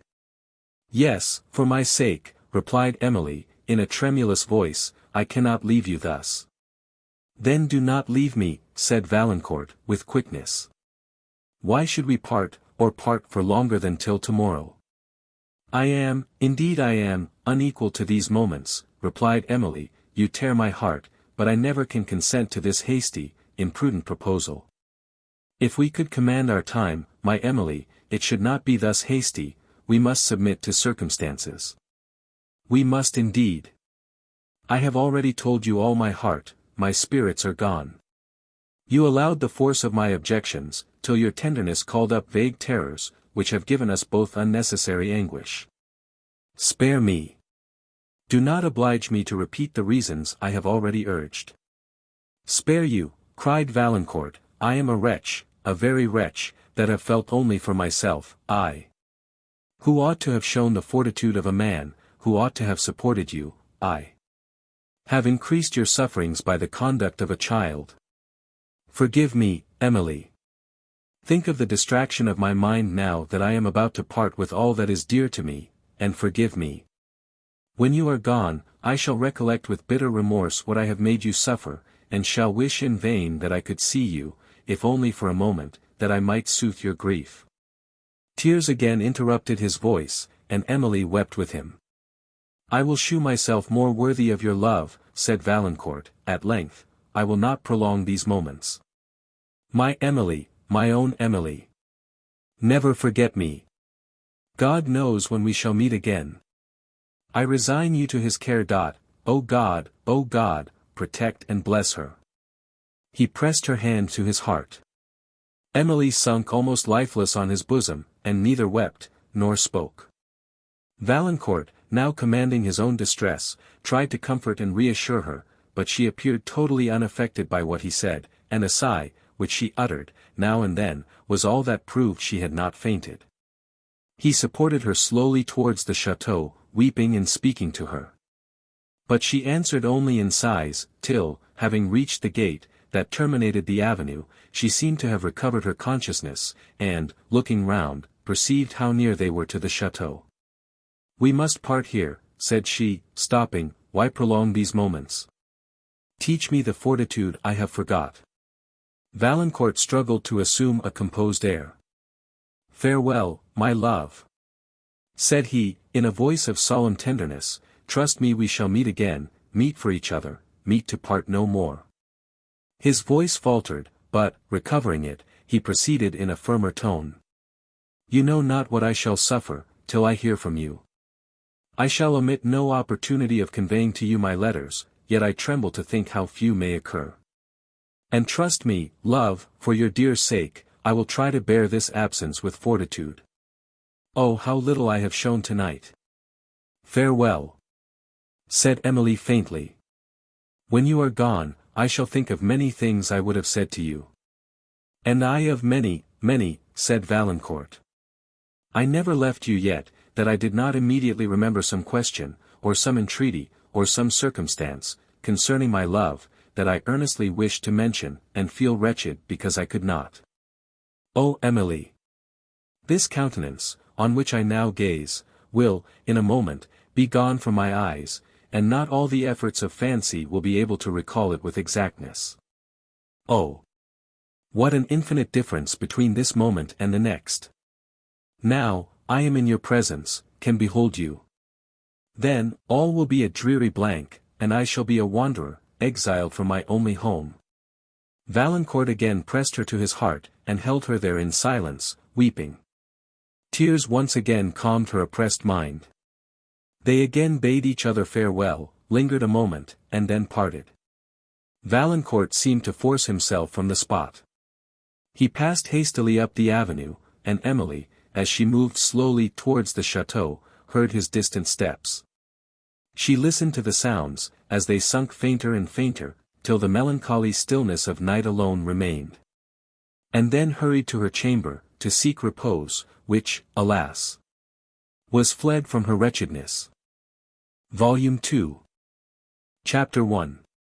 Where'er I roam, whatever realms I see, my heart untravelled still shall turn to thee. Goldsmith. The carriages were at the gates at an early hour. The bustle of the domestics, passing to and fro in the galleries, awakened Emily from harassing slumbers. Her unquiet mind had, during the night, presented her with terrific images and obscure circumstances concerning her affection and her future life. She now endeavored to chase away the impressions they had left on her fancy, but from imaginary evils she awoke to the consciousness of real ones.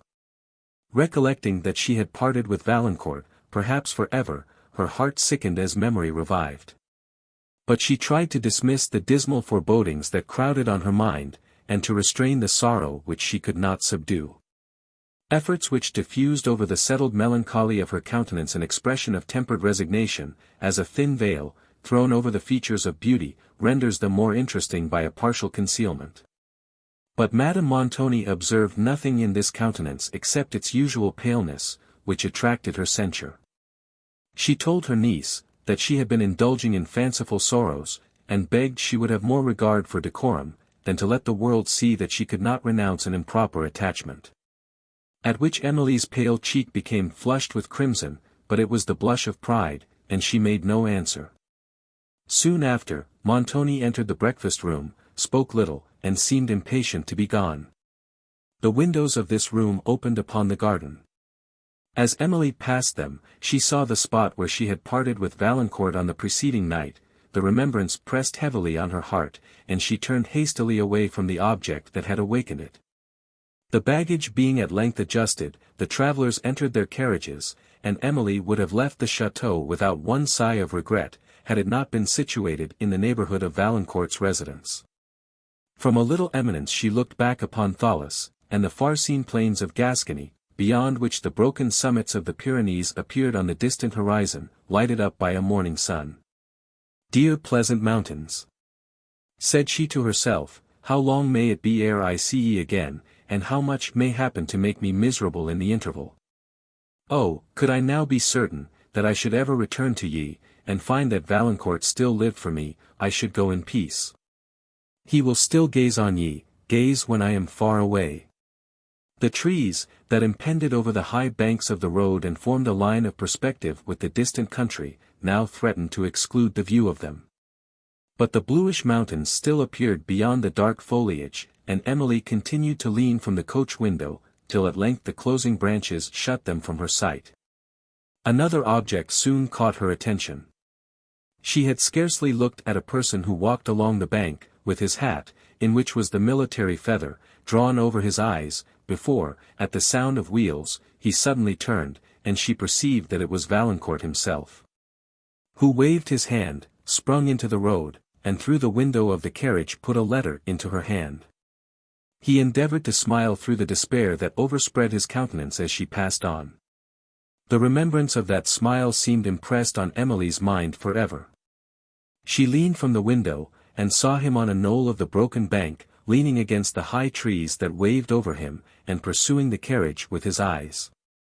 He waved his hand, and she continued to gaze till distance confused his figure, and at length another turn of the road entirely separated him from her sight. Having stopped to take up Signor Cavigni at a chateau on the road, the travellers, of whom Emily was disrespectfully seated with Madame Montoni's woman in a second carriage, pursued their way over the plains of Languedoc. The presence of this servant restrained Emily from reading Valancourt's letter, for she did not choose to expose the emotions it might occasion to the observation of any person.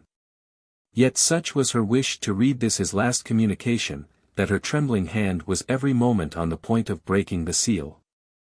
At length they reached the village, where they stayed only to change horses, without alighting, and it was not till they stopped to dine, that Emily had an opportunity of reading the letter. Though she had never doubted the sincerity of Valancourt's affection, the fresh assurances she now received of it revived her spirits. She wept over his letter in tenderness, laid it by to be referred to when they should be particularly depressed, and then thought of him with much less anguish than she had done since they parted. Among some other requests, which were interesting to her, because expressive of his tenderness, and because a compliance with them seemed to annihilate for a while the pain of absence, he entreated she would always think of him at sunset. "You will then meet me in thought," said he. "I shall constantly watch the sunset, and I shall be happy in the belief, that your eyes are fixed upon the same object with mine, and that our minds are conversing. You know not, Emily, the comfort I promise myself from these moments, but I trust you will experience it." It is unnecessary to say with what emotion Emily, on this evening, watched the declining sun, over a long extent of plains, on which she saw it set without interruption, and sink towards the province which Valancourt inhabited. After this hour her mind became far more tranquil and resigned, than it had been since the marriage of Montoni and her aunt. During several days the travellers journeyed over the plains of Languedoc.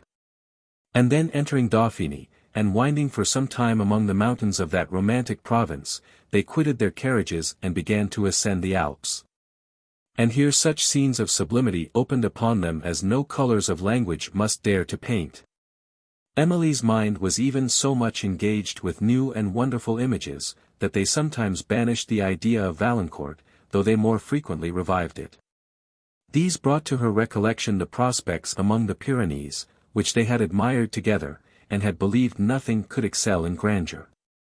How often did she wish to express to him the new emotions which this astonishing scenery awakened, and that he could partake of them. Sometimes too she endeavoured to anticipate his remarks, and almost imagined him present.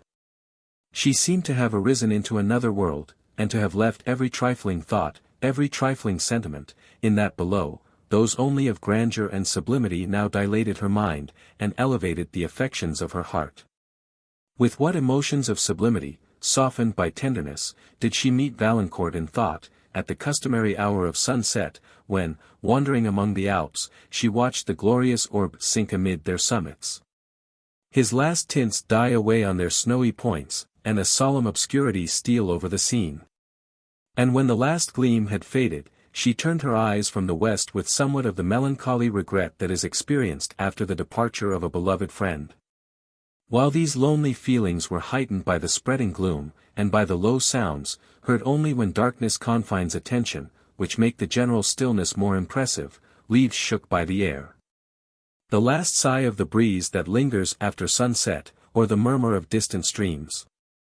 During the first days of this journey among the Alps, the scenery exhibited a wonderful mixture of solitude and inhabitation, of cultivation and barrenness. On the edge of tremendous precipices, and within the hollow of the cliffs, below which the clouds often floated, were seen villages, spires, and convent towers. While green pastures and vineyards spread their hues at the feet of perpendicular rocks of marble, or of granite, whose points, tufted with alpine shrubs, or exhibiting only massy crags, rose above each other, till they terminated in the snow-topped mountain, whence the torrent fell, that thundered along the valley. The snow was not yet melted on the summit of Mount Cenis, over which the travellers passed. But Emily, as she looked upon its clear lake and extended plain, surrounded by broken cliffs, saw, in imagination, the verdant beauty it would exhibit when the snows should be gone, and the shepherds, leading up the midsummer flocks from Piedmont to pasture on its flowery summit, should add Arcadian figures to Arcadian landscape. As she descended on the Italian side, the precipices became still more tremendous, and the prospects still more wild and majestic, over which the shifting lights threw all the pomp of colouring. Emily delighted to observe the snowy tops of the mountains under the passing influence of the day, blushing with morning, glowing with the brightness of noon, or just tinted with the purple evening. The haunt of man could now only be discovered by the simple hut of the shepherd and the hunter, or by the rough pine bridge thrown across the torrent, to assist the latter in his chase of the chamois over crags where, but for this vestige of man, it would have been believed only the chamois or the wolf dared to venture. As Emily gazed upon one of these perilous bridges, with the cataract foaming beneath it, some images came to her mind, which she afterwards combined in the following storied sonnet. The weary traveller, who, all night long, has climbed among the Alps' tremendous steeps, skirting the pathless precipice, where throng wild forms of danger. As he onward creeps, if, chance, his anxious eye at distance sees the mountain shepherd's solitary home, peeping from forth the moon-illumined trees, what sudden transports to his bosom come!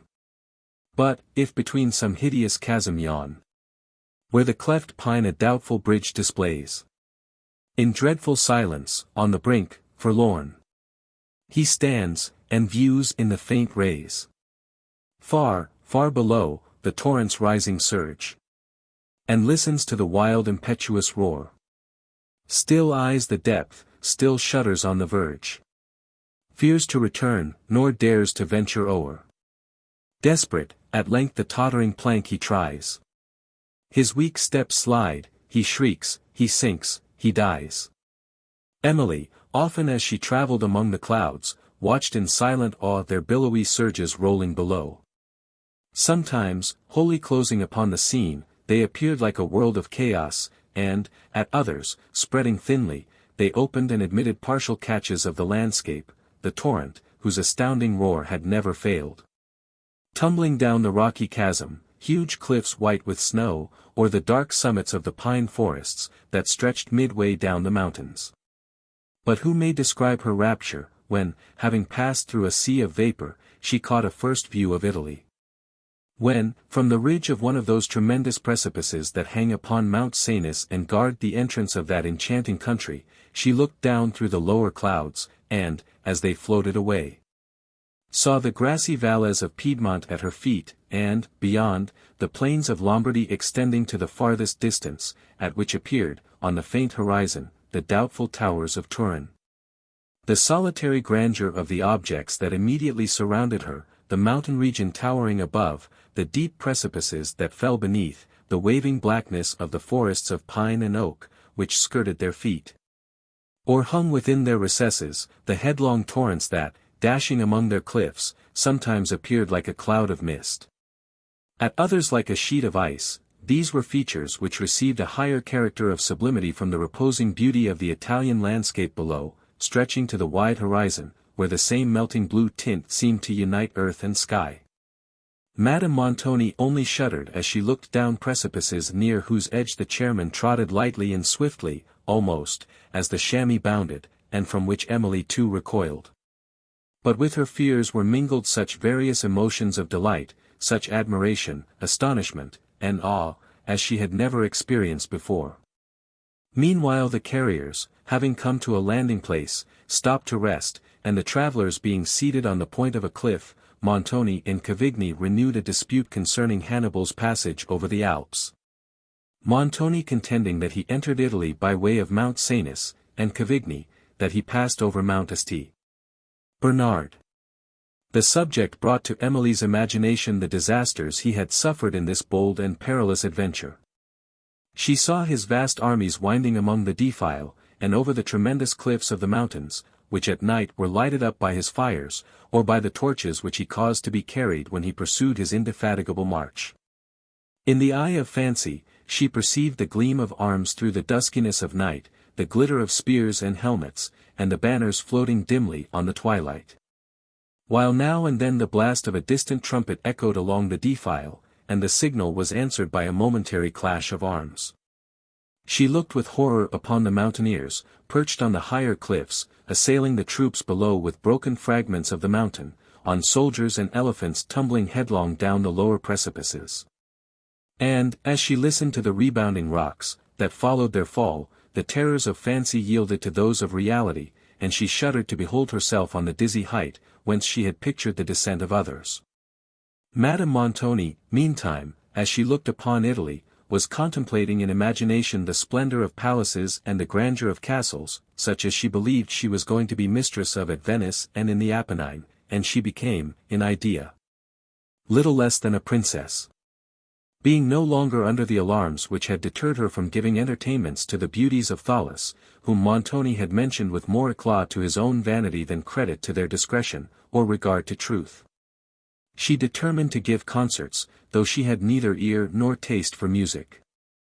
Conversazioni, though she had no talents for conversation, and to outvie, if possible, in the gaieties of her parties and the magnificence of her liveries, all the noblesse of Venice. This blissful reverie was somewhat obscured, when she recollected the Signor, her husband, who, though he was not averse to the profit which sometimes results from such parties, had always shown a contempt of the frivolous parade that sometimes attends them. Till she considered that his pride might be gratified by displaying, among his own friends, in his native city, the wealth which he had neglected in France, and she courted again the splendid illusions that had charmed her before. The travellers, as they descended, gradually, exchanged the region of winter for the genial warmth and beauty of spring. The sky began to assume that serene and beautiful tint peculiar to the climate of Italy. Patches of young verdure, fragrant shrubs and flowers looked gaily among the rocks, often fringing their rugged brows, or hanging in tufts from their broken sides, and the buds of the oak and mountain ash were expanding into foliage. Descending lower, the orange and the myrtle, every now and then, appeared in some sunny nook, with their yellow blossoms peeping from among the dark green of their leaves. And mingling with the scarlet flowers of the pomegranate and the paler ones of the arbutus, that ran mantling to the crags above. While, lower still, spread the pastures of Piedmont, where early flocks were cropping the luxuriant herbage of spring. The river Doria, which, rising on the summit of Mount Cenis, had dashed for many leagues over the precipices that bordered the road, now began to assume a less impetuous, though scarcely less romantic character. As it approached the green valleys of Piedmont, into which the travelers descended with the evening sun, and Emily found herself once more amid the tranquil beauty of pastoral scenery, among flocks and herds, and slopes tufted with woods of lively verdure and with beautiful shrubs, such as she had often seen waving luxuriantly over the Alps above. The verdure of the pasturage, now varied with the hues of early flowers, among which were yellow ranunculuses and pansy violets of delicious fragrance, she had never seen excelled. Emily almost wished to become a peasant of Piedmont, to inhabit one of the pleasant embowered cottages which she saw peeping beneath the cliffs, and to pass her careless hours among these romantic landscapes.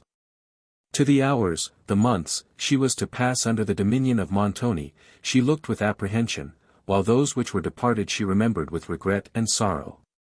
In the present scenes her fancy often gave her the figure of Valancourt, whom she saw on a point of the cliffs, gazing with awe and admiration on the imagery around him, or wandering pensively along the vale below, frequently pausing to look back upon the scenery, and then, his countenance glowing with the poet's fire, pursuing his way to some overhanging heights. When she again considered the time and the distance that were to separate them, that every step she now took lengthened this distance, her heart sunk, and the surrounding landscape charmed her no more. The travelers, passing Novalesa, reached, after the evening had closed, the small and antient town of Susa, which had formerly guarded this pass of the Alps into Piedmont. The heights which commanded had, since the invention of artillery, rendered its fortifications useless. But these romantic heights, seen by moonlight, with the town below, surrounded by its walls and watchtowers, and partially illumined, exhibited an interesting picture to Emily. Here they rested for the night at an inn, which had little accommodation to boast of, but the travelers brought with them the hunger that gives delicious flavor to the coarsest viands, and the weariness that ensures repose. And here Emily first caught a strain of Italian music, on Italian ground. As she sat after supper at a little window, that opened upon the country, observing an effect of the moonlight on the broken surface of the mountains, and remembering that on such a night as this she once had sat with her father and Valancourt, resting upon a cliff of the Pyrenees, she heard from below the long-drawn notes of a violin, of such tone and delicacy of expression, as harmonized exactly with the tender emotions she was indulging, and both charmed and surprised her. Cavigni, who approached the window, smiled at her surprise. "This is nothing extraordinary," said he, "you will hear the same, perhaps, at every inn on our way. It is one of our landlord's family who plays, I doubt not." Emily, as she listened, thought he could be scarcely less than a professor of music whom she heard. And the sweet and plaintive strains soon lulled her into a reverie, from which she was very unwillingly roused by the raillery of Cavigni, and by the voice of Montoni, who gave orders to a servant to have the carriages ready at an early hour on the following morning, and added, that he meant to dine at Turin. Madame Montoni was exceedingly rejoiced to be once more on level ground. And, after giving a long detail of the various terrors she had suffered, which she forgot that she was describing to the companions of her dangers, she added a hope, that she should soon be beyond the view of these horrid mountains, which all the world, said she, should not tempt me to cross again. Complaining of fatigue she soon retired to rest, and Emily withdrew to her own room, when she understood from Annette, her aunt's woman, that Cavigni was nearly right in his conjecture concerning the musician, who had awakened the violin with so much taste, for that he was the son of a peasant inhabiting the neighboring valley. "He is going to the carnival at Venice," added Annette, "for they say he has a fine hand at playing, and will get a world of money. And the carnival is just going to begin, but for my part, I should like to live among these pleasant woods and hills, better than in a town." "And they say, mademoiselle, we shall see no woods, or hills, or fields," at Venice, for that it is built in the very middle of the sea. Emily agreed with the talkative Annette, that this young man was making a change for the worse, and could not forbear silently lamenting, that he should be drawn from the innocence and beauty of these scenes to the corrupt ones of that voluptuous city. When she was alone, unable to sleep, the landscapes of her native home, with Valancourt, and the circumstances of her departure, haunted her fancy. She drew pictures of social happiness amidst the grand simplicity of nature, such as she feared she had bade farewell to forever. And then, the idea of this young Piedmontese, thus ignorantly sporting with his happiness, returned to her thoughts, and, glad to escape a while from the pressure of nearer interests, she indulged her fancy in composing the following lines. The Piedmontese. Ah, merry swain, who laughed along the valleys, and with your gay pipe made the mountains ring.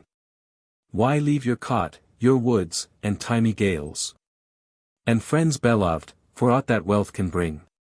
He goes to wake o'er moonlight sees the string. Venetian gold his untaught fancy hails, yet oft of home his simple carols sing. And his steps pause, as the last Alp he scales. Once more he turns to view his native scene. Far, far below, as roll the clouds away, he spies his cabin mid the pinetops green, the well-known woods, clear brook, and pastures gay, and thinks of friends and parents left behind, of sylvan revels, dance, and festive song, and hears the faint reed swelling in the wind, and his sad sighs the distant notes prolong. Thus went the swain, till mountain shadows fell, and dimmed the landscape to his aching sight. And must he leave the valleys he loves so well? Can foreign wealth, and shows, his heart delight? No, happy valleys, your wild rocks still shall hear his pipe, light sounding on the morning breeze. Still shall he lead the flocks to streamlet clear, and watch at eve beneath the western trees. Away, Venetian gold, your charm is o'er. And now his swift step seeks the lowland bowers, where, through the leaves, his cottage light once more guides him to happy friends, and jocund hours. Ah, merry swain, that laugh along the valleys, and with your gay pipe make the mountains ring. Your cot, your woods, your thymy-scented gales, and friends beloved, more joy than wealth can bring. Chapter 2. Titania. If you will patiently dance in our round, and see our moonlight revels, go with us. Midsummer Night's Dream. Early on the following morning, the travelers set out for Turin. The luxuriant plain, that extends from the feet of the Alps to that magnificent city, was not then, as now, shaded by an avenue of trees 9 miles in length, but plantations of olives, mulberry and palms, festooned with vines, mingled with the pastoral scenery, through with the rapid Po, after its descent from the mountains, wandered to meet the humble Doria at Turin. As they advanced towards this city, the Alps, seen at some distance, began to appear in all their awful sublimity. Chain rising over chain in long succession, their higher points darkened by the hovering clouds, sometimes hid, and at others seen shooting up far above them. While their lower steeps, broken into fantastic forms, were touched with blue and purplish tints, which, as they changed in light and shade, seemed to open new scenes to the eye. To the east stretched the plains of Lombardy, with the towers of Turin rising at a distance, and beyond, the Apennines, bounding the horizon. The general magnificence of that city, with its vistas of churches and palaces, branching from the grand square, each opening to a landscape of the distant Alps or Apennines, was not only such as Emily had never seen in France, but such as she had never imagined. Montoni, who had been often at Turin, and cared little about views of any kind, did not comply with his wife's request, that they might survey some of the palaces. But staying only till the necessary refreshments could be obtained, they set forward for Venice with all possible rapidity. Montoni's manner, during this journey, was grave, and even haughty. And towards Madame Montoni he was more especially reserved, but it was not the reserve of respect so much as of pride and discontent. Of Emily he took little notice. With Cavigni his conversations were commonly on political or military topics, such as the convulsed state of their country rendered at this time particularly interesting. Emily observed, that, at the mention of any daring exploit, Montoni's eyes lost their sullenness, and seemed instantaneously to gleam with fire. Yet they still retained somewhat of a lurking cunning, and she sometimes thought that their fire partook more of the glare of malice than the brightness of valor.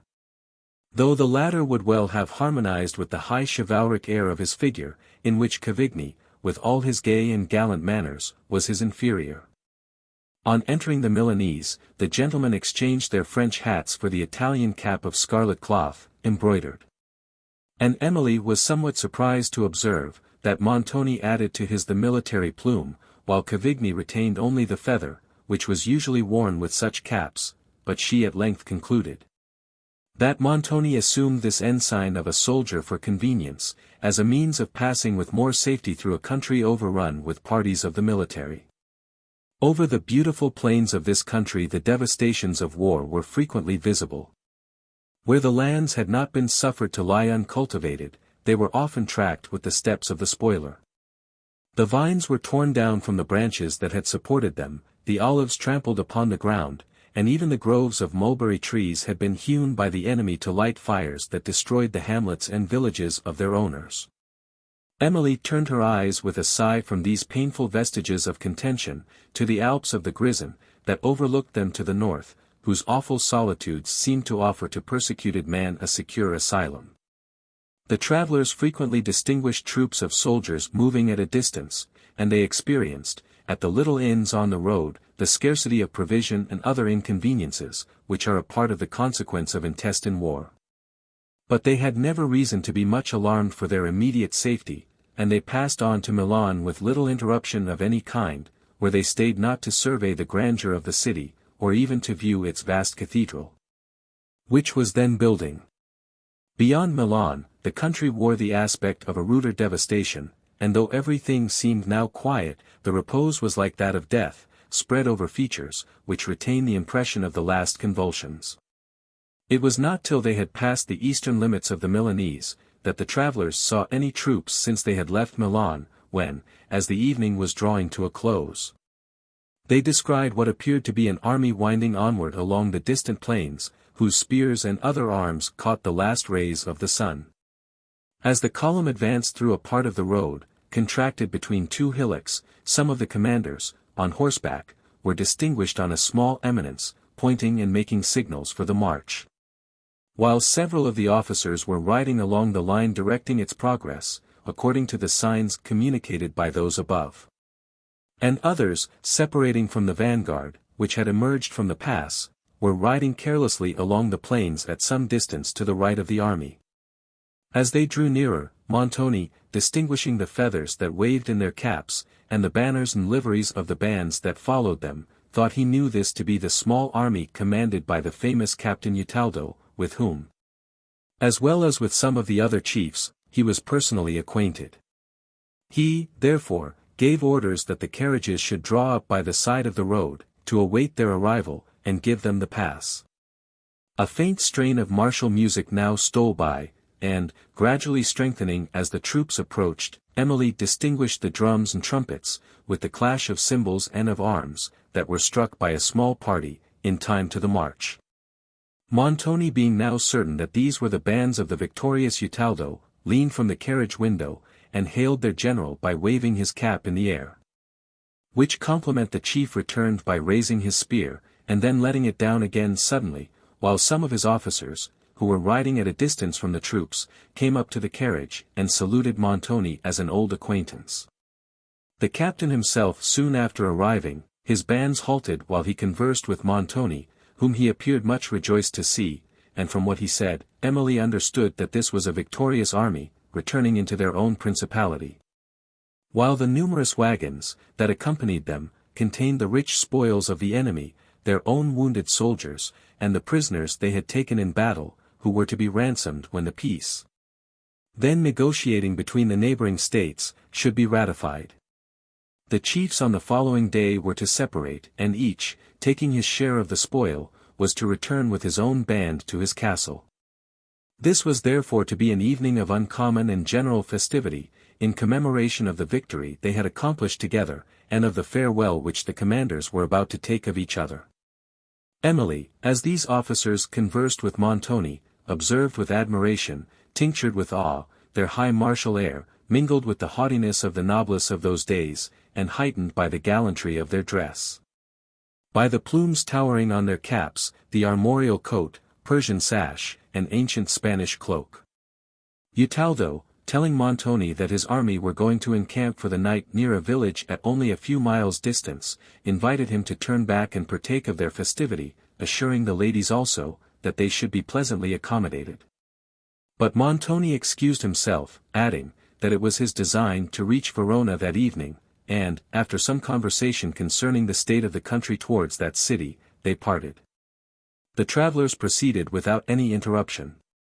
But it was some hours after sunset before they arrived at Verona, whose beautiful environs were therefore not seen by Emily till the following morning. When, leaving that pleasant town at an early hour, they set off for Padua, where they embarked on the Brenta for Venice. Here the scene was entirely changed, no vestiges of war, such as had deformed the plains of the Milanese, appeared. On the contrary, all was peace and elegance. The verdant banks of the Brenta exhibited a continued landscape of beauty, gaiety, and splendor. Emily gazed with admiration on the villas of the Venetian noblesse, with their cool porticos and colonnades, overhung with poplars and cypresses of majestic height and lively verdure. On their rich orangeries, whose blossoms perfumed the air, and on the luxuriant willows, that dipped their light leaves in the wave, and sheltered from the sun the gay parties whose music came at intervals on the breeze. The carnival did, indeed, appear to extend from Venice along the whole line of these enchanting shores.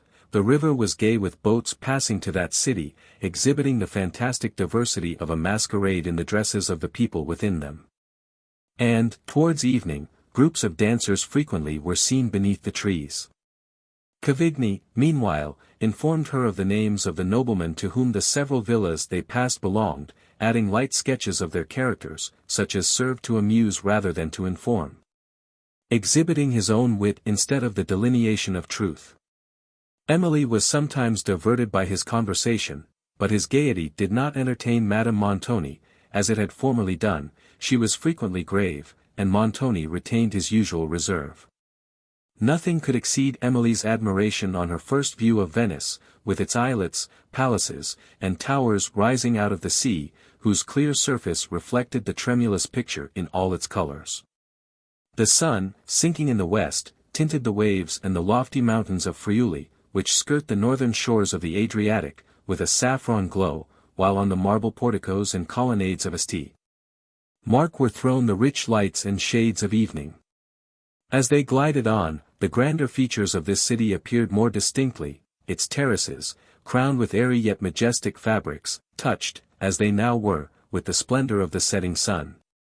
Appeared as if they had been called up from the ocean by the wand of an enchanter, rather than reared by mortal hands. The sun, soon after, sinking to the lower world, the shadow of the earth stole gradually over the waves, and then up the towering sides of the mountains of Friuli, till it extinguished even the last upward beams that had lingered on their summits. And the melancholy purple of evening drew over them, like a thin veil. How deep, how beautiful was the tranquillity that wrapped the scene! All nature seemed to repose, the finest emotions of the soul were alone awake. Emily's eyes filled with tears of admiration and sublime devotion, as she raised them over the sleeping world to the vast heavens, and heard the notes of solemn music, that stole over the waters from a distance. She listened in still rapture, and no person of the party broke the charm by an inquiry. The sound seemed to grow on the air. For so smoothly did the barge glide along, that its motion was not perceivable, and the fairy city appeared approaching to welcome the strangers. They now distinguished a female voice, accompanied by a few instruments, singing a soft and mournful air. And its fine expression, as sometimes it seemed pleading with the impassioned tenderness of love, and then languishing into the cadence of hopeless grief, declared, that it flowed from no feigned sensibility. Ah! thought Emily, as she sighed and remembered Valancourt, those strains come from the heart. She looked round, with anxious inquiry. The deep twilight, that had fallen over the scene, admitted only imperfect images to the eye, but, at some distance on the sea, she thought she perceived a gondola, a chorus of voices and instruments now swelled on the air, so sweet, so solemn. It seemed like the hymn of angels descending through the silence of night. Now it died away, and fancy almost beheld the holy choir reascending towards heaven, then again it swelled with the breeze, trembled a while, and again died into silence. It brought to Emily's recollection some lines of her late father, and she repeated in a low voice. Oft I hear, upon the silence of the midnight air, celestial voices swell in holy chorus, that bears the soul to heaven. The deep stillness, that succeeded, was as expressive as the strain that had just ceased. It was uninterrupted for several minutes, till a general sigh seemed to release the company from their enchantment.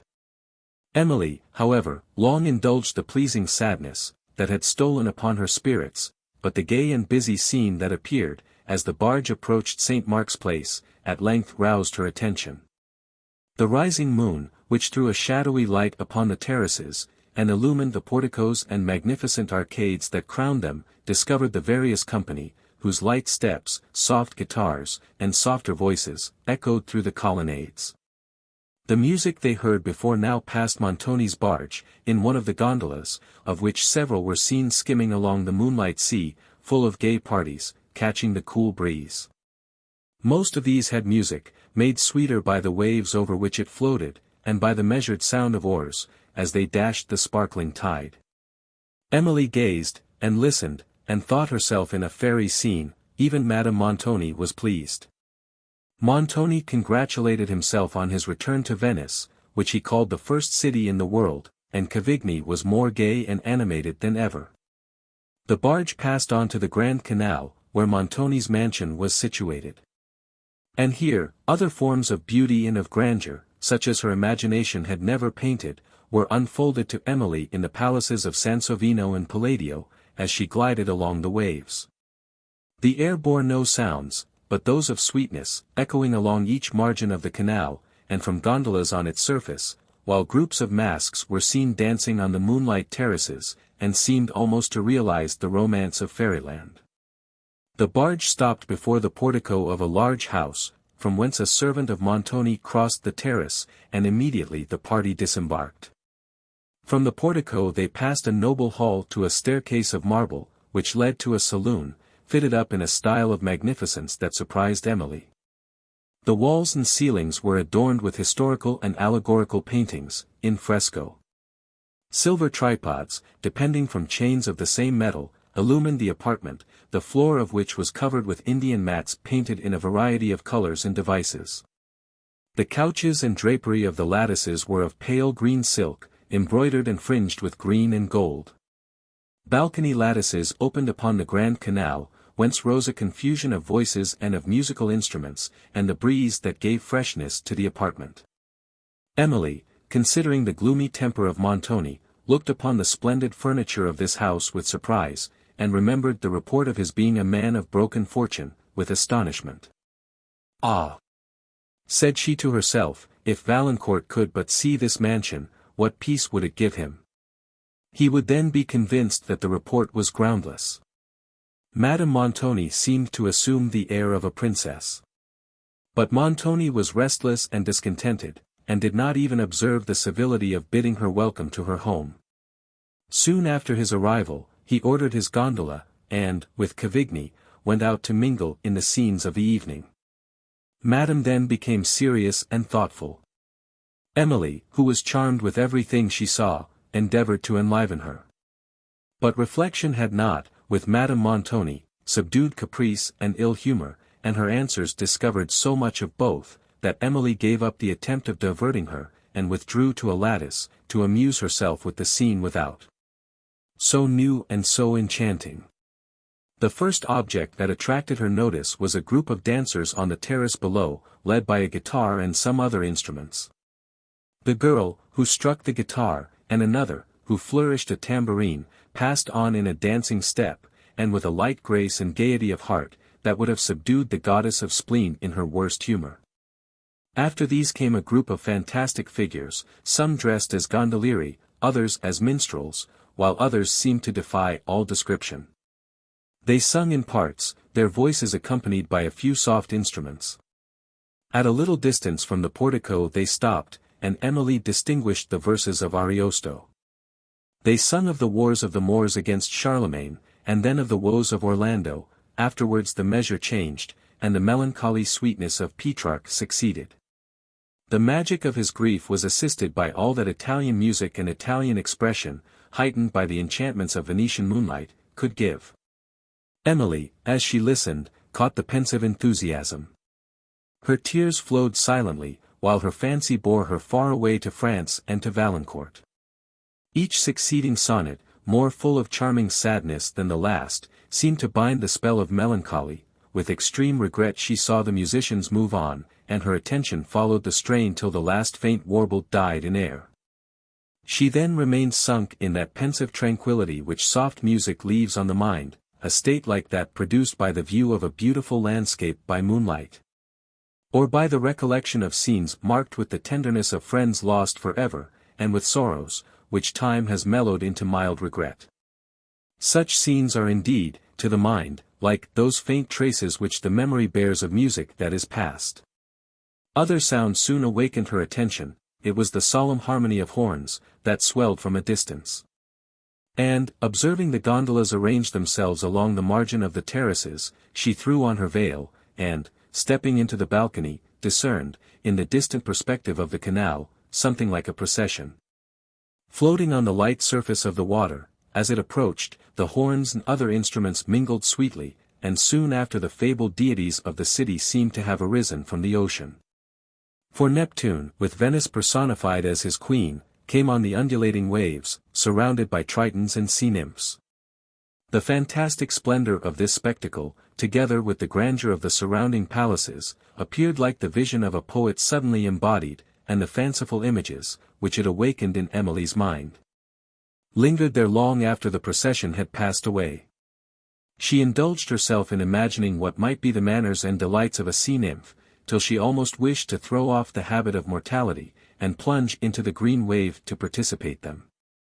How delightful, said she, to live amidst the coral bowers and crystal caverns of the ocean, with my sister nymphs, and listen to the sounding waters above, and to the soft shells of the tritons. And then, after sunset, to skim on the surface of the waves round wild rocks and along sequestered shores, where, perhaps, some pensive wanderer comes to weep. Then would I soothe his sorrows with my sweet music, and offer him from a shell some of the delicious fruit that hangs round Neptune's palace. She was recalled from her reverie to a mere mortal supper, and could not forbear smiling at the fancies she had been indulging, and at her conviction of the serious displeasure, which Madame Montoni would have expressed, could she have been made acquainted with them. After supper, her aunt sat late, but Montoni did not return, and she at length retired to rest. If Emily had admired the magnificence of the saloon, she was not less surprised, on observing the half-furnished and forlorn appearance of the apartments she passed in the way to her chamber, whither she went through long suites of noble rooms, that seemed, from their desolate aspect, to have been unoccupied for many years. On the walls of some were the faded remains of tapestry, from others, painted in fresco, the damps had almost withdrawn both colors and design. At length she reached her own chamber, spacious, desolate, and lofty, like the rest, with high lattices that opened towards the Adriatic. It brought gloomy images to her mind, but the view of the Adriatic soon gave her others more airy, among which was that of the sea nymph, whose delights she had before amused herself with picturing. And, anxious to escape from serious reflections, she now endeavored to throw her fanciful ideas into a train, and concluded the hour with composing the following lines. The SNWMPH. Down, down 1,000 fathom deep. Among the sounding seas I go. Play round the foot of every steep, whose cliffs above the ocean grow.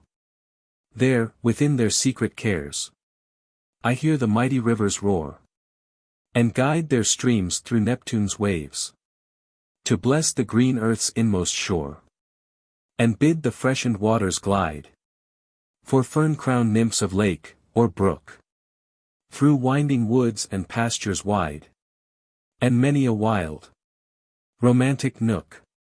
For this the nymphs, at fall of eve, oft dance upon the flowery banks, and sing my name, and garlands weave, to bear beneath the wave their thanks.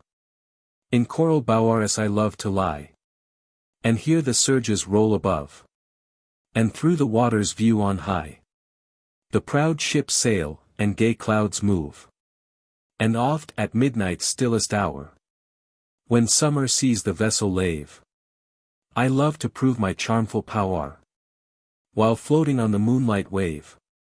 And when deep sleep the crew has bound, and the sad lover musing leans o'er the ship's side, I breathe around such strains as speak no mortal means. O'er the dim waves his searching eye sees but the vessel's lengthened shade. Above, the moon and azure sky, entranced he hears, and half afraid, sometimes, a single note I swell, that, softly sweet, at distance dies. Then wake the magic of my shell, and choral voices round me rise. The trembling youth, charmed by my strain, calls up the crew, who, silent, bend o'er the high deck, but list in vain. My song is hushed, my wonders end within the mountain's woody bay, where the tall bark at anchor rides. At twilight hour, with tridents gay, I dance upon the lapsing tides, and with my sister nymphs I sport, till the broad sun looks o'er the floods. Then, swift we seek our crystal court, deep in the wave, mid Neptune's woods, in cool arcades and glassy halls, we pass the sultry hours of noon, beyond wherever sunbeam falls, weaving sea flowers in gay festoon, the while we chant our ditties sweet, to some soft shell that warbles near, joined by the murmuring currents, fleet, that glide along our hulls so clear. There, the pale pearl and sapphire blue, and ruby red, and emerald green, dart from the domes a changing hue, and sparry columns deck the scene. When the dark storm scowls o'er the deep, and long, long peals of thunder sound, on some high cliff my watch I keep, o'er all the restless seas around, till on the ridgy wave afar comes the lone vessel, laboring slow, spreading the white foam in the air, with sail and topmast bending low. Then, plunge I mid the ocean's roar, my way by quivering lightnings shown, to guide the bark to peaceful shore, and hush the sailor's fearful groan.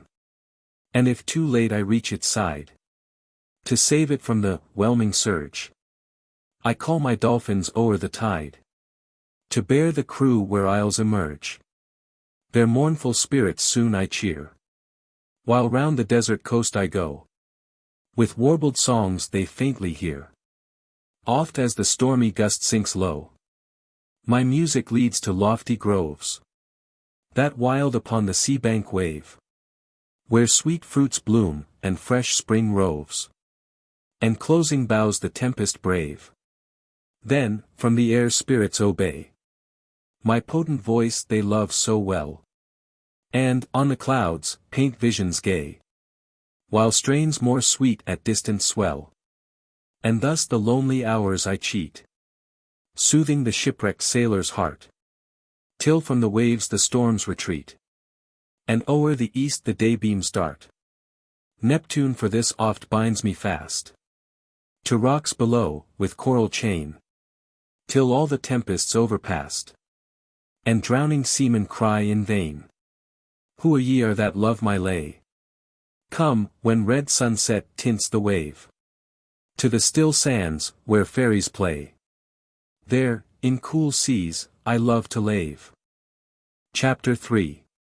He is a great observer, and he looks quite through the deeds of men. He loves no plays, he hears no music, seldom he smiles, and smiles in such a sort, as if he mocked himself, and scorned his spirit.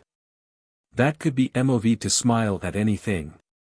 Such men as he be never at heart's ease, while they behold a greater than themselves. Julius Caesar. Montoni and his companion did not return home, till many hours after the dawn had blushed upon the Adriatic. The airy groups, which had danced all night along the colonnade of St. Mark, dispersed before the morning, like so many spirits. Montoni had been otherwise engaged, his soul was little susceptible of light pleasures. He delighted in the energies of the passions. The difficulties and tempests of life, which wrecked the happiness of others, roused and strengthened all the powers of his mind, and afforded him the highest enjoyments, of which his nature was capable. Without some object of strong interest, life was to him little more than a sleep, and, when pursuits of real interest failed, he substituted artificial ones, till habit changed their nature, and they ceased to be unreal. Of this kind was the habit of gaming, which he had adopted, first, for the purpose of relieving him from the languor of inaction, but had since pursued with the ardor of passion. In this occupation he had passed the night with Cavigni and a party of young men, who had more money than rank, and more vice than either. Montoni despised the greater part of these for the inferiority of their talents, rather than for their vicious inclinations, and associated with them only to make them the instruments of his purposes. Among these, however, were some of superior abilities, and a few whom Montoni admitted to his intimacy, but even towards these he still preserved a decisive and haughty air, which, while it imposed submission on weak and timid minds, roused the fierce hatred of strong ones. He had, of course, many and bitter enemies, but the rancor of their hatred proved the degree of his power, and, as power was his chief aim, he gloried more in such hatred, than it was possible he could in being esteemed. A feeling so tempered as that of esteem, he despised, and would have despised himself also had he thought himself capable of being flattered by it. Among the few whom he distinguished, were the Signors Bertolini, Orsino, and Verezzi. The first was a man of gay temper, strong passions, dissipated, and of unbounded extravagance, but generous, brave, and unsuspicious. Orsino was reserved, and haughty, loving power more than ostentation, of a cruel and suspicious temper. Quick to feel an injury, and relentless in avenging it, cunning and unsearchable in contrivance, patient and indefatigable in the execution of his schemes. He had a perfect command of feature and of his passions, of which he had scarcely any, but pride, revenge and avarice. And, in the gratification of these, few considerations had power to restrain him, few obstacles to withstand the depth of his stratagems. This man was the chief favorite of Montoni. Verezzi was a man of some talent, of fiery imagination, and the slave of alternate passions. He was gay, voluptuous, and daring, yet had neither perseverance or true courage, and was meanly selfish in all his aims. Quick to form schemes, and sanguine in his hope of success, he was the first to undertake, and to abandon, not only his own plans, but those adopted from other persons. Proud and impetuous, he revolted against all subordination. Yet those who were acquainted with his character, and watched the turn of his passions, could lead him like a child. Such were the friends whom Montoni introduced to his family and his table, on the day after his arrival at Venice.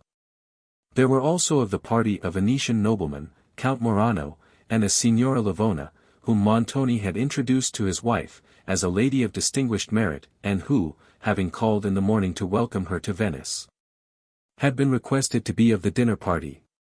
Madame Montoni received with a very ill grace, the compliments of the signors. She disliked them, because they were the friends of her husband. Hated them, because she believed they had contributed to detain him abroad till so late an hour of the preceding morning, and envied them, since, conscious of her own want of influence, she was convinced, that he preferred their society to her own. The rank of Count Morano procured him that distinction which she refused to the rest of the company. The haughty sullenness of her countenance and manner, and the ostentatious extravagance of her dress, for she had not yet adopted the Venetian habit, were strikingly contrasted by the beauty, modesty, sweetness and simplicity of Emily, who observed, with more attention than pleasure, the party around her. The beauty and fascinating manners of Signora Livona, however, won her involuntary regard, while the sweetness of her accents and her air of gentle kindness awakened with Emily those pleasing affections, which so long had slumbered. In the cool of the evening the party embarked in Montoni's gondola, and rowed out upon the sea. The red glow of sunset still touched the waves, and lingered in the west, where the melancholy gleam seemed slowly expiring, while the dark blue of the upper ether began to twinkle with stars. Emily sat, given up to pensive and sweet emotions. The smoothness of the water, over which she glided, its reflected images, a new heaven and trembling stars below the waves, with shadowy outlines of towers and porticos, conspired with the stillness of the hour, interrupted only by the passing wave. Or the notes of distant music, to raise those emotions to enthusiasm. As she listened to the measured sound of the oars, and to the remote warblings that came in the breeze, her softened mind returned to the memory of Saint Aubert and to Valancourt, and tears stole to her eyes. The rays of the moon, strengthening as the shadows deepened, soon after threw a silvery gleam upon her countenance, which was partly shaded by a thin black veil, and touched it with inimitable softness. Hers was the contour of a Madonna, with the sensibility of a Magdalene, and the pensive uplifted eye, with the tear that glittered on her cheek, confirmed the expression of the character. The last strain of distant music now died in air, for the gondola was far upon the waves, and the party determined to have music of their own. The Count Morano, who sat next to Emily, and who had been observing her for some time in silence, snatched up a lute, and struck the chords with the finger of harmony herself, while his voice, a fine tenor, accompanied them in a rondo full of tender sadness. To him, indeed, might have been applied that beautiful exhortation of an English poet, had it then existed. Strike up, my master. But touch the strings with a religious softness. Teach sounds to languish through the night's dull ear, till melancholy starts from off her couch, and carelessness grows concert to attention. With such powers of expression the Count sung the following. Rondo. Soft as yon silver ray, that sleeps upon the ocean's trembling tide. Soft as the air, that lightly sweeps yon sad, that swells in stately pride. Soft as the surge's stealing note, that dies along the distant shores. Or warbled strain, that sinks remote. So soft the sigh my bosom pours. True as the wave to Cynthia's ray. True as the vessel to the breeze. True as the soul to music's sway. Or music to Venetian seas. Soft as yon silver beams, that sleep upon the ocean's trembling breast. So soft, so true, fond love shall weep. So soft, so true, with the shall rest. The cadence with which he returned from the last stanza to a repetition of the first. The fine modulation in which his voice stole upon the first line, and the pathetic energy with which it pronounced the last, were such as only exquisite taste could give. When he had concluded, he gave the lute with a sigh to Emily, who, to avoid any appearance of affectation, immediately began to play. She sung a melancholy little air, one of the popular songs of her native province, with a simplicity and pathos that made it enchanting. But its well-known melody brought so forcibly to her fancy the scenes and the persons, among which she had often heard it, that her spirits were overcome, her voice trembled and ceased, and the strings of the lute were struck with a disordered hand. Till, ashamed of the emotion she had betrayed, she suddenly passed on to a song so gay and airy, that the steps of the dance seemed almost to echo to the notes.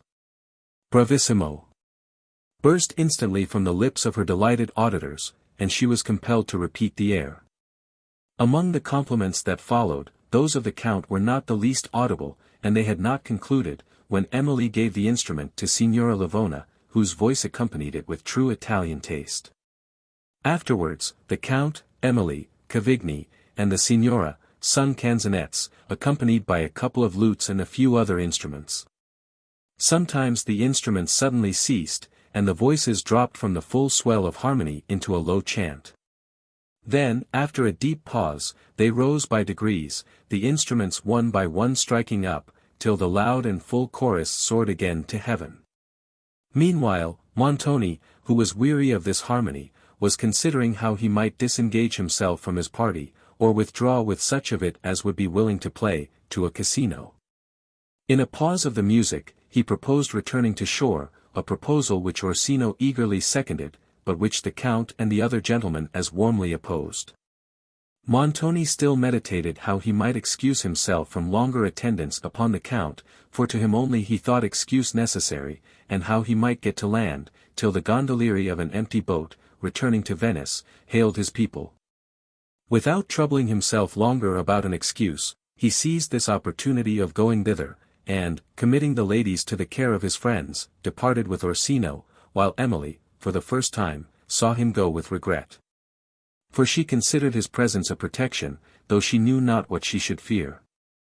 He landed at St. Mark's, and, hurrying to a casino, was soon lost amidst a crowd of gamesters. Meanwhile, the Count having secretly dispatched a servant in Montoni's boat, for his own gondola and musicians, Emily heard, without knowing his project, the gay song of gondolieri approaching, as they sat on the stern of the boat, and saw the tremulous gleam of the moonlight wave, which their oars disturbed. Presently she heard the sound of instruments, and then a full symphony swelled on the air, and, the boats meeting, the gondolieri hailed each other. The Count then explaining himself, the party removed into his gondola, which was embellished with all that taste could bestow. While they partook of a collation of fruits and ice, the whole band, following at a distance in the other boat, played the most sweet and enchanting strains, and the Count, who had again seated himself by Emily, paid her unremitted attention. And sometimes, in a low but impassioned voice, uttered compliments which she could not misunderstand. To avoid them she conversed with Signora Livona, and her manner to the Count assumed a mild reserve, which, though dignified, was too gentle to repress his assiduities. He could see, hear, speak to no person.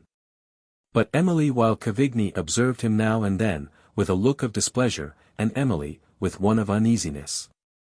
She now wished for nothing so much as to return to Venice, but it was near midnight before the gondolas approached St. Mark's Place, where the voice of gaiety in psalm was loud. The busy hum of mingling sounds was heard at a considerable distance on the water, and, had not a bright moonlight discovered the city, with its terraces and towers, a stranger would almost have credited the fabled wonders of Neptune's court, and believed, that the tumult arose from beneath the waves. They landed at St. Mark's, where the gaiety of the colonnades and the beauty of the night, made Madame Montoni willingly submit to the Count's solicitations to join the promenade, and afterwards to take a supper with the rest of the party, at his casino.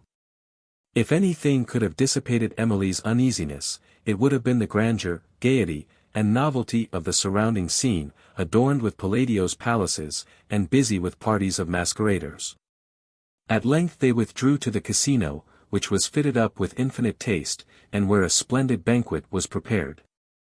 But here Emily's reserve made the Count perceive, that it was necessary for his interest to win the favour of Madame Montoni, which, from the condescension she had already shown to him, appeared to be an achievement of no great difficulty.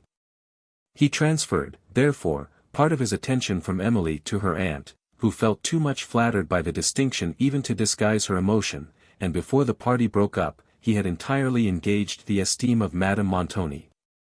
Whenever he addressed her, her ungracious countenance relaxed into smiles, and to whatever he proposed she assented. He invited her, with the rest of the party, to take coffee, in his box at the opera, on the following evening, and Emily heard the invitation accepted, with strong anxiety. Concerning the means of excusing herself from attending Madame Montoni thither. It was very late before their gondola was ordered, and Emily's surprise was extreme, when, on quitting the casino, she beheld the broad sun rising out of the Adriatic, while St. Mark's Place was yet crowded with company. Sleep had long weighed heavily on her eyes, but now the fresh sea breeze revived her, and she would have quitted the scene with regret, had not the Count been present, performing the duty, which he had imposed upon himself, of escorting them home. There they heard that Montoni was not yet returned, and his wife, retiring in displeasure to her apartment, at length released Emily from the fatigue of further attendance. Montoni came home late in the morning, in a very ill humour, having lost considerably at play, and, before he withdrew to rest, had a private conference with Cavigni, whose manner, on the following day, seemed to tell that the subject of it had not been pleasing to him. In the evening, Madame Montoni, who, during the day, had observed a sullen silence towards her husband, received visits from some Venetian ladies, with whose sweet manners Emily was particularly charmed.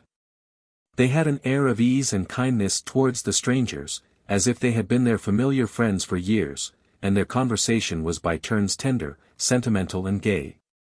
Madame, though she had no taste for such conversation, and whose coarseness and selfishness sometimes exhibited a ludicrous contrast to their excessive refinement, could not remain wholly insensible to the captivations of their manner. In a pause of conversation, a lady who was called Signora Herminia took up a lute, and began to play and sing, with as much easy gaiety, as if she had been alone. Her voice was uncommonly rich in tone, and various in expression. Yet she appeared to be entirely unconscious of its powers, and meant nothing less than to display them. She sung from the gaiety of her heart, as she sat with her veil half thrown back, holding gracefully the lute, under the spreading foliage and flowers of some plants, that rose from baskets, and interlaced one of the lattices of the saloon.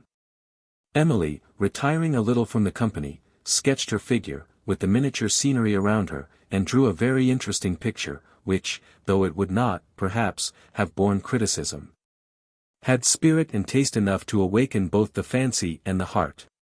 When she had finished it, she presented it to the beautiful original, who was delighted with the offering, as well as the sentiment it conveyed, and assured Emily, with a smile of captivating sweetness, that she should preserve it as a pledge of her friendship. In the evening Cavigni joined the ladies, but Montoni had other engagements, and they embarked in the gondola for St. Mark's, where the same gay company seemed to flutter as on the preceding night. The cool breeze, the glassy sea, the gentle sound of its waves, and the sweeter murmur of distant music, the lofty porticos and arcades, and the happy groups that sauntered beneath them. These, with every feature and circumstance of the scene, united to charm Emily, no longer teased by the officious attentions of Count Morano. But, as she looked upon the moonlight sea, undulating along the walls of St. Mark, and, lingering for a moment over those walls, caught the sweet and melancholy song of some gondolier as he sat in his boat below, waiting for his master, her softened mind returned to the memory of her home, of her friends, and of all that was dear in her native country. After walking some time, they sat down at the door of a casino, and, while Cavigni was accommodating them with coffee and ice, were joined by Count Morano. He sought Emily with a look of impatient delight, who, remembering all the attention he had shown her on the preceding evening, was compelled, as before, to shrink from his assiduities into a timid reserve. Except when she conversed with Signora Herminia and the other ladies of her party. It was near midnight before they withdrew to the opera, where Emily was not so charmed but that, when she remembered the scene she had just quitted, she felt how infinitely inferior all the splendor of art is to the sublimity of nature. Her heart was not now affected, tears of admiration did not start to her eyes, as when she viewed the vast expanse of ocean, the grandeur of the heavens, and listened to the rolling waters, and to the faint music that, at intervals, mingled with their roar. Remembering these, the scene before her faded into insignificance. Of the evening, which passed on without any particular incident, she wished the conclusion, that she might escape from the attentions of the Count. And, as opposite qualities frequently attract each other in our thoughts, thus Emily, when she looked on Count Morano, remembered Valancourt, and a sigh sometimes followed the recollection. Several weeks passed in the course of customary visits, during which nothing remarkable occurred. Emily was amused by the manners and scenes that surrounded her, so different from those of France, but where Count Morano, too frequently for her comfort, contrived to introduce himself. His manner, figure and accomplishments, which were generally admired, Emily would, perhaps, have admired also, had her heart been disengaged from Valancourt, and had the Count forborne to persecute her with officious attentions. During which she observed some traits in his character, that prejudiced her against whatever might otherwise be good in it. Soon after his arrival at Venice, Montoni received a packet from M. Cano, in which the latter mentioned the death of his wife's uncle, at his villa on the Brenta. And that, in consequence of this event, he should hasten to take possession of that estate and of other effects bequeathed to him. This uncle was the brother of Madame Cheron's late mother. Montoni was related to her by the father's side, and though he could have had neither claim nor expectation concerning these possessions, he could scarcely conceal the envy which M. Cheron's letter excited. Emily had observed with concern, that, since they left France, Montoni had not even affected kindness towards her aunt, and that, after treating her, at first, with neglect, he now met her with uniform ill-humour and reserve. She had never supposed, that her aunt's foibles could have escaped the discernment of Montoni, or that her mind or figure were of a kind to deserve his attention. Her surprise, therefore, at this match, had been extreme. But since he had made the choice, she did not suspect that he would so openly have discovered his contempt of it. But Montoni, who had been allured by the seeming wealth of Madame Cheron, was now severely disappointed by her comparative poverty, and highly exasperated by the deceit she had employed to conceal it, till concealment was no longer necessary. He had been deceived in an affair, wherein he meant to be the deceiver. Outwitted by the superior cunning of a woman, whose understanding he despised, and to whom he had sacrificed his pride and his liberty, without saving himself from the ruin, which had impended over his head. Madame Montoni had contrived to have the greatest part of what she really did possess, settled upon herself. What remained, though it was totally inadequate both to her husband's expectations, and to his necessities, he had converted into money, and brought with him to Venice, that he might a little longer delude society, and make a last effort to regain the fortunes he had lost. The hints which had been thrown out to Valancourt, concerning Montoni's character and condition, were too true. But it was now left to time and occasion, to unfold the circumstances, both of what had, and of what had not been hinted, and to time and occasion we commit them. Madame Montoni was not of a nature to bear injuries with meekness, or to resent them with dignity. Her exasperated pride displayed itself in all the violence and acrimony of a little, or at least of an ill-regulated mind. She would not acknowledge, even to herself, that she had in any degree provoked contempt by her duplicity, but weakly persisted in believing, that she alone was to be pitied, and Montoni alone to be censured. For, as her mind had naturally little perception of moral obligation, she seldom understood its force, but when it happened to be violated towards herself, her vanity had already been severely shocked by a discovery of Montoni's contempt. It remained to be farther reproved by a discovery of his circumstances. His mansion at Venice, though its furniture discovered a part of the truth to unprejudiced persons, told nothing to those who were blinded by a resolution to believe whatever they wished. Madame Montoni still thought herself little less than a princess, possessing a palace at Venice, and a castle among the Apennines. To the Castle Udolpho, indeed, Montoni sometimes talked of going for a few weeks to examine into its condition, and to receive some rents. For it appeared that he had not been there for 2 years, and that, during this period, it had been inhabited only by an old servant, whom he called his steward. Emily listened to the mention of this journey with pleasure, for she not only expected from it new ideas, but a release from the persevering assiduities of Count Morano. In the country, too, she would have leisure to think of Valancourt, and to indulge the melancholy, which his image, and a recollection of the scenes of La Vallée, always blessed with the memory of her parents, awakened. The ideal scenes were dearer, and more soothing to her heart, than all the splendor of gay assemblies. They were a kind of talisman that expelled the poison of temporary evils, and supported her hopes of happy days. They appeared like a beautiful landscape, lighted up by a gleam of sunshine, and seen through a perspective of dark and rugged rocks. But Count Morano did not long confine himself to silent assiduities. He declared his passion to Emily, and made proposals to Montoni, who encouraged, though Emily rejected, him, with Montoni for his friend, and an abundance of vanity to delude him, he did not despair of success. Emily was astonished and highly disgusted at his perseverance, after she had explained her sentiments with a frankness that would not allow him to misunderstand them. He now passed the greater part of his time at Montoni's, dining there almost daily, and attending Madame and Emily wherever they went.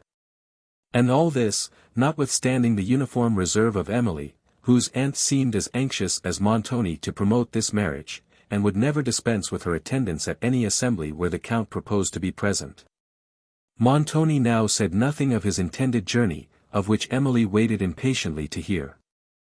And he was seldom at home but when the Count, or Signor Orsino, was there, for between himself and Cavigni a coolness seemed to subsist, though the latter remained in his house. With Orsino, Montoni was frequently closeted for hours together, and, whatever might be the business, upon which they consulted, it appeared to be of consequence, since Montoni often sacrificed to it his favourite passion for play, and remained at home the whole night. There was somewhat of privacy, too, in the manner of Orsino's visits, which had never before occurred, and which excited not only surprise, but some degree of alarm in Emily's mind, who had unwillingly discovered much of his character when he had most endeavoured to disguise it. After these visits, Montoni was often more thoughtful than usual. Sometimes the deep workings of his mind entirely abstracted him from surrounding objects, and threw a gloom over his visage that rendered it terrible. At others, his eyes seemed almost to flash fire, and all the energies of his soul appeared to be roused for some great enterprise. Emily observed these written characters of his thoughts with deep interest, and not without some degree of awe, when she considered that she was entirely in his power. But forbore even to hint her fears, or her observations, to Madame Montoni, who discerned nothing in her husband, at these times, but his usual sternness. A second letter from M.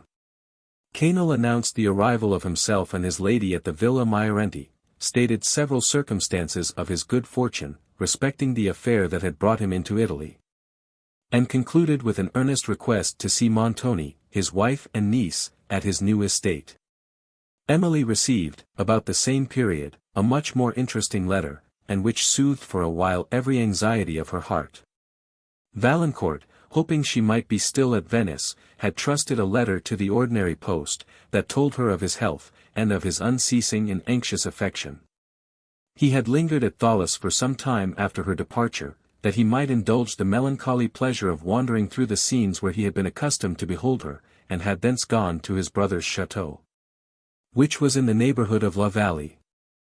Having mentioned this, he added, "If the duty of attending my regiment did not require my departure, I know not when I should have resolution enough to quit the neighbourhood of a place which is endeared by the remembrance of you.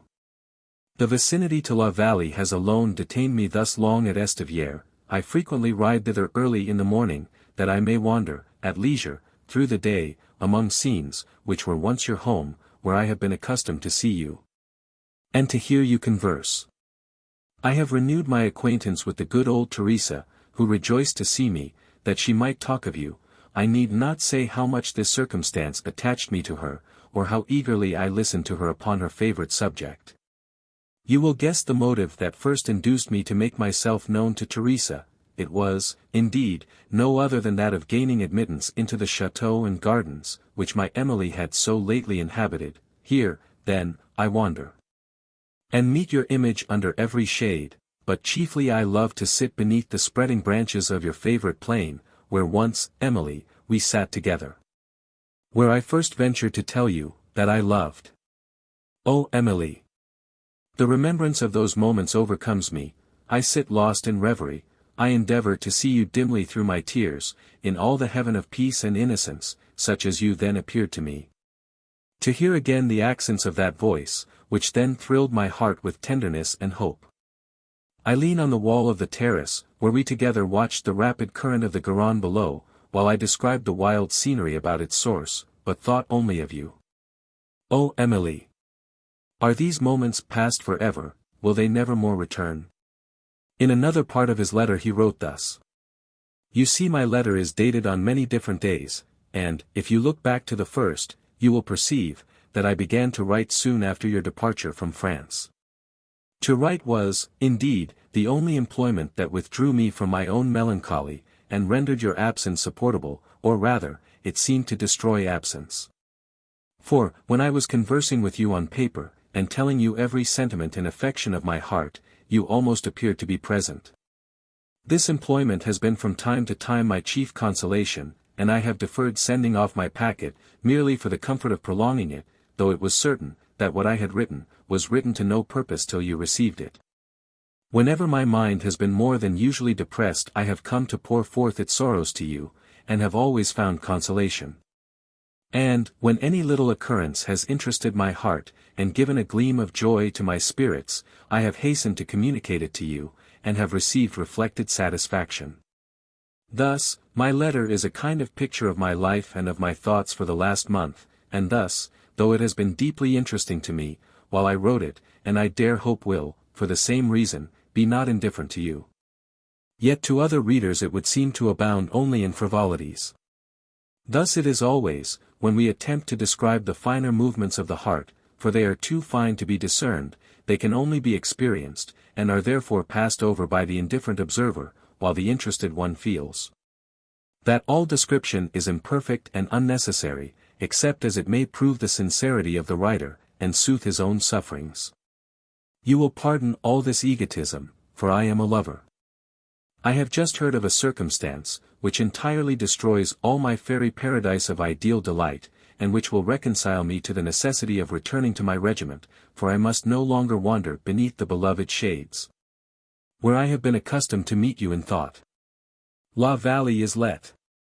I have reason to believe this is without your knowledge, from what Teresa told me this morning, and, therefore, I mention the circumstance.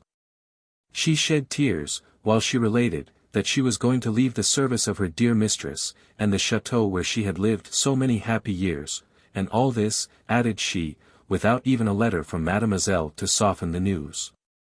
But it is all Mons Quesnel's doings, and I dare say she does not even know what is going forward. Teresa added, that she had received a letter from him, informing her the chateau was let, and that, as her services would no longer be required, she must quit the place, on that day week, when the new tenant would arrive. Teresa had been surprised by a visit from M. Quesnel, some time before the receipt of this letter, who was accompanied by a stranger that viewed the premises with much curiosity. Towards the conclusion of his letter, which is dated a week after this sentence, Valancourt adds, I have received a summons from my regiment, and I join it without regret, since I am shut out from the scenes that are so interesting to my heart. I rode to La Vallée this morning, and heard that the new tenant was arrived, and that Teresa was gone. I should not treat the subject thus familiarly if I did not believe you to be uninformed of this disposal of your house. For your satisfaction I have endeavored to learn something of the character and fortune of your tenant, but without success. He is a gentleman, they say, and this is all I can hear. The place, as I wandered round the boundaries, appeared more melancholy to my imagination, than I had ever seen it. I wished earnestly to have got admittance, that I might have taken another leave of your favourite plane tree, and thought of you once more beneath its shade, but I forbore to tempt the curiosity of strangers. The fishing house in the woods, however, was still open to me. Thither I went, and passed an hour, which I cannot even look back upon without emotion. Oh, Emily! Surely we are not separated for ever, surely we shall live for each other. This letter brought many tears to Emily's eyes. Tears of tenderness and satisfaction on learning that Valancourt was well, and that time and absence had in no degree effaced her image from his heart. There were passages in this letter which particularly affected her, such as those describing his visits to La Vallée, and the sentiments of delicate affection that its scenes had awakened. It was a considerable time before her mind was sufficiently abstracted from Valancourt to feel the force of his intelligence concerning La Vallée. That Mons Quesnel should let it, without even consulting her on the measure, both surprised and shocked her, particularly as it proved the absolute authority he thought himself entitled to exercise in her affairs. It is true, he had proposed, before she left France, that the chateau should be let, during her absence, and to the economical prudence of this she had nothing to object. But the committing what had been her father's villa to the power and caprice of strangers, and the depriving herself of a sure home, should any unhappy circumstances make her look back to her home as an asylum, were considerations that made her, even then, strongly oppose the measure. Her father, too, in his last hour, had received from her a solemn promise never to dispose of La Vallée, and this she considered as in some degree violated if she suffered the place to be let. But it was now evident with how little respect M. Cano had regarded these objections, and how insignificant he considered every obstacle to pecuniary advantage. It appeared, also, that he had not even condescended to inform Montoni of the step he had taken, since no motive was evident for Montoni's concealing the circumstance from her. If it had been made known to him, this both displeased and surprised her. But the chief subjects of her uneasiness were, the temporary disposal of La Vallée, and the dismission of her father's old and faithful servant. "Poor Teresa," said Emily, "thou hadst not saved much in thy servitude, for thou wast always tender towards the poor, and believest thou shouldst die in the family, where thy best years had been spent. Poor Teresa! Now thou art turned out in thy old age to seek thy bread." Emily wept bitterly as these thoughts passed over her mind, and she determined to consider what could be done for Teresa, and to talk very explicitly to M. Cano on the subject. But she much feared that his cold heart could feel only for itself. She determined also to inquire whether he had made any mention of her affairs, in his letter to Montoni, who soon gave her the opportunity she sought, by desiring that she would attend him in his study. She had little doubt, that the interview was intended for the purpose of communicating to her a part of M. Cano's letter concerning the transactions at La Vallée, and she obeyed him immediately. Montoni was alone. "I have just been writing to Mons. Cano," said he when Emily appeared, "in reply to the letter I received from him a few days ago, and I wish to talk to you upon a subject that occupied part of it." "I also wish to speak with you on this topic, sir," said Emily. "It is a subject of some interest to you, undoubtedly," rejoined Montoni, "and I think you must see it in the light that I do, indeed it will not bear any other. I trust you will agree with me, that any objection founded on sentiment, as they call it, ought to yield to circumstances of solid advantage." "Granting this, sir," replied Emily, modestly, "those of humanity ought surely to be attended to. But I fear it is now too late to deliberate upon this plan, and I must regret, that it is no longer in my power to reject it." "It is too late," said Montoni. "But since it is so, I am pleased to observe, that you submit to reason and necessity without indulging useless complaint. I applaud this conduct exceedingly, the more, perhaps, since it discovers a strength of mind seldom observable in your sex. When you are older you will look back with gratitude to the friends who assisted in rescuing you from the romantic illusions of sentiment, and will perceive, that they are only the snares of childhood, and should be vanquished the moment you escape from the nursery. I have not closed my letter, and you may add a few lines to inform your uncle of your acquiescence. You will soon see him, for it is my intention to take you, with Madame Montoni, in a few days to Mayorenti, and you can then talk over the affair." Emily wrote on the opposite page of the paper as follows. "It is now useless, sir, for me to remonstrate upon the circumstances, of which Signor Montoni informs me that he has written. I could have wished, at least, that the affair had been concluded with less precipitation, that I might have taught myself to subdue some prejudices, as the senior calls them, which still linger in my heart. As it is, I submit. In point of prudence nothing certainly can be objected. But, though I submit, I have yet much to say on some other points of the subject, when I shall have the honor of seeing you. In the meantime I entreat you will take care of Teresa, for the sake of, sir, your affectionate niece, Emily St. Aubert." Montoni smiled satirically at what Emily had written, but did not object to it, and she withdrew to her own apartment, where she sat down to begin a letter to Valancourt, in which she related the particulars of her journey, and her arrival at Venice, described some of the most striking scenes in the passage over the Alps, her emotions on her first view of Italy, the manners and characters of the people around her, and some few circumstances of Montoni's conduct. But she avoided even naming Count Morano, much more the declaration he had made, since she well knew how tremblingly alive to fear is real love, how jealously watchful of every circumstance that may affect its interest. And she scrupulously avoided to give Valancourt even the slightest reason for believing he had a rival. On the following day Count Morano dined again at Montoni's. He was in an uncommon flow of spirits, and Emily thought there was somewhat of exultation in his manner of addressing her, which she had never observed before. She endeavored to repress this by more than her usual reserve, but the cold civility of her air now seemed rather to encourage than to depress him. He appeared watchful of an opportunity of speaking with her alone, and more than once solicited this, but Emily always replied, that she could hear nothing from him which he would be unwilling to repeat before the whole company.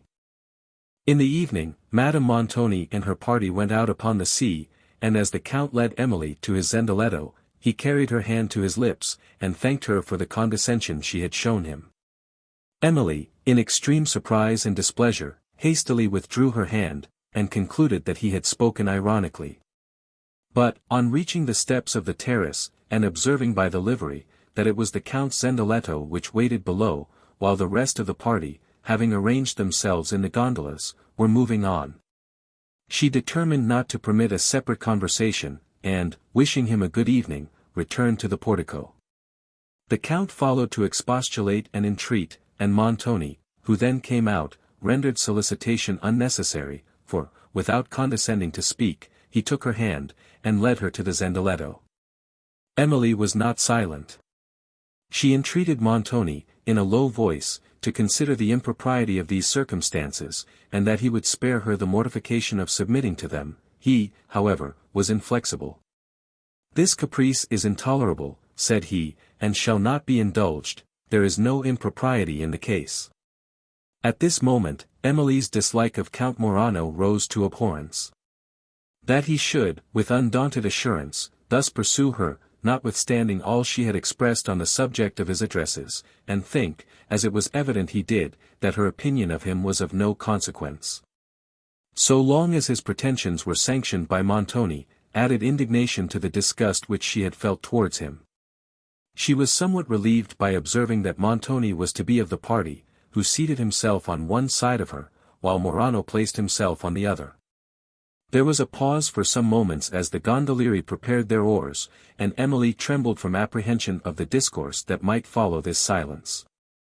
At length she collected courage to break it herself, in the hope of preventing fine speeches from Morano, and reproof from Montoni.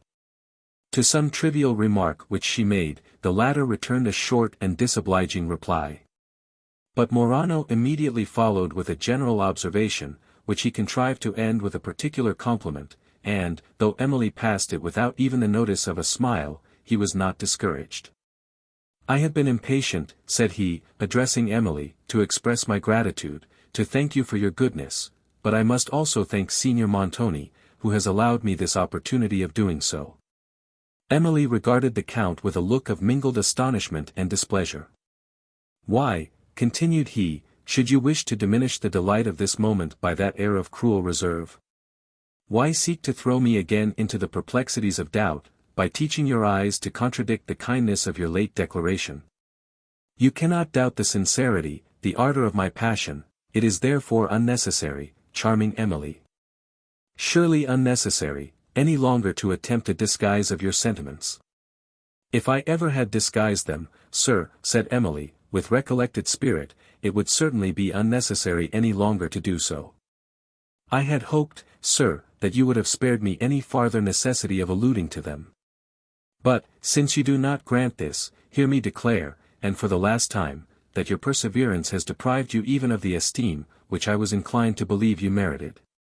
"Astonishing!" exclaimed Montoni, "this is beyond even my expectation, though I have hitherto done justice to the caprice of the sex. But you will observe, Mademoiselle Emily, that I am no lover, though Count Morano is, and that I will not be made the amusement of your capricious moments. Here is the offer of an alliance, which would do honor to any family. Yours, you will recollect, is not noble, you long resisted my remonstrances, but my honor is now engaged, and it shall not be trifled with. You shall adhere to the declaration, which you have made me an agent to convey to the Count." "I must certainly mistake you, sir," said Emily, "my answers on the subject have been uniform. It is unworthy of you to accuse me of caprice. If you have condescended to be my agent, it is an honor I did not solicit. I myself have constantly assured Count Morano, and you also, sir, that I never can accept the honor he offers me, and I now repeat the declaration." The Count looked with an air of surprise and inquiry at Montoni, whose countenance also was marked with surprise, but it was surprise mingled with indignation.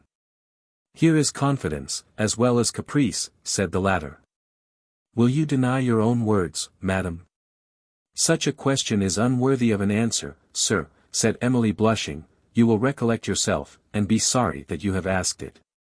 "Speak to the point," rejoined Montoni, in a voice of increasing vehemence. "Will you deny your own words? Will you deny, that you acknowledged, only a few hours ago, that it was too late to recede from your engagements, and that you accepted the Count's hand?" "I will deny all this, for no words of mine ever imported it." "Astonishing! Will you deny what you wrote to Mons Canel, your uncle? If you do, your own hand will bear testimony against you." "What have you now to say?" continued Montoni, observing the silence and confusion of Emily. "I now perceive, sir, that you are under a very great error, and that I have been equally mistaken.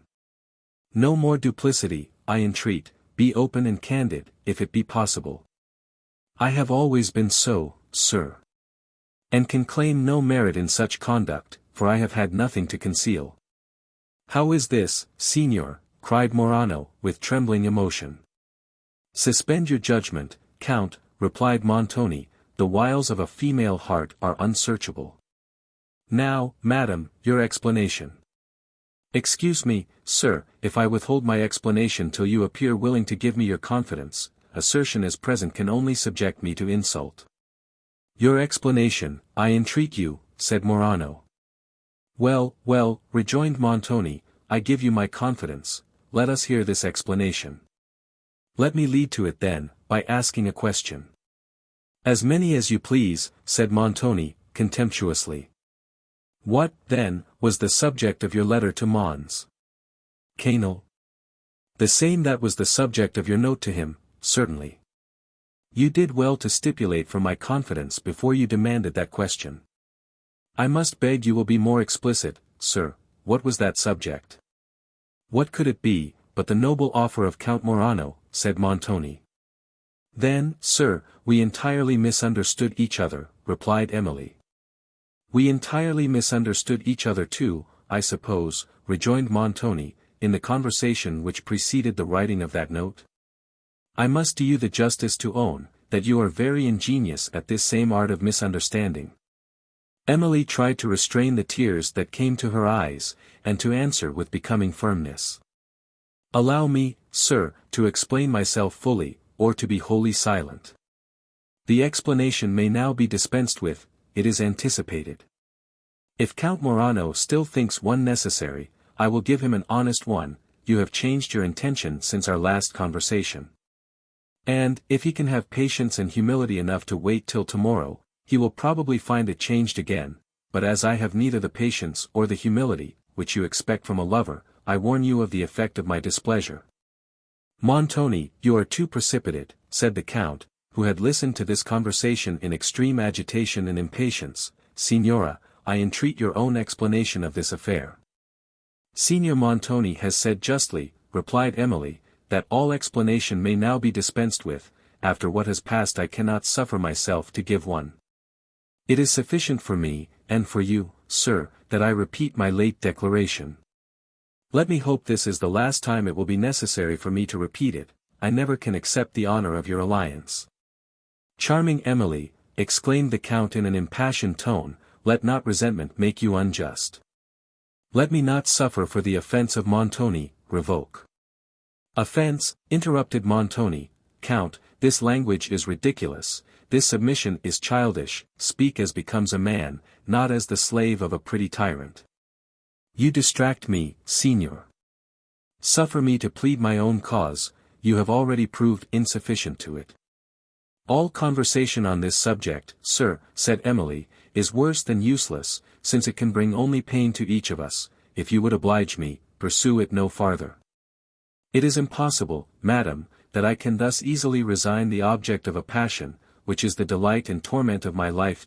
I must still love, still pursue you with unremitting ardor."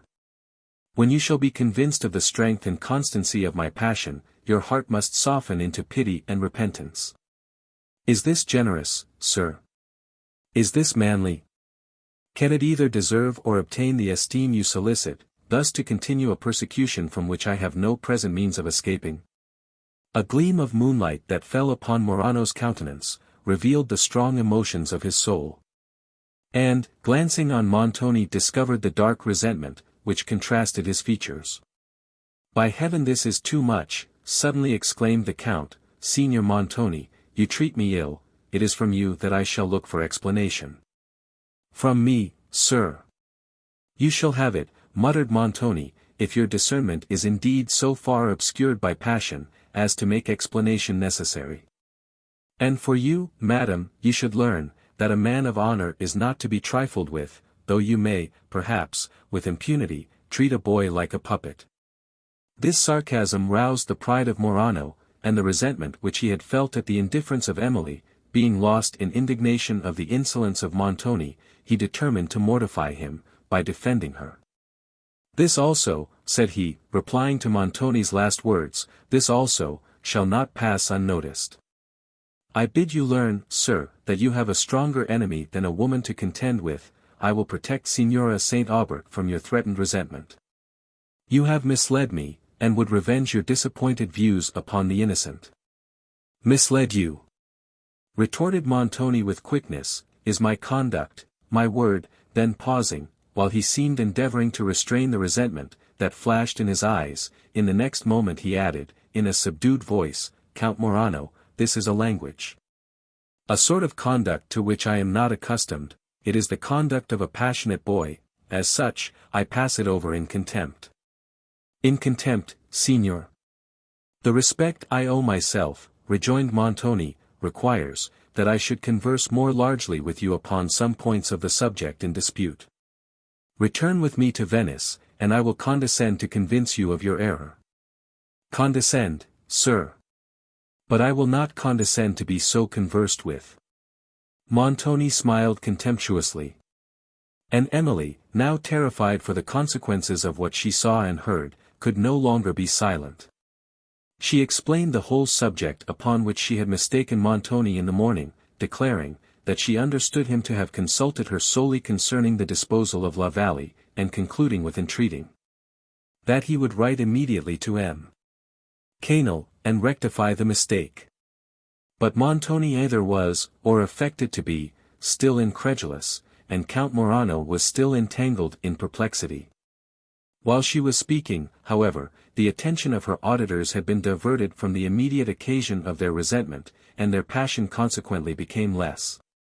Montoni desired the Count would order his servants to row back to Venice, that he might have some private conversation with him. And Morano, somewhat soothed by his softened voice and manner, and eager to examine into the full extent of his difficulties, complied. Emily, comforted by this prospect of release, employed the present moments in endeavoring, with conciliating care, to prevent any fatal mischief between the persons who so lately had persecuted and insulted her. Her spirits revived, when she heard once more the voice of song and laughter, resounding from the Grand Canal, and at length entered again between its stately piazzas. The Zendaletto stopped at Montoni's mansion, and the Count hastily led her into the hall, where Montoni took his arm, and said something in a low voice, on which Morano kissed the hand he held, notwithstanding Emily's effort to disengage it, and, wishing her a good evening, with an accent and look she could not misunderstand, returned to his Zendaletto with Montoni. Emily, in her own apartment, considered with intense anxiety all the unjust and tyrannical conduct of Montoni, the dauntless perseverance of Morano, and her own desolate situation, removed from her friends and country. She looked in vain to Valancourt, confined by his profession to a distant kingdom, as her protector. But it gave her comfort to know, that there was, at least, one person in the world, who would sympathize in her afflictions, and whose wishes would fly eagerly to release her. Yet she determined not to give him unavailing pain by relating the reasons she had to regret the having rejected his better judgment concerning Montoni. Reasons, however, which could not induce her to lament the delicacy and disinterested affection that had made her reject his proposal for a clandestine marriage. The approaching interview with her uncle she regarded with some degree of hope, for she determined to represent to him the distresses of her situation, and to entreat that he would allow her to return to France with him and Madame Cheron. Then, suddenly remembering that her beloved La Vallée, her only home, was no longer at her command, her tears flowed anew, and she feared that she had little pity to expect from a man who, like M. Cheron, could dispose of it without deigning to consult with her, and could dismiss an aged and faithful servant, destitute of either support or asylum. But, though it was certain, that she had herself no longer a home in France, and few, very few friends there, she determined to return, if possible, that she might be released from the power of Montoni, whose particularly oppressive conduct towards herself, and general character as to others, were justly terrible to her imagination. She had no wish to reside with her uncle, M. Cheron, since his behavior to her late father and to herself, had been uniformly such as to convince her, that in flying to him she could only obtain an exchange of oppressors. Neither had she the slightest intention of consenting to the proposal of Valancourt for an immediate marriage, though this would give her a lawful and a generous protector, for the chief reasons, which had formerly influenced her conduct, still existed against it, while others, which seemed to justify the step, would not be done away. And his interest, his fame were at all times too dear to her, to suffer her to consent to a union, which, at this early period of their lives, would probably defeat both. One sure, and proper asylum, however, would still be open to her in France. She knew that she could board in the convent, where she had formerly experienced so much kindness, and which had an affecting and solemn claim upon her heart, since it contained the remains of her late father. Here she could remain in safety and tranquillity, till the term, for which La Vallée might be let, should expire, or, till the arrangement of M. Motteville's affairs enabled her so far to estimate the remains of her fortune, as to judge whether it would be prudent for her to reside there. Concerning Montoni's conduct with respect to his letters to M. Cheron, she had many doubts.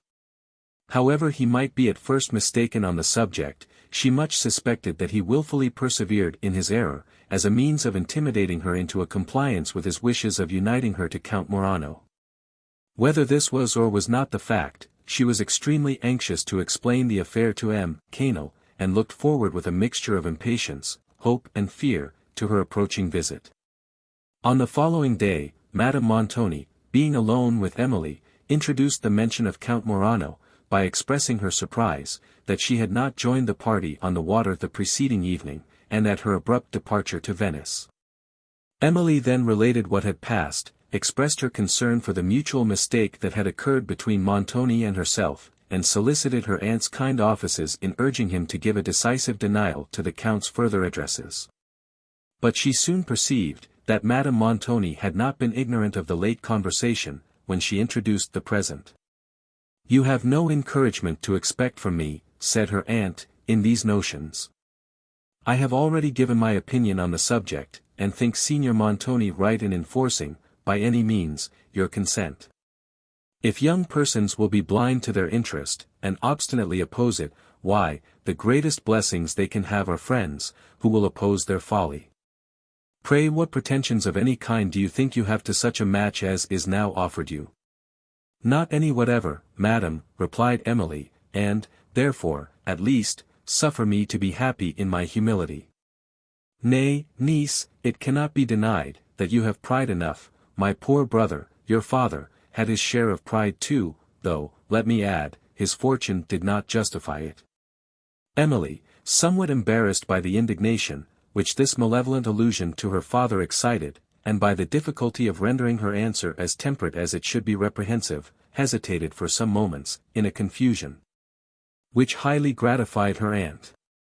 At length she said, "My father's pride, madam, had a noble object, the happiness which he knew could be derived only from goodness, knowledge and charity. As it never consisted in his superiority, in point of fortune, to some persons, it was not humbled by his inferiority, in that respect, to others. He never disdained those, who were wretched by poverty and misfortune. He did sometimes despise persons, who, with many opportunities of happiness, rendered themselves miserable by vanity, ignorance and cruelty. I shall think it my highest glory to emulate such pride. I do not pretend to understand anything of these high-flown sentiments, niece, you have all that glory to yourself, I would teach you a little plain sense, and not have you so wise as to despise happiness. That would indeed not be wisdom, but folly, said Emily, for wisdom can boast no higher attainment than happiness, but you will allow, madam, that our ideas of happiness may differ. I cannot doubt, that you wish me to be happy, but I must fear you are mistaken in the means of making me so. I cannot boast of a learned education, niece, such as your father thought proper to give you, and, therefore, do not pretend to understand all these fine speeches about happiness. I must be contented to understand only common sense, and happy would it have been for you and your father, if that had been included in his education. Emily was too much shocked by these reflections on her father's memory, to despise this speech as it deserved. Madame Montoni was about to speak, but Emily quitted the room, and retired to her own, where the little spirit she had lately exerted yielded to grief and vexation, and left her only to her tears. From every review of her situation she could derive, indeed, only new sorrow. To the discovery, which had just been forced upon her, of Montoni's unworthiness, she had now to add, that of the cruel vanity, for the gratification of which her aunt was about to sacrifice her. Of the effrontery and cunning, with which, at the time that she meditated the sacrifice, she boasted of her tenderness, or insulted her victim. And of the venomous envy, which, as it did not scruple to attack her father's character, could scarcely be expected to withhold from her own. During the few days that intervened between this conversation and the departure from Maiorente, Montoni did not once address himself to Emily. His look sufficiently declared his resentment. But that he should forbear to renew a mention of the subject of it, exceedingly surprised her, who was no less astonished, that, during 3 days, Count Morano neither visited Montoni, or was named by him. Several conjectures arose in her mind. Sometimes she feared that the dispute between them had been revived, and had ended fatally to the Count. Sometimes she was inclined to hope, that weariness, or disgust at her firm rejection of his suit had induced him to relinquish it. And, at others, she suspected that he had now recourse to stratagem, and forbore his visits, and prevailed with Montoni to forbear the repetition of his name. In the expectation that gratitude and generosity would prevail with her to give him the consent, which he could not hope from love. Thus passed the time in vain conjecture, and alternate hopes and fears, till the day arrived when Montoni was to set out for the villa of Maiorente, which, like the preceding ones, neither brought the Count, or the mention of him. Montoni having determined not to leave Venice, till towards evening, that he might avoid the heats, and catch the cool breezes of night, embarked about an hour before sunset, with his family, in a barge, for the Brenta. Emily sat alone near the stern of the vessel, and, as it floated slowly on, watched the gay and lofty city lessening from her view, till its palaces seemed to sink in the distant waves, while its loftier towers and domes, illumined by the declining sun, appeared on the horizon, like those far-seen clouds which, in more northern climes, often linger on the western verge, and catch the last light of a summer's evening. Soon after, even these grew dim, and faded in distance from her sight. But she still sat gazing on the vast scene of cloudless sky, and mighty waters, and listening in pleasing awe to the deep-sounding waves, while, as her eyes glanced over the Adriatic, towards the opposite shores, which were, however, far beyond the reach of sight, she thought of Greece, and, 1,000 classical remembrances stealing to her mind, she experienced that pensive luxury which is felt on viewing the scenes of ancient story, and on comparing their present state of silence and solitude with that of their former grandeur and animation. The scenes of the Iliad elapsed in glowing colors to her fancy, scenes, once the haunt of heroes, now lonely, and in ruins, but which still shone, in the poet's strain, in all their youthful splendor. As her imagination painted with melancholy touches, the deserted plains of Troy, such as they appeared in this after-day, she reanimated the landscape with the following little story. Stanzas. O'er Ilion's plains, where once the warrior bled, and once the poet riced his deathless strain. O'er Ilion's plains a weary driver led his stately camels, for the ruined fane. Wide round the lonely scene his glance he threw. For now the red cloud faded in the west, and twilight o'er the silent landscape drew her deepening veil. Eastward his course he pressed. There, on the grey horizon's glimmering bound, rose the proud columns of deserted Troy, and wandering shepherds now a shelter found within those walls where princes wont to joy. Beneath a lofty porch the driver passed. Then, from his camels heaved the heavy load, partook with them the simple, cool repast, and in short vesper gave himself to God. From distant lands with merchandise he came. His all of wealth his patient servants bore. Oft deep-drawn sighs his anxious wish proclaim, to reach, again, his happy cottage door. For there, his wife, his little children, dwell. Their smiles shall pay the toil of many an hour. Even now warm tears to expectation swell, as fancy o'er his mind extends her power. A death-like stillness reigned, where once the song of heroes, wacked the midnight air. Save, when a solemn murmur rolled along, that seemed to say, for future worlds prepare. For time's imperious voice was frequent heard, shaking the marble temple to its fall. By hands he long had conquered, vainly reared, and distant ruins answered to his call. While Hamet slept, his camels round him lay. Beneath him, all his store of wealth was piled. And here, his cruse and empty wallet lay. And there, the flute that cheered him in the wild. The robber Tartar on his slumber stole. For o'er the waste, at eve, he watched his train. Ah! Who his thirst of plunder shall control? Who calls on him for mercy, calls in vain. A poisoned poignard in his belt he wore. A crescent sword depended at his side. The deathful quiver at his back he bore. And infants, at his very look had died. The moon's cold beam athwart the temple fell, and to his sleeping prey the Tartar led. But soft, a startled camel shook his bell, then stretched his limbs, and reared his drowsy head. Hamet awoke. The poignard glittered high. Swift from his couch he sprung, and scapt the blow. When from an unknown hand the arrows fly, that lay the ruffian, in his vengeance, low. He groaned, he died. From forth a columned gate, a fearful shepherd, pale and silent, crept. Who, as he watched his folded flock star-late, had marked the robber steal where Hamet slept. He feared his own, and saved a stranger's life. Poor Hamet clasped him to his grateful heart. Then, roused his camels for the dusty strife. And, with the shepherd, hastened to depart. And now, Aurora breathes her freshening gale, and faintly trembles on the eastern cloud. And now, the sun, from under twilight's veil, looks gaily forth, and melts her airy shroud.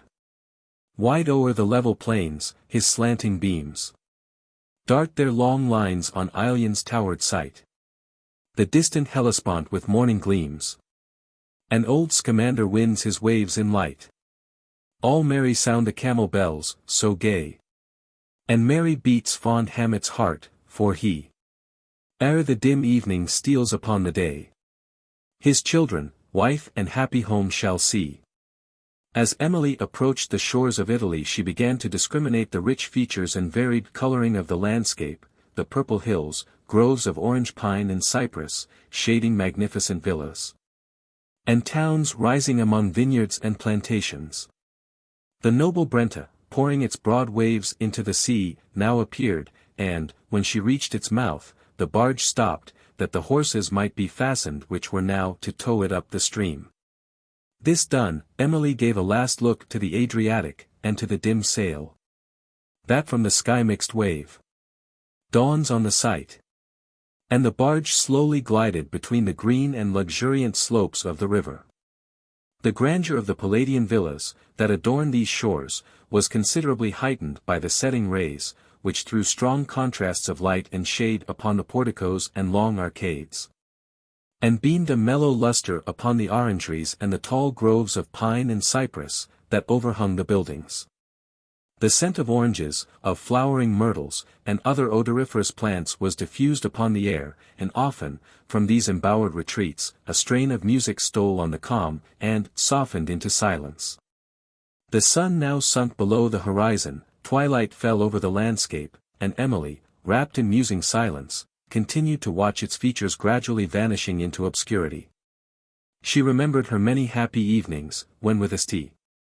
Aubert she had observed the shades of twilight steal over a scene as beautiful as this, from the gardens of La Vallée, and a tear fell to the memory of her father.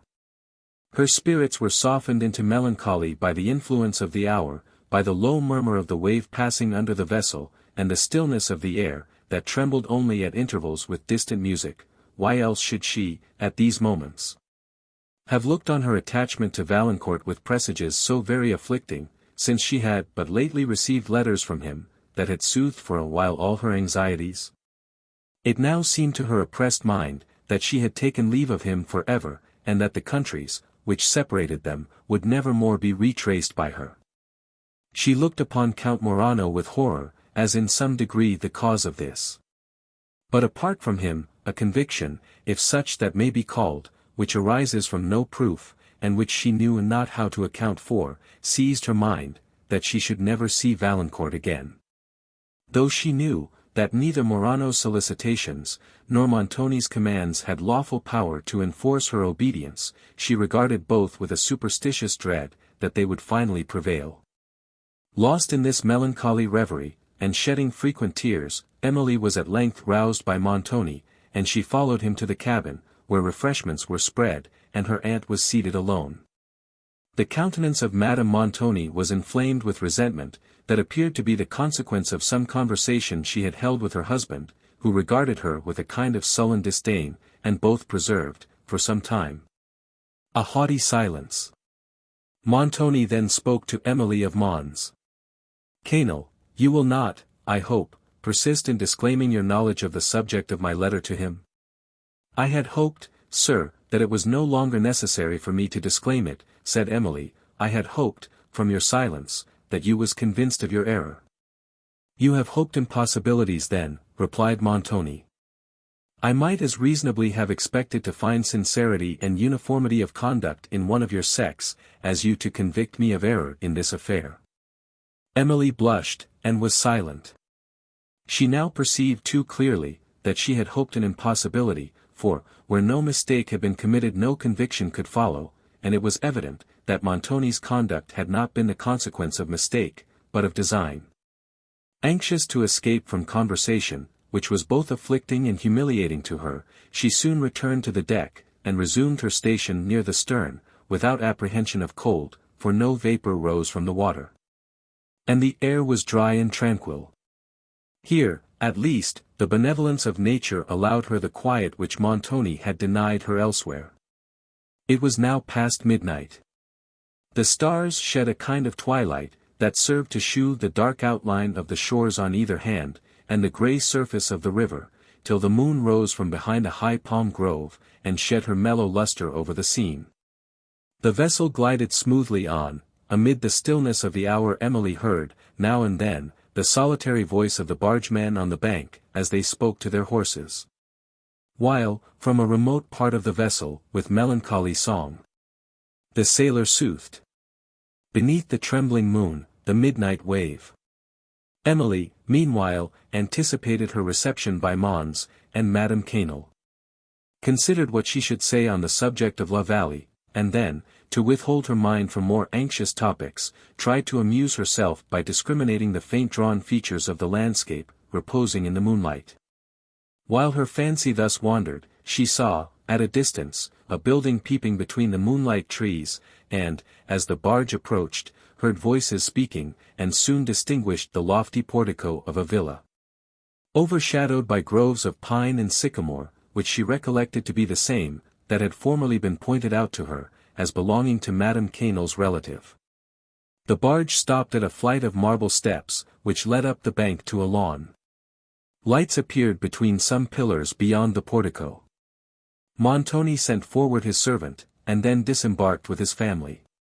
They found Mons and Madame Cheron, with a few friends, seated on sofas in the portico, enjoying the cool breeze of the night, and eating fruits and ices, while some of their servants at a little distance, on the river's bank, were performing a simple serenade.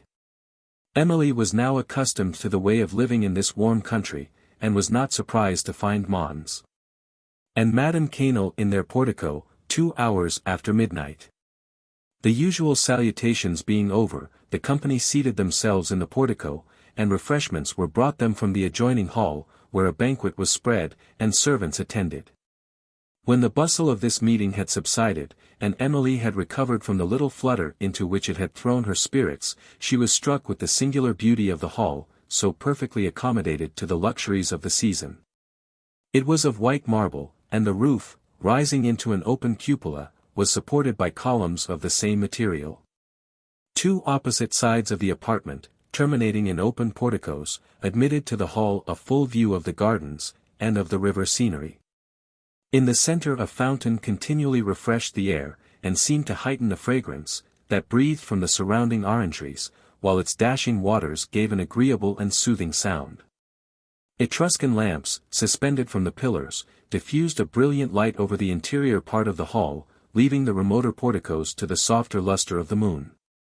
Mons Cheron talked apart to Montoni of his own affairs, in his usual strain of self-importance, boasted of his new acquisitions, and then affected to pity some disappointments, which Montoni had lately sustained.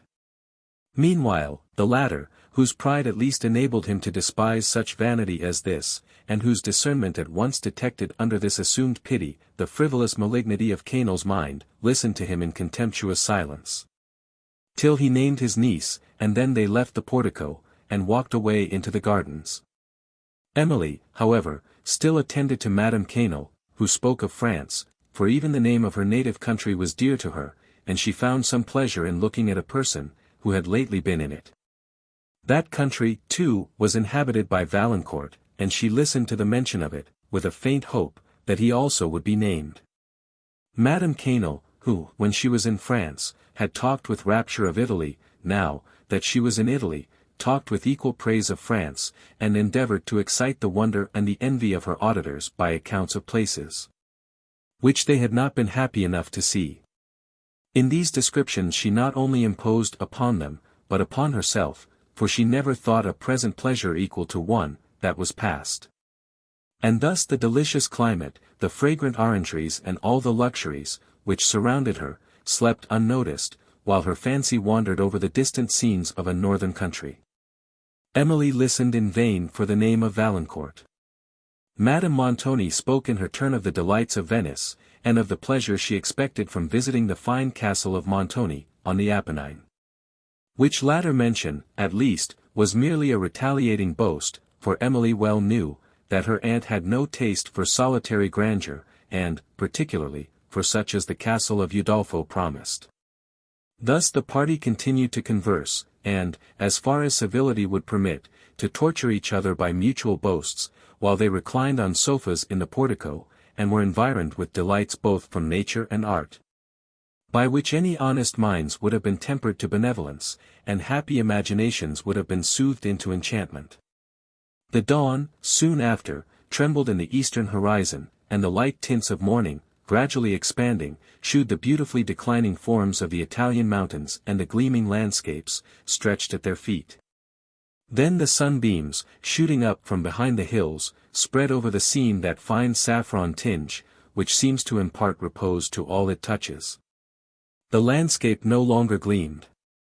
All its glowing colors were revealed, except that its remoter features were still softened and united in the mist of distance, whose sweet effect was heightened to Emily by the dark verdure of the pines and cypresses that overarched the foreground of the river. The market people, passing with their boats to Venice, now formed a moving picture on the Brenta. Most of these had little painted awnings, to shelter their owners from the sunbeams, which, together with the piles of fruit and flowers, displayed beneath, and the tasteful simplicity of the peasant girls, who watched the rural treasures, rendered them gay and striking objects. The swift movement of the boats down the current, the quick glance of oars in the water, and now and then the passing chorus of peasants, who reclined under the sail of their little bark, or the tones of some rustic instrument, played by a girl. As she sat near her sylvan cargo, heightened the animation and festivity of the scene. When Montoni and M. Canel had joined the ladies, the party left the portico for the gardens, where the charming scenery soon withdrew Emily's thoughts from painful subjects. The majestic forms and rich verdure of cypresses she had never seen so perfect before, groves of cedar, lemon, and orange, the spiry clusters of the pine and poplar, the luxuriant chestnut and oriental plane. Threw all their pomp of shade over these gardens. While bowers of flowering myrtle and other spicy shrubs mingled their fragrance with that of flowers, whose vivid and various coloring glowed with increased effect beneath the contrasted umbrage of the groves. The air also was continually refreshed by rivulets, which, with more taste than fashion, had been suffered to wander among the green recesses. Emily often lingered behind the party, to contemplate the distant landscape, that closed a vista, or that gleamed beneath the dark foliage of the foreground. The spiral summits of the mountains, touched with a purple tint, broken and steep above, but shelving gradually to their base, the open valley, marked by no formal lines of art. And the tall groves of cypress, pine and poplar, sometimes embellished by a ruined villa, whose broken columns appeared between the branches of a pine, that seemed to droop over their fall. From other parts of the gardens, the character of the view was entirely changed, and the fine solitary beauty of the landscape shifted for the crowded features and varied coloring of inhabitation. The sun was now gaining fast upon the sky, and the party quitted the gardens, and retired to repose. Chapter 4. And poor misfortune feels the lash of vice. Thomson. Emily seized the first opportunity of conversing alone with Mons. Canel, concerning La Vallée. His answers to her inquiries were concise, and delivered with the air of a man, who is conscious of possessing absolute power and impatient of hearing it questioned. He declared, that the disposal of the place was a necessary measure, and that she might consider herself indebted to his prudence for even the small income that remained for her. But, however, added he, when this Venetian count, I have forgot his name, marries you, your present disagreeable state of dependence will cease. As a relation to you I rejoice in the circumstance, which is so fortunate for you, and, I may add, so unexpected by your friends. For some moments Emily was chilled into silence by this speech. And, when she attempted to undeceive him, concerning the purport of the note she had enclosed in Montoni's letter, he appeared to have some private reason for disbelieving her assertion, and, for a considerable time, persevered in accusing her of capricious conduct. Being, at length, however, convinced that she really disliked Morano and had positively rejected his suit, his resentment was extravagant, and he expressed it in terms equally pointed and inhuman. For, secretly flattered by the prospect of a connection with a nobleman, whose title he had affected to forget, he was incapable of feeling pity for whatever sufferings of his niece might stand in the way of his ambition. Emily saw at once in his manner all the difficulties that awaited her, and, though no oppression could have power to make her renounce Valancourt for Morano, her fortitude now trembled at an encounter with the violent passions of her uncle. She opposed his turbulence and indignation only by the mild dignity of a superior mind. But the gentle firmness of her conduct served to exasperate still more his resentment, since it compelled him to feel his own inferiority, and, when he left her, he declared, that, if she persisted in her folly, both himself and Montoni would abandon her to the contempt of the world. The calmness she had assumed in his presence failed Emily, when alone, and she wept bitterly, and called frequently upon the name of her departed father, whose advice to her from his deathbed she then remembered. Alas! Said she, I do indeed perceive how much more valuable is the strength of fortitude than the grace of sensibility, and I will also endeavor to fulfill the promise I then made. I will not indulge in unavailing lamentation, but will try to endure, with firmness, the oppression I cannot elude. Somewhat soothed by the consciousness of performing a part of St. Aubert's last request, and of endeavoring to pursue the conduct which he would have approved, she overcame her tears, and, when the company met at dinner, had recovered her usual serenity of countenance.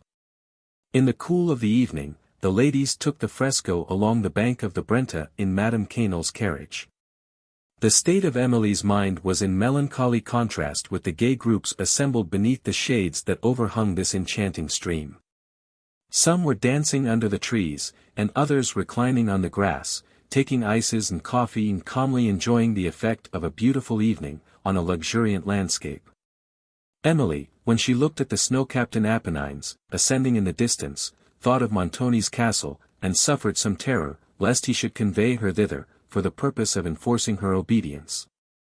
But the thought vanished, when she considered, that she was as much in his power at Venice as she could be elsewhere. It was moonlight before the party returned to the villa, where supper was spread in the airy hall, which had so much enchanted Emily's fancy, on the preceding night. The ladies seated themselves in the portico, till Mons. Cheron, Montoni, and other gentlemen should join them at table, and Emily endeavoured to resign herself to the tranquillity of the hour. Presently, a barge stopped at the steps that led into the gardens, and, soon after, she distinguished the voices of Montoni and Cheron, and then that of Morano, who, in the next moment, appeared. His compliments she received in silence, and her cold air seemed at first to discompose him, but he soon recovered his usual gaiety of manner, though the officious kindness of M. and Madame Cheron Emily perceived disgusted him. Such a degree of attention she had scarcely believed could be shown by M. Cheron, for she had never before seen him otherwise than in the presence of his inferiors or equals. When she could retire to her own apartment, her mind almost involuntarily dwelt on the most probable means of prevailing with the Count to withdraw his suit, and to her liberal mind none appeared more probable than that of acknowledging to him a prior attachment and throwing herself upon his generosity for a release. When, however, on the following day, he renewed his addresses, she shrunk from the adoption of the plan she had formed. There was something so repugnant to her just pride, in laying open the secret of her heart to such a man as Morano, and in suing to him for compassion, that she impatiently rejected this design and wondered that she could have paused upon it for a moment. The rejection of his suit she repeated in the most decisive terms she could select, mingling with it a severe censure of his conduct. But, though the Count appeared mortified by this, he persevered in the most ardent professions of admiration, till he was interrupted and Emily released by the presence of Madame Cheron. During her stay at this pleasant villa, Emily was thus rendered miserable by the assiduities of Morano, together with the cruelly exerted authority of M. Cheron and Montoni, who, with her aunt, seemed now more resolutely determined upon this marriage than they had even appeared to be at Venice. M. Cheron, finding that both argument and menace were ineffectual in enforcing an immediate conclusion to it, at length relinquished his endeavours, and trusted to the power of Montoni and to the course of events at Venice. Emily, indeed, looked to Venice with hope, for there she would be relieved in some measure from the persecution of Morano, who would no longer be an inhabitant of the same house with herself, and from that of Montoni, whose engagements would not permit him to be continually at home. But amidst the pressure of her own misfortunes, she did not forget those of poor Teresa, for whom she pleaded with courageous tenderness to Cheron, who promised, in slight and general terms, that she should not be forgotten. Montoni, in a long conversation with M. Cheron, arranged the plan to be pursued respecting Emily, and M. Cheron proposed to be at Venice, as soon as he should be informed that the nuptials were concluded. It was new to Emily to part with any person, with whom she was connected, without feeling of regret. The moment, however, in which she took leave of M. and Madame Cheron, was, perhaps, the only satisfactory one she had known in their presence. Morano returned in Montoni's barge, and Emily, as she watched her gradual approach to that magic city, saw at her side the only person, who occasioned her to view it with less than perfect delight. They arrived there about midnight, when Emily was released from the presence of the Count, who, with Montoni, went to a casino, and she was suffered to retire to her own apartment. On the following day, Montoni, in a short conversation, which he held with Emily, informed her, that he would no longer be trifled with, and that, since her marriage with the Count would be so highly advantageous to her, that folly only could object to it, and folly of such extent as was incapable of conviction, it should be celebrated without further delay, and, if that was necessary, without her consent.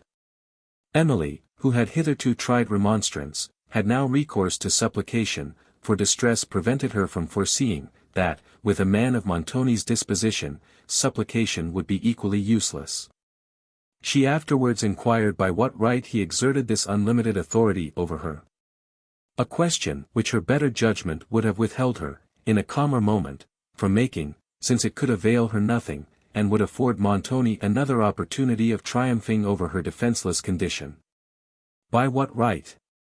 cried Montoni, with a malicious smile. "By the right of my will, if you can elude that, I will not inquire by what right you do so. I now remind you, for the last time, that you are a stranger, in a foreign country, and that it is your interest to make me your friend. You know the means. If you compel me to become your enemy, I will venture to tell you, that the punishment shall exceed your expectation. You may know I am not to be trifled with." Emily continued, for some time after Montoni had left her, in a state of despair, or rather stupefaction. A consciousness of misery was all that remained in her mind. In this situation Madame Montoni found her, at the sound of whose voice Emily looked up, and her aunt, somewhat softened by the expression of despair that fixed her countenance, spoke in a manner more kind than she had ever yet done. Emily's heart was touched, she shed tears, and, after weeping for some time, recovered sufficient composure to speak on the subject of her distress, and to endeavour to interest Madame Montoni in her behalf. But, though the compassion of her aunt had been surprised, her ambition was not to be overcome, and her present object was to be the aunt of a countess. Emily's efforts, therefore, were as unsuccessful as they had been with Montoni, and she withdrew to her apartment to think and weep alone. How often did she remember the parting scene with Valancourt, and wish, that the Italian had mentioned Montoni's character with less reserve. When her mind, however, had recovered from the first shock of this behaviour, she considered, that it would be impossible for him to compel her alliance with Morano, if she persisted in refusing to repeat any part of the marriage ceremony. And she persevered in her resolution to await Montoni's threatened vengeance rather than give herself for life to a man, whom she must have despised for his present conduct, had she never even loved Valancourt. Yet she trembled at the revenge she thus resolved to brave. An affair, however, soon after occurred, which somewhat called off Montoni's attention from Emily. The mysterious visits of Orsino were renewed with more frequency since the return of the former to Venice. There were others, also, besides Orsino, admitted to these midnight councils, and among them Cavigni and Verezzi. Montoni became more reserved and austere in his manner than ever, and Emily, if her own interests had not made her regardless of his, might have perceived, that something extraordinary was working in his mind. One night, on which a council was not held, Orsino came in great agitation of spirits, and dispatched his confidential servant to Montoni, who was at a casino, desiring that he would return home immediately, but charging the servant not to mention his name. Montoni obeyed the summons, and, on meeting Orsino, was informed of the circumstances that occasioned his visit and his visible alarm, with a part of which he was already acquainted. A Venetian nobleman, who had, on some late occasion, provoked the hatred of Orsino, had been waylaid and poignarded by hired assassins, and, as the murdered person was of the first connections, the Senate had taken up the affair. One of the assassins was now apprehended, who had confessed, that Orsino was his employer in the atrocious deed, and the latter, informed of his danger, had now come to Montoni to consult on the measures necessary to favour his escape. He knew, that, at this time, the officers of the police were upon the watch for him, all over the city. To leave it, at present, therefore, was impracticable, and Montoni consented to secrete him for a few days till the vigilance of justice should relax, and then to assist him in quitting Venice. He knew the danger he himself incurred by permitting Orsino to remain in his house, but such was the nature of his obligations to this man, that he did not think it prudent to refuse him an asylum. Such was the person whom Montoni had admitted to his confidence, and for whom he felt as much friendship as was compatible with his character. While Orsino remained concealed in his house, Montoni was unwilling to attract public observation by the nuptials of Count Morano. But this obstacle was, in a few days, overcome by the departure of his criminal visitor, and he then informed Emily, that her marriage was to be celebrated on the following morning. To her repeated assurances, that it should not take place, he replied only by a malignant smile. And, telling her that the Count and a priest would be at his house, early in the morning, he advised her no further to dare his resentment, by opposition to his will and to her own interest. "I am now going out for the evening," said he, "remember, that I shall give your hand to Count Morano in the morning." Emily, having, ever since his late threats, expected, that her trials would at length arrive to this crisis, was less shocked by the declaration, that she otherwise would have been, and she endeavoured to support herself by the belief that the marriage could not be valid, so long as she refused before the priest to repeat any part of the ceremony. Yet, as the moment of trial approached, her long-harassed spirits shrunk almost equally from the encounter of his vengeance, and from the hand of Count Morano. She was not even perfectly certain of the consequence of her steady refusal at the altar, and she trembled, more than ever, at the power of Montoni, which seemed unlimited as his will, for she saw, that he would not scruple to transgress any law, if, by so doing, he could accomplish his project. While her mind was thus suffering and in a state little short of distraction, she was informed that Morano asked permission to see her, and the servant had scarcely departed with an excuse, before she repented that she had sent one. In the next moment, reverting to her former design, and determining to try, whether expostulation and entreaty would not succeed, where a refusal and a just disdain had failed, she recalled the servant, and, sending a different message, prepared to go down to the Count. The dignity and assumed composure with which she met him, and the kind of pensive resignation, that softened her countenance, were circumstances not likely to induce him to relinquish her, serving, as they did, to heighten a passion which had already intoxicated his judgment.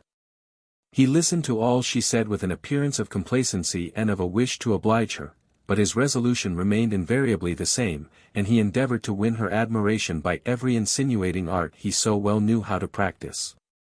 Being, at length, assured, that she had nothing to hope from his justice, she repeated, in a solemn and impressive manner, her absolute rejection of his suit, and quitted him with an assurance that her refusal would be effectually maintained against every circumstance that could be imagined for subduing it. A just pride had restrained her tears in his presence, but now they flowed from the fullness of her heart. She often called upon the name of her late father, and often dwelt with unutterable anguish on the idea of Valancourt.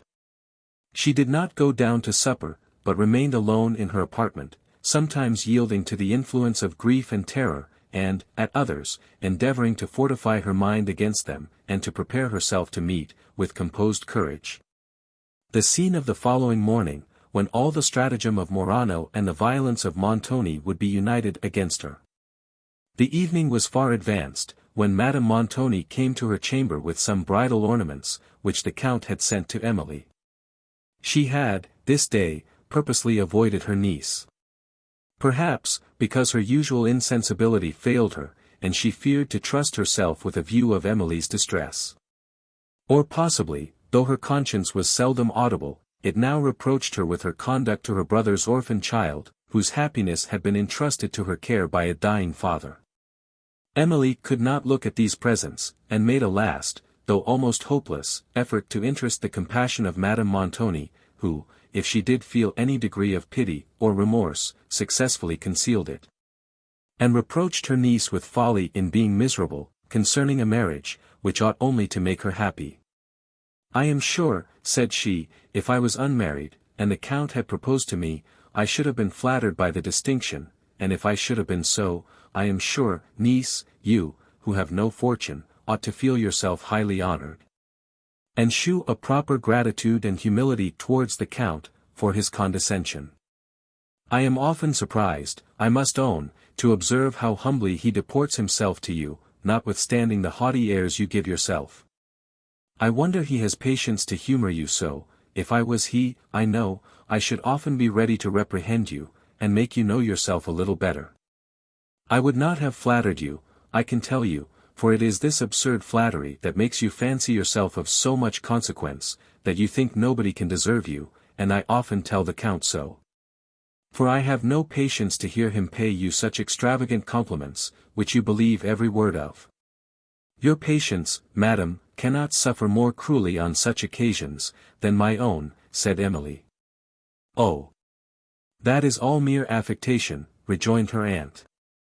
"I know that his flattery delights you, and makes you so vain, that you think you may have the whole world at your feet. But you are very much mistaken. I can assure you, niece, you will not meet with many such suitors as the Count. Every other person would have turned upon his heel, and left you to repent at your leisure, long ago." "Oh, that the Count had resembled every other person, then!"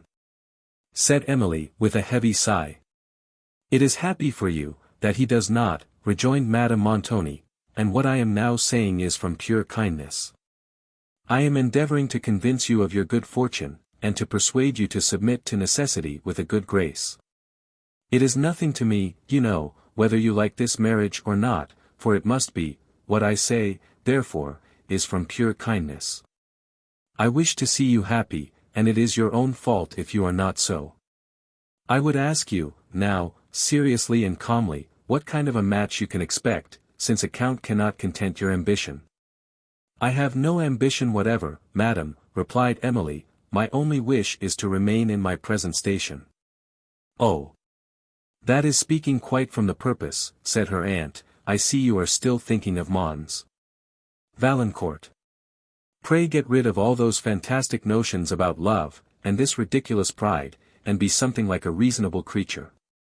But, however, this is nothing to the purpose, for your marriage with the Count takes place tomorrow, you know, whether you approve it or not. The Count will be trifled with no longer." Emily made no attempt to reply to this curious speech. She felt it would be mean, and she knew it would be useless. Madame Montoni laid the Count's presents upon the table, on which Emily was leaning, and then, desiring she would be ready early in the morning, bade her good night. "Good night, madam," said Emily, with a deep sigh, as the door closed upon her aunt, and she was left once more to her own sad reflections. For some time she sat so lost in thought, as to be wholly unconscious where she was. At length, raising her head, and looking round the room, its gloom and profound stillness awed her. She fixed her eyes on the door, through which her aunt had disappeared, and listened anxiously for some sound, that might relieve the deep dejection of her spirits. But it was past midnight, and all the family except the servant, who sat up for Montoni, had retired to bed. Her mind, long harassed by distress, now yielded to imaginary terrors. She trembled to look into the obscurity of her spacious chamber, and feared she knew not what. A state of mind, which continued so long, that she would have called up Annette, her aunt's woman, had her fears permitted her to rise from her chair, and to cross the apartment. These melancholy illusions at length began to disperse, and she retired to her bed, not to sleep, for that was scarcely possible, but to try, at least, to quiet her disturbed fancy, and to collect strength of spirit sufficient to bear her through the scene of the approaching morning. Chapter 5. Dark Power. With shuddering, meek submitted thought. Be mine to read the visions old, which thy awakening bards have told. And, lest they meet my blasted view, hold each strange tale devoutly true. Collins' Ode to Fear. Emily was recalled from a kind of slumber, into which she had, at length, sunk, by a quick knocking at her chamber door. She started up in terror, for Montoni and Count Morano instantly came to her mind. But, having listened in silence for some time, and recognizing the voice of Annette, she rose and opened the door. "What brings you hither so early?" said Emily, trembling excessively. She was unable to support herself, and sat down on the bed. "Dear Mademoiselle," said Annette, "do not look so pale. I am quite frightened to see you. Here is a fine bustle below stairs, all the servants running to and fro, and none of them fast enough. Here is a bustle, indeed, all of a sudden, and nobody knows for what. Who is below besides them?" said Emily. "Annette, do not trifle with me." "Not for the world, Mademoiselle, I would not trifle for the world. But one cannot help making one's remarks, and there is the senior in such a bustle, as I never saw him before, and he has sent me to tell you, ma'am, to get ready immediately." "Good God support me!" cried Emily, almost fainting, "Count Morano is below, then?" "No, Mademoiselle, he is not below that I know of," replied Annette, "only his Excellenza sent me to desire you would get ready directly to leave Venice. For that the gondolas would be at the steps of the canal in a few minutes, but I must hurry back to my lady, who is just at her wit's end, and knows not which way to turn for haste." "Explain, Annette, explain the meaning of all this before you go," said Emily, so overcome with surprise and timid hope, that she had scarcely breath to speak. "Nay, Mademoiselle, that is more than I can do. I only know that the Signor is just come home in a very ill humor, that he has had us all called out of our beds, and tells us we are all to leave Venice immediately." "Is Count Morano to go with the Signor?" said Emily, "and whither are we going?" "I know neither, ma'am, for certain, but I heard Ludovico say something about going, after we get to terra firma, to the Signor's castle among some mountains, that he talked of."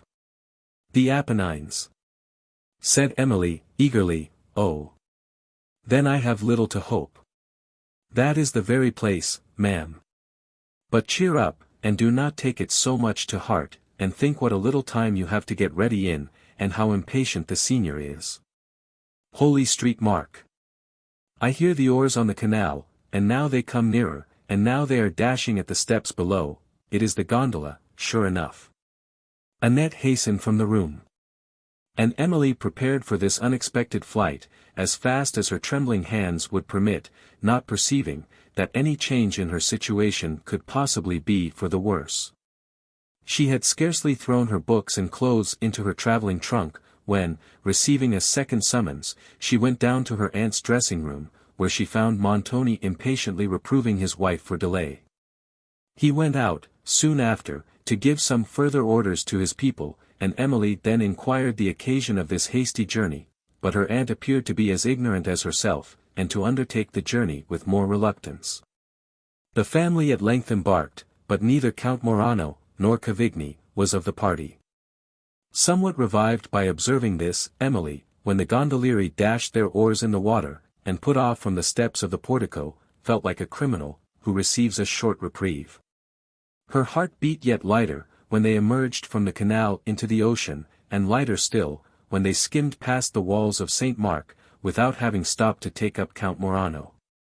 The dawn now began to tint the horizon, and to break upon the shores of the Adriatic. Emily did not venture to ask any questions of Montoni, who sat, for some time, in gloomy silence, and then rolled himself up in his cloak, as if to sleep, while Madame Montoni did the same. But Emily, who could not sleep, undrew one of the little curtains of the gondola, and looked out upon the sea. The rising dawn now enlightened the mountain-tops of Friuli, but their lower sides, and the distant waves, that rolled at their feet, were still in deep shadow. Emily, sunk in tranquil melancholy, watched the strengthening light spreading upon the ocean, shewing successively Venice and her islets, and the shores of Italy, along which boats, with their pointed lateen sails, began to move. The gondolieri were frequently hailed, at this early hour, by the market people, as they glided by towards Venice, and the lagoon soon displayed a gay scene of innumerable little barks, passing from terra firma with provisions.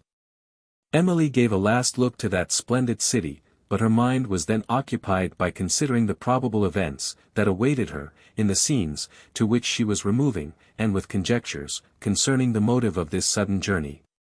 It appeared, upon calmer consideration, that Montoni was removing her to his secluded castle, because he could there, with more probability of success, attempt to terrify her into obedience. Or, that, should its gloomy and sequestered scenes fail of this effect, her forced marriage with the Count could there be solemnized with the secrecy, which was necessary to the honor of Montoni. The little spirit, which this reprieve had recalled, now began to fail, and, when Emily reached the shore, her mind had sunk into all its former depression. Montoni did not embark on the Brenta, but pursued his way in carriages across the country, towards the Apennine. During which journey, his manner to Emily was so particularly severe, that this alone would have confirmed her late conjecture, had any such confirmation been necessary. Her senses were now dead to the beautiful country, through which she travelled. Sometimes she was compelled to smile at the naivete of Annette, in her remarks on what she saw, and sometimes to sigh, as a scene of peculiar beauty recalled Valancourt to her thoughts, who was indeed seldom absent from them, and of whom she could never hope to hear in the solitude, to which she was hastening. At length, the travellers began to ascend among the Apennines.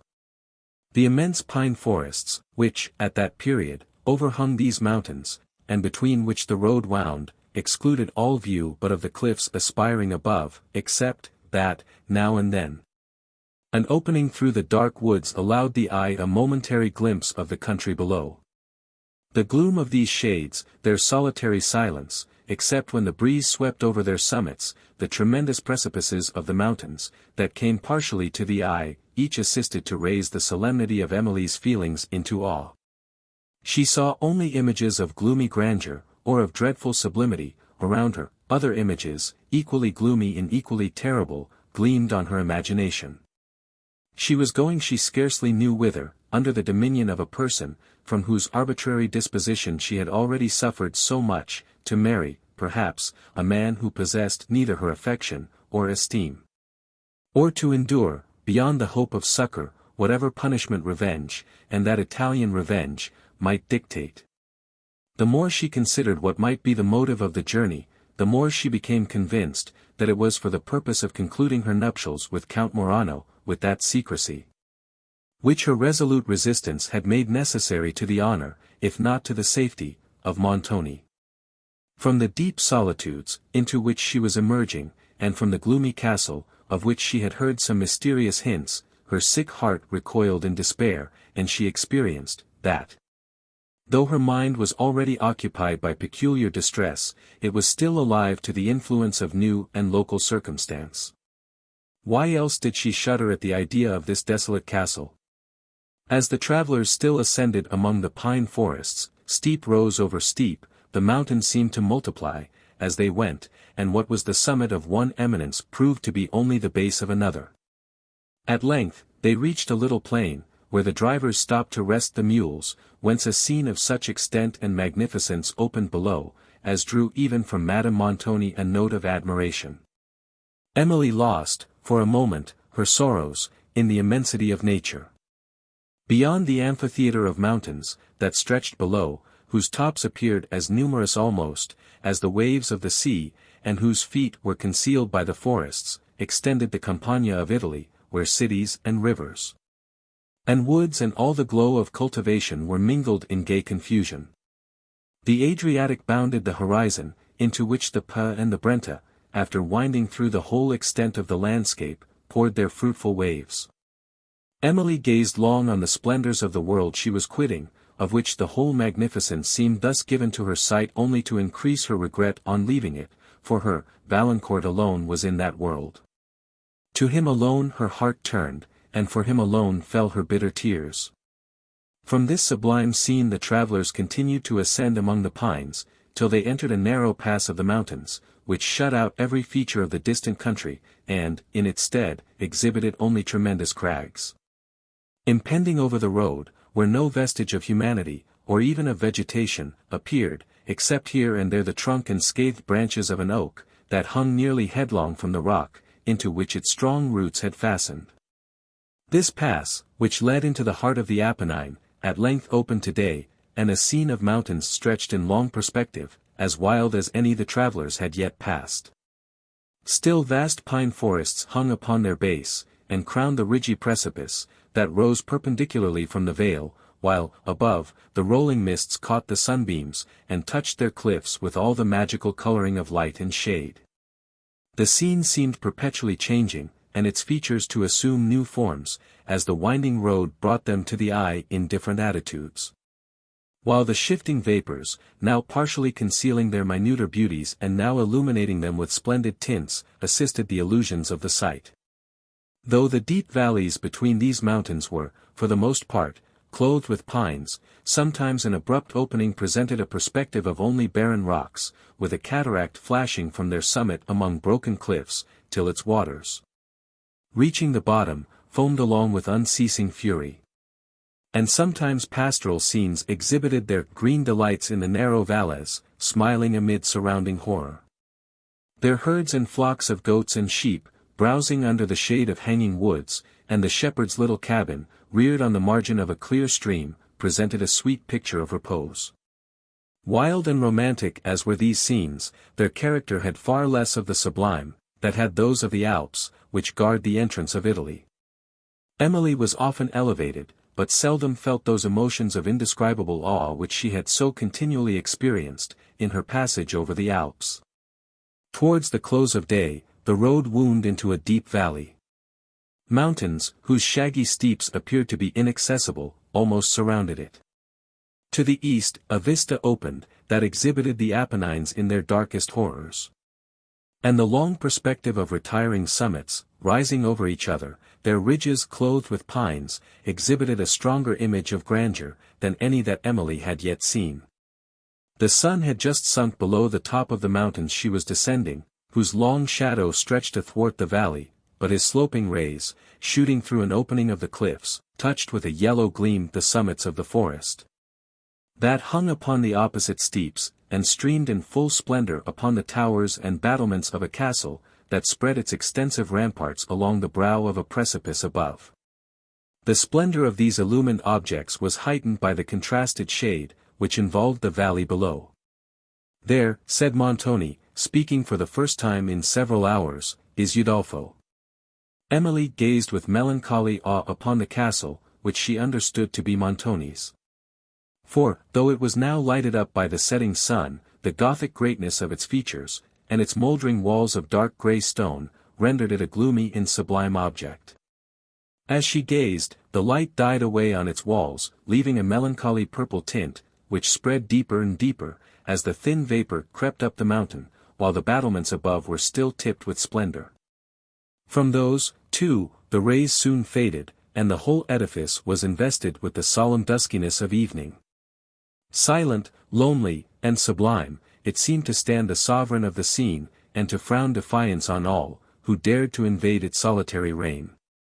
As the twilight deepened, its features became more awful in obscurity, and Emily continued to gaze, till its clustering towers were alone seen, rising over the tops of the woods, beneath whose thick shade the carriages soon after began to ascend. The extent and darkness of these tall woods awakened terrific images in her mind, and she almost expected to see banditti start up from under the trees. At length, the carriages emerged upon a heathy rock, and, soon after, reached the castle gates, where the deep tone of the portal bell, which was struck upon to give notice of their arrival, increased the fearful emotions, that had assailed Emily. While they waited till the servant within should come to open the gates, she anxiously surveyed the edifice, but the gloom, that overspread it, allowed her to distinguish little more than a part of its outline, with the massy walls of the ramparts. And to know, that it was vast, ancient and dreary.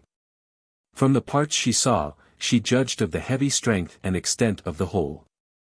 The gateway before her, leading into the courts, was of gigantic size, and was defended by 2 round towers, crowned by overhanging turrets, embattled, where, instead of banners, now waved long grass and wild plants that had taken root among the mouldering stones, and which seemed to sigh, as the breeze rolled past, over the desolation around them.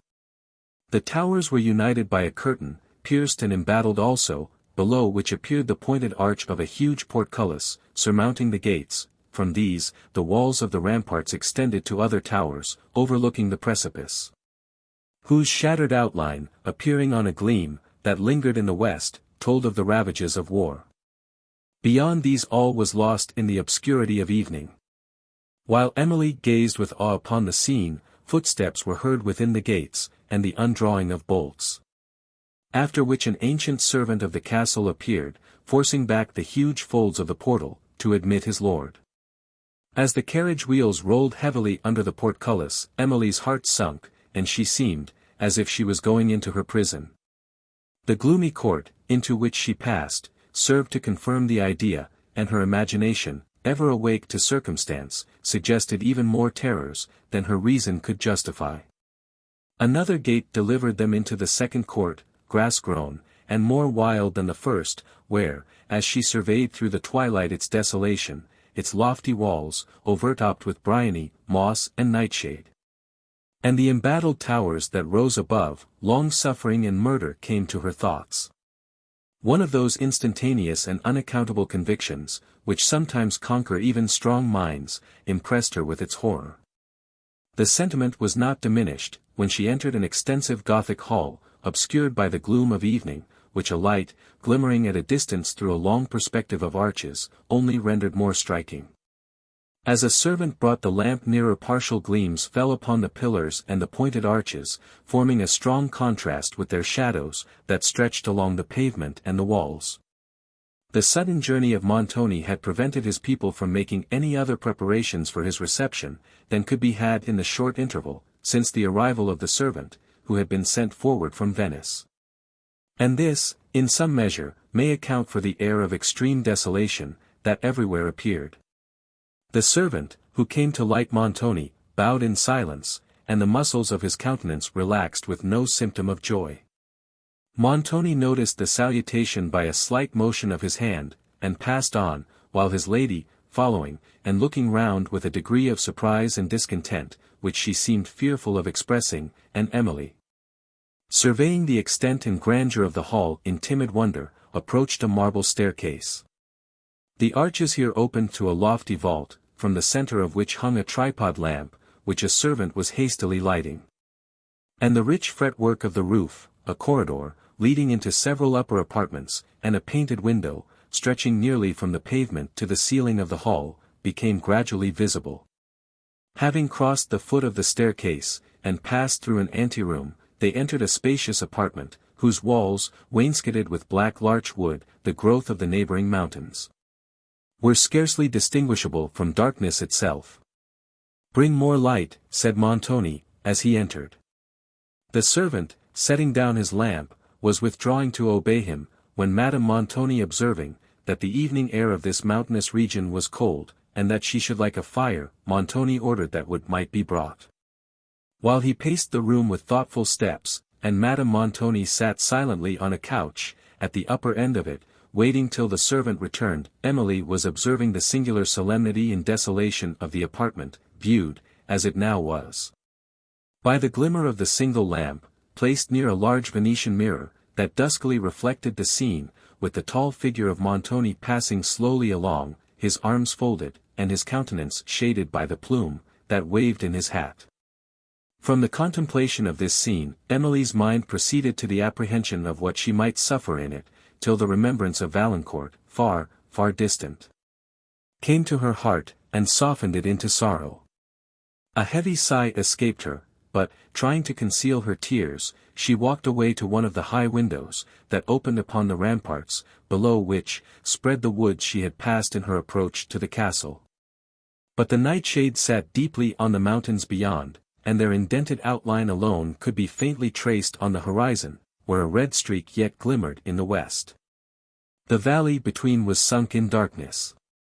The scene within, upon which Emily turned on the opening of the door, was scarcely less gloomy. The old servant, who had received them at the gates, now entered, bending under a load of pine branches, while two of Montoni's Venetian servants followed with lights. "Your Excellenza is welcome to the castle," said the old man, as he raised himself from the hearth, where he had laid the wood. "It has been a lonely place a long while, but you will excuse it, Signor, knowing we had but short notice. It is near 2 years, come next feast of St. Mark, since your Excellenza was within these walls." "You have a good memory, old Carlo," said Montoni, "it is thereabout. And how hast thou contrived to live so long?" Well a day, sir, with much ado. The cold winds, that blow through the castle in winter, are almost too much for me, and I thought sometimes of asking your Excellenza to let me leave the mountains, and go down into the lowlands. But I don't know how it is, I am loath to quit these old walls I have lived in so long." "Well, how have you gone on in the castle, since I left it?" said Montoni. "Why much as usual, Signor, only it wants a good deal of repairing. There is the north tower, some of the battlements have tumbled down, and had liked one day to have knocked my poor wife, God rest her soul, on the head. Your Excellenza must know.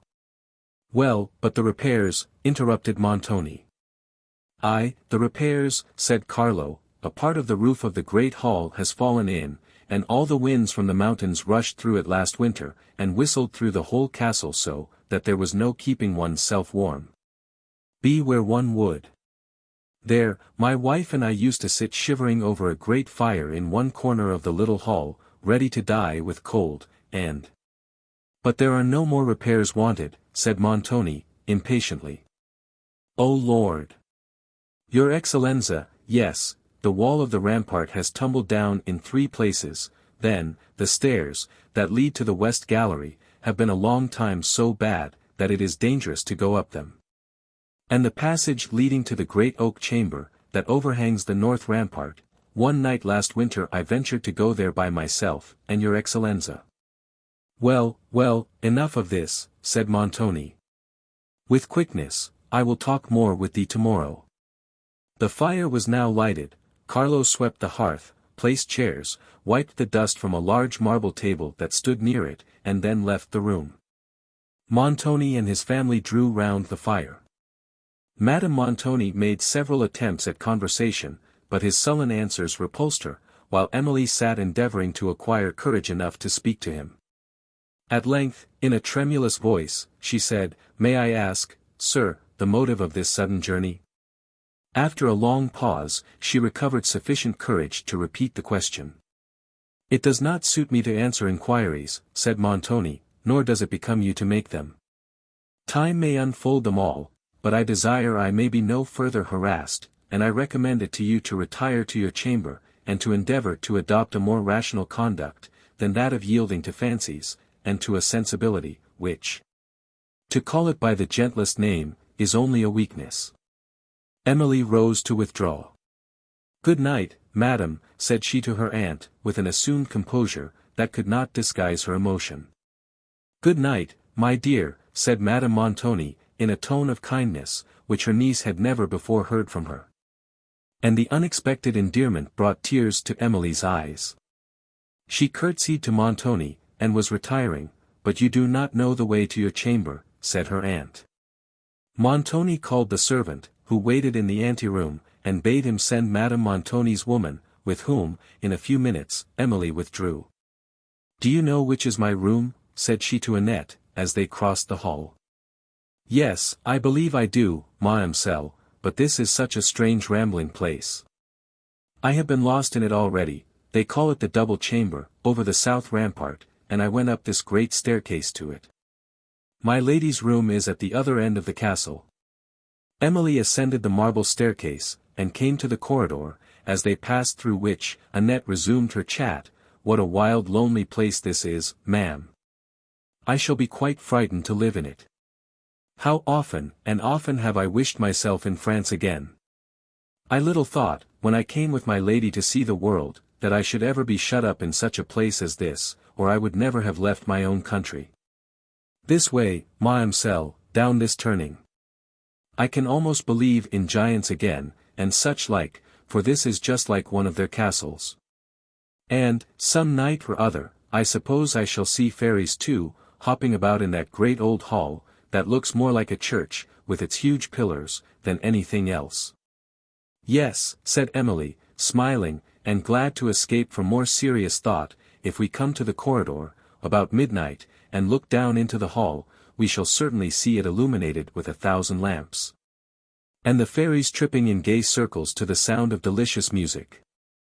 For it is in such places as this, you know, that they come to hold their revels. But I am afraid, Annette, you will not be able to pay the necessary penance for such a sight, and, if once they hear your voice, the whole scene will vanish in an instant. Oh! If you will bear me company, Mademoiselle, I will come to the corridor, this very night, and I promise you I will hold my tongue. It shall not be my fault if the show vanishes. But do you think they will come? I cannot promise that with certainty, but I will venture to say, it will not be your fault if the enchantment should vanish. Well, Mademoiselle, that is saying more than I expected of you, but I am not so much afraid of fairies, as of ghosts, and they say there are a plentiful many of them about the castle. Now I should be frightened to death. If I should chance to see any of them. But hush. Mademoiselle, walk softly. I have thought, several times, something passed by me. Ridiculous, said Emily, you must not indulge such fancies. Oh ma'am. They are not fancies, for aught I know. Benedetto says these dismal galleries and halls are fit for nothing but ghosts to live in, and I verily believe, if I live long in them I shall turn to one myself. I hope, said Emily, you will not suffer Signor Montoni to hear of these weak fears, they would highly displease him.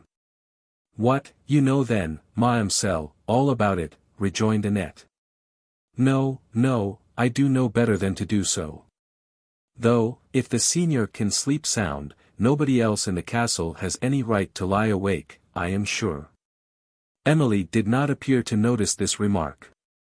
Down this passage, mademoiselle, this leads to a back staircase. Oh! If I see anything, I shall be frightened out of my wits. That will scarcely be possible, said Emily smiling, as she followed the winding of the passage, which opened into another gallery, and then Annette, perceiving that she had missed her way. While she had been so eloquently haranguing on ghosts and fairies, wandered about through other passages and galleries, till, at length, frightened by their intricacies and desolation, she called aloud for assistance, but they were beyond the hearing of the servants, who were on the other side of the castle, and Emily now opened the door of a chamber on the left. Oh! Do not go in there, mademoiselle, said Annette, you will only lose yourself further. Bring the light forward, said Emily, we may possibly find our way through these rooms. Annette stood at the door, in an attitude of hesitation, with the light held up to shew the chamber, but the feeble rays spread through not half of it. Why do you hesitate, said Emily, let me see whither this room leads. Annette advanced reluctantly. It opened into a suite of spacious and ancient apartments, some of which were hung with tapestry, and others wainscoted with cedar and black larch wood. What furniture there was, seemed to be almost as old as the rooms, and retained an appearance of grandeur, though covered with dust, and dropping to pieces with the damps, and with age. How cold these rooms are, mademoiselle, said Annette, nobody has lived in them for many, many years, they say. Do let us go. They may open upon the great staircase, perhaps, said Emily, passing on till she came to a chamber, hung with pictures, and took the light to examine that of a soldier on horseback in a field of battle. He was darting his spear upon a man, who lay under the feet of the horse, and who held up one hand in a supplicating attitude. The soldier, whose beaver was up, regarded him with a look of vengeance, and the countenance, with that expression, struck Emily as resembling Montoni. She shuddered, and turned from it. Passing the light hastily over several other pictures, she came to one concealed by a veil of black silk. The singularity of the circumstance struck her, and she stopped before it, wishing to remove the veil, and examine what could thus carefully be concealed, but somewhat wanting courage. Holy Virgin! What can this mean? Exclaimed Annette. This is surely the picture they told me of at Venice. What picture? Said Emily. Why a picture, replied Annette, hesitatingly, but I never could make out exactly what it was about, either. Remove the veil, Annette. What? I, mademoiselle, I. Not for the world. Emily, turning round, saw Annette's countenance grow pale. And pray, what have you heard of this picture, to terrify you so, my good girl, said she. Nothing, mademoiselle, I have heard nothing, only let us find our way out. Certainly, but I wish first to examine the picture. Take the light, Annette, while I lift the veil. Annette took the light, and immediately walked away with it, disregarding Emily's call to stay, who, not choosing to be left alone in the dark chamber, at length followed her. What is the reason of this, Annette? Said Emily, when she overtook her, what have you heard concerning that picture, which makes you so unwilling to stay when I bid you? I don't know what is the reason, mademoiselle, replied Annette, nor anything about the picture. Only I have heard there is something very dreadful belonging to it, and that it has been covered up in black ever since, and that nobody has looked at it for a great many years, and it somehow has to do with the owner of this castle before Signor Montoni came to the possession of it, and... Well. Annette, said Emily, smiling, I perceive it is as you say, that you know nothing about the picture. No, nothing, indeed, ma'amselle, for they made me promise never to tell, but... Well, rejoined Emily, who observed that she was struggling between her inclination to reveal a secret, and her apprehension for the consequence. I will inquire no further. No, pray, ma'am, do not. Lest you should tell all, interrupted Emily. Annette blushed, and Emily smiled, and they passed on to the extremity of this suite of apartments, and found themselves, after some further perplexity, once more at the top of the marble staircase, where Annette left Emily. While she went to call one of the servants of the castle to shew them to the chamber, for which they had been seeking. While she was absent, Emily's thoughts returned to the picture. An unwillingness to tamper with the integrity of a servant, had checked her inquiries on this subject, as well as concerning some alarming hints, which Annette had dropped respecting Montoni. Though her curiosity was entirely awakened, and she had perceived, that her questions might easily be answered. She was now, however, inclined to go back to the apartment and examine the picture. But the loneliness of the hour and of the place, with the melancholy silence that reigned around her, conspired with a certain degree of awe, excited by the mystery attending this picture, to prevent her. She determined, however, when daylight should have reanimated her spirits, to go thither and remove the veil. As she leaned from the corridor, over the staircase, and her eyes wandered round, she again observed, with wonder, the vast strength of the walls, now somewhat decayed, and the pillars of solid marble, that rose from the hall, and supported the roof. A servant now appeared with Annette, and conducted Emily to her chamber, which was in a remote part of the castle, and at the very end of the corridor, from whence the suite of apartments opened, through which they had been wandering. The lonely aspect of her room made Emily unwilling that Annette should leave her immediately, and the dampness of it chilled her with more than fear. She begged Caterina, the servant of the castle, to bring some wood and light a fire. "Aye, lady, it's many a year since a fire was lighted here," said Caterina. "You need not tell us that, good woman," said Annette, "every room in the castle feels like a well. I wonder how you contrive to live here. For my part, I wish myself at Venice again." Emily waved her hand for Caterina to fetch the wood. "I wonder, ma'am, why they call this the double chamber," said Annette, while Emily surveyed it in silence and saw that it was lofty and spacious, like the others she had seen, and, like many of them, too, had its walls lined with dark larch-wood. The bed and other furniture was very ancient, and had an air of gloomy grandeur, like all that she had seen in the castle. One of the high casements, which she opened, overlooked a rampart, but the view beyond was hid in darkness. In the presence of Annette, Emily tried to support her spirits, and to restrain the tears, which, every now and then, came to her eyes. She wished much to inquire when Count Morano was expected at the castle, but an unwillingness to ask unnecessary questions, and to mention family concerns to a servant, withheld her. Meanwhile, Annette's thoughts were engaged upon another subject. She dearly loved the marvellous, and had heard of a circumstance, connected with the castle, that highly gratified this taste.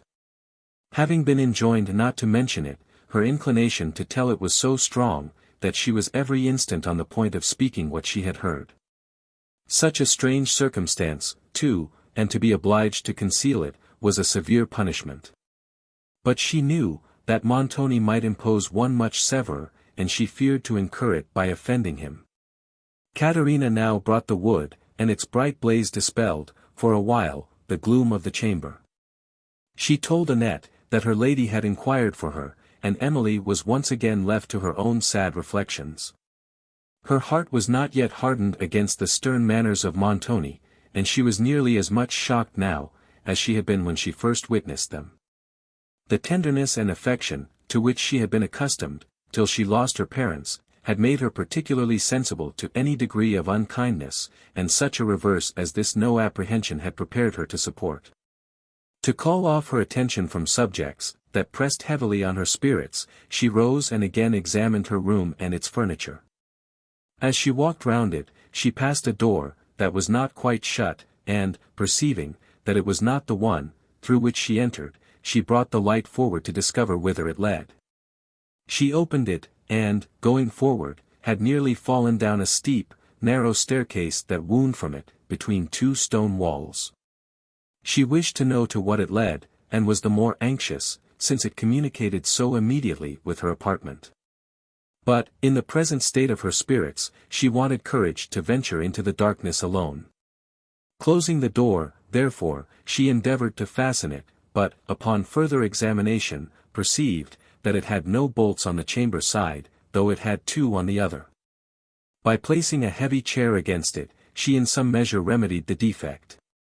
Yet she was still alarmed at the thought of sleeping in this remote room alone, with a door opening she knew not whither, and which could not be perfectly fastened on the inside.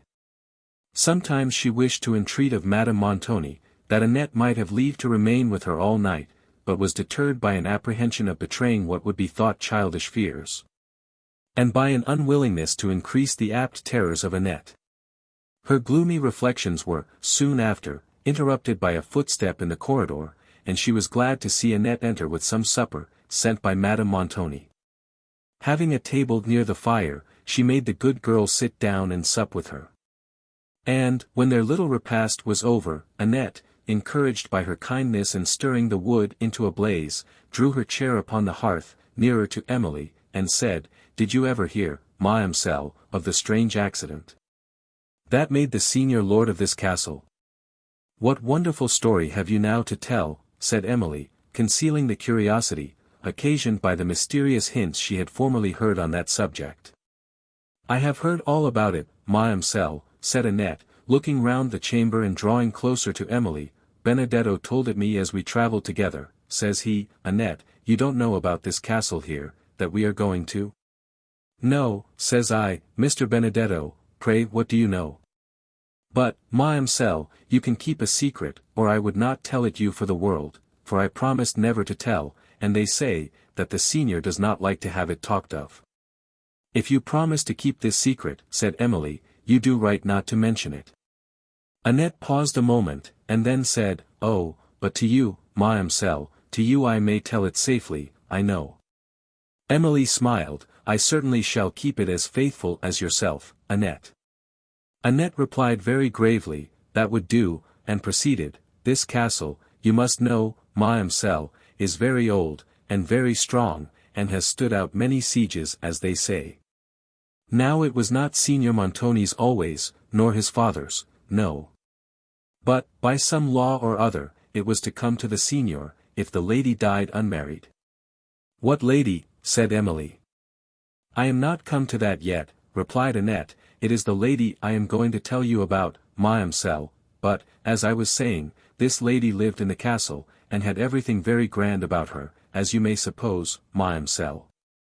The senior used often to come to see her, and was in love with her, and offered to marry her, for, though he was somehow related, that did not signify.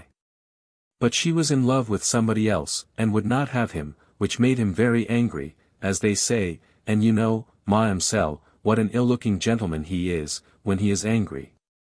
Perhaps she saw him in a passion, and therefore would not have him. But, as I was saying, she was very melancholy and unhappy, and all that, for a long while, and, Holy Virgin! What noise is that? Did not you hear a sound, Mademoiselle?" "It was only the wind," said Emily, "but do come to the end of your story." "As I was saying, oh, where was I?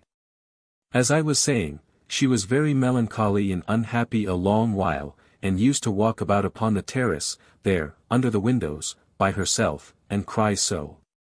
It would have done your heart good to hear her. That is, I don't mean good, but it would have made you cry too, as they tell me." "Well, but, Annette, do tell me the substance of your tale." "All in good time, ma'am. All this I heard before at Venice, but what is to come I never heard till today. This happened a great many years ago, when Signor Montoni was quite a young man. The lady, they called her Signora Loranini, was very handsome, but she used to be in great passions, too, sometimes, as well as the senior. Finding he could not make her listen to him, what does he do, but leave the castle, and never comes near it for a long time. But it was all one to her, she was just as unhappy whether he was here or not, till one evening, Holy St. Peter. "Mademoiselle," cried Annette, "look at that lamp, see how blue it burns." She looked fearfully round the chamber. "Ridiculous girl," said Emily, "why will you indulge those fancies? Pray let me hear the end of your story, I am weary." Annette still kept her eyes on the lamp, and proceeded in a lower voice. "It was one evening, they say, at the latter end of the year, it might be about the middle of September, I suppose, or the beginning of October. Nay, for that matter, it might be November, for that, too, is the latter end of the year, but that I cannot say for certain, because they did not tell me for certain themselves. However, it was at the latter end of the year, this grand lady walked out of the castle into the woods below, as she had often done before, all alone, only her maid was with her. The wind blew cold, and strewed the leaves about, and whistled dismally among those great old chestnut trees, that we passed, Mademoiselle, as we came to the castle, for Benedetto shewed me the trees as he was talking, the wind blew cold. And her woman would have persuaded her to return, but all would not do, for she was fond of walking in the woods, at evening time, and, if the leaves were falling about her, so much the better. Well, they saw her go down among the woods, but night came, and she did not return. 10 o'clock, 11 o'clock, 12 o'clock came, and no lady. Well, the servants thought to be sure, some accident had befallen her, and they went out to seek her. They searched all night long, but could not find her, or any trace of her, and, from that day to this, Mademoiselle, she has never been heard of." "Is this true, Annette?" said Emily, in much surprise. "True, ma'am," said Annette, with a look of horror, "yes, it is true, indeed. But they do say," she added, lowering her voice, "they do say, that the Signora has been seen, several times since, walking in the woods and about the castle in the night, several of the old servants, who remained here some time after, declare they saw her. And, since then, she has been seen by some of the vassals, who have happened to be in the castle, at night. Carlo, the old steward, could tell such things, they say, if he would." "How contradictory is this, Annette?" said Emily, "you say nothing has been since known of her, and yet she has been seen." "But all this was told me for a great secret," rejoined Annette, without noticing the remark, "and I am sure, ma'am, you would not hurt either me or Benedetto, so much as to go and tell it again." Emily remained silent, and Annette repeated her last sentence. "You have nothing to fear from my indiscretion," replied Emily, "and let me advise you, my good Annette, be discreet yourself, and never mention what you have just told me to any other person. Signor Montoni, as you say, may be angry if he hears of it." "But what inquiries were made concerning the lady?" "Oh, a great deal, indeed, Mademoiselle, for the senior laid claim to the castle directly, as being the next heir, and they said, that is, the judges, or the senators, or somebody of that sort, said, he could not take possession of it till so many years were gone by, and then, if, after all, the lady could not be found, why she would be as good as dead, and the castle would be his own. And so it is his own. But the story went round, and many strange reports were spread, so very strange, Mademoiselle, that I shall not tell them." "That is stranger still, Annette," said Emily, smiling, and rousing herself from her reverie. "But, when Signora Loranini was afterward seen in the castle, did nobody speak to her?"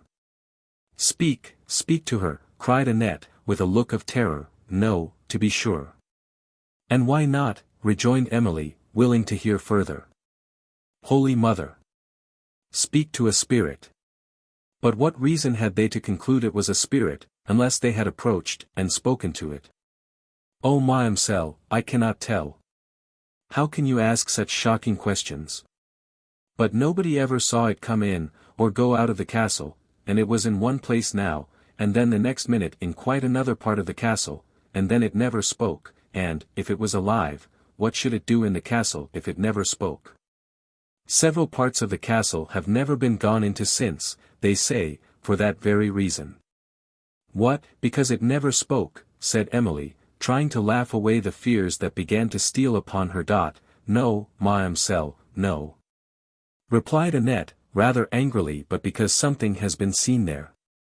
They say, too, there is an old chapel adjoining the west side of the castle, where, any time at midnight, you may hear such groans, it makes one shudder to think of them. And strange sights have been seen there.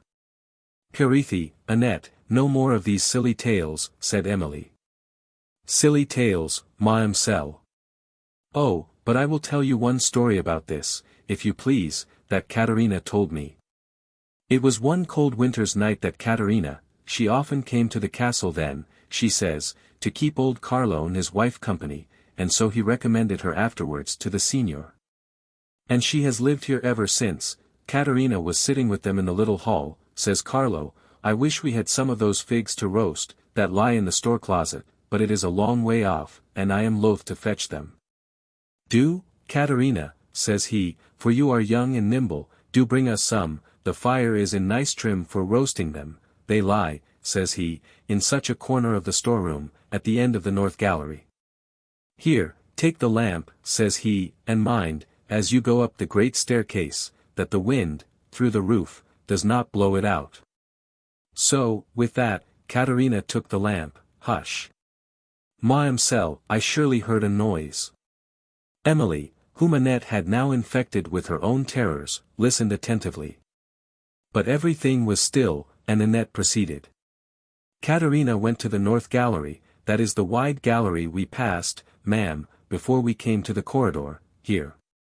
As she went with the lamp in her hand, thinking of nothing at all, there, again, cried Annette suddenly, I heard it again, it was not fancy, Mademoiselle. Hush, said Emily, trembling. They listened, and, continuing to sit quite still, Emily heard a low knocking against the wall. It came repeatedly. Annette then screamed loudly, and the chamber door slowly opened. It was Caterina, come to tell Annette, that her lady wanted her. Emily, though she now perceived who it was, could not immediately overcome her terror. While Annette, half laughing, half crying, scolded Caterina heartily for thus alarming them, and was also terrified lest what she had told had been overheard. Emily, whose mind was deeply impressed by the chief circumstance of Annette's relation, was unwilling to be left alone, in the present state of her spirits. But, to avoid offending Madame Montoni, and betraying her own weakness, she struggled to overcome the illusions of fear, and dismissed Annette for the night. When she was alone, her thoughts recurred to the strange history of Signora Loranini and then to her own strange situation, in the wild and solitary mountains of a foreign country, in the castle, and the power of a man, to whom, only a few preceding months, she was an entire stranger, who had already exercised and usurped authority over her, and whose character she now regarded, with a degree of terror, apparently justified by the fears of others. She knew, that he had invention equal to the conception and talents to the execution of any project, and she greatly feared he had a heart too void of feeling to oppose the perpetration of whatever his interest might suggest. She had long observed the unhappiness of Madame Montoni, and had often been witness to the stern and contemptuous behavior she received from her husband. To these circumstances, which conspired to give her just cause for alarm, were now added those thousand nameless terrors, which exist only in active imaginations, and which set reason and examination equally at defiance. Emily remembered all that Valancourt had told her, on the eve of her departure from Languedoc, respecting Montoni, and all that he had said to dissuade her from venturing on the journey. His fears had often since appeared to her prophetic, now they seemed confirmed. Her heart, as it gave her back the image of Valancourt, mourned in vain regret, but reason soon came with a consolation which, though feeble at first, acquired vigor from reflection. She considered, that, whatever might be her sufferings, she had withheld from involving him in misfortune, and that, whatever her future sorrows could be, she was, at least, free from self-reproach. Her melancholy was assisted by the hollow sighings of the wind along the corridor and round the castle. The cheerful blaze of the wood had long been extinguished, and she sat with her eyes fixed on the dying embers, till a loud gust, that swept through the corridor, and shook the doors and casements, alarmed her. For its violence had moved the chair she had placed as a fastening, and the door, leading to the private staircase stood half open. Her curiosity and her fears were again awakened. She took the lamp to the top of the steps, and stood hesitating whether to go down. But again the profound stillness and the gloom of the place awed her, and, determining to inquire further, when daylight might assist the search, she closed the door, and placed against it a stronger guard. She now retired to her bed, leaving the lamp burning on the table, but its gloomy light, instead of dispelling her fear, assisted it. For, by its uncertain rays, she almost fancied she saw shapes flit past her curtains and glide into the remote obscurity of her chamber. The castle clock struck 1 before she closed her eyes to sleep. Chapter 6. I think it is the weakness of mine eyes that shapes this monstrous apparition. It comes upon me. Julius Caesar. Daylight dispelled from Emily's mind the glooms of superstition, but not those of apprehension. The Count Morano was the first image that occurred to her waking thoughts, and then came a train of anticipated evils, which she could neither conquer, nor avoid. She rose, and, to relieve her mind from the busy ideas that tormented it, compelled herself to notice external objects. From her casement she looked out upon the wild grandeur of the scene, closed nearly on all sides by alpine steeps, whose tops, peeping over each other, faded from the eye in misty hues, while the promontories below were dark with woods that swept down to their base, and stretched along the narrow valleys. The rich pomp of these woods was particularly delightful to Emily. And she viewed with astonishment the fortifications of the castle spreading along a vast extent of rock, and now partly in decay, the grandeur of the ramparts below, and the towers and battlements and various features of the fabric above. From these her sight wandered over the cliffs and woods into the valley, along which foamed a broad and rapid stream, seen falling among the crags of an opposite mountain, now flashing in the sunbeams, and now shadowed by overarching pines, till it was entirely concealed by their thick foliage. Again it burst from beneath this darkness in one broad sheet of foam, and fell thundering into the vale. Nearer, towards the west, opened the mountain vista, which Emily had viewed with such sublime emotion, on her approach to the castle. A thin dusky vapor, that rose from the valley, overspread its features with a sweet obscurity. As this ascended and caught the sunbeams, it kindled into a crimson tint, and touched with exquisite beauty the woods and cliffs, over which it passed to the summit of the mountains. Then, as the veil drew up, it was delightful to watch the gleaming objects, that progressively disclosed themselves in the valley, the green turf, dark woods, little rocky recesses, a few peasants' huts, the foaming stream, a herd of cattle, and various images of pastoral beauty. Then, the pine forests brightened, and then the broad breast of the mountains, till, at length, the mist settled round their summit, touching them with a ruddy glow. The features of the vista now appeared distinctly, and the broad deep shadows, that fell from the lower cliffs, gave strong effect to the streaming splendor above. While the mountains, gradually sinking in the perspective, appeared to shelve into the Adriatic Sea, for such Emily imagined to be the gleam of bluish light, that terminated the view. Thus she endeavored to amuse her fancy, and was not unsuccessful. The breezy freshness of the morning, too, revived her. She raised her thoughts in prayer, which she felt always most disposed to do, when viewing the sublimity of nature, and her mind recovered its strength. When she turned from the casement, her eyes glanced upon the door she had so carefully guarded, on the preceding night, and she now determined to examine whither it led. But, on advancing to remove the chairs, she perceived, that they were already moved a little way. Her surprise cannot be easily imagined, when, in the next minute, she perceived that the door was fastened. She felt, as if she had seen an apparition. The door of the corridor was locked as she had left it, but this door, which could be secured only on the outside, must have been bolted, during the night. She became seriously uneasy at the thought of sleeping again in a chamber, thus liable to intrusion, so remote, too, as it was from the family, and she determined to mention the circumstance to Madame Montoni, and to request a change. After some perplexity she found her way into the great hall, and to the room, which she had left, on the preceding night, where breakfast was spread, and her aunt was alone, for Montoni had been walking over the environs of the castle, examining the condition of its fortifications, and talking for some time with Carlo. Emily observed that her aunt had been weeping, and her heart softened towards her, with an affection that shewed itself in her manner, rather than in words, while she carefully avoided the appearance of having noticed that she was unhappy. She seized the opportunity of Montoni's absence to mention the circumstance of the door, to request that she might be allowed another apartment, and to inquire again, concerning the occasion of their sudden journey. On the first subject her aunt referred her to Montoni, positively refusing to interfere in the affair. On the last, she professed utter ignorance. Emily, then, with a wish of making her aunt more reconciled to her situation, praised the grandeur of the castle and the surrounding scenery, and endeavoured to soften every unpleasing circumstance attending it. But, though misfortune had somewhat conquered the asperities of Madame Montoni's temper, and, by increasing her cares for herself, had taught her to feel in some degree for others, the capricious love of rule, which nature had planted and habit had nourished in her heart, was not subdued. She could not now deny herself the gratification of tyrannizing over the innocent and helpless Emily, by attempting to ridicule the taste she could not feel.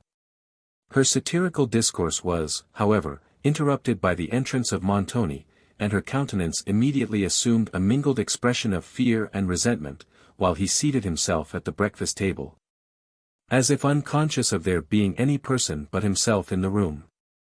Emily, as she observed him in silence, saw that his countenance was darker and sterner than usual. "Oh, could I know," said she to herself, "what passes in that mind! Could I know the thoughts that are known there, I should no longer be condemned to this torturing suspense." Their breakfast passed in silence, till Emily ventured to request that another apartment might be allotted to her, and related the circumstance which made her wish it. "I have no time to attend to these idle whims," said Montoni, "that chamber was prepared for you, and you must rest contented with it. It is not probable that any person would take the trouble of going to that remote staircase, for the purpose of fastening a door. If it was not fastened, when you entered the chamber, the wind, perhaps, shook the door and made the bolts slide. But I know not why I should undertake to account for so trifling an occurrence." This explanation was by no means satisfactory to Emily, who had observed that the bolts were rusted, and consequently could not be thus easily moved. But she forbore to say so, and repeated her request. "If you will not release yourself from the slavery of these fears," said Montoni, sternly, "at least forbear to torment others by the mention of them. Conquer such whims, and endeavour to strengthen your mind. No existence is more contemptible than that which is embittered by fear." As he said this, his eye glanced upon Madame Montoni, who coloured highly, but was still silent. Emily, wounded and disappointed, thought her fears were, in this instance, too reasonable to deserve ridicule, but, perceiving that, however they might oppress her, she must endure them, she tried to withdraw her attention from the subject. Carlo soon after entered with some fruit. "Your Excellenza is tired after your long ramble," said he, as he set the fruit upon the table, "but you have more to see after breakfast. There is a place in the vaulted passage leading to—" Montoni frowned upon him, and waved his hand for him to leave the room. Carlo stopped, looked down, and then added, as he advanced to the breakfast table, and took up the basket of fruit, "I made bold, your Excellenza, to bring some cherries, here, for my honoured lady and my young mistress." "Will your ladyship taste them, madam?" said Carlo, presenting the basket. "They are very fine ones, though I gathered them myself, and from an old tree, that catches all the south sun. They are as big as plums, your ladyship." "Very well, old Carlo," said Madame Montoni, "I am obliged to you." "And the young signora, too, she may like some of them," rejoined Carlo, turning with the basket to Emily. "It will do me good to see her eat some." "Thank you, Carlo," said Emily, taking some cherries, and smiling kindly. "Come, come," said Montoni, impatiently, "enough of this. Leave the room, but be in waiting. I shall want you presently." Carlo obeyed, and Montoni, soon after, went out to examine further into the state of the castle. While Emily remained with her aunt, patiently enduring her ill humour, and endeavoring, with much sweetness, to soothe her affliction, instead of resenting its effect. When Madame Montoni retired to her dressing-room, Emily endeavored to amuse herself by a view of the castle. Through a folding door she passed from the great hall to the ramparts, which extended along the brow of the precipice, round 3 sides of the edifice. The fourth was guarded by the high walls of the courts, and by the gateway, through which she had passed, on the preceding evening. The grandeur of the broad ramparts, and the changing scenery they overlooked, excited her high admiration. For the extent of the terraces allowed the features of the country to be seen in such various points of view, that they appeared to form new landscapes. She often paused to examine the Gothic magnificence of Udolpho, its proud irregularity, its lofty towers and battlements, its high-arched casements, and its slender watch-towers, perched upon the corners of turrets. Then she would lean on the wall of the terrace, and, shuddering, measure with her eye the precipice below, till the dark summits of the woods arrested it. Wherever she turned, appeared mountain-tops, forests of pine and narrow glens, opening among the Apennines and retiring from the sight into inaccessible regions. While she thus leaned, Montoni, followed by 2 men, appeared, ascending a winding path, cut in the rock below. He stopped upon a cliff, and, pointing to the ramparts, turned to his followers, and talked with much eagerness of gesticulation. Emily perceived, that one of these men was Carlo, the other was in the dress of a peasant, and he alone seemed to be receiving the directions of Montoni. She withdrew from the walls, and pursued her walk, till she heard at a distance the sound of carriage wheels, and then the loud bell of the portal, when it instantly occurred to her, that Count Morano was arrived. As she hastily passed the folding doors from the terrace, towards her own apartment, several persons entered the hall by an opposite door. She saw them at the extremities of the arcades, and immediately retreated. But the agitation of her spirits, and the extent and duskiness of the hall, had prevented her from distinguishing the persons of the strangers. Her fears, however, had but one object, and they had called up that object to her fancy. She believed that she had seen Count Morano. When she thought that they had passed the hall, she ventured again to the door, and proceeded, unobserved, to her room, where she remained, agitated with apprehensions, and listening to every distant sound. At length, hearing voices on the rampart, she hastened to her window, and observed Montoni, with Signor Cavigni, walking below, conversing earnestly, and often stopping and turning towards each other. At which time their discourse seemed to be uncommonly interesting. Of the several persons who had appeared in the hall, here was Cavigni alone, but Emily's alarm was soon after heightened by the steps of someone in the corridor, who, she apprehended, brought a message from the Count. In the next moment, Annette appeared. "Ah! Mademoiselle," said she, "here is the Signor Cavigni arrived. I am sure I rejoice to see a Christian person in this place, and then he is so good-natured too, he always takes so much notice of me. And here is also Signor Verezzi, and who do you think besides, mademoiselle?" "I cannot guess, Annette, tell me quickly." "Nay, ma'am, do guess once." "Well, then," said Emily, with assumed composure, "it is Count Morano, I suppose." "Holy Virgin," cried Annette, "are you ill, mademoiselle? You are going to faint. Let me get some water." Emily sunk into a chair. "Stay, Annette," said she, feebly, "do not leave me, I shall soon be better, open the casement." "The Count, you say, he is come, then?" "Who? I, the Count." "No, mademoiselle, I did not say so." "He is not come then," said Emily eagerly. "No, mademoiselle." "You are sure of it?" "Lord bless me," said Annette, "you recover very suddenly, ma'am. Why, I thought you was dying, just now. But the Count, you are sure, is not come?" "Oh yes, quite sure of that, mademoiselle. Why, I was looking out through the grate in the north turret, when the carriages drove into the courtyard, and I never expected to see such a goodly sight in this dismal old castle. But here are masters and servants, too, enough to make the place ring again. Oh! I was ready to leap through the rusty old bars for joy, oh! Who would ever have thought of seeing a Christian face in this huge dreary house? I could have kissed the very horses that brought them. Well, Annette, well, I am better now. Yes, Mademoiselle, I see you are. Oh. All the servants will lead merry lives here, now. We shall have singing and dancing in the little hall, for the senior cannot hear us there, and droll stories. Ludovico's come, ma'am, yes, there is Ludovico come with them.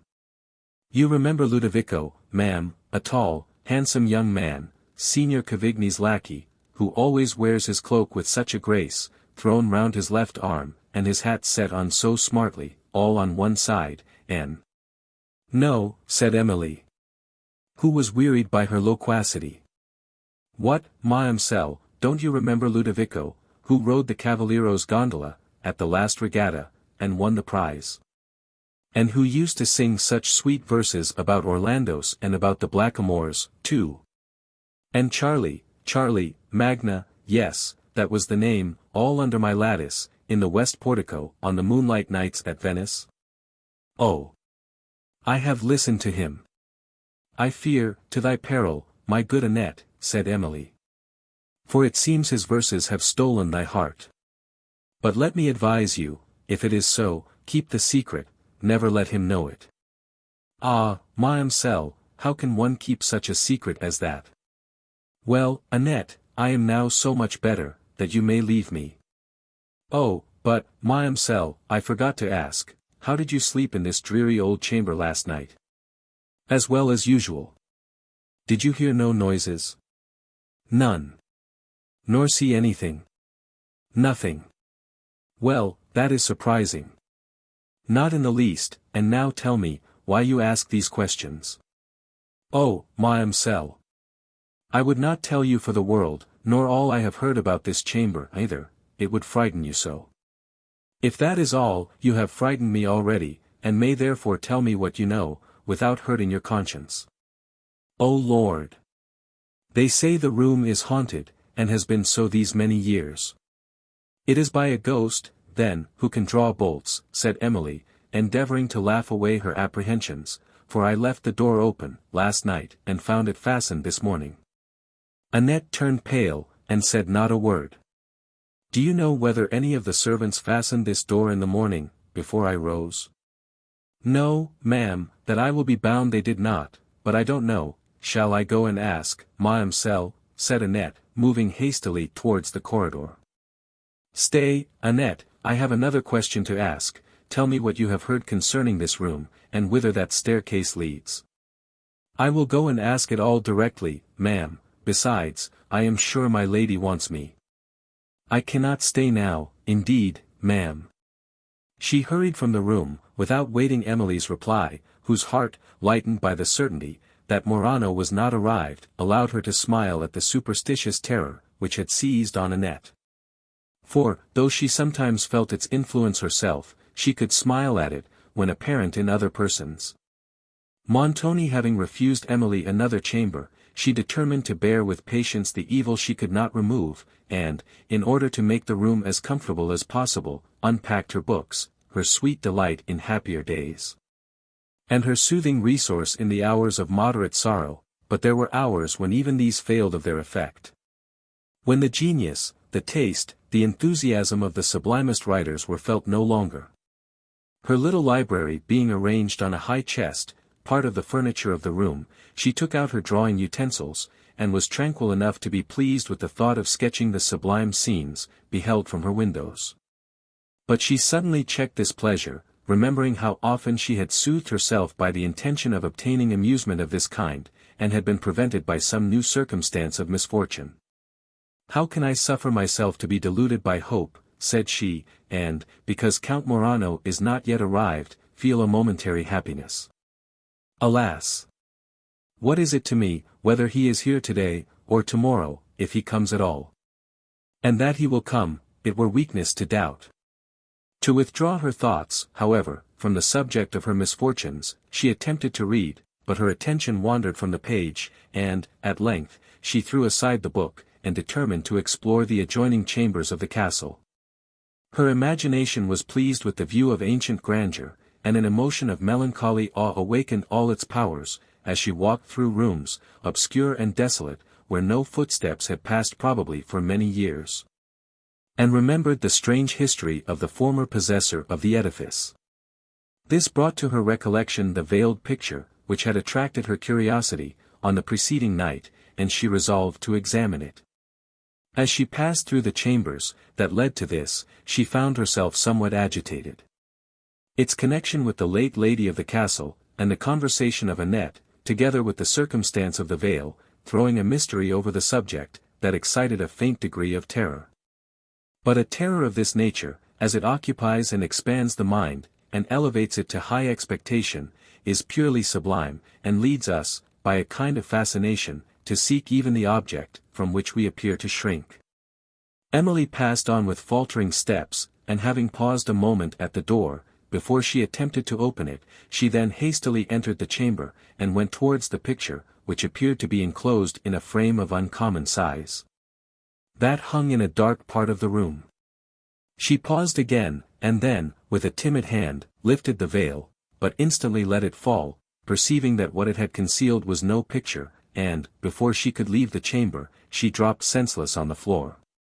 When she recovered her recollection, the remembrance of what she had seen had nearly deprived her of it a second time. She had scarcely strength to remove from the room, and regain her own, and, when arrived there, wanted courage to remain alone. Horror occupied her mind, and excluded, for a time, all sense of past, and dread of future misfortune. She seated herself near the casement, because from thence she heard voices, though distant, on the terrace, and might see people pass, and these, trifling as they were reviving circumstances. When her spirits had recovered their tone, she considered, whether she should mention what she had seen to Madame Montoni, and various and important motives urged her to do so, among which the least was the hope of the relief which an overburdened mind finds in speaking of the subject of its interest. But she was aware of the terrible consequences, which such a communication might lead to, and, dreading the indiscretion of her aunt, at length, endeavoured to arm herself with resolution to observe a profound silence, on the subject. Montoni and Verezzi soon after passed under the casement, speaking cheerfully, and their voices revived her. Presently the Signors Bertolini and Cavigni joined the party on the terrace, and Emily, supposing that Madame Montoni was then alone, went to seek her. For the solitude of her chamber, and its proximity to that where she had received so severe a shock, again affected her spirit. She found her aunt in her dressing-room, preparing for dinner. Emily's pale and affrighted countenance alarmed even Madame Montoni, but she had sufficient strength of mind to be silent on the subject, that still made her shudder, and which was ready to burst from her lips. In her aunt's apartment she remained, till they both descended to dinner. There she met the gentlemen lately arrived, who had a kind of busy seriousness in their looks, which was somewhat unusual with them, while their thoughts seemed too much occupied by some deep interest to suffer them to bestow much attention either on Emily, or Madame Montoni. They spoke little, and Montoni less. Emily, as she now looked on him, shuddered. The horror of the chamber rushed on her mind. Several times the colour faded from her cheeks, and she feared, that illness would betray her emotions, and compel her to leave the room, but the strength of her resolution remedied the weakness of her frame. She obliged herself to converse, and even tried to look cheerful. Montoni evidently laboured under some vexation, such as would probably have agitated a weaker mind, or a more susceptible heart, but which appeared, from the sternness of his countenance, only to bend up his faculties to energy and fortitude. It was a comfortless and silent meal. The gloom of the castle seemed to have spread its contagion even over the gay countenance of Cavigni, and with this gloom was mingled a fierceness, such as she had seldom seen him indicate. Count Morano was not named, and what conversation there was, turned chiefly upon the wars, which at that time agitated the Italian states, the strength of the Venetian armies, and the characters of their generals. After dinner, when the servants had withdrawn, Emily learned, that the cavalier, who had drawn upon himself the vengeance of Orsino, had since died of his wounds, and that strict search was still making for his murderer. The intelligence seemed to disturb Montoni, who mused, and then inquired, where Orsino had concealed himself. His guests, who all, except Cavigni, were ignorant, that Montoni had himself assisted him to escape from Venice, replied, that he had fled in the night with such precipitation and secrecy, that his most intimate companions knew not whither. Montoni blamed himself for having asked the question, for a second thought convinced him, that a man of Orsino's suspicious temper was not likely to trust any of the persons present with the knowledge of his asylum. He considered himself, however, as entitled to his utmost confidence, and did not doubt, that he should soon hear of him. Emily retired with Madame Montoni, soon after the cloth was withdrawn, and left the cavaliers to their secret counsels, but not before the significant frowns of Montoni had warned his wife to depart, who passed from the hall to the ramparts. And walked, for some time, in silence, which Emily did not interrupt, for her mind was also occupied by interests of its own.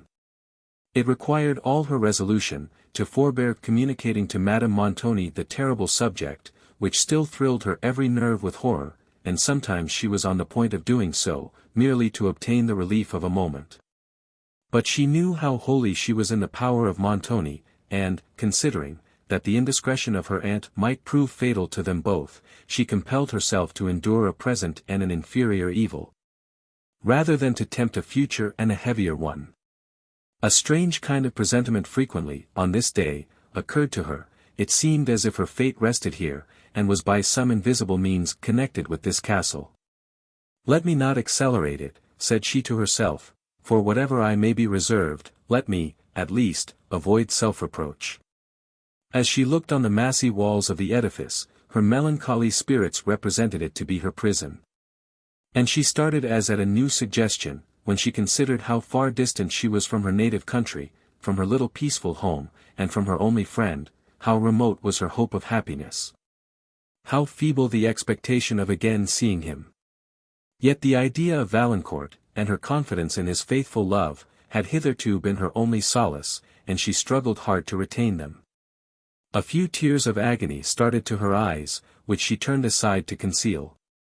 While she afterwards leaned on the wall of the rampart, some peasants, at a little distance, were seen examining a breach, before which lay a heap of stones, as if to repair it, and a rusty old cannon that appeared to have fallen from its station above.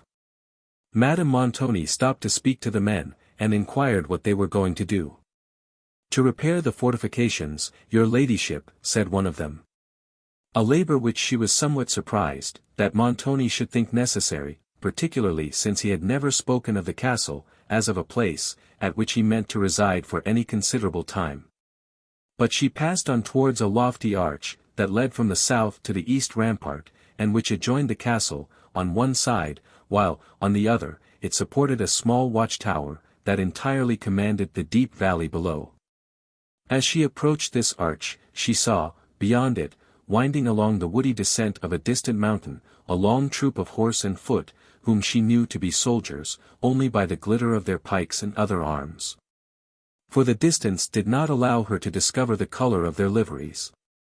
As she gazed, the vanguard issued from the woods into the valley, but the train still continued to pour over the remote summit of the mountain, in endless succession. While, in the front, the military uniform became distinguishable, and the commanders, riding first, and seeming, by their gestures, to direct the march of those that followed, at length, approached very near to the castle. Such a spectacle, in these solitary regions, both surprised and alarmed Madame Montoni, and she hastened towards some peasants, who were employed in raising bastions before the south rampart, where the rock was less abrupt than elsewhere. These men could give no satisfactory answers to her inquiries, but, being roused by them, gazed in stupid astonishment upon the long cavalcade. Madame Montoni, then thinking it necessary to communicate further the object of her alarm, sent Emily to say, that she wished to speak to Montoni. An errand her niece did not approve, for she dreaded his frowns, which she knew this message would provoke, but she obeyed in silence. As she drew near the apartment, in which he sat with his guests, she heard them in earnest and loud dispute, and she paused a moment, trembling at the displeasure, which her sudden interruption would occasion. In the next, their voices sunk all together. She then ventured to open the door, and, while Montoni turned hastily and looked at her, without speaking, she delivered her message. "Tell Madame Montoni I am engaged," said he. Emily then thought it proper to mention the subject of her alarm. Montoni and his companions rose instantly and went to the windows, but, these not affording them a view of the troops, they at length proceeded to the ramparts, where Cavigni conjectured it to be a legion of condottieri. On their march towards Medina. One part of the cavalcade now extended along the valley, and another wound among the mountains towards the north, while some troops still lingered on the woody precipices, where the first had appeared. So that the great length of the procession seemed to include an whole army. While Montoni and his family watched its progress, they heard the sound of trumpets and the clash of cymbals in the vale, and then others, answering from the heights. Emily listened with emotion to the shrill blast, that woke the echoes of the mountains, and Montoni explained the signals, with which he appeared to be well acquainted, and which meant nothing hostile. The uniforms of the troops, and the kind of arms they bore, confirmed to him the conjecture of Cavigni, and he had the satisfaction to see them pass by, without even stopping to gaze upon his castle. He did not, however, leave the rampart, till the bases of the mountains had shut them from his view, and the last murmur of the trumpet floated away on the wind. Cavigni and Verezzi were inspirited by this spectacle, which seemed to have roused all the fire of their temper. Montoni turned into the castle in thoughtful silence. Emily's mind had not yet sufficiently recovered from its late shock, to endure the loneliness of her chamber, and she remained upon the ramparts. For Madame Montoni had not invited her to her dressing-room, whither she had gone evidently in low spirits, and Emily, from her late experience, had lost all wish to explore the gloomy and mysterious recesses of the castle. The ramparts, therefore, were almost her only retreat, and here she lingered, till the grey haze of evening was again spread over the scene. The cavaliers supped by themselves, and Madame Montoni remained in her apartment, whither Emily went, before she retired to her own. She found her aunt weeping, and in much agitation. The tenderness of Emily was naturally so soothing, that it seldom failed to give comfort to the drooping heart, but Madame Montoni's was torn, and the softest accents of Emily's voice were lost upon it. With her usual delicacy, she did not appear to observe her aunt's distress, but it gave an involuntary gentleness to her manners, and an air of solicitude to her countenance, which Madame Montoni was vexed to perceive. Who seemed to feel the pity of her niece to be an insult to her pride, and dismissed her as soon as she properly could. Emily did not venture to mention again the reluctance she felt to her gloomy chamber, but she requested that Annette might be permitted to remain with her till she retired to rest, and the request was somewhat reluctantly granted. Annette, however, was now with the servants, and Emily withdrew alone. With light and hasty steps she passed through the long galleries, while the feeble glimmer of the lamp she carried only shewed the gloom around her, and the passing air threatened to extinguish it. The lonely silence, that reigned in this part of the castle, awed her. Now and then, indeed, she heard a faint peal of laughter rise from a remote part of the edifice, where the servants were assembled, but it was soon lost, and a kind of breathless stillness remained.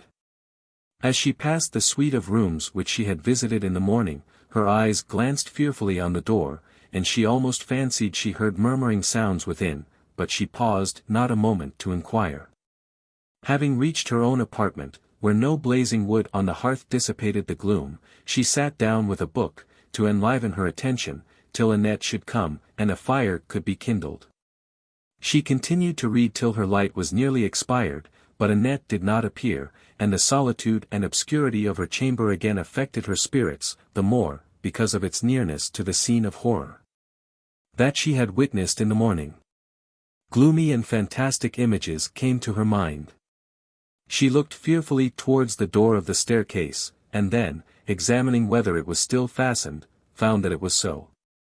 Unable to conquer the uneasiness she felt at the prospect of sleeping again in this remote and insecure apartment, which some person seemed to have entered during the preceding night, her impatience to see Annette, whom she had bidden to inquire concerning this circumstance, became extremely painful. She wished also to question her, as to the object, which had excited so much horror in her own mind, and which Annette on the preceding evening had appeared to be in part acquainted with, though her words were very remote from the truth. And it appeared plainly to Emily, that the girl had been purposely misled by a false report, above all she was surprised, that the door of the chamber, which contained it, should be left unguarded. Such an instance of negligence almost surpassed belief. But her light was now expiring. The faint flashes it threw upon the walls called up all the terrors of fancy, and she rose to find her way to the habitable part of the castle, before it was quite extinguished. As she opened the chamber door, she heard remote voices, and, soon after, saw a light issue upon the further end of the corridor, which Annette and another servant approached. "I am glad you are come," said Emily. "What has detained you so long? Pray light me a fire immediately." "My lady wanted me, ma'amselle," replied Annette in some confusion. "I will go and get the wood." "No," said Caterina, "that is my business," and left the room instantly, while Annette would have followed. But, being called back, she began to talk very loud, and laugh, and seemed afraid to trust a pause of silence. Caterina soon returned with the wood, and then, when the cheerful blaze once more animated the room, and this servant had withdrawn, Emily asked Annette, whether she had made the inquiry she bade her. "Yes, ma'amselle," said Annette, "but not a soul knows anything about the matter, and old Carlo, I watched him well, for they say he knows strange things. Old Carlo looked so as I don't know how to tell, and he asked me again and again if I was sure the door was ever unfastened. Lord, says I, am I sure I am alive? And as for me, ma'am, I am all astounded, as one may say, and would no more sleep in this chamber, than I would on the great cannon at the end of the east rampart." "And what objection have you to that cannon, more than to any of the rest?" said Emily smiling. "The best would be rather a hard bed." "Yes, ma'amselle, any of them would be hard enough for that matter. But they do say, that something has been seen in the dead of night, standing beside the great cannon, as if to guard it." "Well, my good Annette, the people who tell such stories, are happy in having you for an auditor, for I perceive you believe them all." "Dear ma'amselle, I will shew you the very cannon, you can see it from these windows." "Well," said Emily, "but that does not prove, that an apparition guards it." "What? Not if I shew you the very cannon." "Dear ma'am, you will believe nothing." "Nothing probably upon this subject, but what I see," said Emily. "Well, ma'am, but you shall see it, if you will only step this way to the casement." Emily could not forbear laughing, and Annette looked surprised.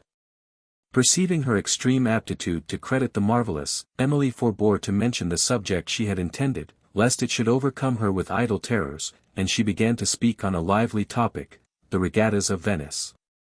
"Ay, ma'amselle, those rowing matches," said Annette, "and the fine moonlight nights, are all, that are worth seeing in Venice. To be sure the moon is brighter than any I ever saw. And then to hear such sweet music, too, as Ludovico has often and often sung under the lattice by the west portico. Ma'amselle, it was Ludovico, that told me about that picture, which you wanted so to look at last night, and, dash." "What picture?"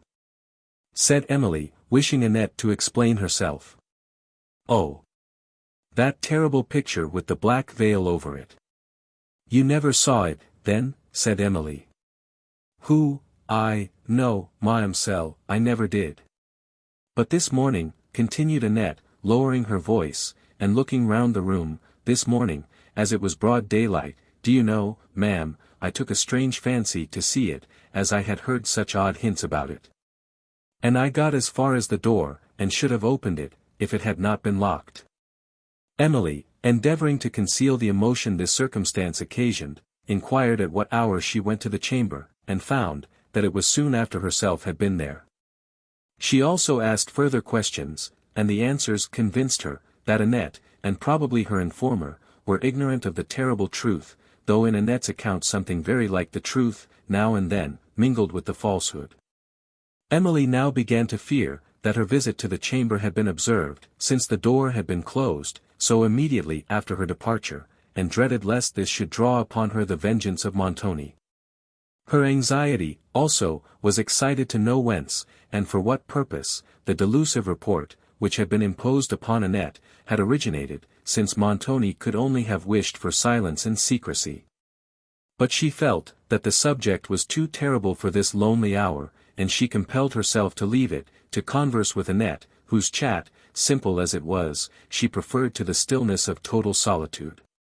Thus they sat, till near midnight, but not without many hints from Annette, that she wished to go.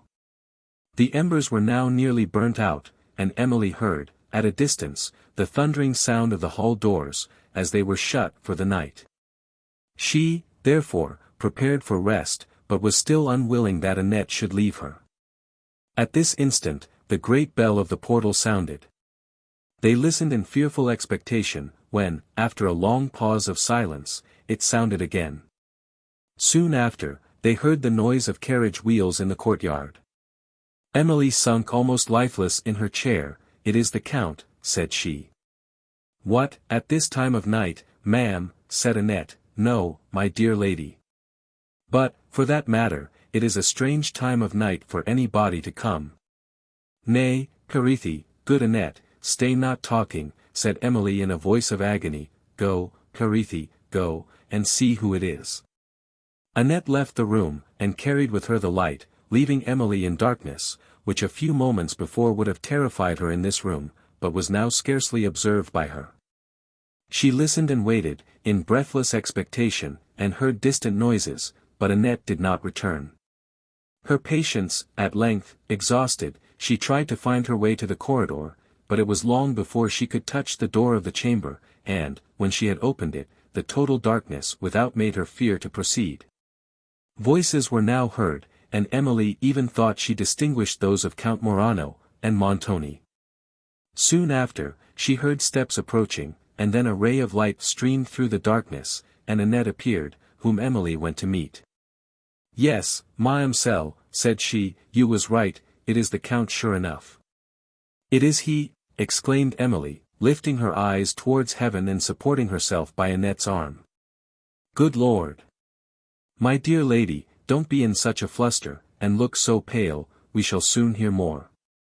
"We shall, indeed," said Emily, moving as fast as she was able towards her apartment.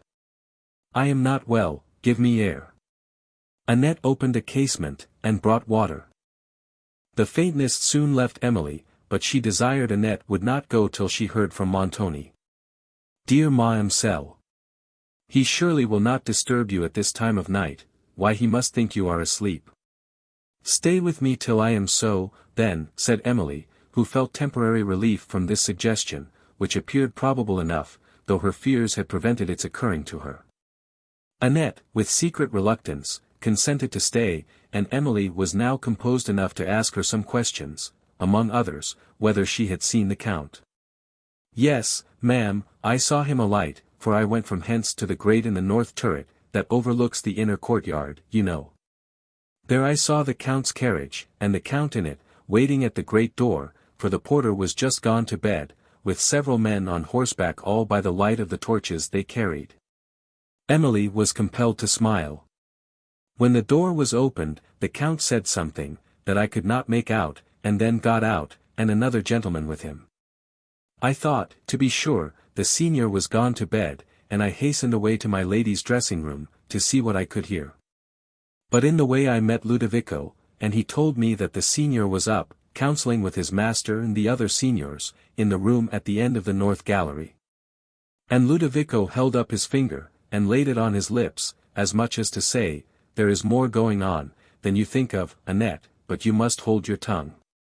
And so I did hold my tongue, Mademoiselle, and came away to tell you directly." Emily inquired who the cavalier was, that accompanied the Count, and how Montoni received them, but Annette could not inform her. Ludovico, she added, had just been to call Signor Montoni's valet, that he might tell him they were arrived, when I met him. Emily sat musing, for some time, and then her anxiety was so much increased, that she desired Annette would go to the servants' hall, where it was possible she might hear something of the Count's intention, respecting his stay at the castle.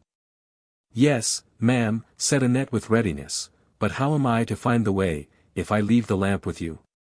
Emily said she would light her, and they immediately quitted the chamber.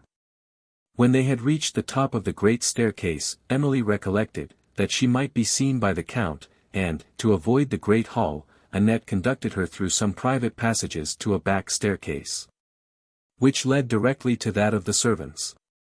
As she returned towards her chamber, Emily began to fear that she might again lose herself in the intricacies of the castle, and again be shocked by some mysterious spectacle. And, though she was already perplexed by the numerous turnings, she feared to open one of the many doors that offered. While she stepped thoughtfully along, she fancied that she heard a low moaning at no great distance, and, having paused a moment, she heard it again and distinctly.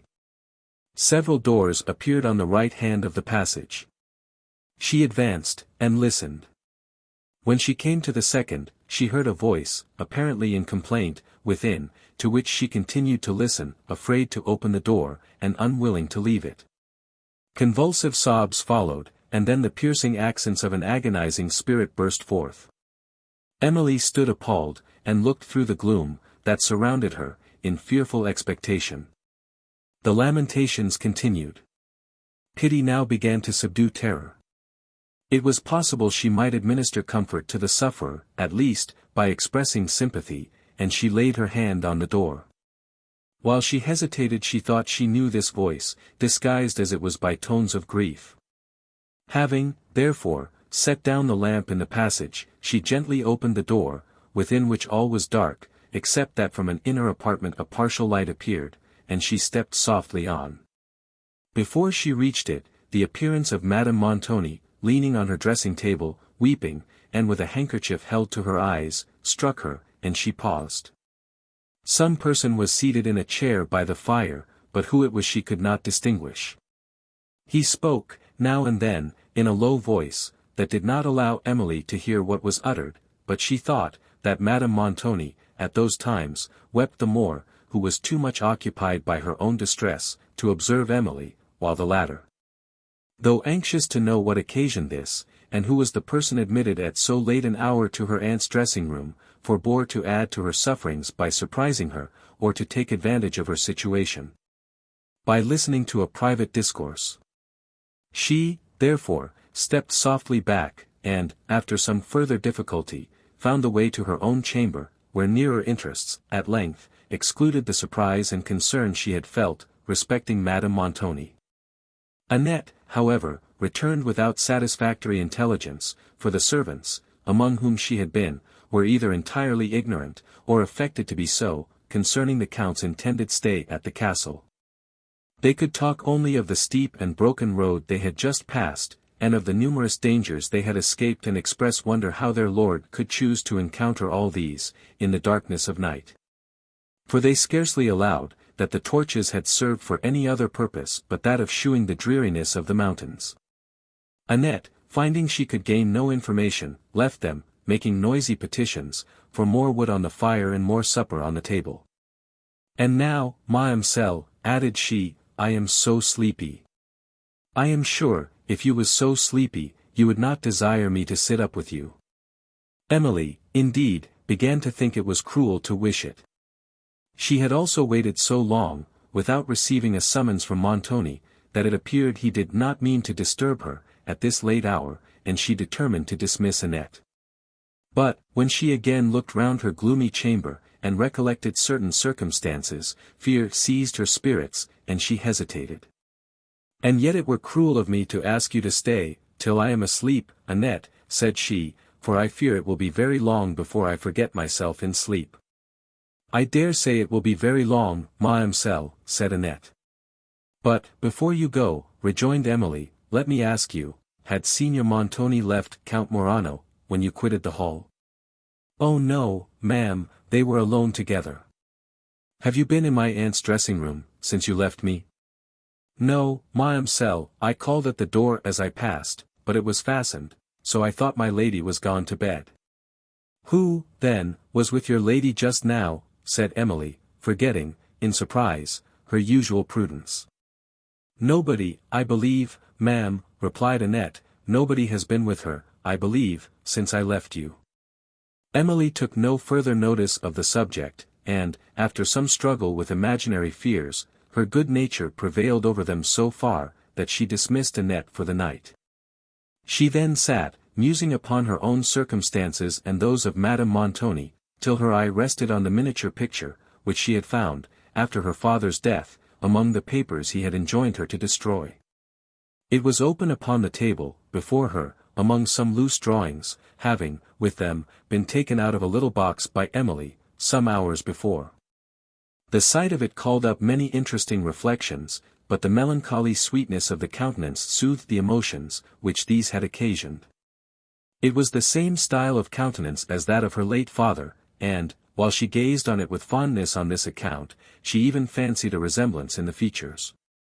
But this tranquillity was suddenly interrupted, when she recollected the words in the manuscript, that had been found with this picture, and which had formerly occasioned her so much doubt and horror. At length, she roused herself from the deep reverie, into which this remembrance had thrown her. But, when she rose to undress, the silence and solitude, to which she was left, at this midnight hour, for not even a distant sound was now heard, conspired with the impression the subject she had been considering had given to her mind, to appall her. Annette's hints, too, concerning this chamber, simple as they were, had not failed to affect her, since they followed a circumstance of peculiar horror, which she herself had witnessed. And since the scene of this was a chamber nearly adjoining her own. The door of the staircase was, perhaps, a subject of more reasonable alarm, and she now began to apprehend, such was the aptitude of her fears, that this staircase had some private communication with the apartment, which she shuddered even to remember. Determined not to undress, she lay down to sleep in her clothes, with her late father's dog, the faithful Mansion, at the foot of the bed, whom she considered as a kind of guard. Thus circumstanced, she tried to banish reflection, but her busy fancy would still hover over the subjects of her interest, and she heard the clock of the castle strike 2, before she closed her eyes. From the disturbed slumber, into which she then sunk, she was soon awakened by a noise, which seemed to arise within her chamber. But the silence, that prevailed, as she fearfully listened, inclined her to believe, that she had been alarmed by such sounds as sometimes occur in dreams, and she laid her head again upon the pillow. A return of the noise again disturbed her. It seemed to come from that part of the room, which communicated with the private staircase, and she instantly remembered the odd circumstance of the door having been fastened, during the preceding night, by some unknown hand. Her late alarming suspicion, concerning its communication, also occurred to her. Her heart became faint with terror. Half raising herself from the bed, and gently drawing aside the curtain, she looked towards the door of the staircase, but the lamp, that burnt on the hearth, spread so feeble a light through the apartment, that the remote parts of it were lost in shadow. The noise, however, which, she was convinced, came from the door, continued. It seemed like that made by the undrawing of rusty bolts, and often ceased, and was then renewed more gently, as if the hand, that occasioned it, was restrained by a fear of discovery.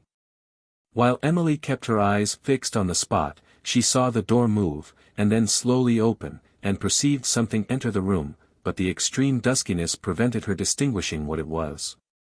Almost fainting with terror, she had yet sufficient command over herself, to check the shriek, that was escaping from her lips, and, letting the curtain drop from her hand, continued to observe in silence the motions of the mysterious form she saw.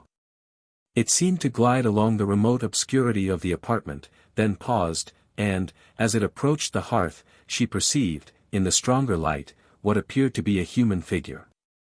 Certain remembrances now struck upon her heart, and almost subdued the feeble remains of her spirits.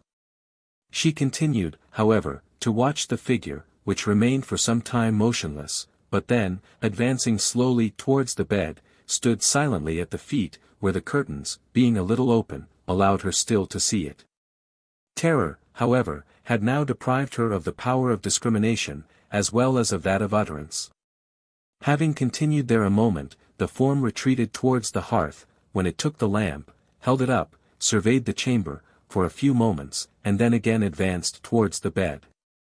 The light at that instant awakening the dog, that had slept at Emily's feet, he barked loudly, and, jumping to the floor, flew at the stranger, who struck the animal smartly with a sheathed sword, and, springing towards the bed, Emily discovered Count Morano. She gazed at him for a moment in speechless affright, while he, throwing himself on his knee at the bedside, besought her to fear nothing, and, having thrown down his sword, would have taken her hand, when the faculties, that terror had suspended, suddenly returned, and she sprung from the bed, in the dress, which surely a kind of prophetic apprehension had prevented her, on this night, from throwing aside. Morano rose, followed her to the door, through which he had entered, and caught her hand, as she reached the top of the staircase, but not before she had discovered, by the gleam of a lamp, another man halfway down the steps. She now screamed in despair, and, believing herself given up by Montoni, saw, indeed, no possibility of escape. The Count, who still held her hand, led her back into the chamber. "Why all this terror?" said he, in a tremulous voice. "Hear me, Emily, I come not to alarm you, no, by heaven. I love you too well for my own peace." Emily looked at him for a moment, in fearful doubt. "Then leave me, sir," said she, "leave me instantly." "Hear me, Emily," resumed Morano, "hear me. I love, and am in despair, yes, in despair. How can I gaze upon you, and know, that it is, perhaps, for the last time, without suffering all the frenzy of despair? But it shall not be so. You shall be mine, in spite of Montoni and all his villainy." "In spite of Montoni," cried Emily eagerly, "what is it I hear?" "You hear, that Montoni is a villain," exclaimed Morano with vehemence, "a villain who would have sold you to my love." "Who, dash? And is he less, who would have bought me?" said Emily, fixing on the Count an eye of calm contempt. "Leave the room, sir, instantly," she continued in a voice, trembling between joy and fear, "or I will alarm the family, and you may receive that from Signor Montoni's vengeance, which I have vainly supplicated from his pity." But Emily knew, that she was beyond the hearing of those, who might protect her. "You can never hope anything from his pity," said Morano, "he has used me infamously, and my vengeance shall pursue him. And for you, Emily, for you, he has new plans more profitable than the last, no doubt."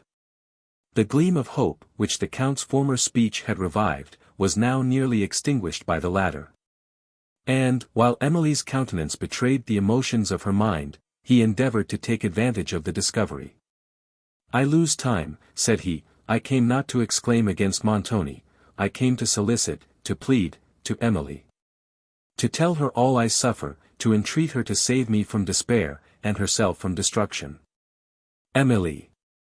The schemes of Montoni are unsearchable, but, I warn you, they are terrible. He has no principle, when interest, or ambition leads.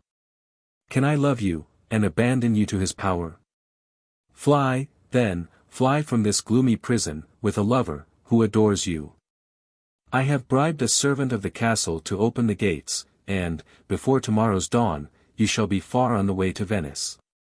Emily, overcome by the sudden shock she had received, at the moment, too, when she had begun to hope for better days, now thought she saw destruction surround her on every side.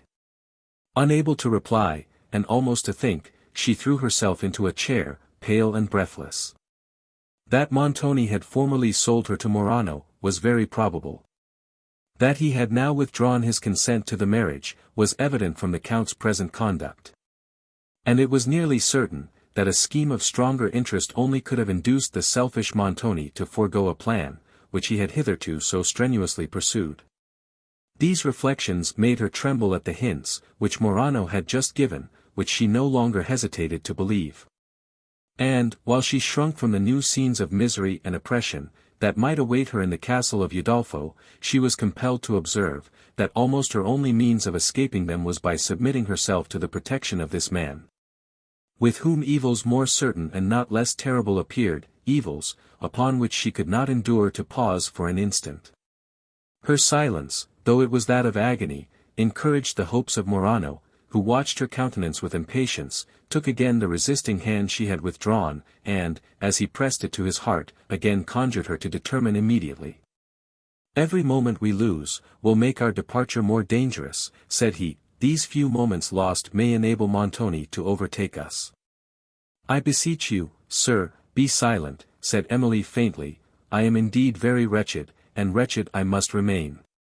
Leave me, I command you, leave me to my fate. Never, cried the Count vehemently, let me perish first. But forgive my violence. The thought of losing you is madness.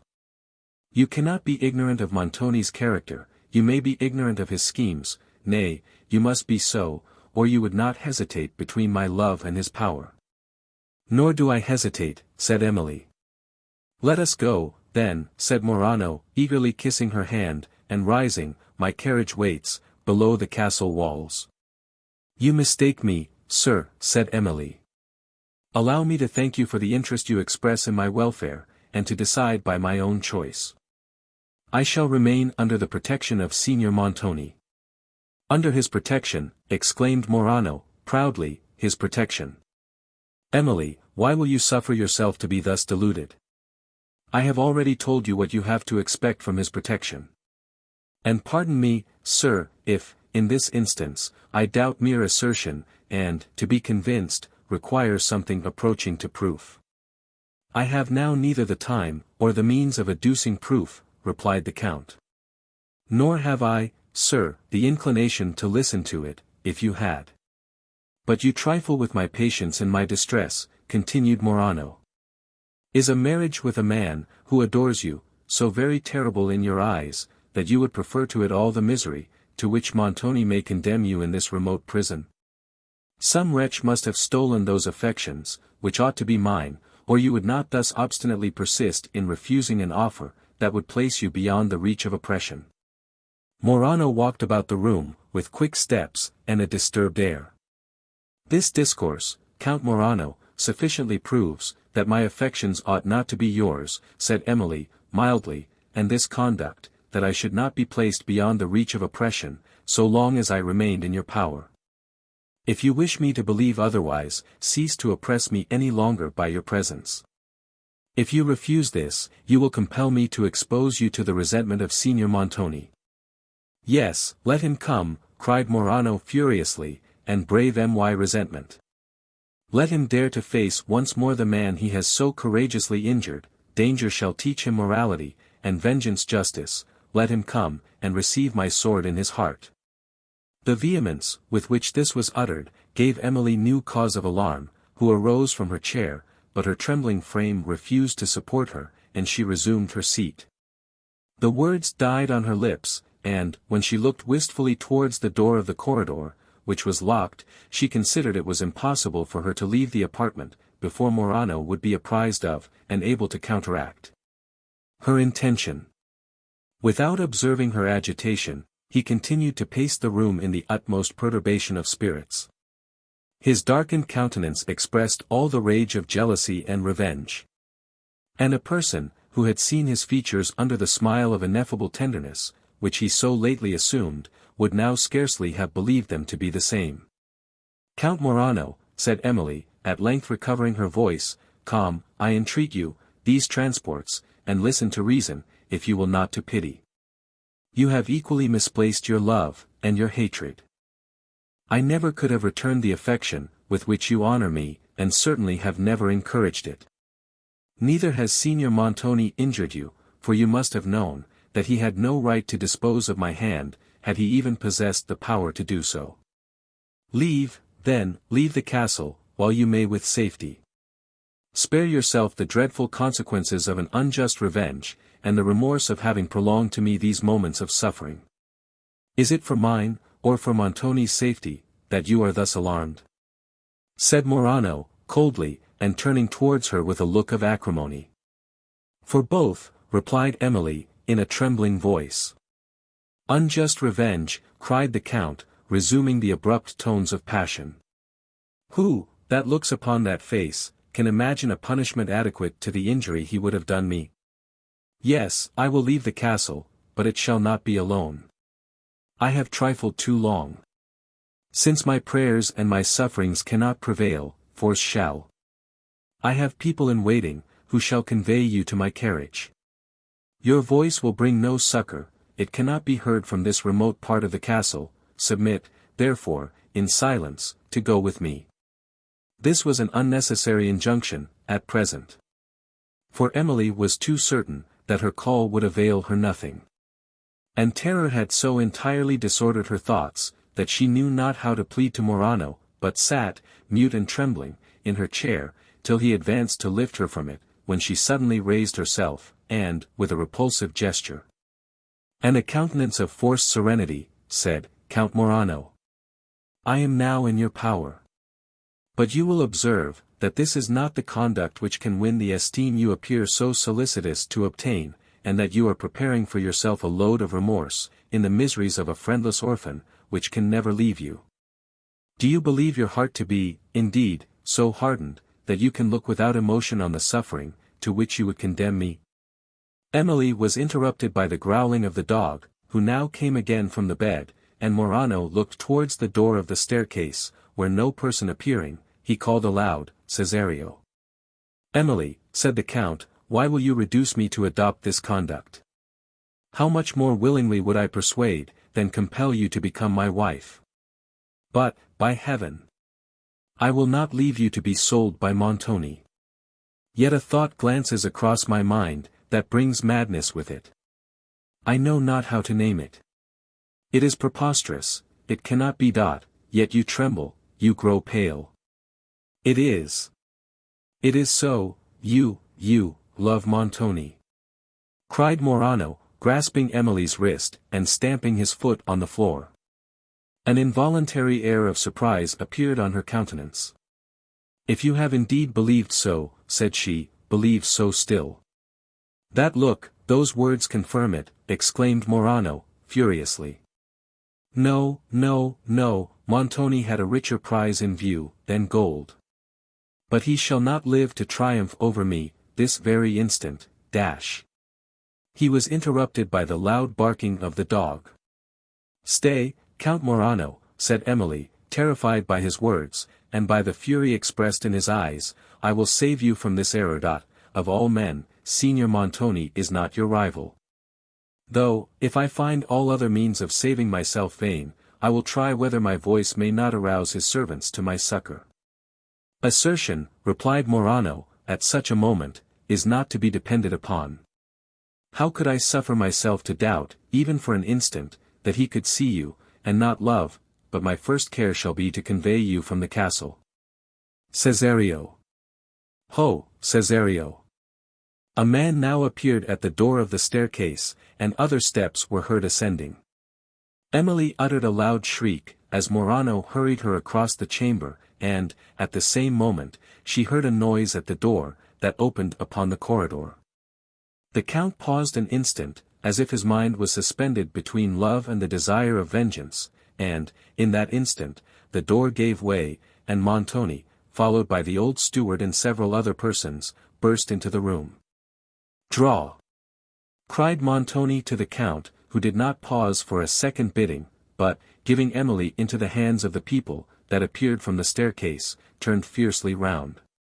"This in thine heart, villain," said he, as he made a thrust at Montoni with his sword, who parried the blow, and aimed another, while some of the persons, who had followed him into the room, endeavored to part the combatants. And others rescued Emily from the hands of Morano's servants. "Was it for this, Count Morano," said Montoni, in a cool sarcastic tone of voice, "that I received you under my roof, and permitted you, though my declared enemy, to remain under it for the night? Was it, that you might repay my hospitality with the treachery of a fiend, and rob me of my niece?" "Who talks of treachery," said Morano, in a tone of unrestrained vehemence. "Let him that does, shew an unblushing face of innocence. Montoni, you are a villain. If there is treachery in this affair, look to yourself as the author of it. If, do I say, I, whom you have wronged with unexampled baseness, whom you have injured almost beyond redress. But why do I use words? Come on, coward, and receive justice at my hands." "Coward!" cried Montoni, bursting from the people who held him, and rushing on the Count, when they both retreated into the corridor, where the fight continued so desperately, that none of the spectators dared approach them, Montoni swearing that the first who interfered, should fall by his sword. Jealousy and revenge lent all their fury to Morano, while the superior skill and the temperance of Montoni enabled him to wound his adversary, whom his servants now attempted to seize, but he would not be restrained, and, regardless of his wound, continued to fight. He seemed to be insensible both of pain and loss of blood, and alive only to the energy of his passions. Montoni, on the contrary, persevered in the combat, with a fierce, yet wary, valor. He received the point of Morano's sword on his arm, but, almost in the same instant, severely wounded and disarmed him. The Count then fell back into the arms of his servant, while Montoni held his sword over him, and bade him ask his life. Morano, sinking under the anguish of his wound, had scarcely replied by a gesture, and by a few words, feebly articulated, that he would not, when he fainted. And Montoni was then going to have plunged the sword into his breast, as he lay senseless, but his arm was arrested by Cavigni. To the interruption he yielded without much difficulty, but his complexion changed almost to blackness, as he looked upon his fallen adversary, and ordered, that he should be carried instantly from the castle. In the meantime, Emily, who had been withheld from leaving the chamber during the affray, now came forward into the corridor, and pleaded a cause of common humanity, with the feelings of the warmest benevolence. When she entreated Montoni to allow Morano the assistance in the castle, which his situation required. But Montoni, who had seldom listened to pity, now seemed rapacious of vengeance, and, with a monster's cruelty, again ordered his defeated enemy to be taken from the castle, in his present state, though there were only the woods, or a solitary neighboring cottage, to shelter him from the night. The Count's servants having declared, that they would not move him till he revived, Montoni stood inactive, Cavigni remonstrating, and Emily, superior to Montoni's menaces, giving water to Morano, and directing the attendants to bind up his wound. At length, Montoni had leisure to feel pain from his own hurt, and he withdrew to examine it. The Count, meanwhile, having slowly recovered, the first object he saw, on raising his eyes, was Emily, bending over him with a countenance strongly expressive of solicitude. He surveyed her with a look of anguish. "I have deserved this," said he, "but not from Montoni. It is from you, Emily, that I have deserved punishment, yet I receive only pity." He paused, for he had spoken with difficulty. After a moment, he proceeded. "I must resign you, but not to Montoni. Forgive me the sufferings I have already occasioned you. But for that villain, his infamy shall not go unpunished. Carry me from this place," said he to his servants. "I am in no condition to travel, you must, therefore, take me to the nearest cottage, for I will not pass the night under his roof, although I may expire on the way from it." Cesario proposed to go out, and inquire for a cottage, that might receive his master, before he attempted to remove him, but Morano was impatient to be gone. The anguish of his mind seemed to be even greater than that of his wound, and he rejected, with disdain, the offer of Cavigni to entreat Montoni, that he might be suffered to pass the night in the castle. Cesario was now going to call up the carriage to the great gate, but the Count forbade him. "I cannot bear the motion of a carriage," said he. "Call some others of my people, that they may assist in bearing me in their arms." At length, however, Morano submitted to reason, and consented, that Cesario should first prepare some cottage to receive him. Emily, now that he had recovered his senses, was about to withdraw from the corridor, when a message from Montoni commanded her to do so, and also that the Count, if he was not already gone, should quit the castle immediately. Indignation flashed from Morano's eyes, and flushed his cheeks. "Tell Montoni," said he, "that I shall go when it suits my own convenience. That I quit the castle, he dares to call his, as I would the nest of a serpent, and that this is not the last he shall hear from me. Tell him, I will not leave another murder on his conscience, if I can help it." "Count Morano. Do you know what you say?" said Cavigni. "Yes, Signor, I know well what I say, and he will understand well what I mean. His conscience will assist his understanding, on this occasion." "Count Morano," said Verezzi, who had hitherto silently observed him, "dare again to insult my friend, and I will plunge this sword in your body."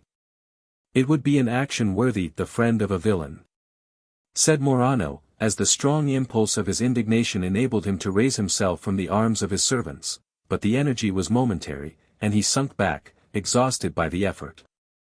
Montoni's people, meanwhile, held Verezzi, who seemed inclined, even in this instant, to execute his threat, and Cavigni, who was not so depraved as to abet the cowardly malignity of Verezzi, endeavoured to withdraw him from the corridor. And Emily, whom a compassionate interest had thus long detained, was now quitting it in new terror, when the supplicating voice of Morano arrested her, and, by a feeble gesture, he beckoned her to draw nearer. She advanced with timid steps, but the fainting languor of his countenance again awakened her pity, and overcame her terror. "I am going from hence for ever," said he, "perhaps, I shall never see you again. I would carry with me your forgiveness, Emily, nay more, I would also carry your good wishes." "You have my forgiveness, then," said Emily, "and my sincere wishes for your recovery." "And only for my recovery," said Morano, with a sigh. "For your general welfare," added Emily. "Perhaps I ought to be contented with this," he resumed, "I certainly have not deserved more. But I would ask you, Emily, sometimes to think of me, and, forgetting my offence, to remember only the passion which occasioned it. I would ask, alas! Impossibilities, would ask you to love me. At this moment, when I am about to part with you, and that, perhaps, for ever, I am scarcely myself. Emily, may you never know the torture of a passion like mine. What do I say? Oh, that, for me, you might be sensible of such a passion." Emily looked impatient to be gone. "I entreat you, Count, to consult your own safety," said she, "and linger here no longer. I tremble for the consequences of Signor Verezzi's passion, and of Montoni's resentment, should he learn that you are still here." Morano's face was overspread with a momentary crimson, his eyes sparkled, but he seemed endeavouring to conquer his emotion, and replied in a calm voice, "Since you are interested for my safety, I will regard it, and be gone. But, before I go, let me again hear you say, that you wish me well," said he, fixing on her an earnest and mournful look. Emily repeated her assurances. He took her hand, which she scarcely attempted to withdraw, and put it to his lips. "Farewell, Count Morano," said Emily, and she turned to go, when a second message arrived from Montoni, and she again conjured Morano, as he valued his life, to quit the castle immediately. He regarded her in silence, with a look of fixed despair. But she had no time to enforce her compassionate entreaties, and, not daring to disobey the second command of Montoni, she left the corridor, to attend him. He was in the cedar parlour, that adjoined the great hall, laid upon a couch, and suffering a degree of anguish from his wound, which few persons could have disguised, as he did. His countenance, which was stern, but calm, expressed the dark passion of revenge, but no symptom of pain, bodily pain, indeed, he had always despised, and had yielded only to the strong and terrible energies of the soul. He was attended by old Carlo and by Signor Bertolini, but Madame Montoni was not with him. Emily trembled, as she approached and received his severe rebuke, for not having obeyed his first summons. And perceived, also, that he attributed her stay in the corridor to a motive, that had not even occurred to her artless mind. "This is an instance of female caprice," said he, "which I ought to have foreseen. Count Morano, whose suit you obstinately rejected, so long as it was countenanced by me, you favour, it seems, since you find I have dismissed him." Emily looked astonished. "I do not comprehend you, sir," said she. "You certainly do not mean to imply, that the design of the Count to visit the double chamber, was founded upon any approbation of mine." "To that I reply nothing," said Montoni. "But it must certainly be a more than common interest, that made you plead so warmly in his cause, and that could detain you thus long in his presence, contrary to my express order, in the presence of a man, whom you have hitherto, on all occasions, most scrupulously shunned. I fear, sir, it was a more than common interest, that detained me," said Emily calmly, "for of late I have been inclined to think, that of compassion is an uncommon one. But how could you, sir, witness Count Morano's deplorable condition, and not wish to relieve it?" "You add hypocrisy to caprice," said Montoni, frowning, "and an attempt at satire, to both. But, before you undertake to regulate the morals of other persons, you should learn and practice the virtues, which are indispensable to a woman, sincerity, uniformity of conduct and obedience. Emily, who had always endeavored to regulate her conduct by the nicest laws, and whose mind was finely sensible, not only of what is just in morals, but of whatever is beautiful in the female character, was shocked by these words. Yet, in the next moment, her heart swelled with the consciousness of having deserved praise, instead of censure, and she was proudly silent. Montoni, acquainted with the delicacy of her mind, knew how keenly she would feel his rebuke. But he was a stranger to the luxury of conscious worth, and, therefore, did not foresee the energy of that sentiment, which now repelled his satire. Turning to a servant who had lately entered the room, he asked whether Morano had quitted the castle. The man answered, that his servants were then removing him, on a couch, to a neighboring cottage. Montoni seemed somewhat appeased, on hearing this, and, when Ludovico appeared, a few moments after, and said, that Morano was gone, he told Emily she might retire to her apartment. She withdrew willingly from his presence. But the thought of passing the remainder of the night in a chamber, which the door from the staircase made liable to the intrusion of any person, now alarmed her more than ever, and she determined to call at Madame Montoni's room, and request that Annette might be permitted to be with her. On reaching the great gallery, she heard voices seemingly in dispute, and, her spirits now apt to take alarm, she paused, but soon distinguished some words of Cavigni and Verezzi, and went towards them, in the hope of conciliating their difference. They were alone. Verezzi's face was still flushed with rage, and, as the first object of it was now removed from him, he appeared willing to transfer his resentment to Cavigni, who seemed to be expostulating, rather than disputing, with him. Verezzi was protesting, that he would instantly inform Montoni of the insult, which Morano had thrown out against him, and above all, that, wherein he had accused him of murder. There is no answering, said Cavigni, for the words of a man in a passion, little serious regard ought to be paid to them. If you persist in your resolution, the consequences may be fatal to both. We have now more serious interests to pursue, than those of a petty revenge. Emily joined her entreaties to Cavigni's arguments, and they, at length, prevailed so far, as that Verezzi consented to retire, without seeing Montoni. On calling at her aunt's apartment, she found it fastened. In a few minutes, however, it was opened by Madame Montoni herself. It may be remembered, that it was by a door leading into the bedroom from a back passage, that Emily had secretly entered a few hours preceding. She now conjectured, by the calmness of Madame Montoni's air, that she was not apprised of the accident, which had befallen her husband, and was beginning to inform her of it, in the tenderest manner she could, when her aunt interrupted her by saying, she was acquainted with the whole affair. Emily knew indeed, that she had little reason to love Montoni, but could scarcely have believed her capable of such perfect apathy, as she now discovered towards him. Having obtained permission, however, for Annette to sleep in her chamber, she went thither immediately. A track of blood appeared along the corridor, leading to it. And on the spot, where the Count and Montoni had fought, the whole floor was stained. Emily shuddered, and leaned on Annette, as she passed. When she reached her apartment, she instantly determined, since the door of the staircase had been left open, and that Annette was now with her, to explore whither it led, a circumstance now materially connected with her own safety. Annette accordingly, half curious and half afraid, proposed to descend the stairs. But, on approaching the door, they perceived, that it was already fastened without, and their care was then directed to the securing it on the inside also, by placing against it as much of the heavy furniture of the room, as they could lift. Emily then retired to bed, and Annette continued on a chair by the hearth, where some feeble embers remained.